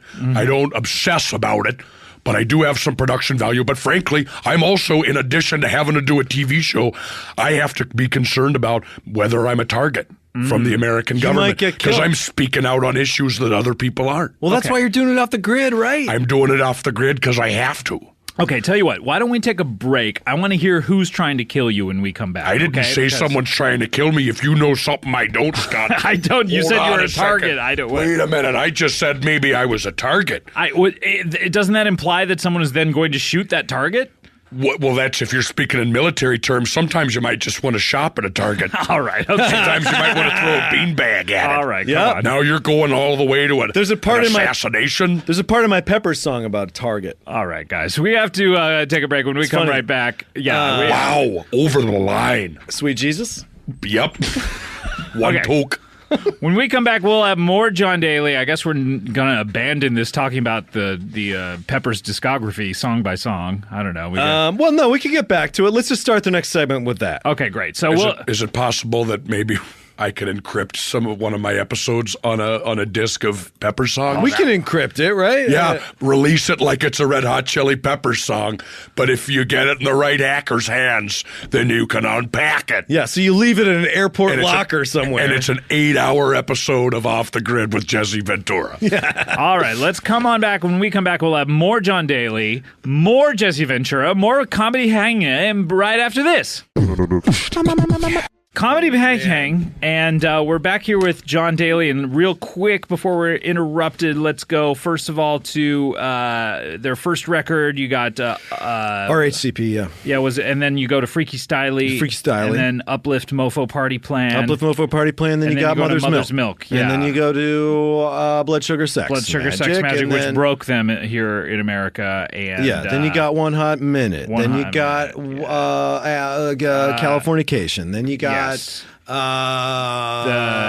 One Hot Minute Californication, then you got Stadium Arcade, and then you got I'm with you, and I'm then, with you, and then now who knows and what's then next? Into the remains to be seen, into the great wide open. Flea wants to go in the direction of making more punk funk, and I talked to Ketis, and he wants to make that abrupt left turn into punk funk. He wants to make more punk funk too. So. Okay, great. So we're gonna okay, great. So I think it might work that they make more punk funk. Okay, but no, Jesse's crawling around on the floor again. Okay, if you're down there, do you mind disengaging this landmine, perhaps? Well, I'll get to it when I can. I'm just sneaking back in. Are all these charges disabled? Because I don't want to. I had to sneak out to use the bathroom, and now I'm sneaking back. John here can't do it because he's sitting here strapped to a chair that has charges on it. Look, John, if you want, there's one charge that may or may not be activated. Right. Let me give you some advice from my time in Cambodia. Sure. When you can't move, when maybe you're being monitored, when you've got those red lasers on your forehead, if you have to pee, just go for it. Okay. But you want, as long as you avoid the trickle sound, so you don't want a stream that's going tinkle, through the air. Yeah. You want the stream staying close to the Well, if I hear a flesh. trickle sound, I'll kill myself immediately. Right? That's what to do?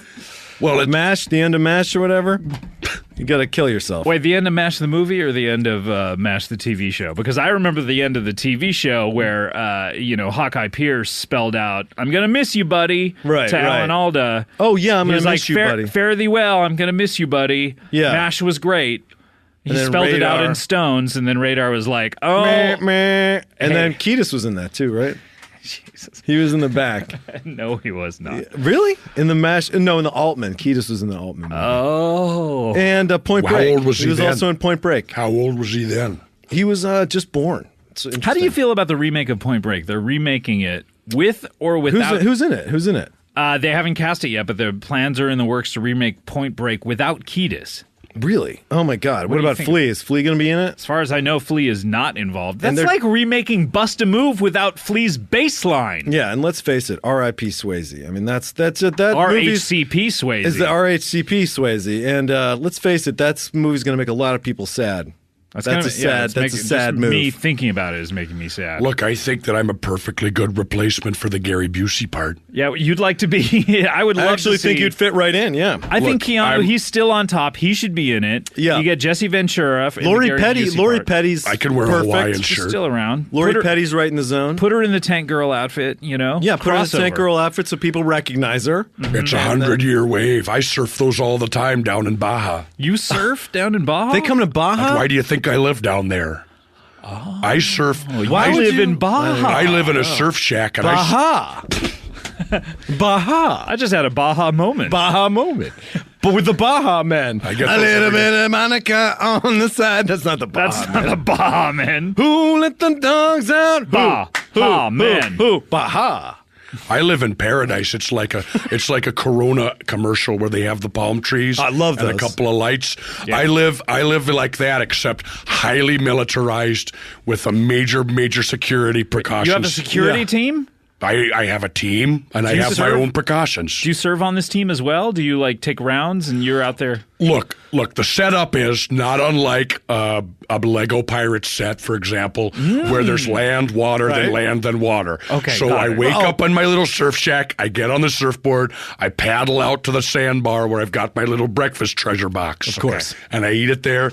I check on my Bitcoins that I have buried in the sand, and then I paddle out a little bit further for some waves. Now then this is by the time it's 9 o'clock, I'm gonna paddle back in, maybe go into exchange to the little coconut market. How many Bitcoins for coconut milk?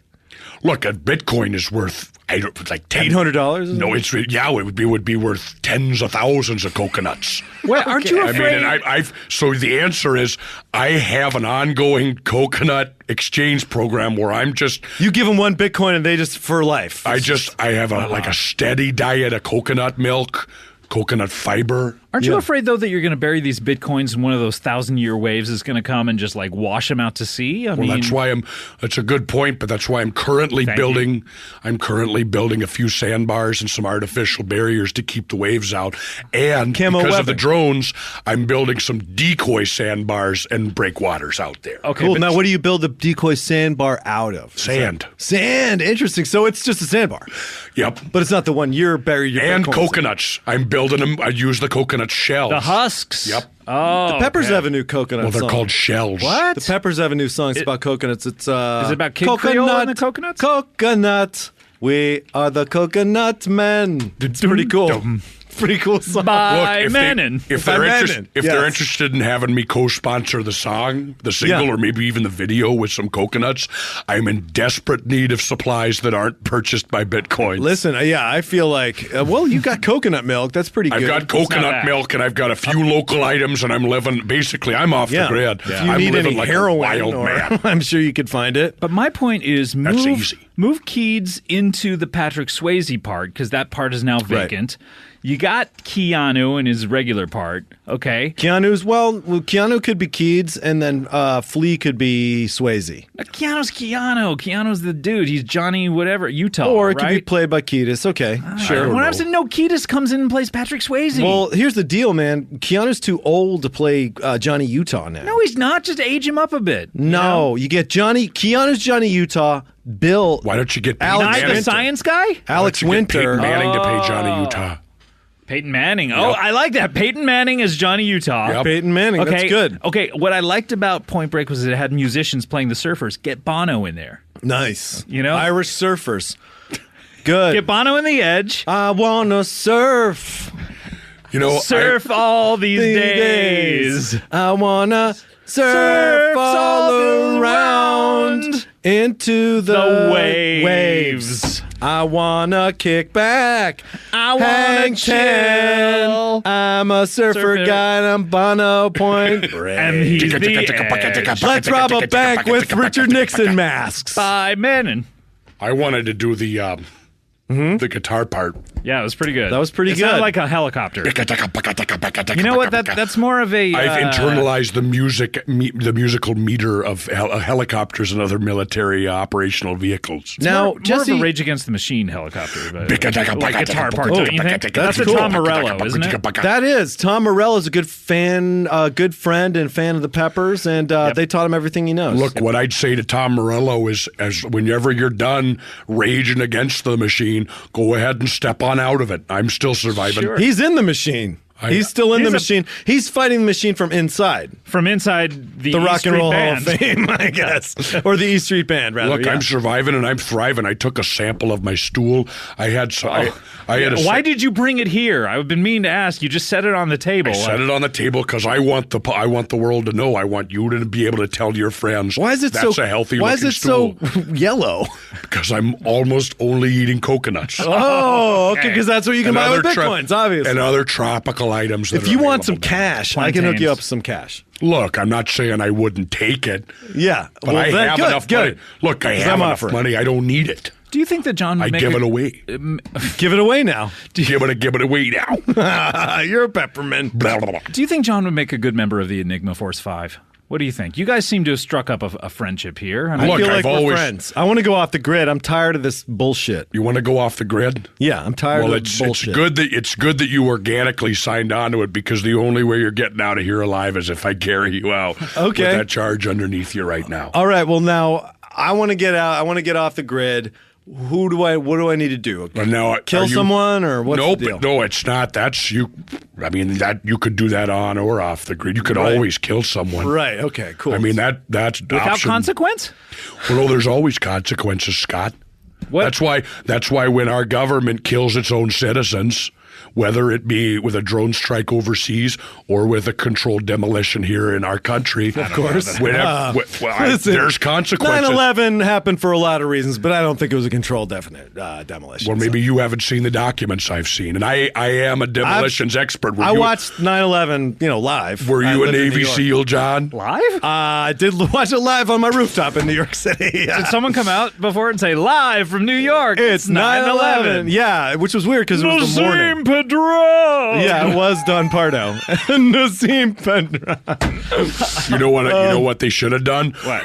Dick Cheney. Yeah. Dick Cheney. I agree. The real culprit. Dick Cheney. Yep. George W. George W. Bush. Tony Blair. George W. for 7 minutes reading a nursery rhyme.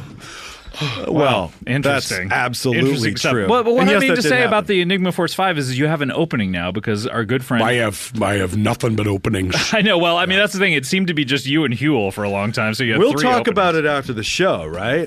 Look, we wait, can the talk Enigma about Force 5.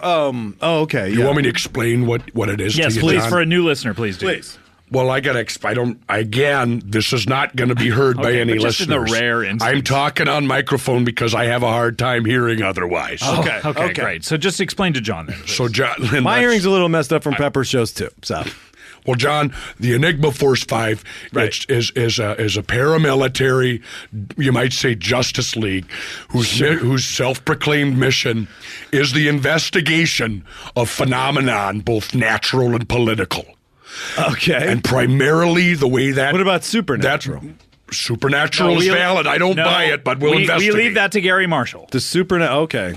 Gary Great. Marshall, who goes out and investigates paranormal. That's right. activity. We'll farm that out. If he gets something that's in the national world, he'll send it to us. Sure, yeah. Interesting. There's a lot of cooperation between agencies. In other words, Yeah, That's good. We might make some snarky remarks at each other over a coffee, but well, as long as you're ultimately- communicating, unlike the CIA and the NSA, Benghazi. Exactly. Our model is we want to counterbalance what the police state is doing by merely asking questions. That's a simple model. Good. And what I want to know is what's wrong with that. There's nothing wrong with that. I think it's great. I can get any number of famous people who are in the Red Hot Chili Peppers to endorse it. Are you naturally a curious person? I am naturally a curious person, and I'm constantly I haven't heard curious. John ask a single question. I haven't heard him ask a question. Why didn't See that? Let me explain. All right, let me give you a tip. I know. I feel like Let me give you a tip on how this works. Ask a question? He's going to ask you a question. You ask a question back. Oh, okay. All right. Ask Go me a ahead, question. Jesse. Ask me a question. Well, first of all, why do you think you're qualified to be in the Enigma Force 5? Why don't you think I'm qualified to be in the Enigma Force That's 5? a goddamn answer if I've ever. No, why is Wow, it pretty good. Why is it so rare that these little panty waist endomorphed wimps out there can't? No. Answer a question. I'm a real man in the old mold. I'm a 1950s type real man. I like the way you do it, Daly. If you're going to be in the Enigma Force 5, you got to be like me. You got to be able to parachute into Fox News on 10 minutes notice and scare the shit out of Sean Hannity. Yeah. I'll do it. Whether you're just audibly barking at him or whether you grab him by his stupid tie. I want to take a shit on Sean Hannity. Okay, that's going to be our first. That's not even a mission. That's going to be our little. That's for fun. That's going to be our little fun. Just Yeah. to figure when your little That's your an little amused sandbox. booch. I'm going to have a question for you. What's your question?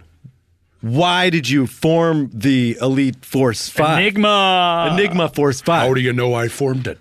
Maybe. You. Well, I get it. I get it. You I didn't get consider that maybe I was inducted in by an even more powerful force than I? Like a pyramid with an eye in it?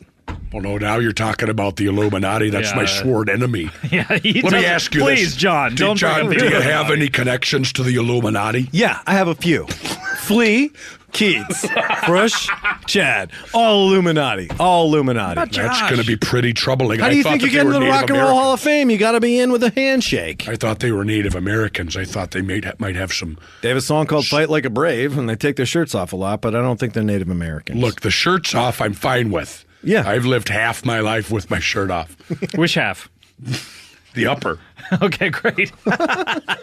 So you wear just a thing around your belly So button? you've never worn a shirt is what you're trying to say. Look. You can't just say you've lived half your life, meaning the upper half of your life. The upper half of a shirt. When I was in office and I had to wear a suit or I appear on TV or something, I might have what looks like a suit or a shirt to you. It really is a CGI? But it's not touching my skin. Oh, I see. So it's what just I have like is a layer of air, a construct around you. It's kind of like the way a wetsuit works, except it's an atmospheric wetsuit where I have a layer of warm air between the whatever appears to be a torso cover. Exactly. So and my layer of blubber underneath all that. Now, so would you consider yourself nude? You're a nudist then? I'm not a nudist. You would be nude at that point. I'm not a nudist. Yeah, okay. I haven't had sex outside of my underpants in 25 years. You don't have sex with your wife? Sure I do, but it's all heavy petting. Ugh. Oh, it's heavy petting and a lot of wrestling moves. You don't. What's the best movie you've ever put your wife into? I suplexed her off the top rope. Oh, wow. Wow. But let me tell you, she's put me in some moves that would really break my mind. Really? Like what? Oh, boy, oh, boy. Oh, like what she got? What's her specialty? A figure 4 leg lock. Oh, no. Wow. Now, just looking at it, you might say that's the most fraudulent of all wrestling moves. Sure. Yeah. Like all you need to do is sit up or something. Yeah. When you're in that figure 4 leg lock, my, oh, my, do you really want to tap out? Yeah, it really hurts, the figure 4 leg lock. It's not a mellow thing that you can be in for hours. Look, I go over to Ric Flair's house sometimes when I'm up in Atlanta. Sure. And my face is green. When I go to Atlanta, by the way, I swim up the Chattahoochee from Savannah. Of course. But I'll go over to Ric Flair's house and I'll just sit down there and we'll chat while doing figure 4 leg locks over each other. Wait, so you fly into Savannah and then just swim to Atlanta? Well, I don't fly commercial. I fly under the radar. Sure, stealth. I fly. Literally. It's not stealth. That's too far ahead. Well, I fly. Hot air balloon? Have you ever seen Air America? Sure. The classic Mel Gibson. Mel Gibson. Yeah. I'm flying low level to the ground. I'm flying like Dr. Strangelove flights. Oh, okay, cool. Very good. Great. You mean the guy who's sitting on top of the bomb waving his cowboy hat around? Well, I do. Slim Pickens? Yeah, Slim Pickens. I actually met him once. Oh, really? Wow. I met him once at the Grand Ole Opry in Nashville, Tennessee. Because Wow. we were in town for a Georgia Southern wrestling match. It was me versus The volcano? No, Iron Sheik?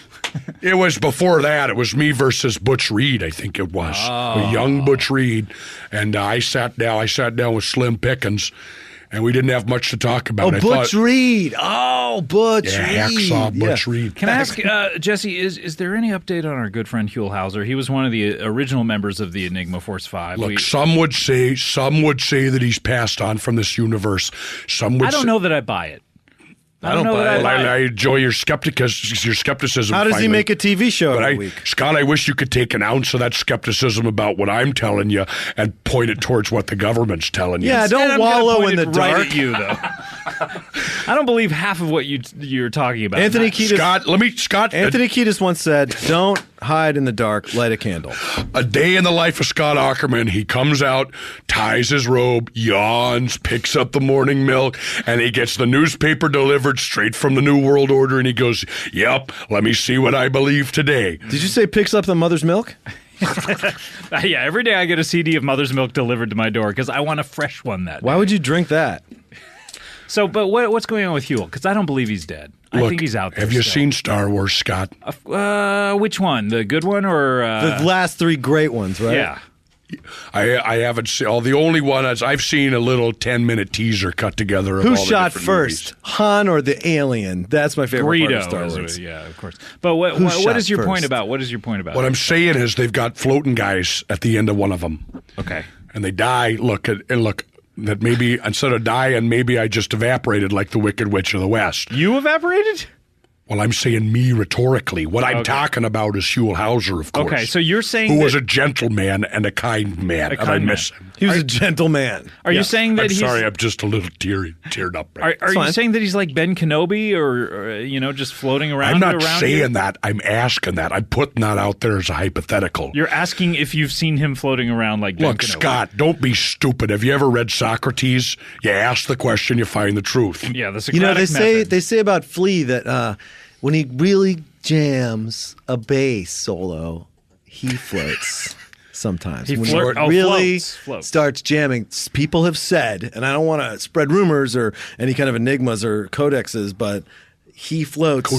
Codices. He will float 1 to 2 inches above the ground. You ever have on a that dream hot where you're bass solo. like treading water and You it know, makes I you felt- fly? You ever have that dream where you're like treading water so hard that all of a sudden you start floating and you're like, oh, I realize now I can fly. Yeah. I'd never realized all I had to do was like do that in the air. I dreamed about being in the Red Hot Chili Peppers. Oh, okay. Yeah. That's different than John, you know, I think this is potentially explosive information. I didn't know that you said it was Ketis.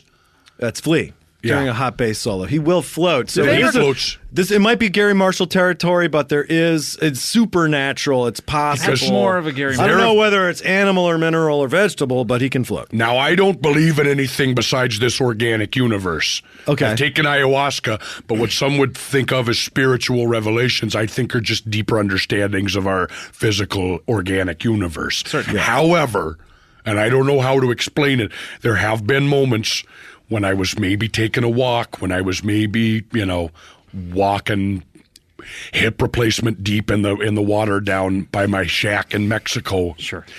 And I've had that feeling where maybe there was a presence floating above my shoulder. Mm-hmm. Right. And the song that comes to me, I'm not kidding you, is sometimes I feel like I don't have a partner. Sometimes I feel like I'm only friend is the city I live in, an undisclosed location. I'm off the grid, man. Yep. I'm Jesse Ventura. No, I'm not. Bow. Ba-dum-ba-dum-bum. I don't ever wanna. And that's when Huell starts. Bow. Yeah, I don't ever wanna, and I can almost hear him. What's he sound like? What does he sound Just if you listen, sometimes when I'm really in tune, I can almost hear him. What's he sound like? Son? Wow! That's kind of what he sounds like. Oh, wow. That was love to beautiful. hear something that's beautiful. He just says a wow. Yeah, he sounds like wow. Wow, cool. That's crazy. You do a good Huell. Thank you. Yeah, You've heard him a lot, I would imagine. I was a broadcaster for many years, so I have an ear for voices. Yeah. Oh, who else do you do? Well, I do Vince McMahon. Do you want to see my Vince McMahon impression? Yeah, please. All right, here. Yeah. Hold on. Let me turn around here. Oh yeah, doing the classic turnaround. Definitely turn around and get in character. Yeah, he's Okay, fixing here we his go. hair. Okay. I'm Vince McMahon, and I'm a real pile of shit. And yeah, that's Wow. So you're not a fan of Vince McMahon? No, that's the kind of thing he says about himself. He loves my I impression never of noticed it. that. Oh, okay, Yeah. okay. Yeah. Wow. Well, that's great. I mean, I'd like to think that Huell is out there. He's still looking over us all. I sometimes feel like I hear him. You know what I mean? I just sometimes feel like he's giving me advice. You know what I mean? Yeah. He's asking. He's just out there asking the questions. He's asking questions. He's not giving you advice. He's steering you with the right questions, the way any great teacher does. Yeah, just like the Socratic method. Just Where ask me any- enough questions and he'll Is it finally like get local travel advice mostly? or- Mainly, yeah. It's about Any great teacher is going to steer you with questions, whether it's Lao Tzu, the writer of the Tao Te Ching, or whether it's pure questions, or whether it's Paul Bearer holding the urn. Yeah. Yeah, does he ask questions? Who will? He does. He asks sounds like that. specifically questions about the urn. You know, when Chad Smith teaches drums, How often is he teaching out there? he doesn't teach much because he's got a lot of money now. Yeah. But when he used to teach, Well, he needs a few bucks. He teaches with questions. He'll be like, What is this? He'll be like, boom, boom, boom. Bum, bum, bum. He'll be like, what's this? Ba, ba, ba, ba, ba. And people will be like, blood, sugar, sex, magic. Those are They're like no. interrogative percussions. Exactly. He does question marks at the end of his tom fills sometimes. So it's like, buh? Yeah. Buh? Yes. Buh, yeah. buh, buh? He'll be like, what? It's like saying, hey, and it's throwing out questions into the universe. Yeah, exactly. Yeah, you can hit the cymbals backwards and it goes, and it sounds sounds pretty questionable. It's pretty cool. Yeah, so that's great. Well, thanks. You know what, Jesse? I hope that you find what you're looking for. You still haven't found what you're looking for? I hope you find peace. I really do. But I want to get some water and I put it on my daughter. Cause I'm a pepper. I'm a pepper. You know that I want to get some salt and pepper. I'm not a leper. I got all my ears and my nose stuff. Yeah. John, that was good. Were the Peps? Was Fleetus? I call him Fleetus. Yeah. Flea and Ketus. Was Fleetus? Were they upset when Salt and Pepper came out because they thought there'd be confusion in the marketplace? No, they thought it would be just a little bit more of a taste sensation. I kind of think Salt and Pepper is like the female Red Hot Chili Peppers. Well, Salt and Pepper go. Well, you're wrong, but Salt and Pepper are rappers, and but that's, I consider. Yeah, the Peppers are rappers. I consider Chili Peppers to be the original rappers, though. Really? Yeah. I don't think they started rap. You got to give it to your mama. They did start rap in the 90s. The rap started with all the Furious Fives and all that, and then it stopped. That's what people don't think about. It stopped in 1989. It stopped December 31st, 1989. Yeah, and then January 1st, 1992 or Chili so. Peppers started back up again. What I got to put it in you. That was the first rap lyric of the 90s. So, what was really Not good only about that, Peppers, it was a question. Yeah. Yeah. What I got, you got to get it, put it in you. Put it in you? Put it in you? You know, record labels like EMI and Capitol Records and these other record labels, when they print lyrics, they never put the question marks in there because they don't want people asking questions. Jesse, what do you have to plug? Well, there's only so much I can plug. Yep. And again, I'm going to have to seize these tapes, I think. Okay. So, I'm off the grid. I'm transmatrix. I'm questioning things. I'm out there. I have a show called Off the Grid on Aura TV.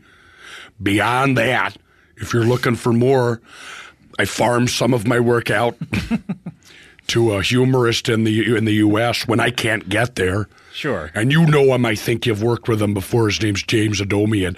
I think he's a bit of a smart ass. Yeah. And I don't agree with him on half of what he says. But I have seen him perform once. I saw him do a 10-minute set. And so I said, you're deputized. So I know. So based on one 10-minute interaction, where I fell asleep in the middle of it, I would say go see him perform this month. How would people get information on where? I don't know. Is there a web? That's not my responsibility. Look it up. You have to ask your questions. Gotcha. He's going to be in Seattle. He's going to be in Portland. He's going to be in Chicago. He's going to be in littler cities too. But I am not. All I do is I hear.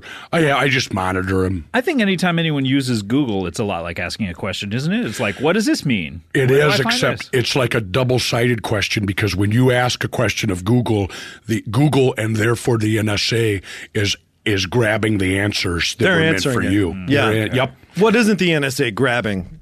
Encrypted information, the Tor browser. If you want to be safe, use the Tor browser. So the Bitcoins are on the Tor browser. Yep. Use a Tor browser. Use Firefox with tails. Use the red phone if you can. Yeah. Are you prepared to get out of here with most of your life unexploded daily? Yeah. Yeah, I think with the Pepper's help, I can. All right, let me plug some stuff. Let's see. What do I have? First of all, this show. Listen to this show over and over. And we're filming season 3 right now. Should be coming out in a few months. And I have there's 2 shows this week. There will be a bonus one on Thursday. But I have a new show I just want to put out there. There's a new podcast coming in a couple of weeks. I just want to put that out there. We've been recording some episodes. It's pretty good. Are you finally going to investigate 9/11 Is it your show? and Operation Northwoods? What's this? Operation Northwoods. I don't know what that is. Well, the government plans to plant false flag attacks all over the East Coast to invade Cuba. No. This is the episode. This is the podcast that's all peppers, right? Is this going to be a pepper cast? It's similar. That's all I'll say. I don't want you to do my idea, but I want you to do a pepper cast so you can have it. No, it's not that. It is not that. It is a new show. It'll be out in a couple of weeks. You'll get more info. Current as it events comes. based? I don't want to say much, but it is me and a huge star. Oh, is it that one? I don't know. Is it that one about It's like pop culture turned on its ear. Impossible. No, you're thinking of Best Week Ever. Okay, you got Lex Luger. Okay, and I also want to thank Katie Gillies, for donating $100. Katie, thank you so much for Katie that. Gillies. Sorry. And Katie, if you want some coconuts, you know where to get them. she did not donate 100 bitcoins, unfortunately. Well, that would be $80,000. Yeah. And now taking us out of the plug bag is the two stars of NBC's Marry Me, Casey Wilson and Ken Marino, with the closing up the plug bag theme. Wait a minute, you're closing the plug bag? I'm closing it up. Wait a minute, I'm dangerously close. You got to get into your plug bag. I'm not going to be able to stop the song from being released, and John, you're going to blow up. Brow. Oh, no. Jesse was stuck in the plug bag. John. What? Jesse was stuck in the plug bag. Oh, no. Get him out of the plug bag, I keep forgetting. He always, every time he comes here. What you got to get into the plug bag? Maybe I'm safer in here. Yeah, why don't you just stay in there? I'll toss it in the back of the Enigma Force 5 van.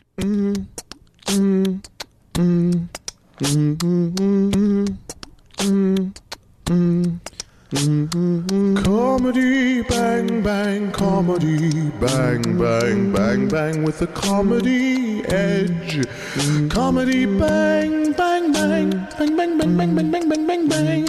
You're listening now to comedy, bang, bang. George, I have to say that I really wish you were doing more with your life. I mean, there have been rumors that you might get behind a certain presidential candidate. I mean, do you ever hang out with anyone who's like running for president at all? Well, I Who's wouldn't at the hang door? out. I don't know if I. Nope, I don't hang out with anybody at all besides these two guys right here. Let me in! Let me in! Don't let him in. I know who it is. Don't let him. Stop him now. Wait, this sounds like Jesse Ventura is at the door. It's me, Jesse Ventura, the former governor. Hi, Jesse. Hi, Jesse. I salute your service as governor when I was president. Yeah, you guys know each other, obviously, Jesse and George? We met 7 times. 7 times? Yeah, we met 7 times. You remember all 7? I don't even remember the first. Oh. How do you know it was all right? Anyway, but so oddly enough, none of the times we met was when he was governor and when I was president. I just went to a lot of WrestleManias back in the 80s. Oh, okay. Yep, George. Look, we disagree on politics completely, but as far as a wrestling fan, George W. Bush used to come down and hang out down at WWF competitions. Before it was wrestling entertainment, it was a federation. That has a political power to it. Yeah, being a federation is just... Federation. That's what I'm saying. The Articles of Confederation predate the Constitution. Confederacy, The World Wrestling Federation has a political mandate from the United Nations. Paul, have you ever thought about portraying Jesse? Thanks for getting to me. You ever thought about portraying Jesse in a movie? I think his life would make a fascinating biopic. Has anything gone wrong in his life yet? Oh, Jesse, you'd have to answer that. Well, yeah, sure. I mean, I lost a title match. That'd be a dramatic second act, maybe. To the Iron Sheik. Look, I think I need a stunt double. For some, but I don't need a physical danger for stunt double. I just need someone to cry for me, and I need someone to look weak. And if somebody could maybe have unfortunate things happen to him, that's the kind of stunt double I need. Paul, you interested? Are you interested, Paul Giamatti? Yeah, well, fine. What else am I doing? I'm doing commercials for the Cash Lounge. You need cash and you need a crash. Come on down to Cash Lounge. Paul would I have to wear a giant dollar bill foam Can puppet Paul, face. Doing you to me, Mr. Ventura, would be hard to do because you have a very distinct voice. That would be the hard. Wait a second. What's the problem? Well, it would seem to be Todd Glass, by the way, I saw you at Acme in Minneapolis. Big fan. Oh, thank you. Yep, I was governor. I went down to see it. I thought it was a raucous night of entertainment comedy. Well, thank you very much. I didn't remember seeing you there. I wish I would have. No, I was in camouflage. I'm a Navy SEAL. You'd never see me coming. Now, what... I did not. And what Well, you might not want to tell us what you wear as camouflage, but what was it that night? I wear branches from 4 different kinds of deciduous trees. Well, it seems like I would have remembered seeing a tree walk into the club. Well, I don't. It's not. Look, he's not walking into the club. He's planting himself there 3 days in advance. I'm there days in advance. I do remember a tree planted in the club. And you just thought it was normal. That was the governor of the state. Yeah. Wow. That's the most important thing. I've been monitoring your career for years. That's crazy. Me too. But shut up. No, we used to have a Todd Glass. Glass. Tell the president shut up. We used to have it. Affectionately, that's all right. I'm an artist. You just slap me in the face if you want. Really? That's crazy. Yeah, just go ahead and slap me. Can I slap you in the face? Yeah, sure. Here we go. Ow! I've always wanted to slap a president in the face. Can I slap you in the face? Yeah, sure. Slap me in the face.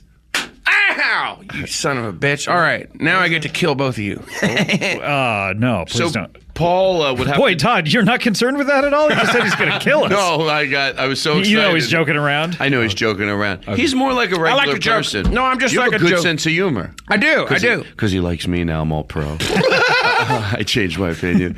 No, I always liked what you did in office. You think I could do comedy? Try some. Try some right now. Hey, folks. Thanks for coming here. First of all, if you're a faggot, that's fine. That you don't want to. No, you don't want to say stuff. You want me to whisper a joke Janie to laughs you? at all. Why don't you whisper one of your jokes? Tell me one of your jokes. Okay. I'll try to do it. All right, here we go. So Todd is whispering in the president's ear right now one of his jokes, one of his tried and true Todd Glass entertainment jokes. And the president is nodding as if he has a quizzical look on his face, like he doesn't quite understand the words that are being said. But here we go. Now, George. All right. So I was at a hotel, and there was a towel on the floor. And the towel on the floor. Hold on, No. There's one thing I know. It's how stories go. Okay. Go ahead. Okay. I was in a hotel, and there was a towel on the floor.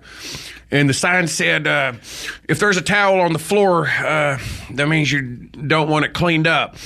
But if it's on a windowsill, that means it's going to fall out of the window. So, he's getting it wrong. But at home, I got a towel that I masturbate in. What's that about? Okay, it's a pretty good joke. Well, can I tell it the way it's Yeah, meant why to don't be you? told? Yeah. Jay Leno would laugh, and then we cut to commercial. Well, he's not doing the Tonight Show anymore, but I know what you mean. The joke was, I just picked an old joke from my act. You got it, bits and pieces of it right. There's a sign on the hotel. It says a towel on the floor means I want a new one, but a towel hanging up means I use it again. Mm-hmm. So I called down to the front desk. I said, what's a washcloth on my night table mean with a little lotion next to it? That's the joke. She said, well, it means you're lonely. That's sort of... I said, you're masturbating by the... Yeah. What else are you going to do? Can I give you an easier one? Sure. Okay. Can I? Is that okay? Yeah, go ahead. No, please. This is just an old it's joke your funeral. This is just an All right, an easier one. Just an old joke. What do you call a worthless piece of slime in a coffin? Paul Giamatti pledging Skull and Bones. Oh, Paul. Thanks a lot, George. All right, actually guys, the biggest honor I've ever had. We do need to wrap it up, but I goes so quick. I wanted to wrap it up. What STDs? Funny joke, but I did want to say, George, maybe you want to endorse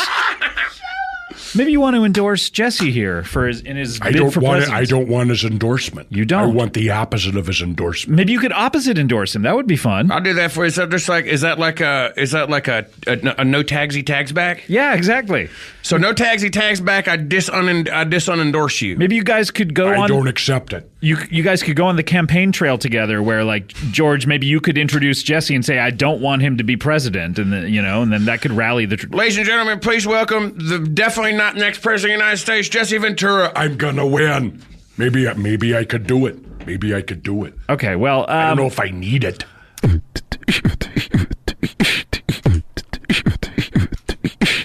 Okay, and then what about you? What do you want to plug?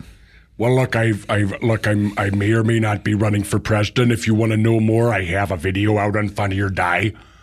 Why use them as your platform? Why? Because I think those are the two options we have as a species, to laugh or to die. Yes, very good. I think we're backed in the corner. All right. And then how about you? What do you like to plug? Well, I think I would it's a funny thing. You would think that I would just plug some wonderful food or something I'm enjoying. Well, I will say this. I'm about to eat lunch, and it's gonna be down. Well, no. Have you ever been to Americani's Rustica.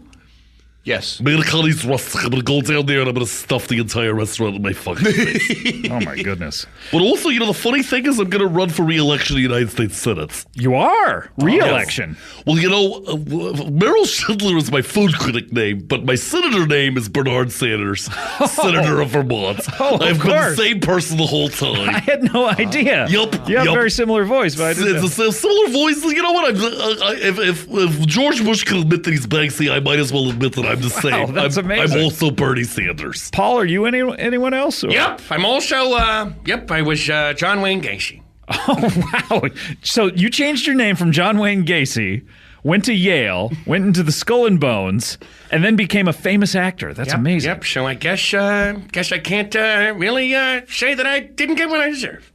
I guess not. Boy, I've lost all respect for you. In fact, maybe somebody should kick me a little bit more. I also want to thank Dante Nerone. Probably Nerone. Dante Nerone. Thank you so much donating $150 to CBB. Thank you. Something special from us coming to you. And guys, that's it. Let's, yes. You have something? Hey, it's me, James Adomian. Oh, James, you came back in? I snuck back in.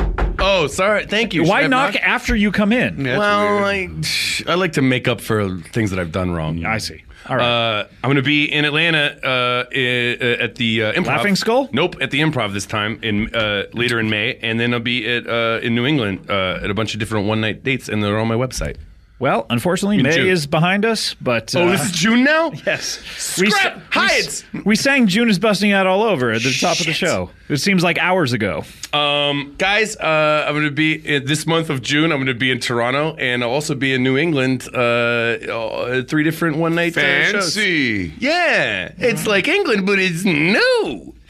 All right, let's close up the old plug bag. Closing up the plug bag. Ding dong, ding dong, ding dong, ding dong, ding dong, closing up the plug bag. Wait a minute. How did it happen again? Oh, no, you got stuck in... Oh, no, Jesse got stuck in the plug bag again. That's why we close it up. Now I'm gonna take him with me on a bindle, and I'm gonna go paint him, and I'm gonna throw him down into a well. Yeah, you can have the plug bag. Don't worry about it. Just bring it back by next week. All right, fine, but he won't be in it.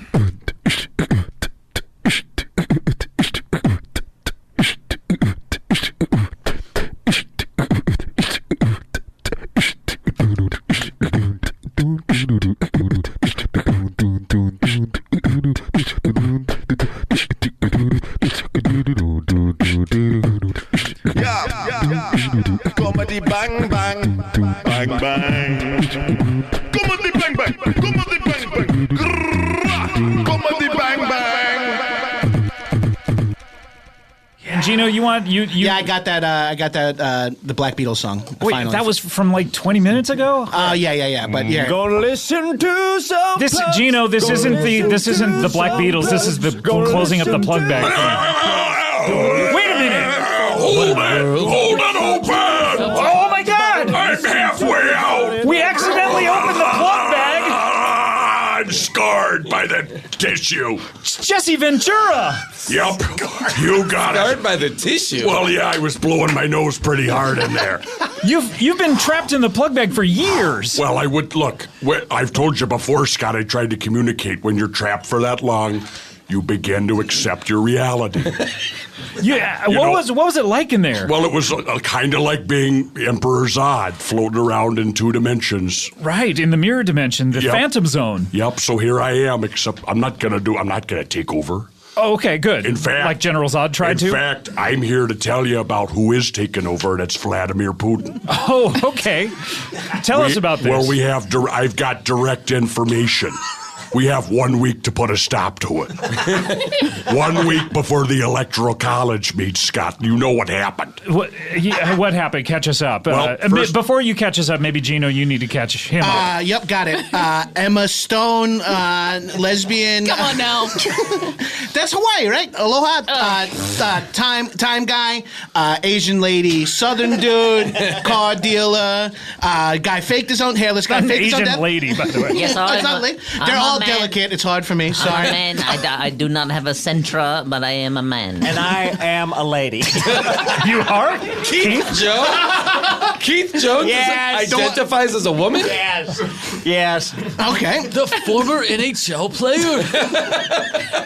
And then, of course, I forgot that's your other interest. Backup host of Host Dies, host slash Real host. billionaire empire behind it. Fake Death, Real Death. Fake Death, Real Death, Okay. and then starred. Okay, that catch you up, Jesse? That's what I had most of those, but not all of them. Thanks for the bingo. And Frosty was here, but don't worry about him anymore. Yeah, don't worry about Snowman. Well, I'm well acquainted. I'm from Minnesota. I got answers out of Frosty. One of the 12 snowmen. I'm doing my first concert of my tour up in Minnesota. In Minneapolis, where you wouldn't know anything about it. He's singing the song Better Man and then ending the show. Each stop of the tour, I'm adding a different cover song. Oh, we should definitely recap this, too. This is good for the listener, too, because it's been a while. And I shut up. Well, Mr. Lennon, I'm happy to provide security if you want it. We're going to need it because people are going to rush to the stage because they'll probably want to sing along. Well, they're going to be, first of all, blown away by the mesmerizing quality of your resurrection. That's number one, I think. That's you always forget that fact. They know what's going on because they bought a ticket.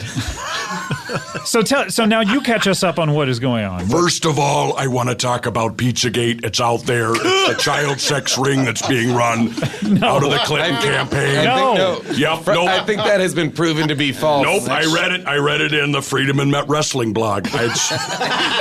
It's absolutely true. If you're ordering a slice of cheese pizza, then what you're doing is contributing to the How dumb are we assault of a minor. How dumb are we gonna feel if Pizzagate actually is real? And we've all been making fun of it. By the way. It is. I've cut pizza out of my diet completely. Really? I'm just eating the crusts. Wait, not completely at all. Pizza. I have a friend who likes pizza. What happened was there was Still pizza. Here's the facts. There was a break-in at the Pizzagate Hotel. Okay, wait a minute. That's been what happened. Wait a minute. That's been the case whenever there was any scandal that ended in the suffix gate. I don't think you're right. There was Watergate Hotel. You acknowledge that. And I think that is the template that people use. And then, of course, there was the break-in at the White Watergate Hotel back in the 90s. That's not the Benghazi Gate Hotel. That's incorrect. That people keep breaking into gate hotels. God, we got to get Big Sue's opinion of Pizzagate. Don't you think? Is it Big Sue? No, it's not Big Sue. Who is it? Yeah, she loves pizza. Big Sue. It is Big Sue. She likes pizza. She likes a round pie. Yeah. Oh, that's continue. Tomato sauce. Enjoy that tidbit, listeners. She's not here. No, we got to talk to her coming? about it. All right. So what we see was there was the Pizzagate at the same time that there was Russian hacking. Sure. And that's what bothers me because we've got 1 week to deal with it. Mm-hmm. How long? 1 week, 7 days, half a fortnight. What happened was... I think Maxwell just came. Are you okay? Your robe looks much tighter. Never you mind, Terry Forth. Terry Forth. I'm sorry, Sally Forth. I was reading my favorite comic strip. So you said Terry Forth because you were reading Sally Forth? Yes, above it was Terry and the Pirates. I got confused. Okay. And did you mean Tally Ho? Sally Forth. Tally ho. Anyway, yes. Figured it out. Is that a shirt, Gino? That's a shirt. Print it. Oh, man. Someone's going to make a lot of money off this episode. Probably Scott. What happened was people were thinking they were casting ballots in these swing states. Sure. And the Russians had replaced the voting boxes with Russian secret Tetris machines. So what you thought you were... Tetris. Yep. You were... I audited the vote in Minnesota. I saw they tried to do it, but I physically stopped it. That explains that music when I was voting. Yep. People would cast a vote, for example, for Hillary Clinton or write in for Jesse Ventura, and then that vote would secretly go down. And Vladimir Putin would personally flip it around.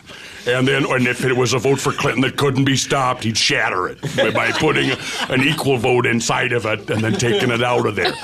This gets to the bottom of it. It goes deeper. It's a Russian nesting doll, and every doll is Vladimir Putin. Okay. So I faced off against him in 1982 with Ivan Putski.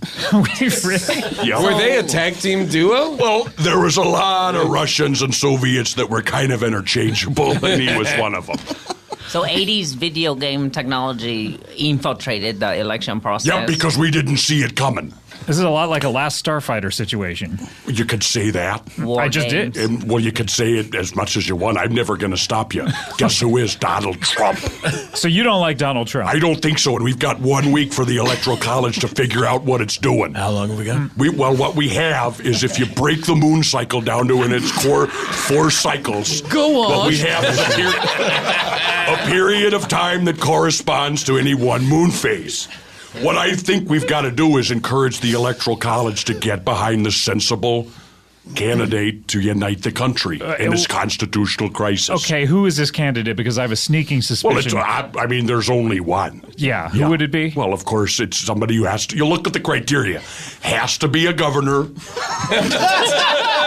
For the experience, you got to have somebody who can unite people, and it's got to be somebody third party if you've got Pizzagate and Russiagate on the other side. Right, yeah. So who... And frankly, I think it's got to be somebody who has combat experience.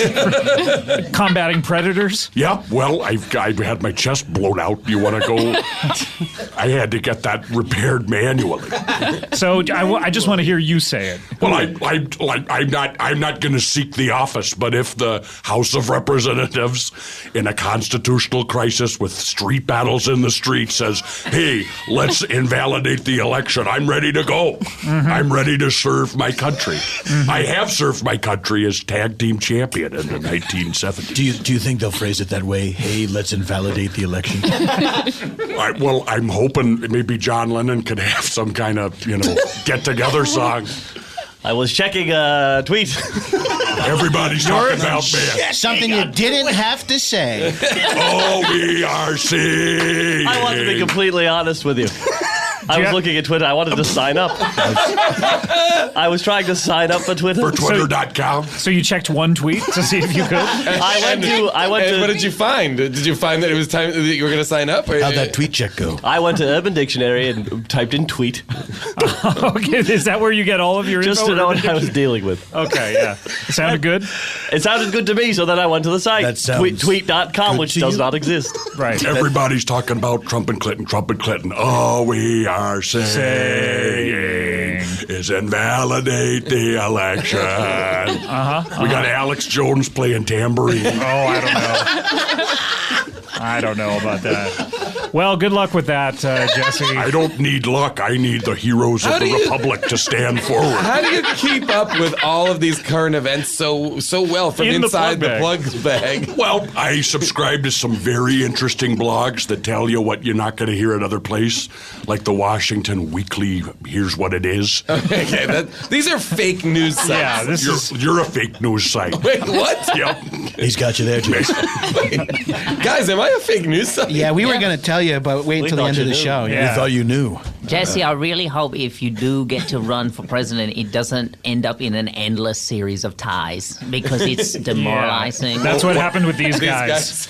Well, I'm hoping it could be an endless Royal Rumble. Why not? Yeah. And speaking of ties, your scarf, you put a knot in it. Oh, God, I can't. I've been working on He's this going to thing, carradine himself if we someone help him here. Linda McMahon's already in the administration. We've got to put a stop to it. Yeah. Yeah. Mm-hmm. That's true. Yep. Well, good luck. We'll see what happens next week. Yep, we Tell you will. what, if you want to monitor it, I'll be blogging at newsbash.com.uk. Okay.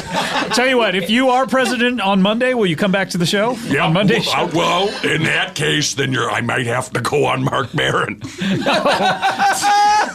you. What the fuck? Well, because you guys have like a lot of beef you have to squash, right? Well, yeah, maybe I squared off. Got to find out if you're cool. Yeah.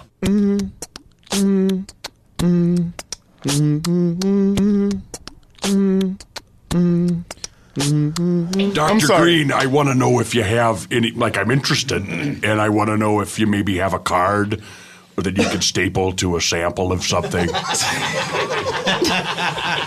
Yeah, I can do that for you. Okay, yeah, I'll staple a little sample of, some Prozac for you, brother. Okay, yeah. Prozac? That's not going to do much.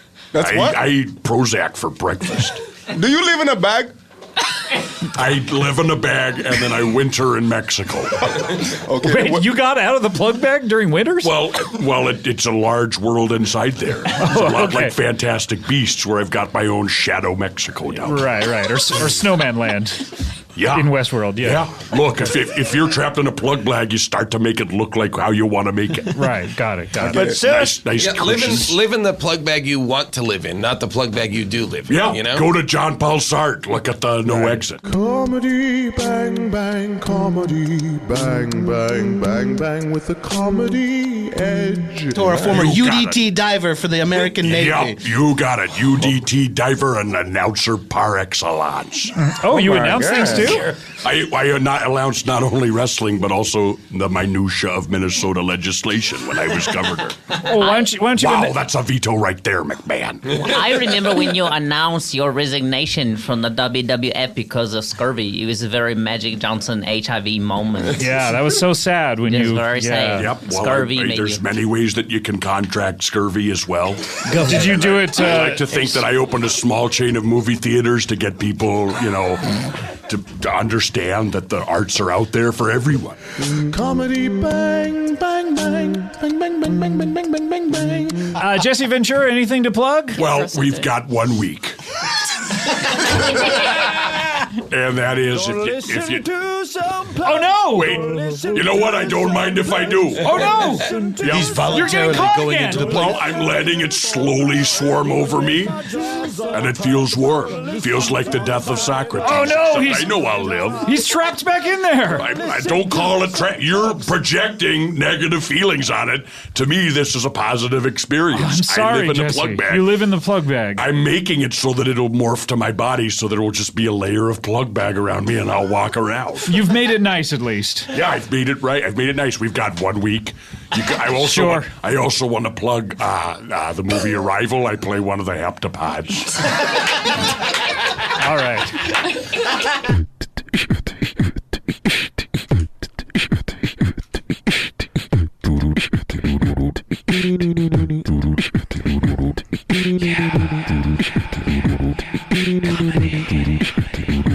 Yeah, comedy bang bang, comedy bang bang, bang bang, comedy bang bang, bang bang goes the comedy. You are listening to Comedy Bang Bang. He was the mayor? No, what? Yep.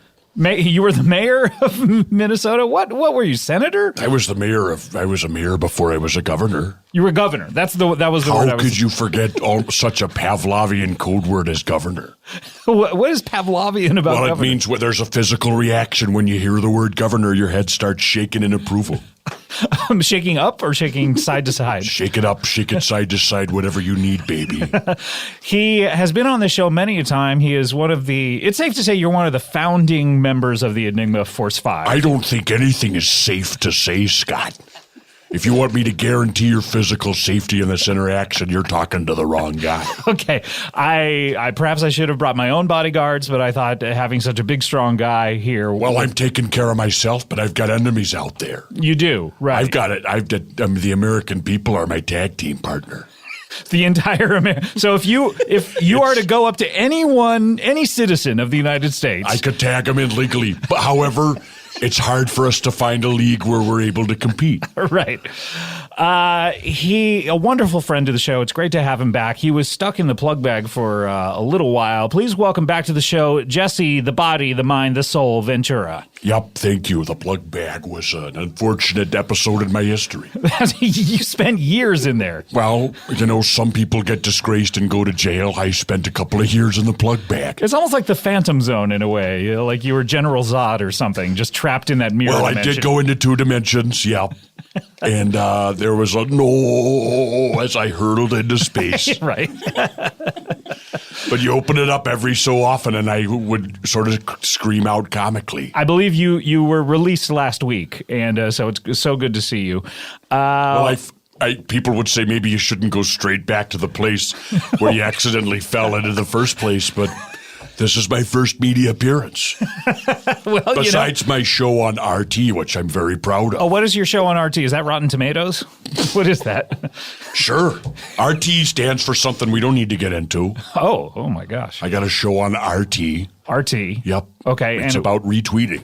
It's about retweeting. That's with the whole network. Go ahead and RT. Retweeting with Jesse Ventura. Yeah, well, it's a show where I get on a motorcycle and I ride around. I've only seen the previews for my own show.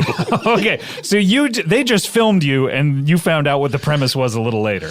Yeah, I get on a motorcycle. I'm covered in American flags. Okay, good. And that's what you need when you're on a network like RT, which is Russia Today. Oh, Russia So to Today. make up for it, I've covered myself in American flags. Okay, so it's almost like you're neutral. And I'm riding through a bunch of canyons and Navajo sacred sites. Okay. And then there's close-ups of one side of my face, and then it quickly shifts out to a wider shot of me with my arms crossed. And then you're not going to believe it. There's a close-up of the other side of my face. Other side of your face. We're seeing both Amazing. sides. Wow, this is like a Joni Mitchell situation, both sides now. Are you talking Oakland and San Francisco? Maybe. Did you ever hear about when they paved Paradise and put up a parking lot? I actually approved that in Minneapolis. You did. Speaking of which, They by the call way, it the light rail. Speaking of which, we have a Twin Cities resident here. This is Joe Mandy. He's a professional comedian. I avidly follow your career. Really? do? Yep. What? That's such an honor, sir. Yep. I've got a fetish for Minnesota things. And I know that you're partly a Minnesota kid out there, so I want to look. I'm just here to say you're welcome for what I was able to do for you in your youth. It was huge. Yeah. Were you a fan of Jesse when you were? I loved your performances in the debates. Yep. What you did with the light rail system. Razzle dazzle, I did it. Predator? So what we have here is I'm endorsed by comedian Joe Mandy. Yeah. I like when you third party politics. That's attacking my the thing. New World Order. Yeah. He's on board with it all. When you went off the grid. Yeah. Oh, that was fun. When you went off the grid for a while. I'm still off the grid. That good. If you tried to plot me geometrically, I wouldn't fit on grid paper. Are you still with the Enigma Force Five? As I recall, who were the members? The Enigma. Look, I want to clear this up because there was an unauthorized memoir that came out. Okay, written by Kitty Kelly.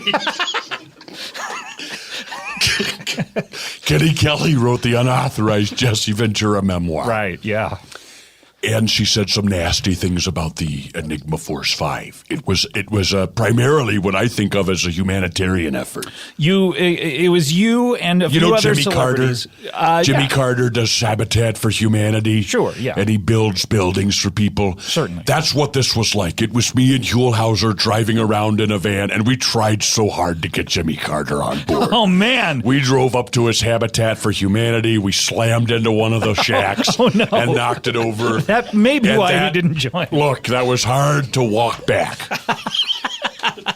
So, man, if he had been number 3 of the Enigma Force 5. It's not my fault that we repurposed a lorry from the UK that was made to drive on the wrong side of the road. Right, yeah, it is definitely not your fault. As I recall, it was you, Huell Howser. You were never able to obtain 3 other members?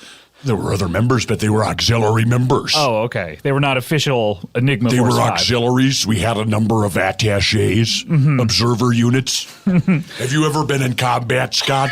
Let me think. Sometimes what you'll have is a military unit that's attached to the unit you're attached yourself to.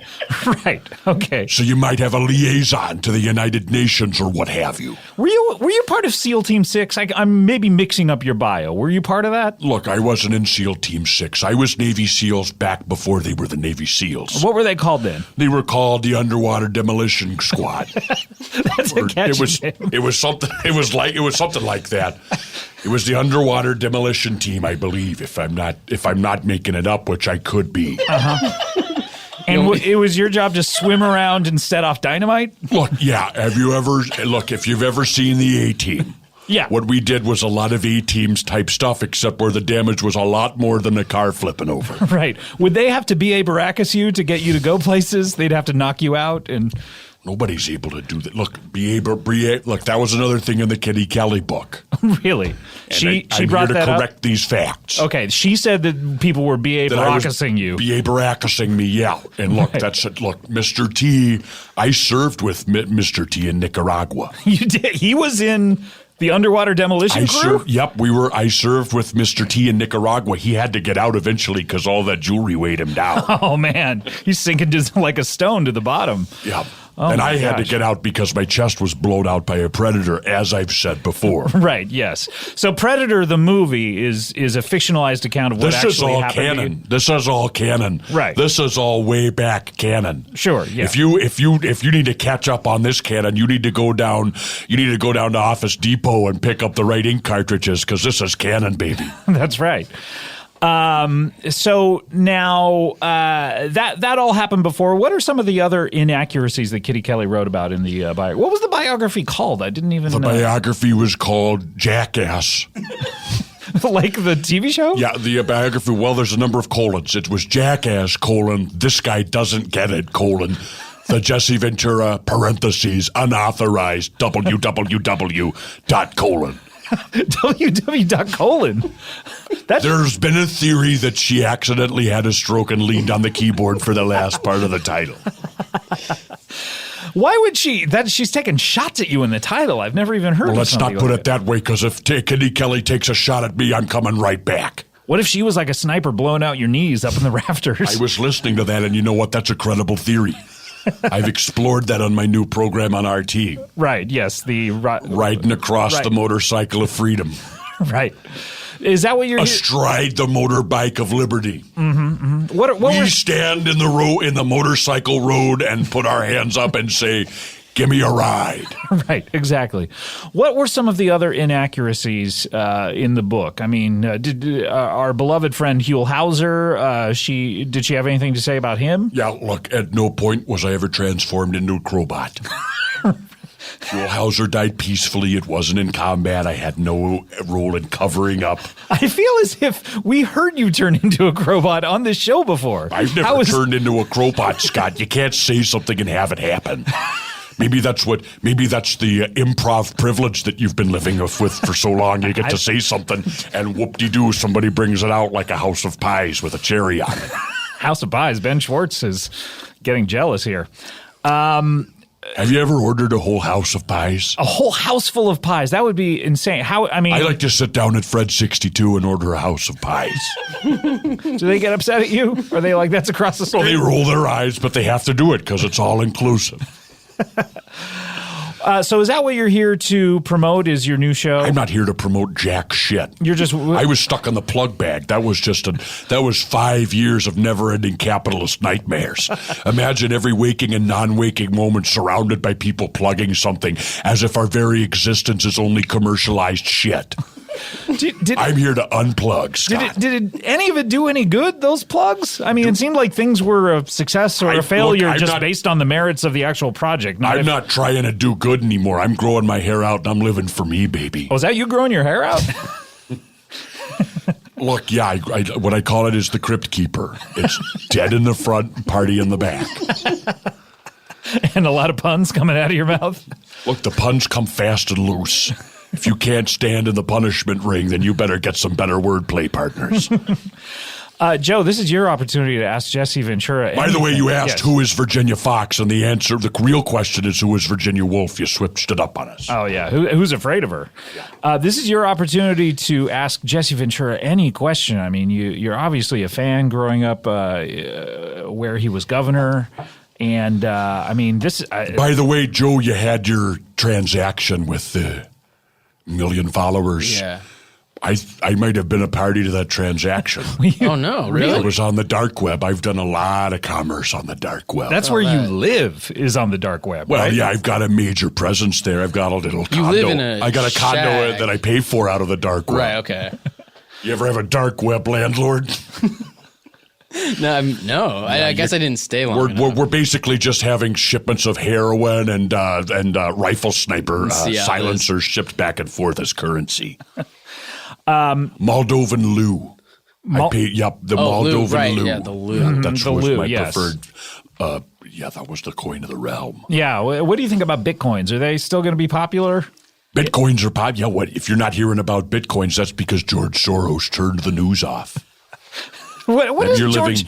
Why is George Soros up to no good all the time? Paying protesters. Well, exactly. You never hear anything good about him. Have you gotten your check from George Soros, by the way? It's like in transit. Like I keep saying, I keep calling, saying pending. It's pending. Yeah. It's. Well, he tried to buy me off. He said you're already a winner, George Soros sweepstakes, but you had to subscribe to a bunch of New World Order magazines. Oh no, The Economist, Forbes, Fortune magazine, and I wouldn't do it. Mm-hmm. Yep, he sent a giant check and I ripped it up. Really? And did you tear off your shirt after you did it, or is that a Hulk Hogan tear off my move? shirt just to go to bed? That is Hulk Hogan. I haven't done it on television. What do you think about Hulk Hogan's troubles recently? What troubles? Well, I mean, I guess he got that big settlement, but that sounds like he won. Yeah, but he also everyone got to see his dick and butt. Gawker took him out. Gawker took him to Gawker said, "Hey, look at this guy," and he said, "I tell you what, Gawker, gawk at this. Try logging on to Gawker.com now. Gawker, gawk at thyself. Pull up your Tor browser, http://www.gawker.com/go. Click enter, and you're going to get an Arrow 501. Sounds like the title to your autobiography. That's how I'm correcting the record. Right. This episode, by the way, is more of an Error 502. Because it's our 502nd episode. Wow, except for my part. I think you might have found a title to a thing. So you good for him, good for Hulk Hogan. Is he maybe going to be part of the Enigma Force 5? Never. Never. Nope, never. Really? Never. Do you have bad beef between him? That bastard. He looks like a hot dog. He's just yellow and red, like a generic hot dog. So that man looks like a hot dog who came alive and ruined a Saturday. So it's a Saturday where you were going to eat a hot dog and it came alive. Imagine you're going to have a nice, quiet Saturday reuniting with some military buddies, and then one of the hot dogs comes alive and starts ripping at his shirt. Singing Hulkster Goes to Heaven? Yes, they're singing this and that with a rag of mustard and ketchup on. But he put out a record. How come you never put out a record? I put on records. What records have you put out? I said put on. I put on Fleetwood Mac. Oh, okay. You a big fan? I love Fleetwood Mac. What's your favorite? I've always, I always said Fleetwood Mac was Led Zeppelin for girls, but I like it myself. Right. I put it on. I put on Fleetwood Mac, and I just shred. Thunder only happens when it's raining. Well, that's factually inaccurate, but I just like to challenge myself with little brain puzzles like that. Well, Jesse, it's great to have you here. Are you going to stick around, or what? We need to go. I've got nowhere else, and I need a ride. So yeah, I'm sticking around. We're just about out of time here on the show. I feel terrible about this, but we do have one last feature on the show, and that's a little something called Plugs. You've got something to say.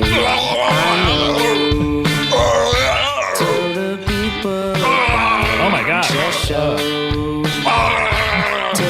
Oh God, I think Jesse is... He's fighting the pushing through. I'm tied down by plugs.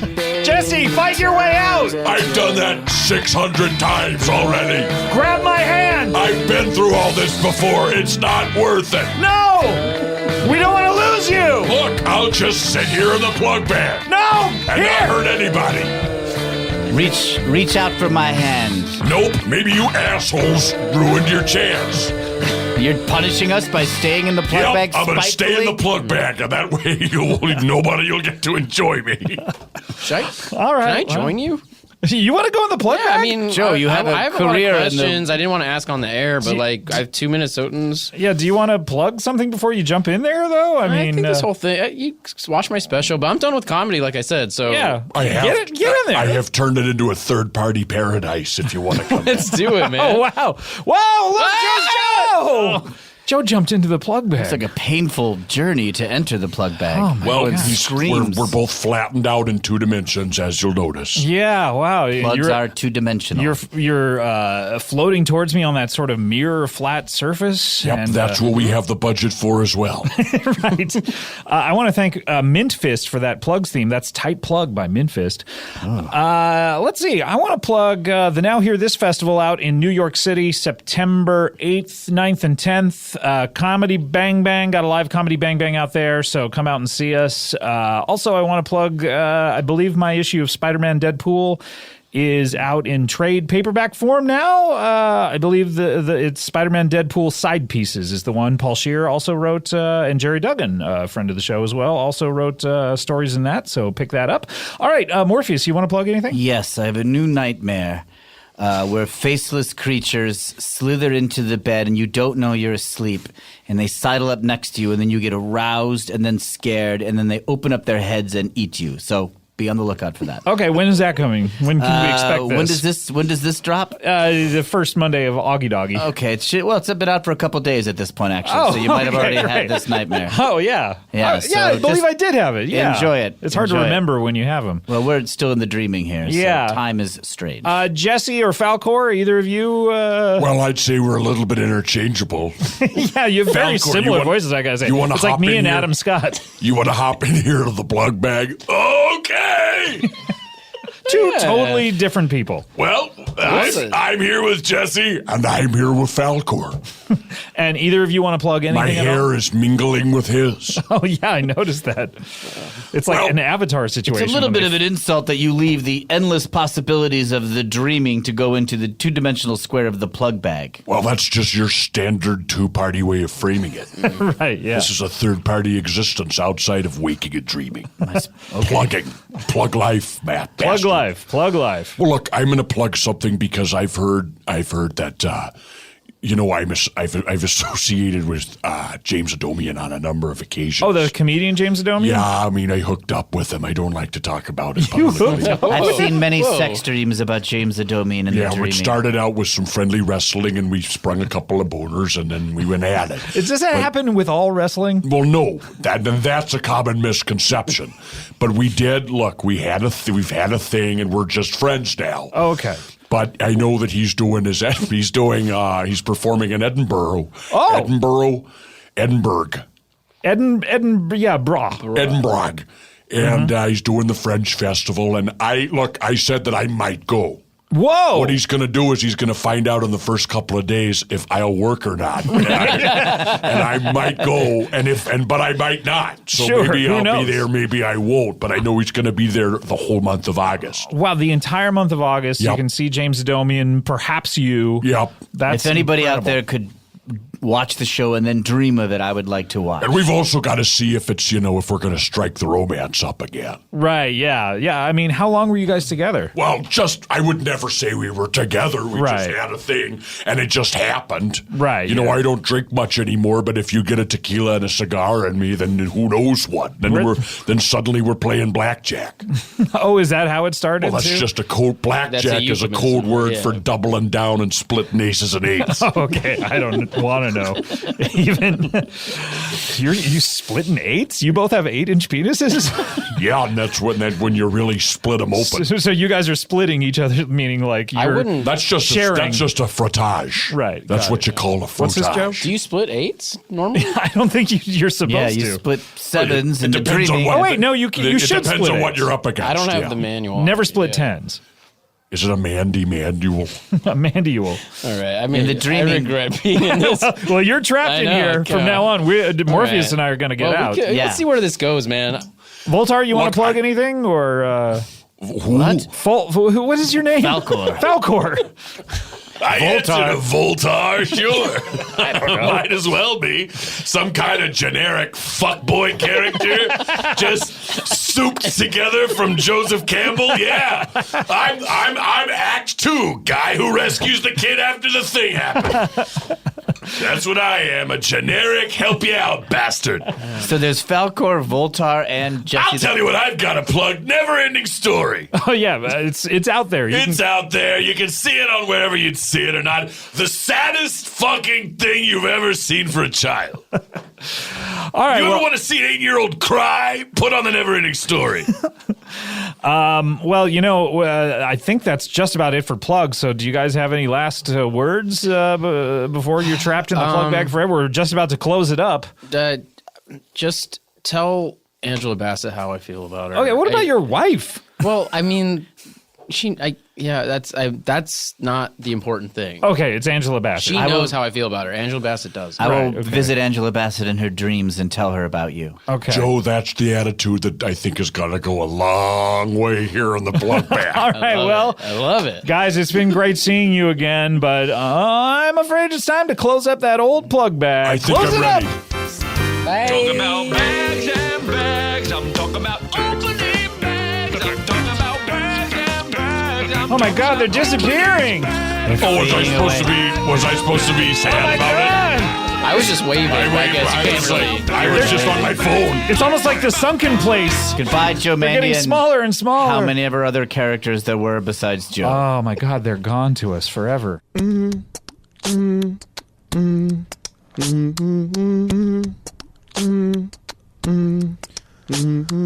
Comedy bang bang, comedy bang bang bang bang with a comedy edge. Comedy bang bang bang bang bang bang bang bang bang bang bang bang. You're listening now to comedy bang bang.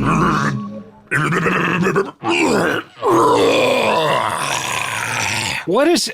Oh, hi, how you doing, Scott? Oh my God, it's Jesse Ventura, straight from the plug bag. Yep, I've got it held open with my strong arms. You've been in there. Oh, don't let it collapse upon yourself. Well, it is kind of like a sphincter muscle. Your strong arms are, or the plug bag? Well, I'm holding it open like a real, like Big John, if you remember the song from the 60s. Jesse, you've been trapped inside the plug bag. Every once in a while, we'll open up the plug bag and we'll hear your voice coming out of it. It's not so bad. You say trapped. Some of us learn to come to terms with the situation we've been given. So you've been enjoying it inside the plug bag? I alluded to that previously, yes. And here I am. Look, I want you to know it's not so bad. What is it like? Is it like a dark nothingness? You make it think like it's an exotic other. And it is. It's a bit like when Porky goes to Wacko Land. I don't know what either of those things are. Porky or... Well, it's a classic Warner Brothers. It's I thought you were saying Porgy, like Porgy and Bess. Well, there is... Look... The little-known sequel to Porgy and Bess, Porgy Goes to Wacko Land. I have season tickets to the St. Paul Light Opera. I'm sure you do. I'm afraid you've been missing it for the past few years because you've been trapped in the plug bag. Well, you say trapped. Let me introduce you to an idea of kayfabe. Kayfabe? Kayfabe, yeah. Okay, what is this? It's a wrestling terminology. I've heard of this. We uphold the reality. Now, I'm out of the ring now, I can tell you the truth, but when I'm in the plug bag, I'm acting like it's... People look down on wrestlers like we're just thugs or people that would have been, hunched over a bar dying at the age of 45. No, Circus people. And let me tell you, we're trained actors. Right, yes. I mean, primarily you're acting when you're wrestling. There's not a lot of physical punching or there's a lot. It's a lot of not punching. There's a lot of light touching. You call it light touching. Let me tell you, it's full contact acting. What's so hard for you to wrap your mind around? I guess you and a porn star are very similar in the sense of it's full contact acting. Well, you could say that. And I do wear condoms when I'm in the ring. You do? Yep. I wear condoms in the ring. In fact, I have a full girdle condom that goes around the edge of the little Speedo thing. So little Speedo singlet. Is that to protect yourself or to make sure there's no drippage coming out or what? Well, you never know. You got to practice safe grappling. Because you might just wind up inside the other wrestler at some point. Look, it has happened. Somebody grabs and you get a little doink like the little girl on the suntan lotion. You get a little of the cheeks fell out. Wasn't that Jodie Foster or someone like that? It might have been, or is that the Morton Salt girl? I'm not really sure which one it is. Look, Scott, I have this plug bag sphincter held open. I'm getting a little tired here. Why Can don't I you welcome you into the plug bag? Oh, no, I don't want to go into the plug bag. Why don't you come out of the plug bag? Because I wanted to show you around. Oh, look, I'm willing to go inside the plug bag if you... Can we prop it open and you'll just sit on the lip of it with me? Sure. Like on my front porch? Sure, yeah. I invited you in. It's a little rude. I'm being Minnesota nice for you. Okay, sure. I'll just pop my head in just a little bit if I could. Pop your head in. Okay. Ooh, and it'll be dropping on you. Go! Just kidding. Now. So cold. See, it's real. It's real. Oh, my God. Just sit down here. How long was I in there? You were in the plug bag in your world, just for half a second, but in the plug bag, you experienced 24,000 years of promotional existence. Has Kulop left me by now? Well, not in this world, but in that world, not only did Kulop leave, but you went through several cycles of evolution. Oh my God. You've seen what I've seen. Here, sit down. Okay. Let me get a big 2x4 and prop this thing open. Okay. That should hold until... Thank God people were plugging 2x4s. Yep, Hacksaw Jim Duggan was here earlier. Oh, my gosh. Okay, I think I'm feeling a little bit better. You're feeling better. Here, can I get you an iced tea or Yeah, some lemonade or something like that. Maybe a plug from the end of an old car set or something. Okay. Here, let me get you a glass of... Here, Louis Anderson's going to be at the Harrah's Casino in Las Vegas. That tastes refreshing. Good. Yeah. We subsist on ancient plugs inside the plug bag. We live off the land like William Tecumseh Sherman. Oh, Jesse. I spend time at my little ranch down in the plug bag, swimming and surfing. Look, I still sneak out at night. Sneak out of the plug bag? I sneak out. Full nighttime Navy SEAL underwater demolition team. Oh, of course, yeah. You're the most adept at that. Yep. Were you involved with... Dark green camouflage, and then I swim over to the studio to do my RT show. What was your question? Were you involved in the Osama bin Laden raid? Nope. That was SEAL Team 6. Right. Which SEAL team are you in? Well, that was SEAL Team 6. I'm in SEAL Team 4.2. Oh, that's too bad. So you just missed it. Well, I didn't miss it. There's lots of iterations. That was a SEAL team that was way back in the 70s. Right, yeah. That was analog. Was that one of the SEAL teams you wished you had been a part of? I was involved. Well, let me tell you, I was involved in the operation to get the hostages out of Iran. You were? Oh my gosh! Back in the 1980 or 81. Let's say that tracks. I was involved. 79. Something. Yeah, Jimmy Guard. I was there. Arms for hostages. I was hovering in a helicopter over Tehran, hurling arms down on them, saying, "Give us the hostages." This is like something out of an Arnold Schwarzenegger movie. It's something out of a Jesse Ventura movie. Get it right. Sorry. Yeah. Which ones were you in? Commando? I don't have a problem with. I don't have a problem. I'm not jealous of Arnold Schwarzenegger at all. He was just on a rocket ship to fame after those movies. Well, we're blood brothers from Predator. Right. What'd you think of did you see the recent Predator movie? Well, they've diverged from the canon. Right. And that's something I had to let go of in the plug bag. The idea of because a lot of people were plugging Predator about September of last year or so. Olivia Munn had some issues with the press schedule. You almost know it better than I do. I was a little bit miffed that they didn't bring me along as an elder statesman for the junket. Right, but just to hover behind everyone and camouflage. They think you could just camouflage to foliage. You could camouflage to anything, Scott. I know how to put half a movie poster down the side of my face and look like I'm in the back of an e-package. Look, Jesse, if you want to go back in the plug bag, I'm about to start plugs, but you can go back in, you can escape, you can do whatever you like. Well, what would escape be? I know how to get out. I could get out through this way. There's other universes. I could show you Andromeda if you want. I'll pass on that. You know Graham Hancock? No, I don't. Graham Hancock. Ask Kulop. Okay. Kulop introduced me to Graham Hancock. Oh, okay. All right. Graham Hancock is the... Two Minnesotans. Sure. If you listen to Joe Rogan, that's basically all he talks about. Oh, okay, great. Graham Hancock, he talks about the possibility of advanced civilizations. Look, I've seen it. In the plug bag. Wormholes that would blow your mind. Wow. You know Stargate? The movie starring Jay Davidson and his penis? Or the TV show. starring a bunch of lesser people. Right. It's nothing like that. Why didn't Jay Davidson show his penis in Stargate? He did it so well in the Crying Game. Well, when you're in an interdimensional gate, there's a pixelation. It's like similar to shrinkage, but sometimes parts of you that are clothed get confused by the little micro beings that are trying to figure out how to reconfigure you. It's a lag. It's a lag time before they fit all the pieces together. Okay. So it's almost like a little game of Tetris where your penis rematerializes in one universe or the other. You know, sex is the original Tetris.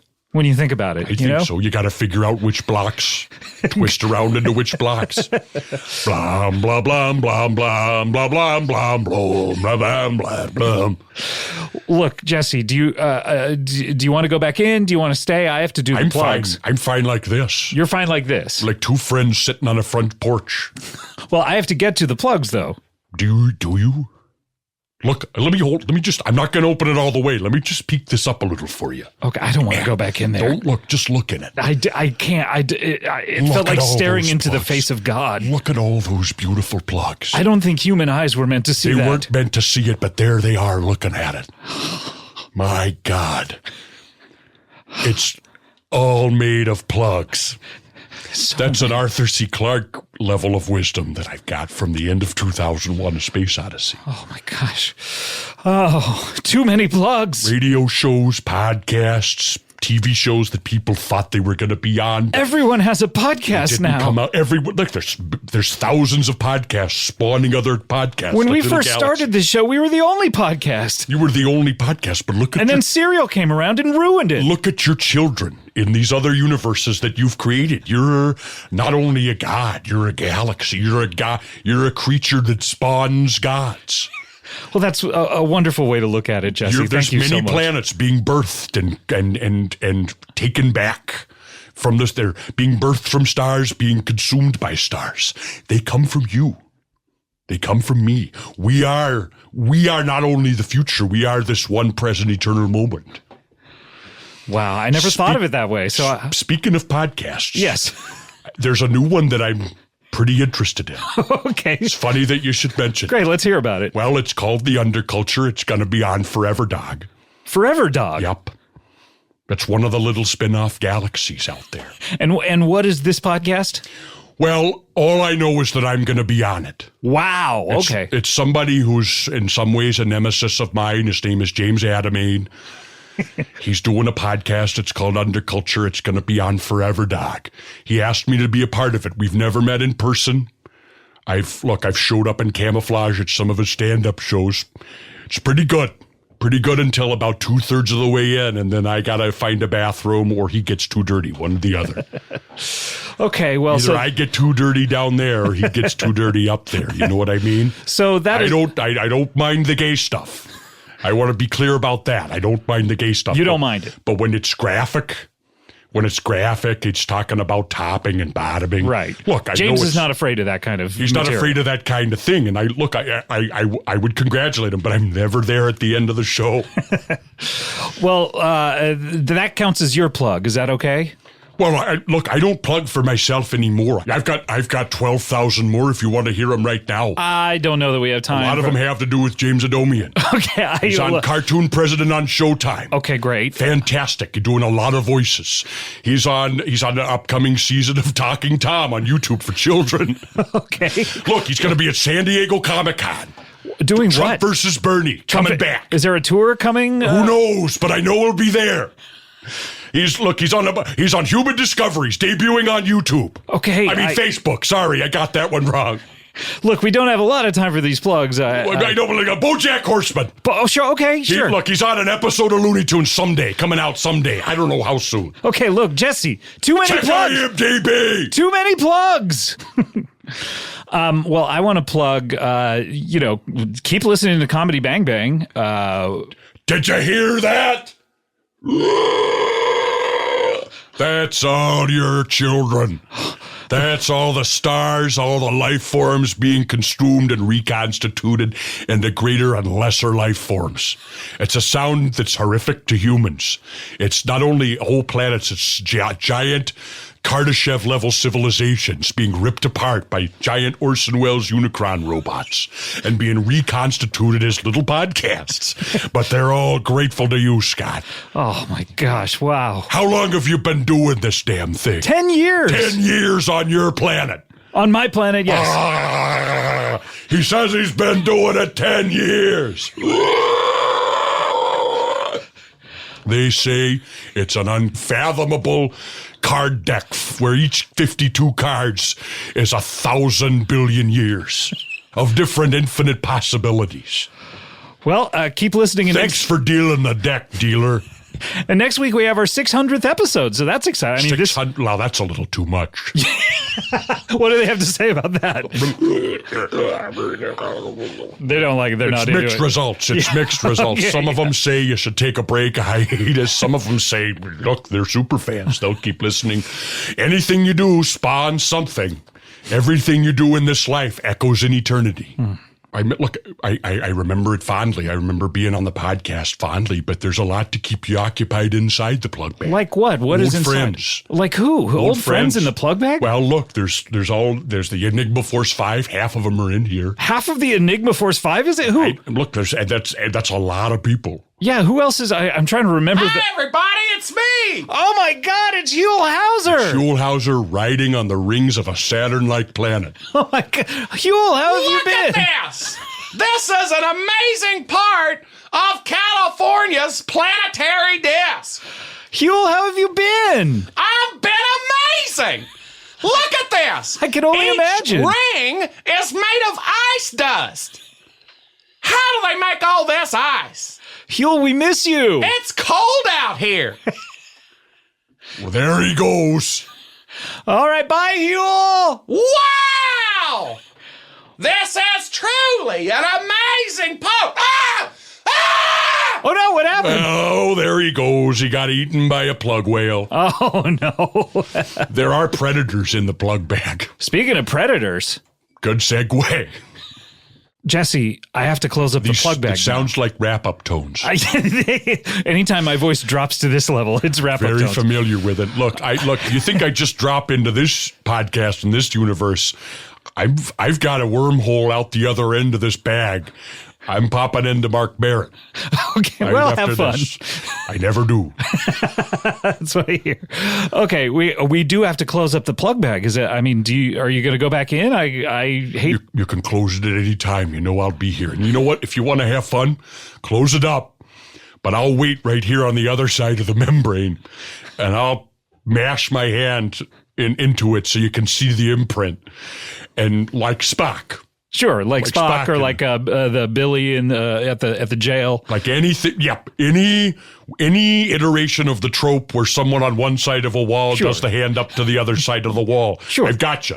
But it's going to happen through another dimension.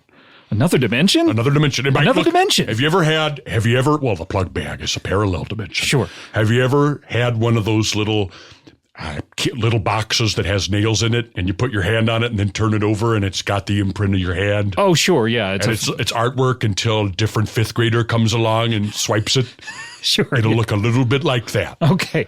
Well, I guess, are you ready, Jesse? I'm ready whenever you are. Here we go. Let's close up the old plug bag. Don't let any air in. Close it up your heart while you open up the bag. Open up the bag. Close your heart. Close your heart. Open up the bag. Close up your heart. Open up the bag. Close the bag. Bye, Jesse.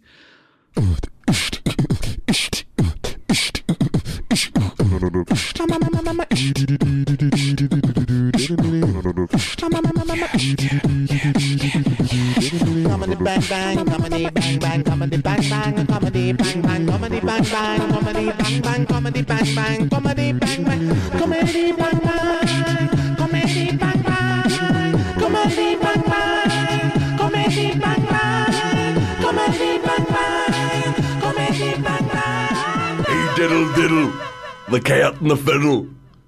The cow jumped over the moon because it was impossible for it to land on the moon with the Van Allen radiation belts.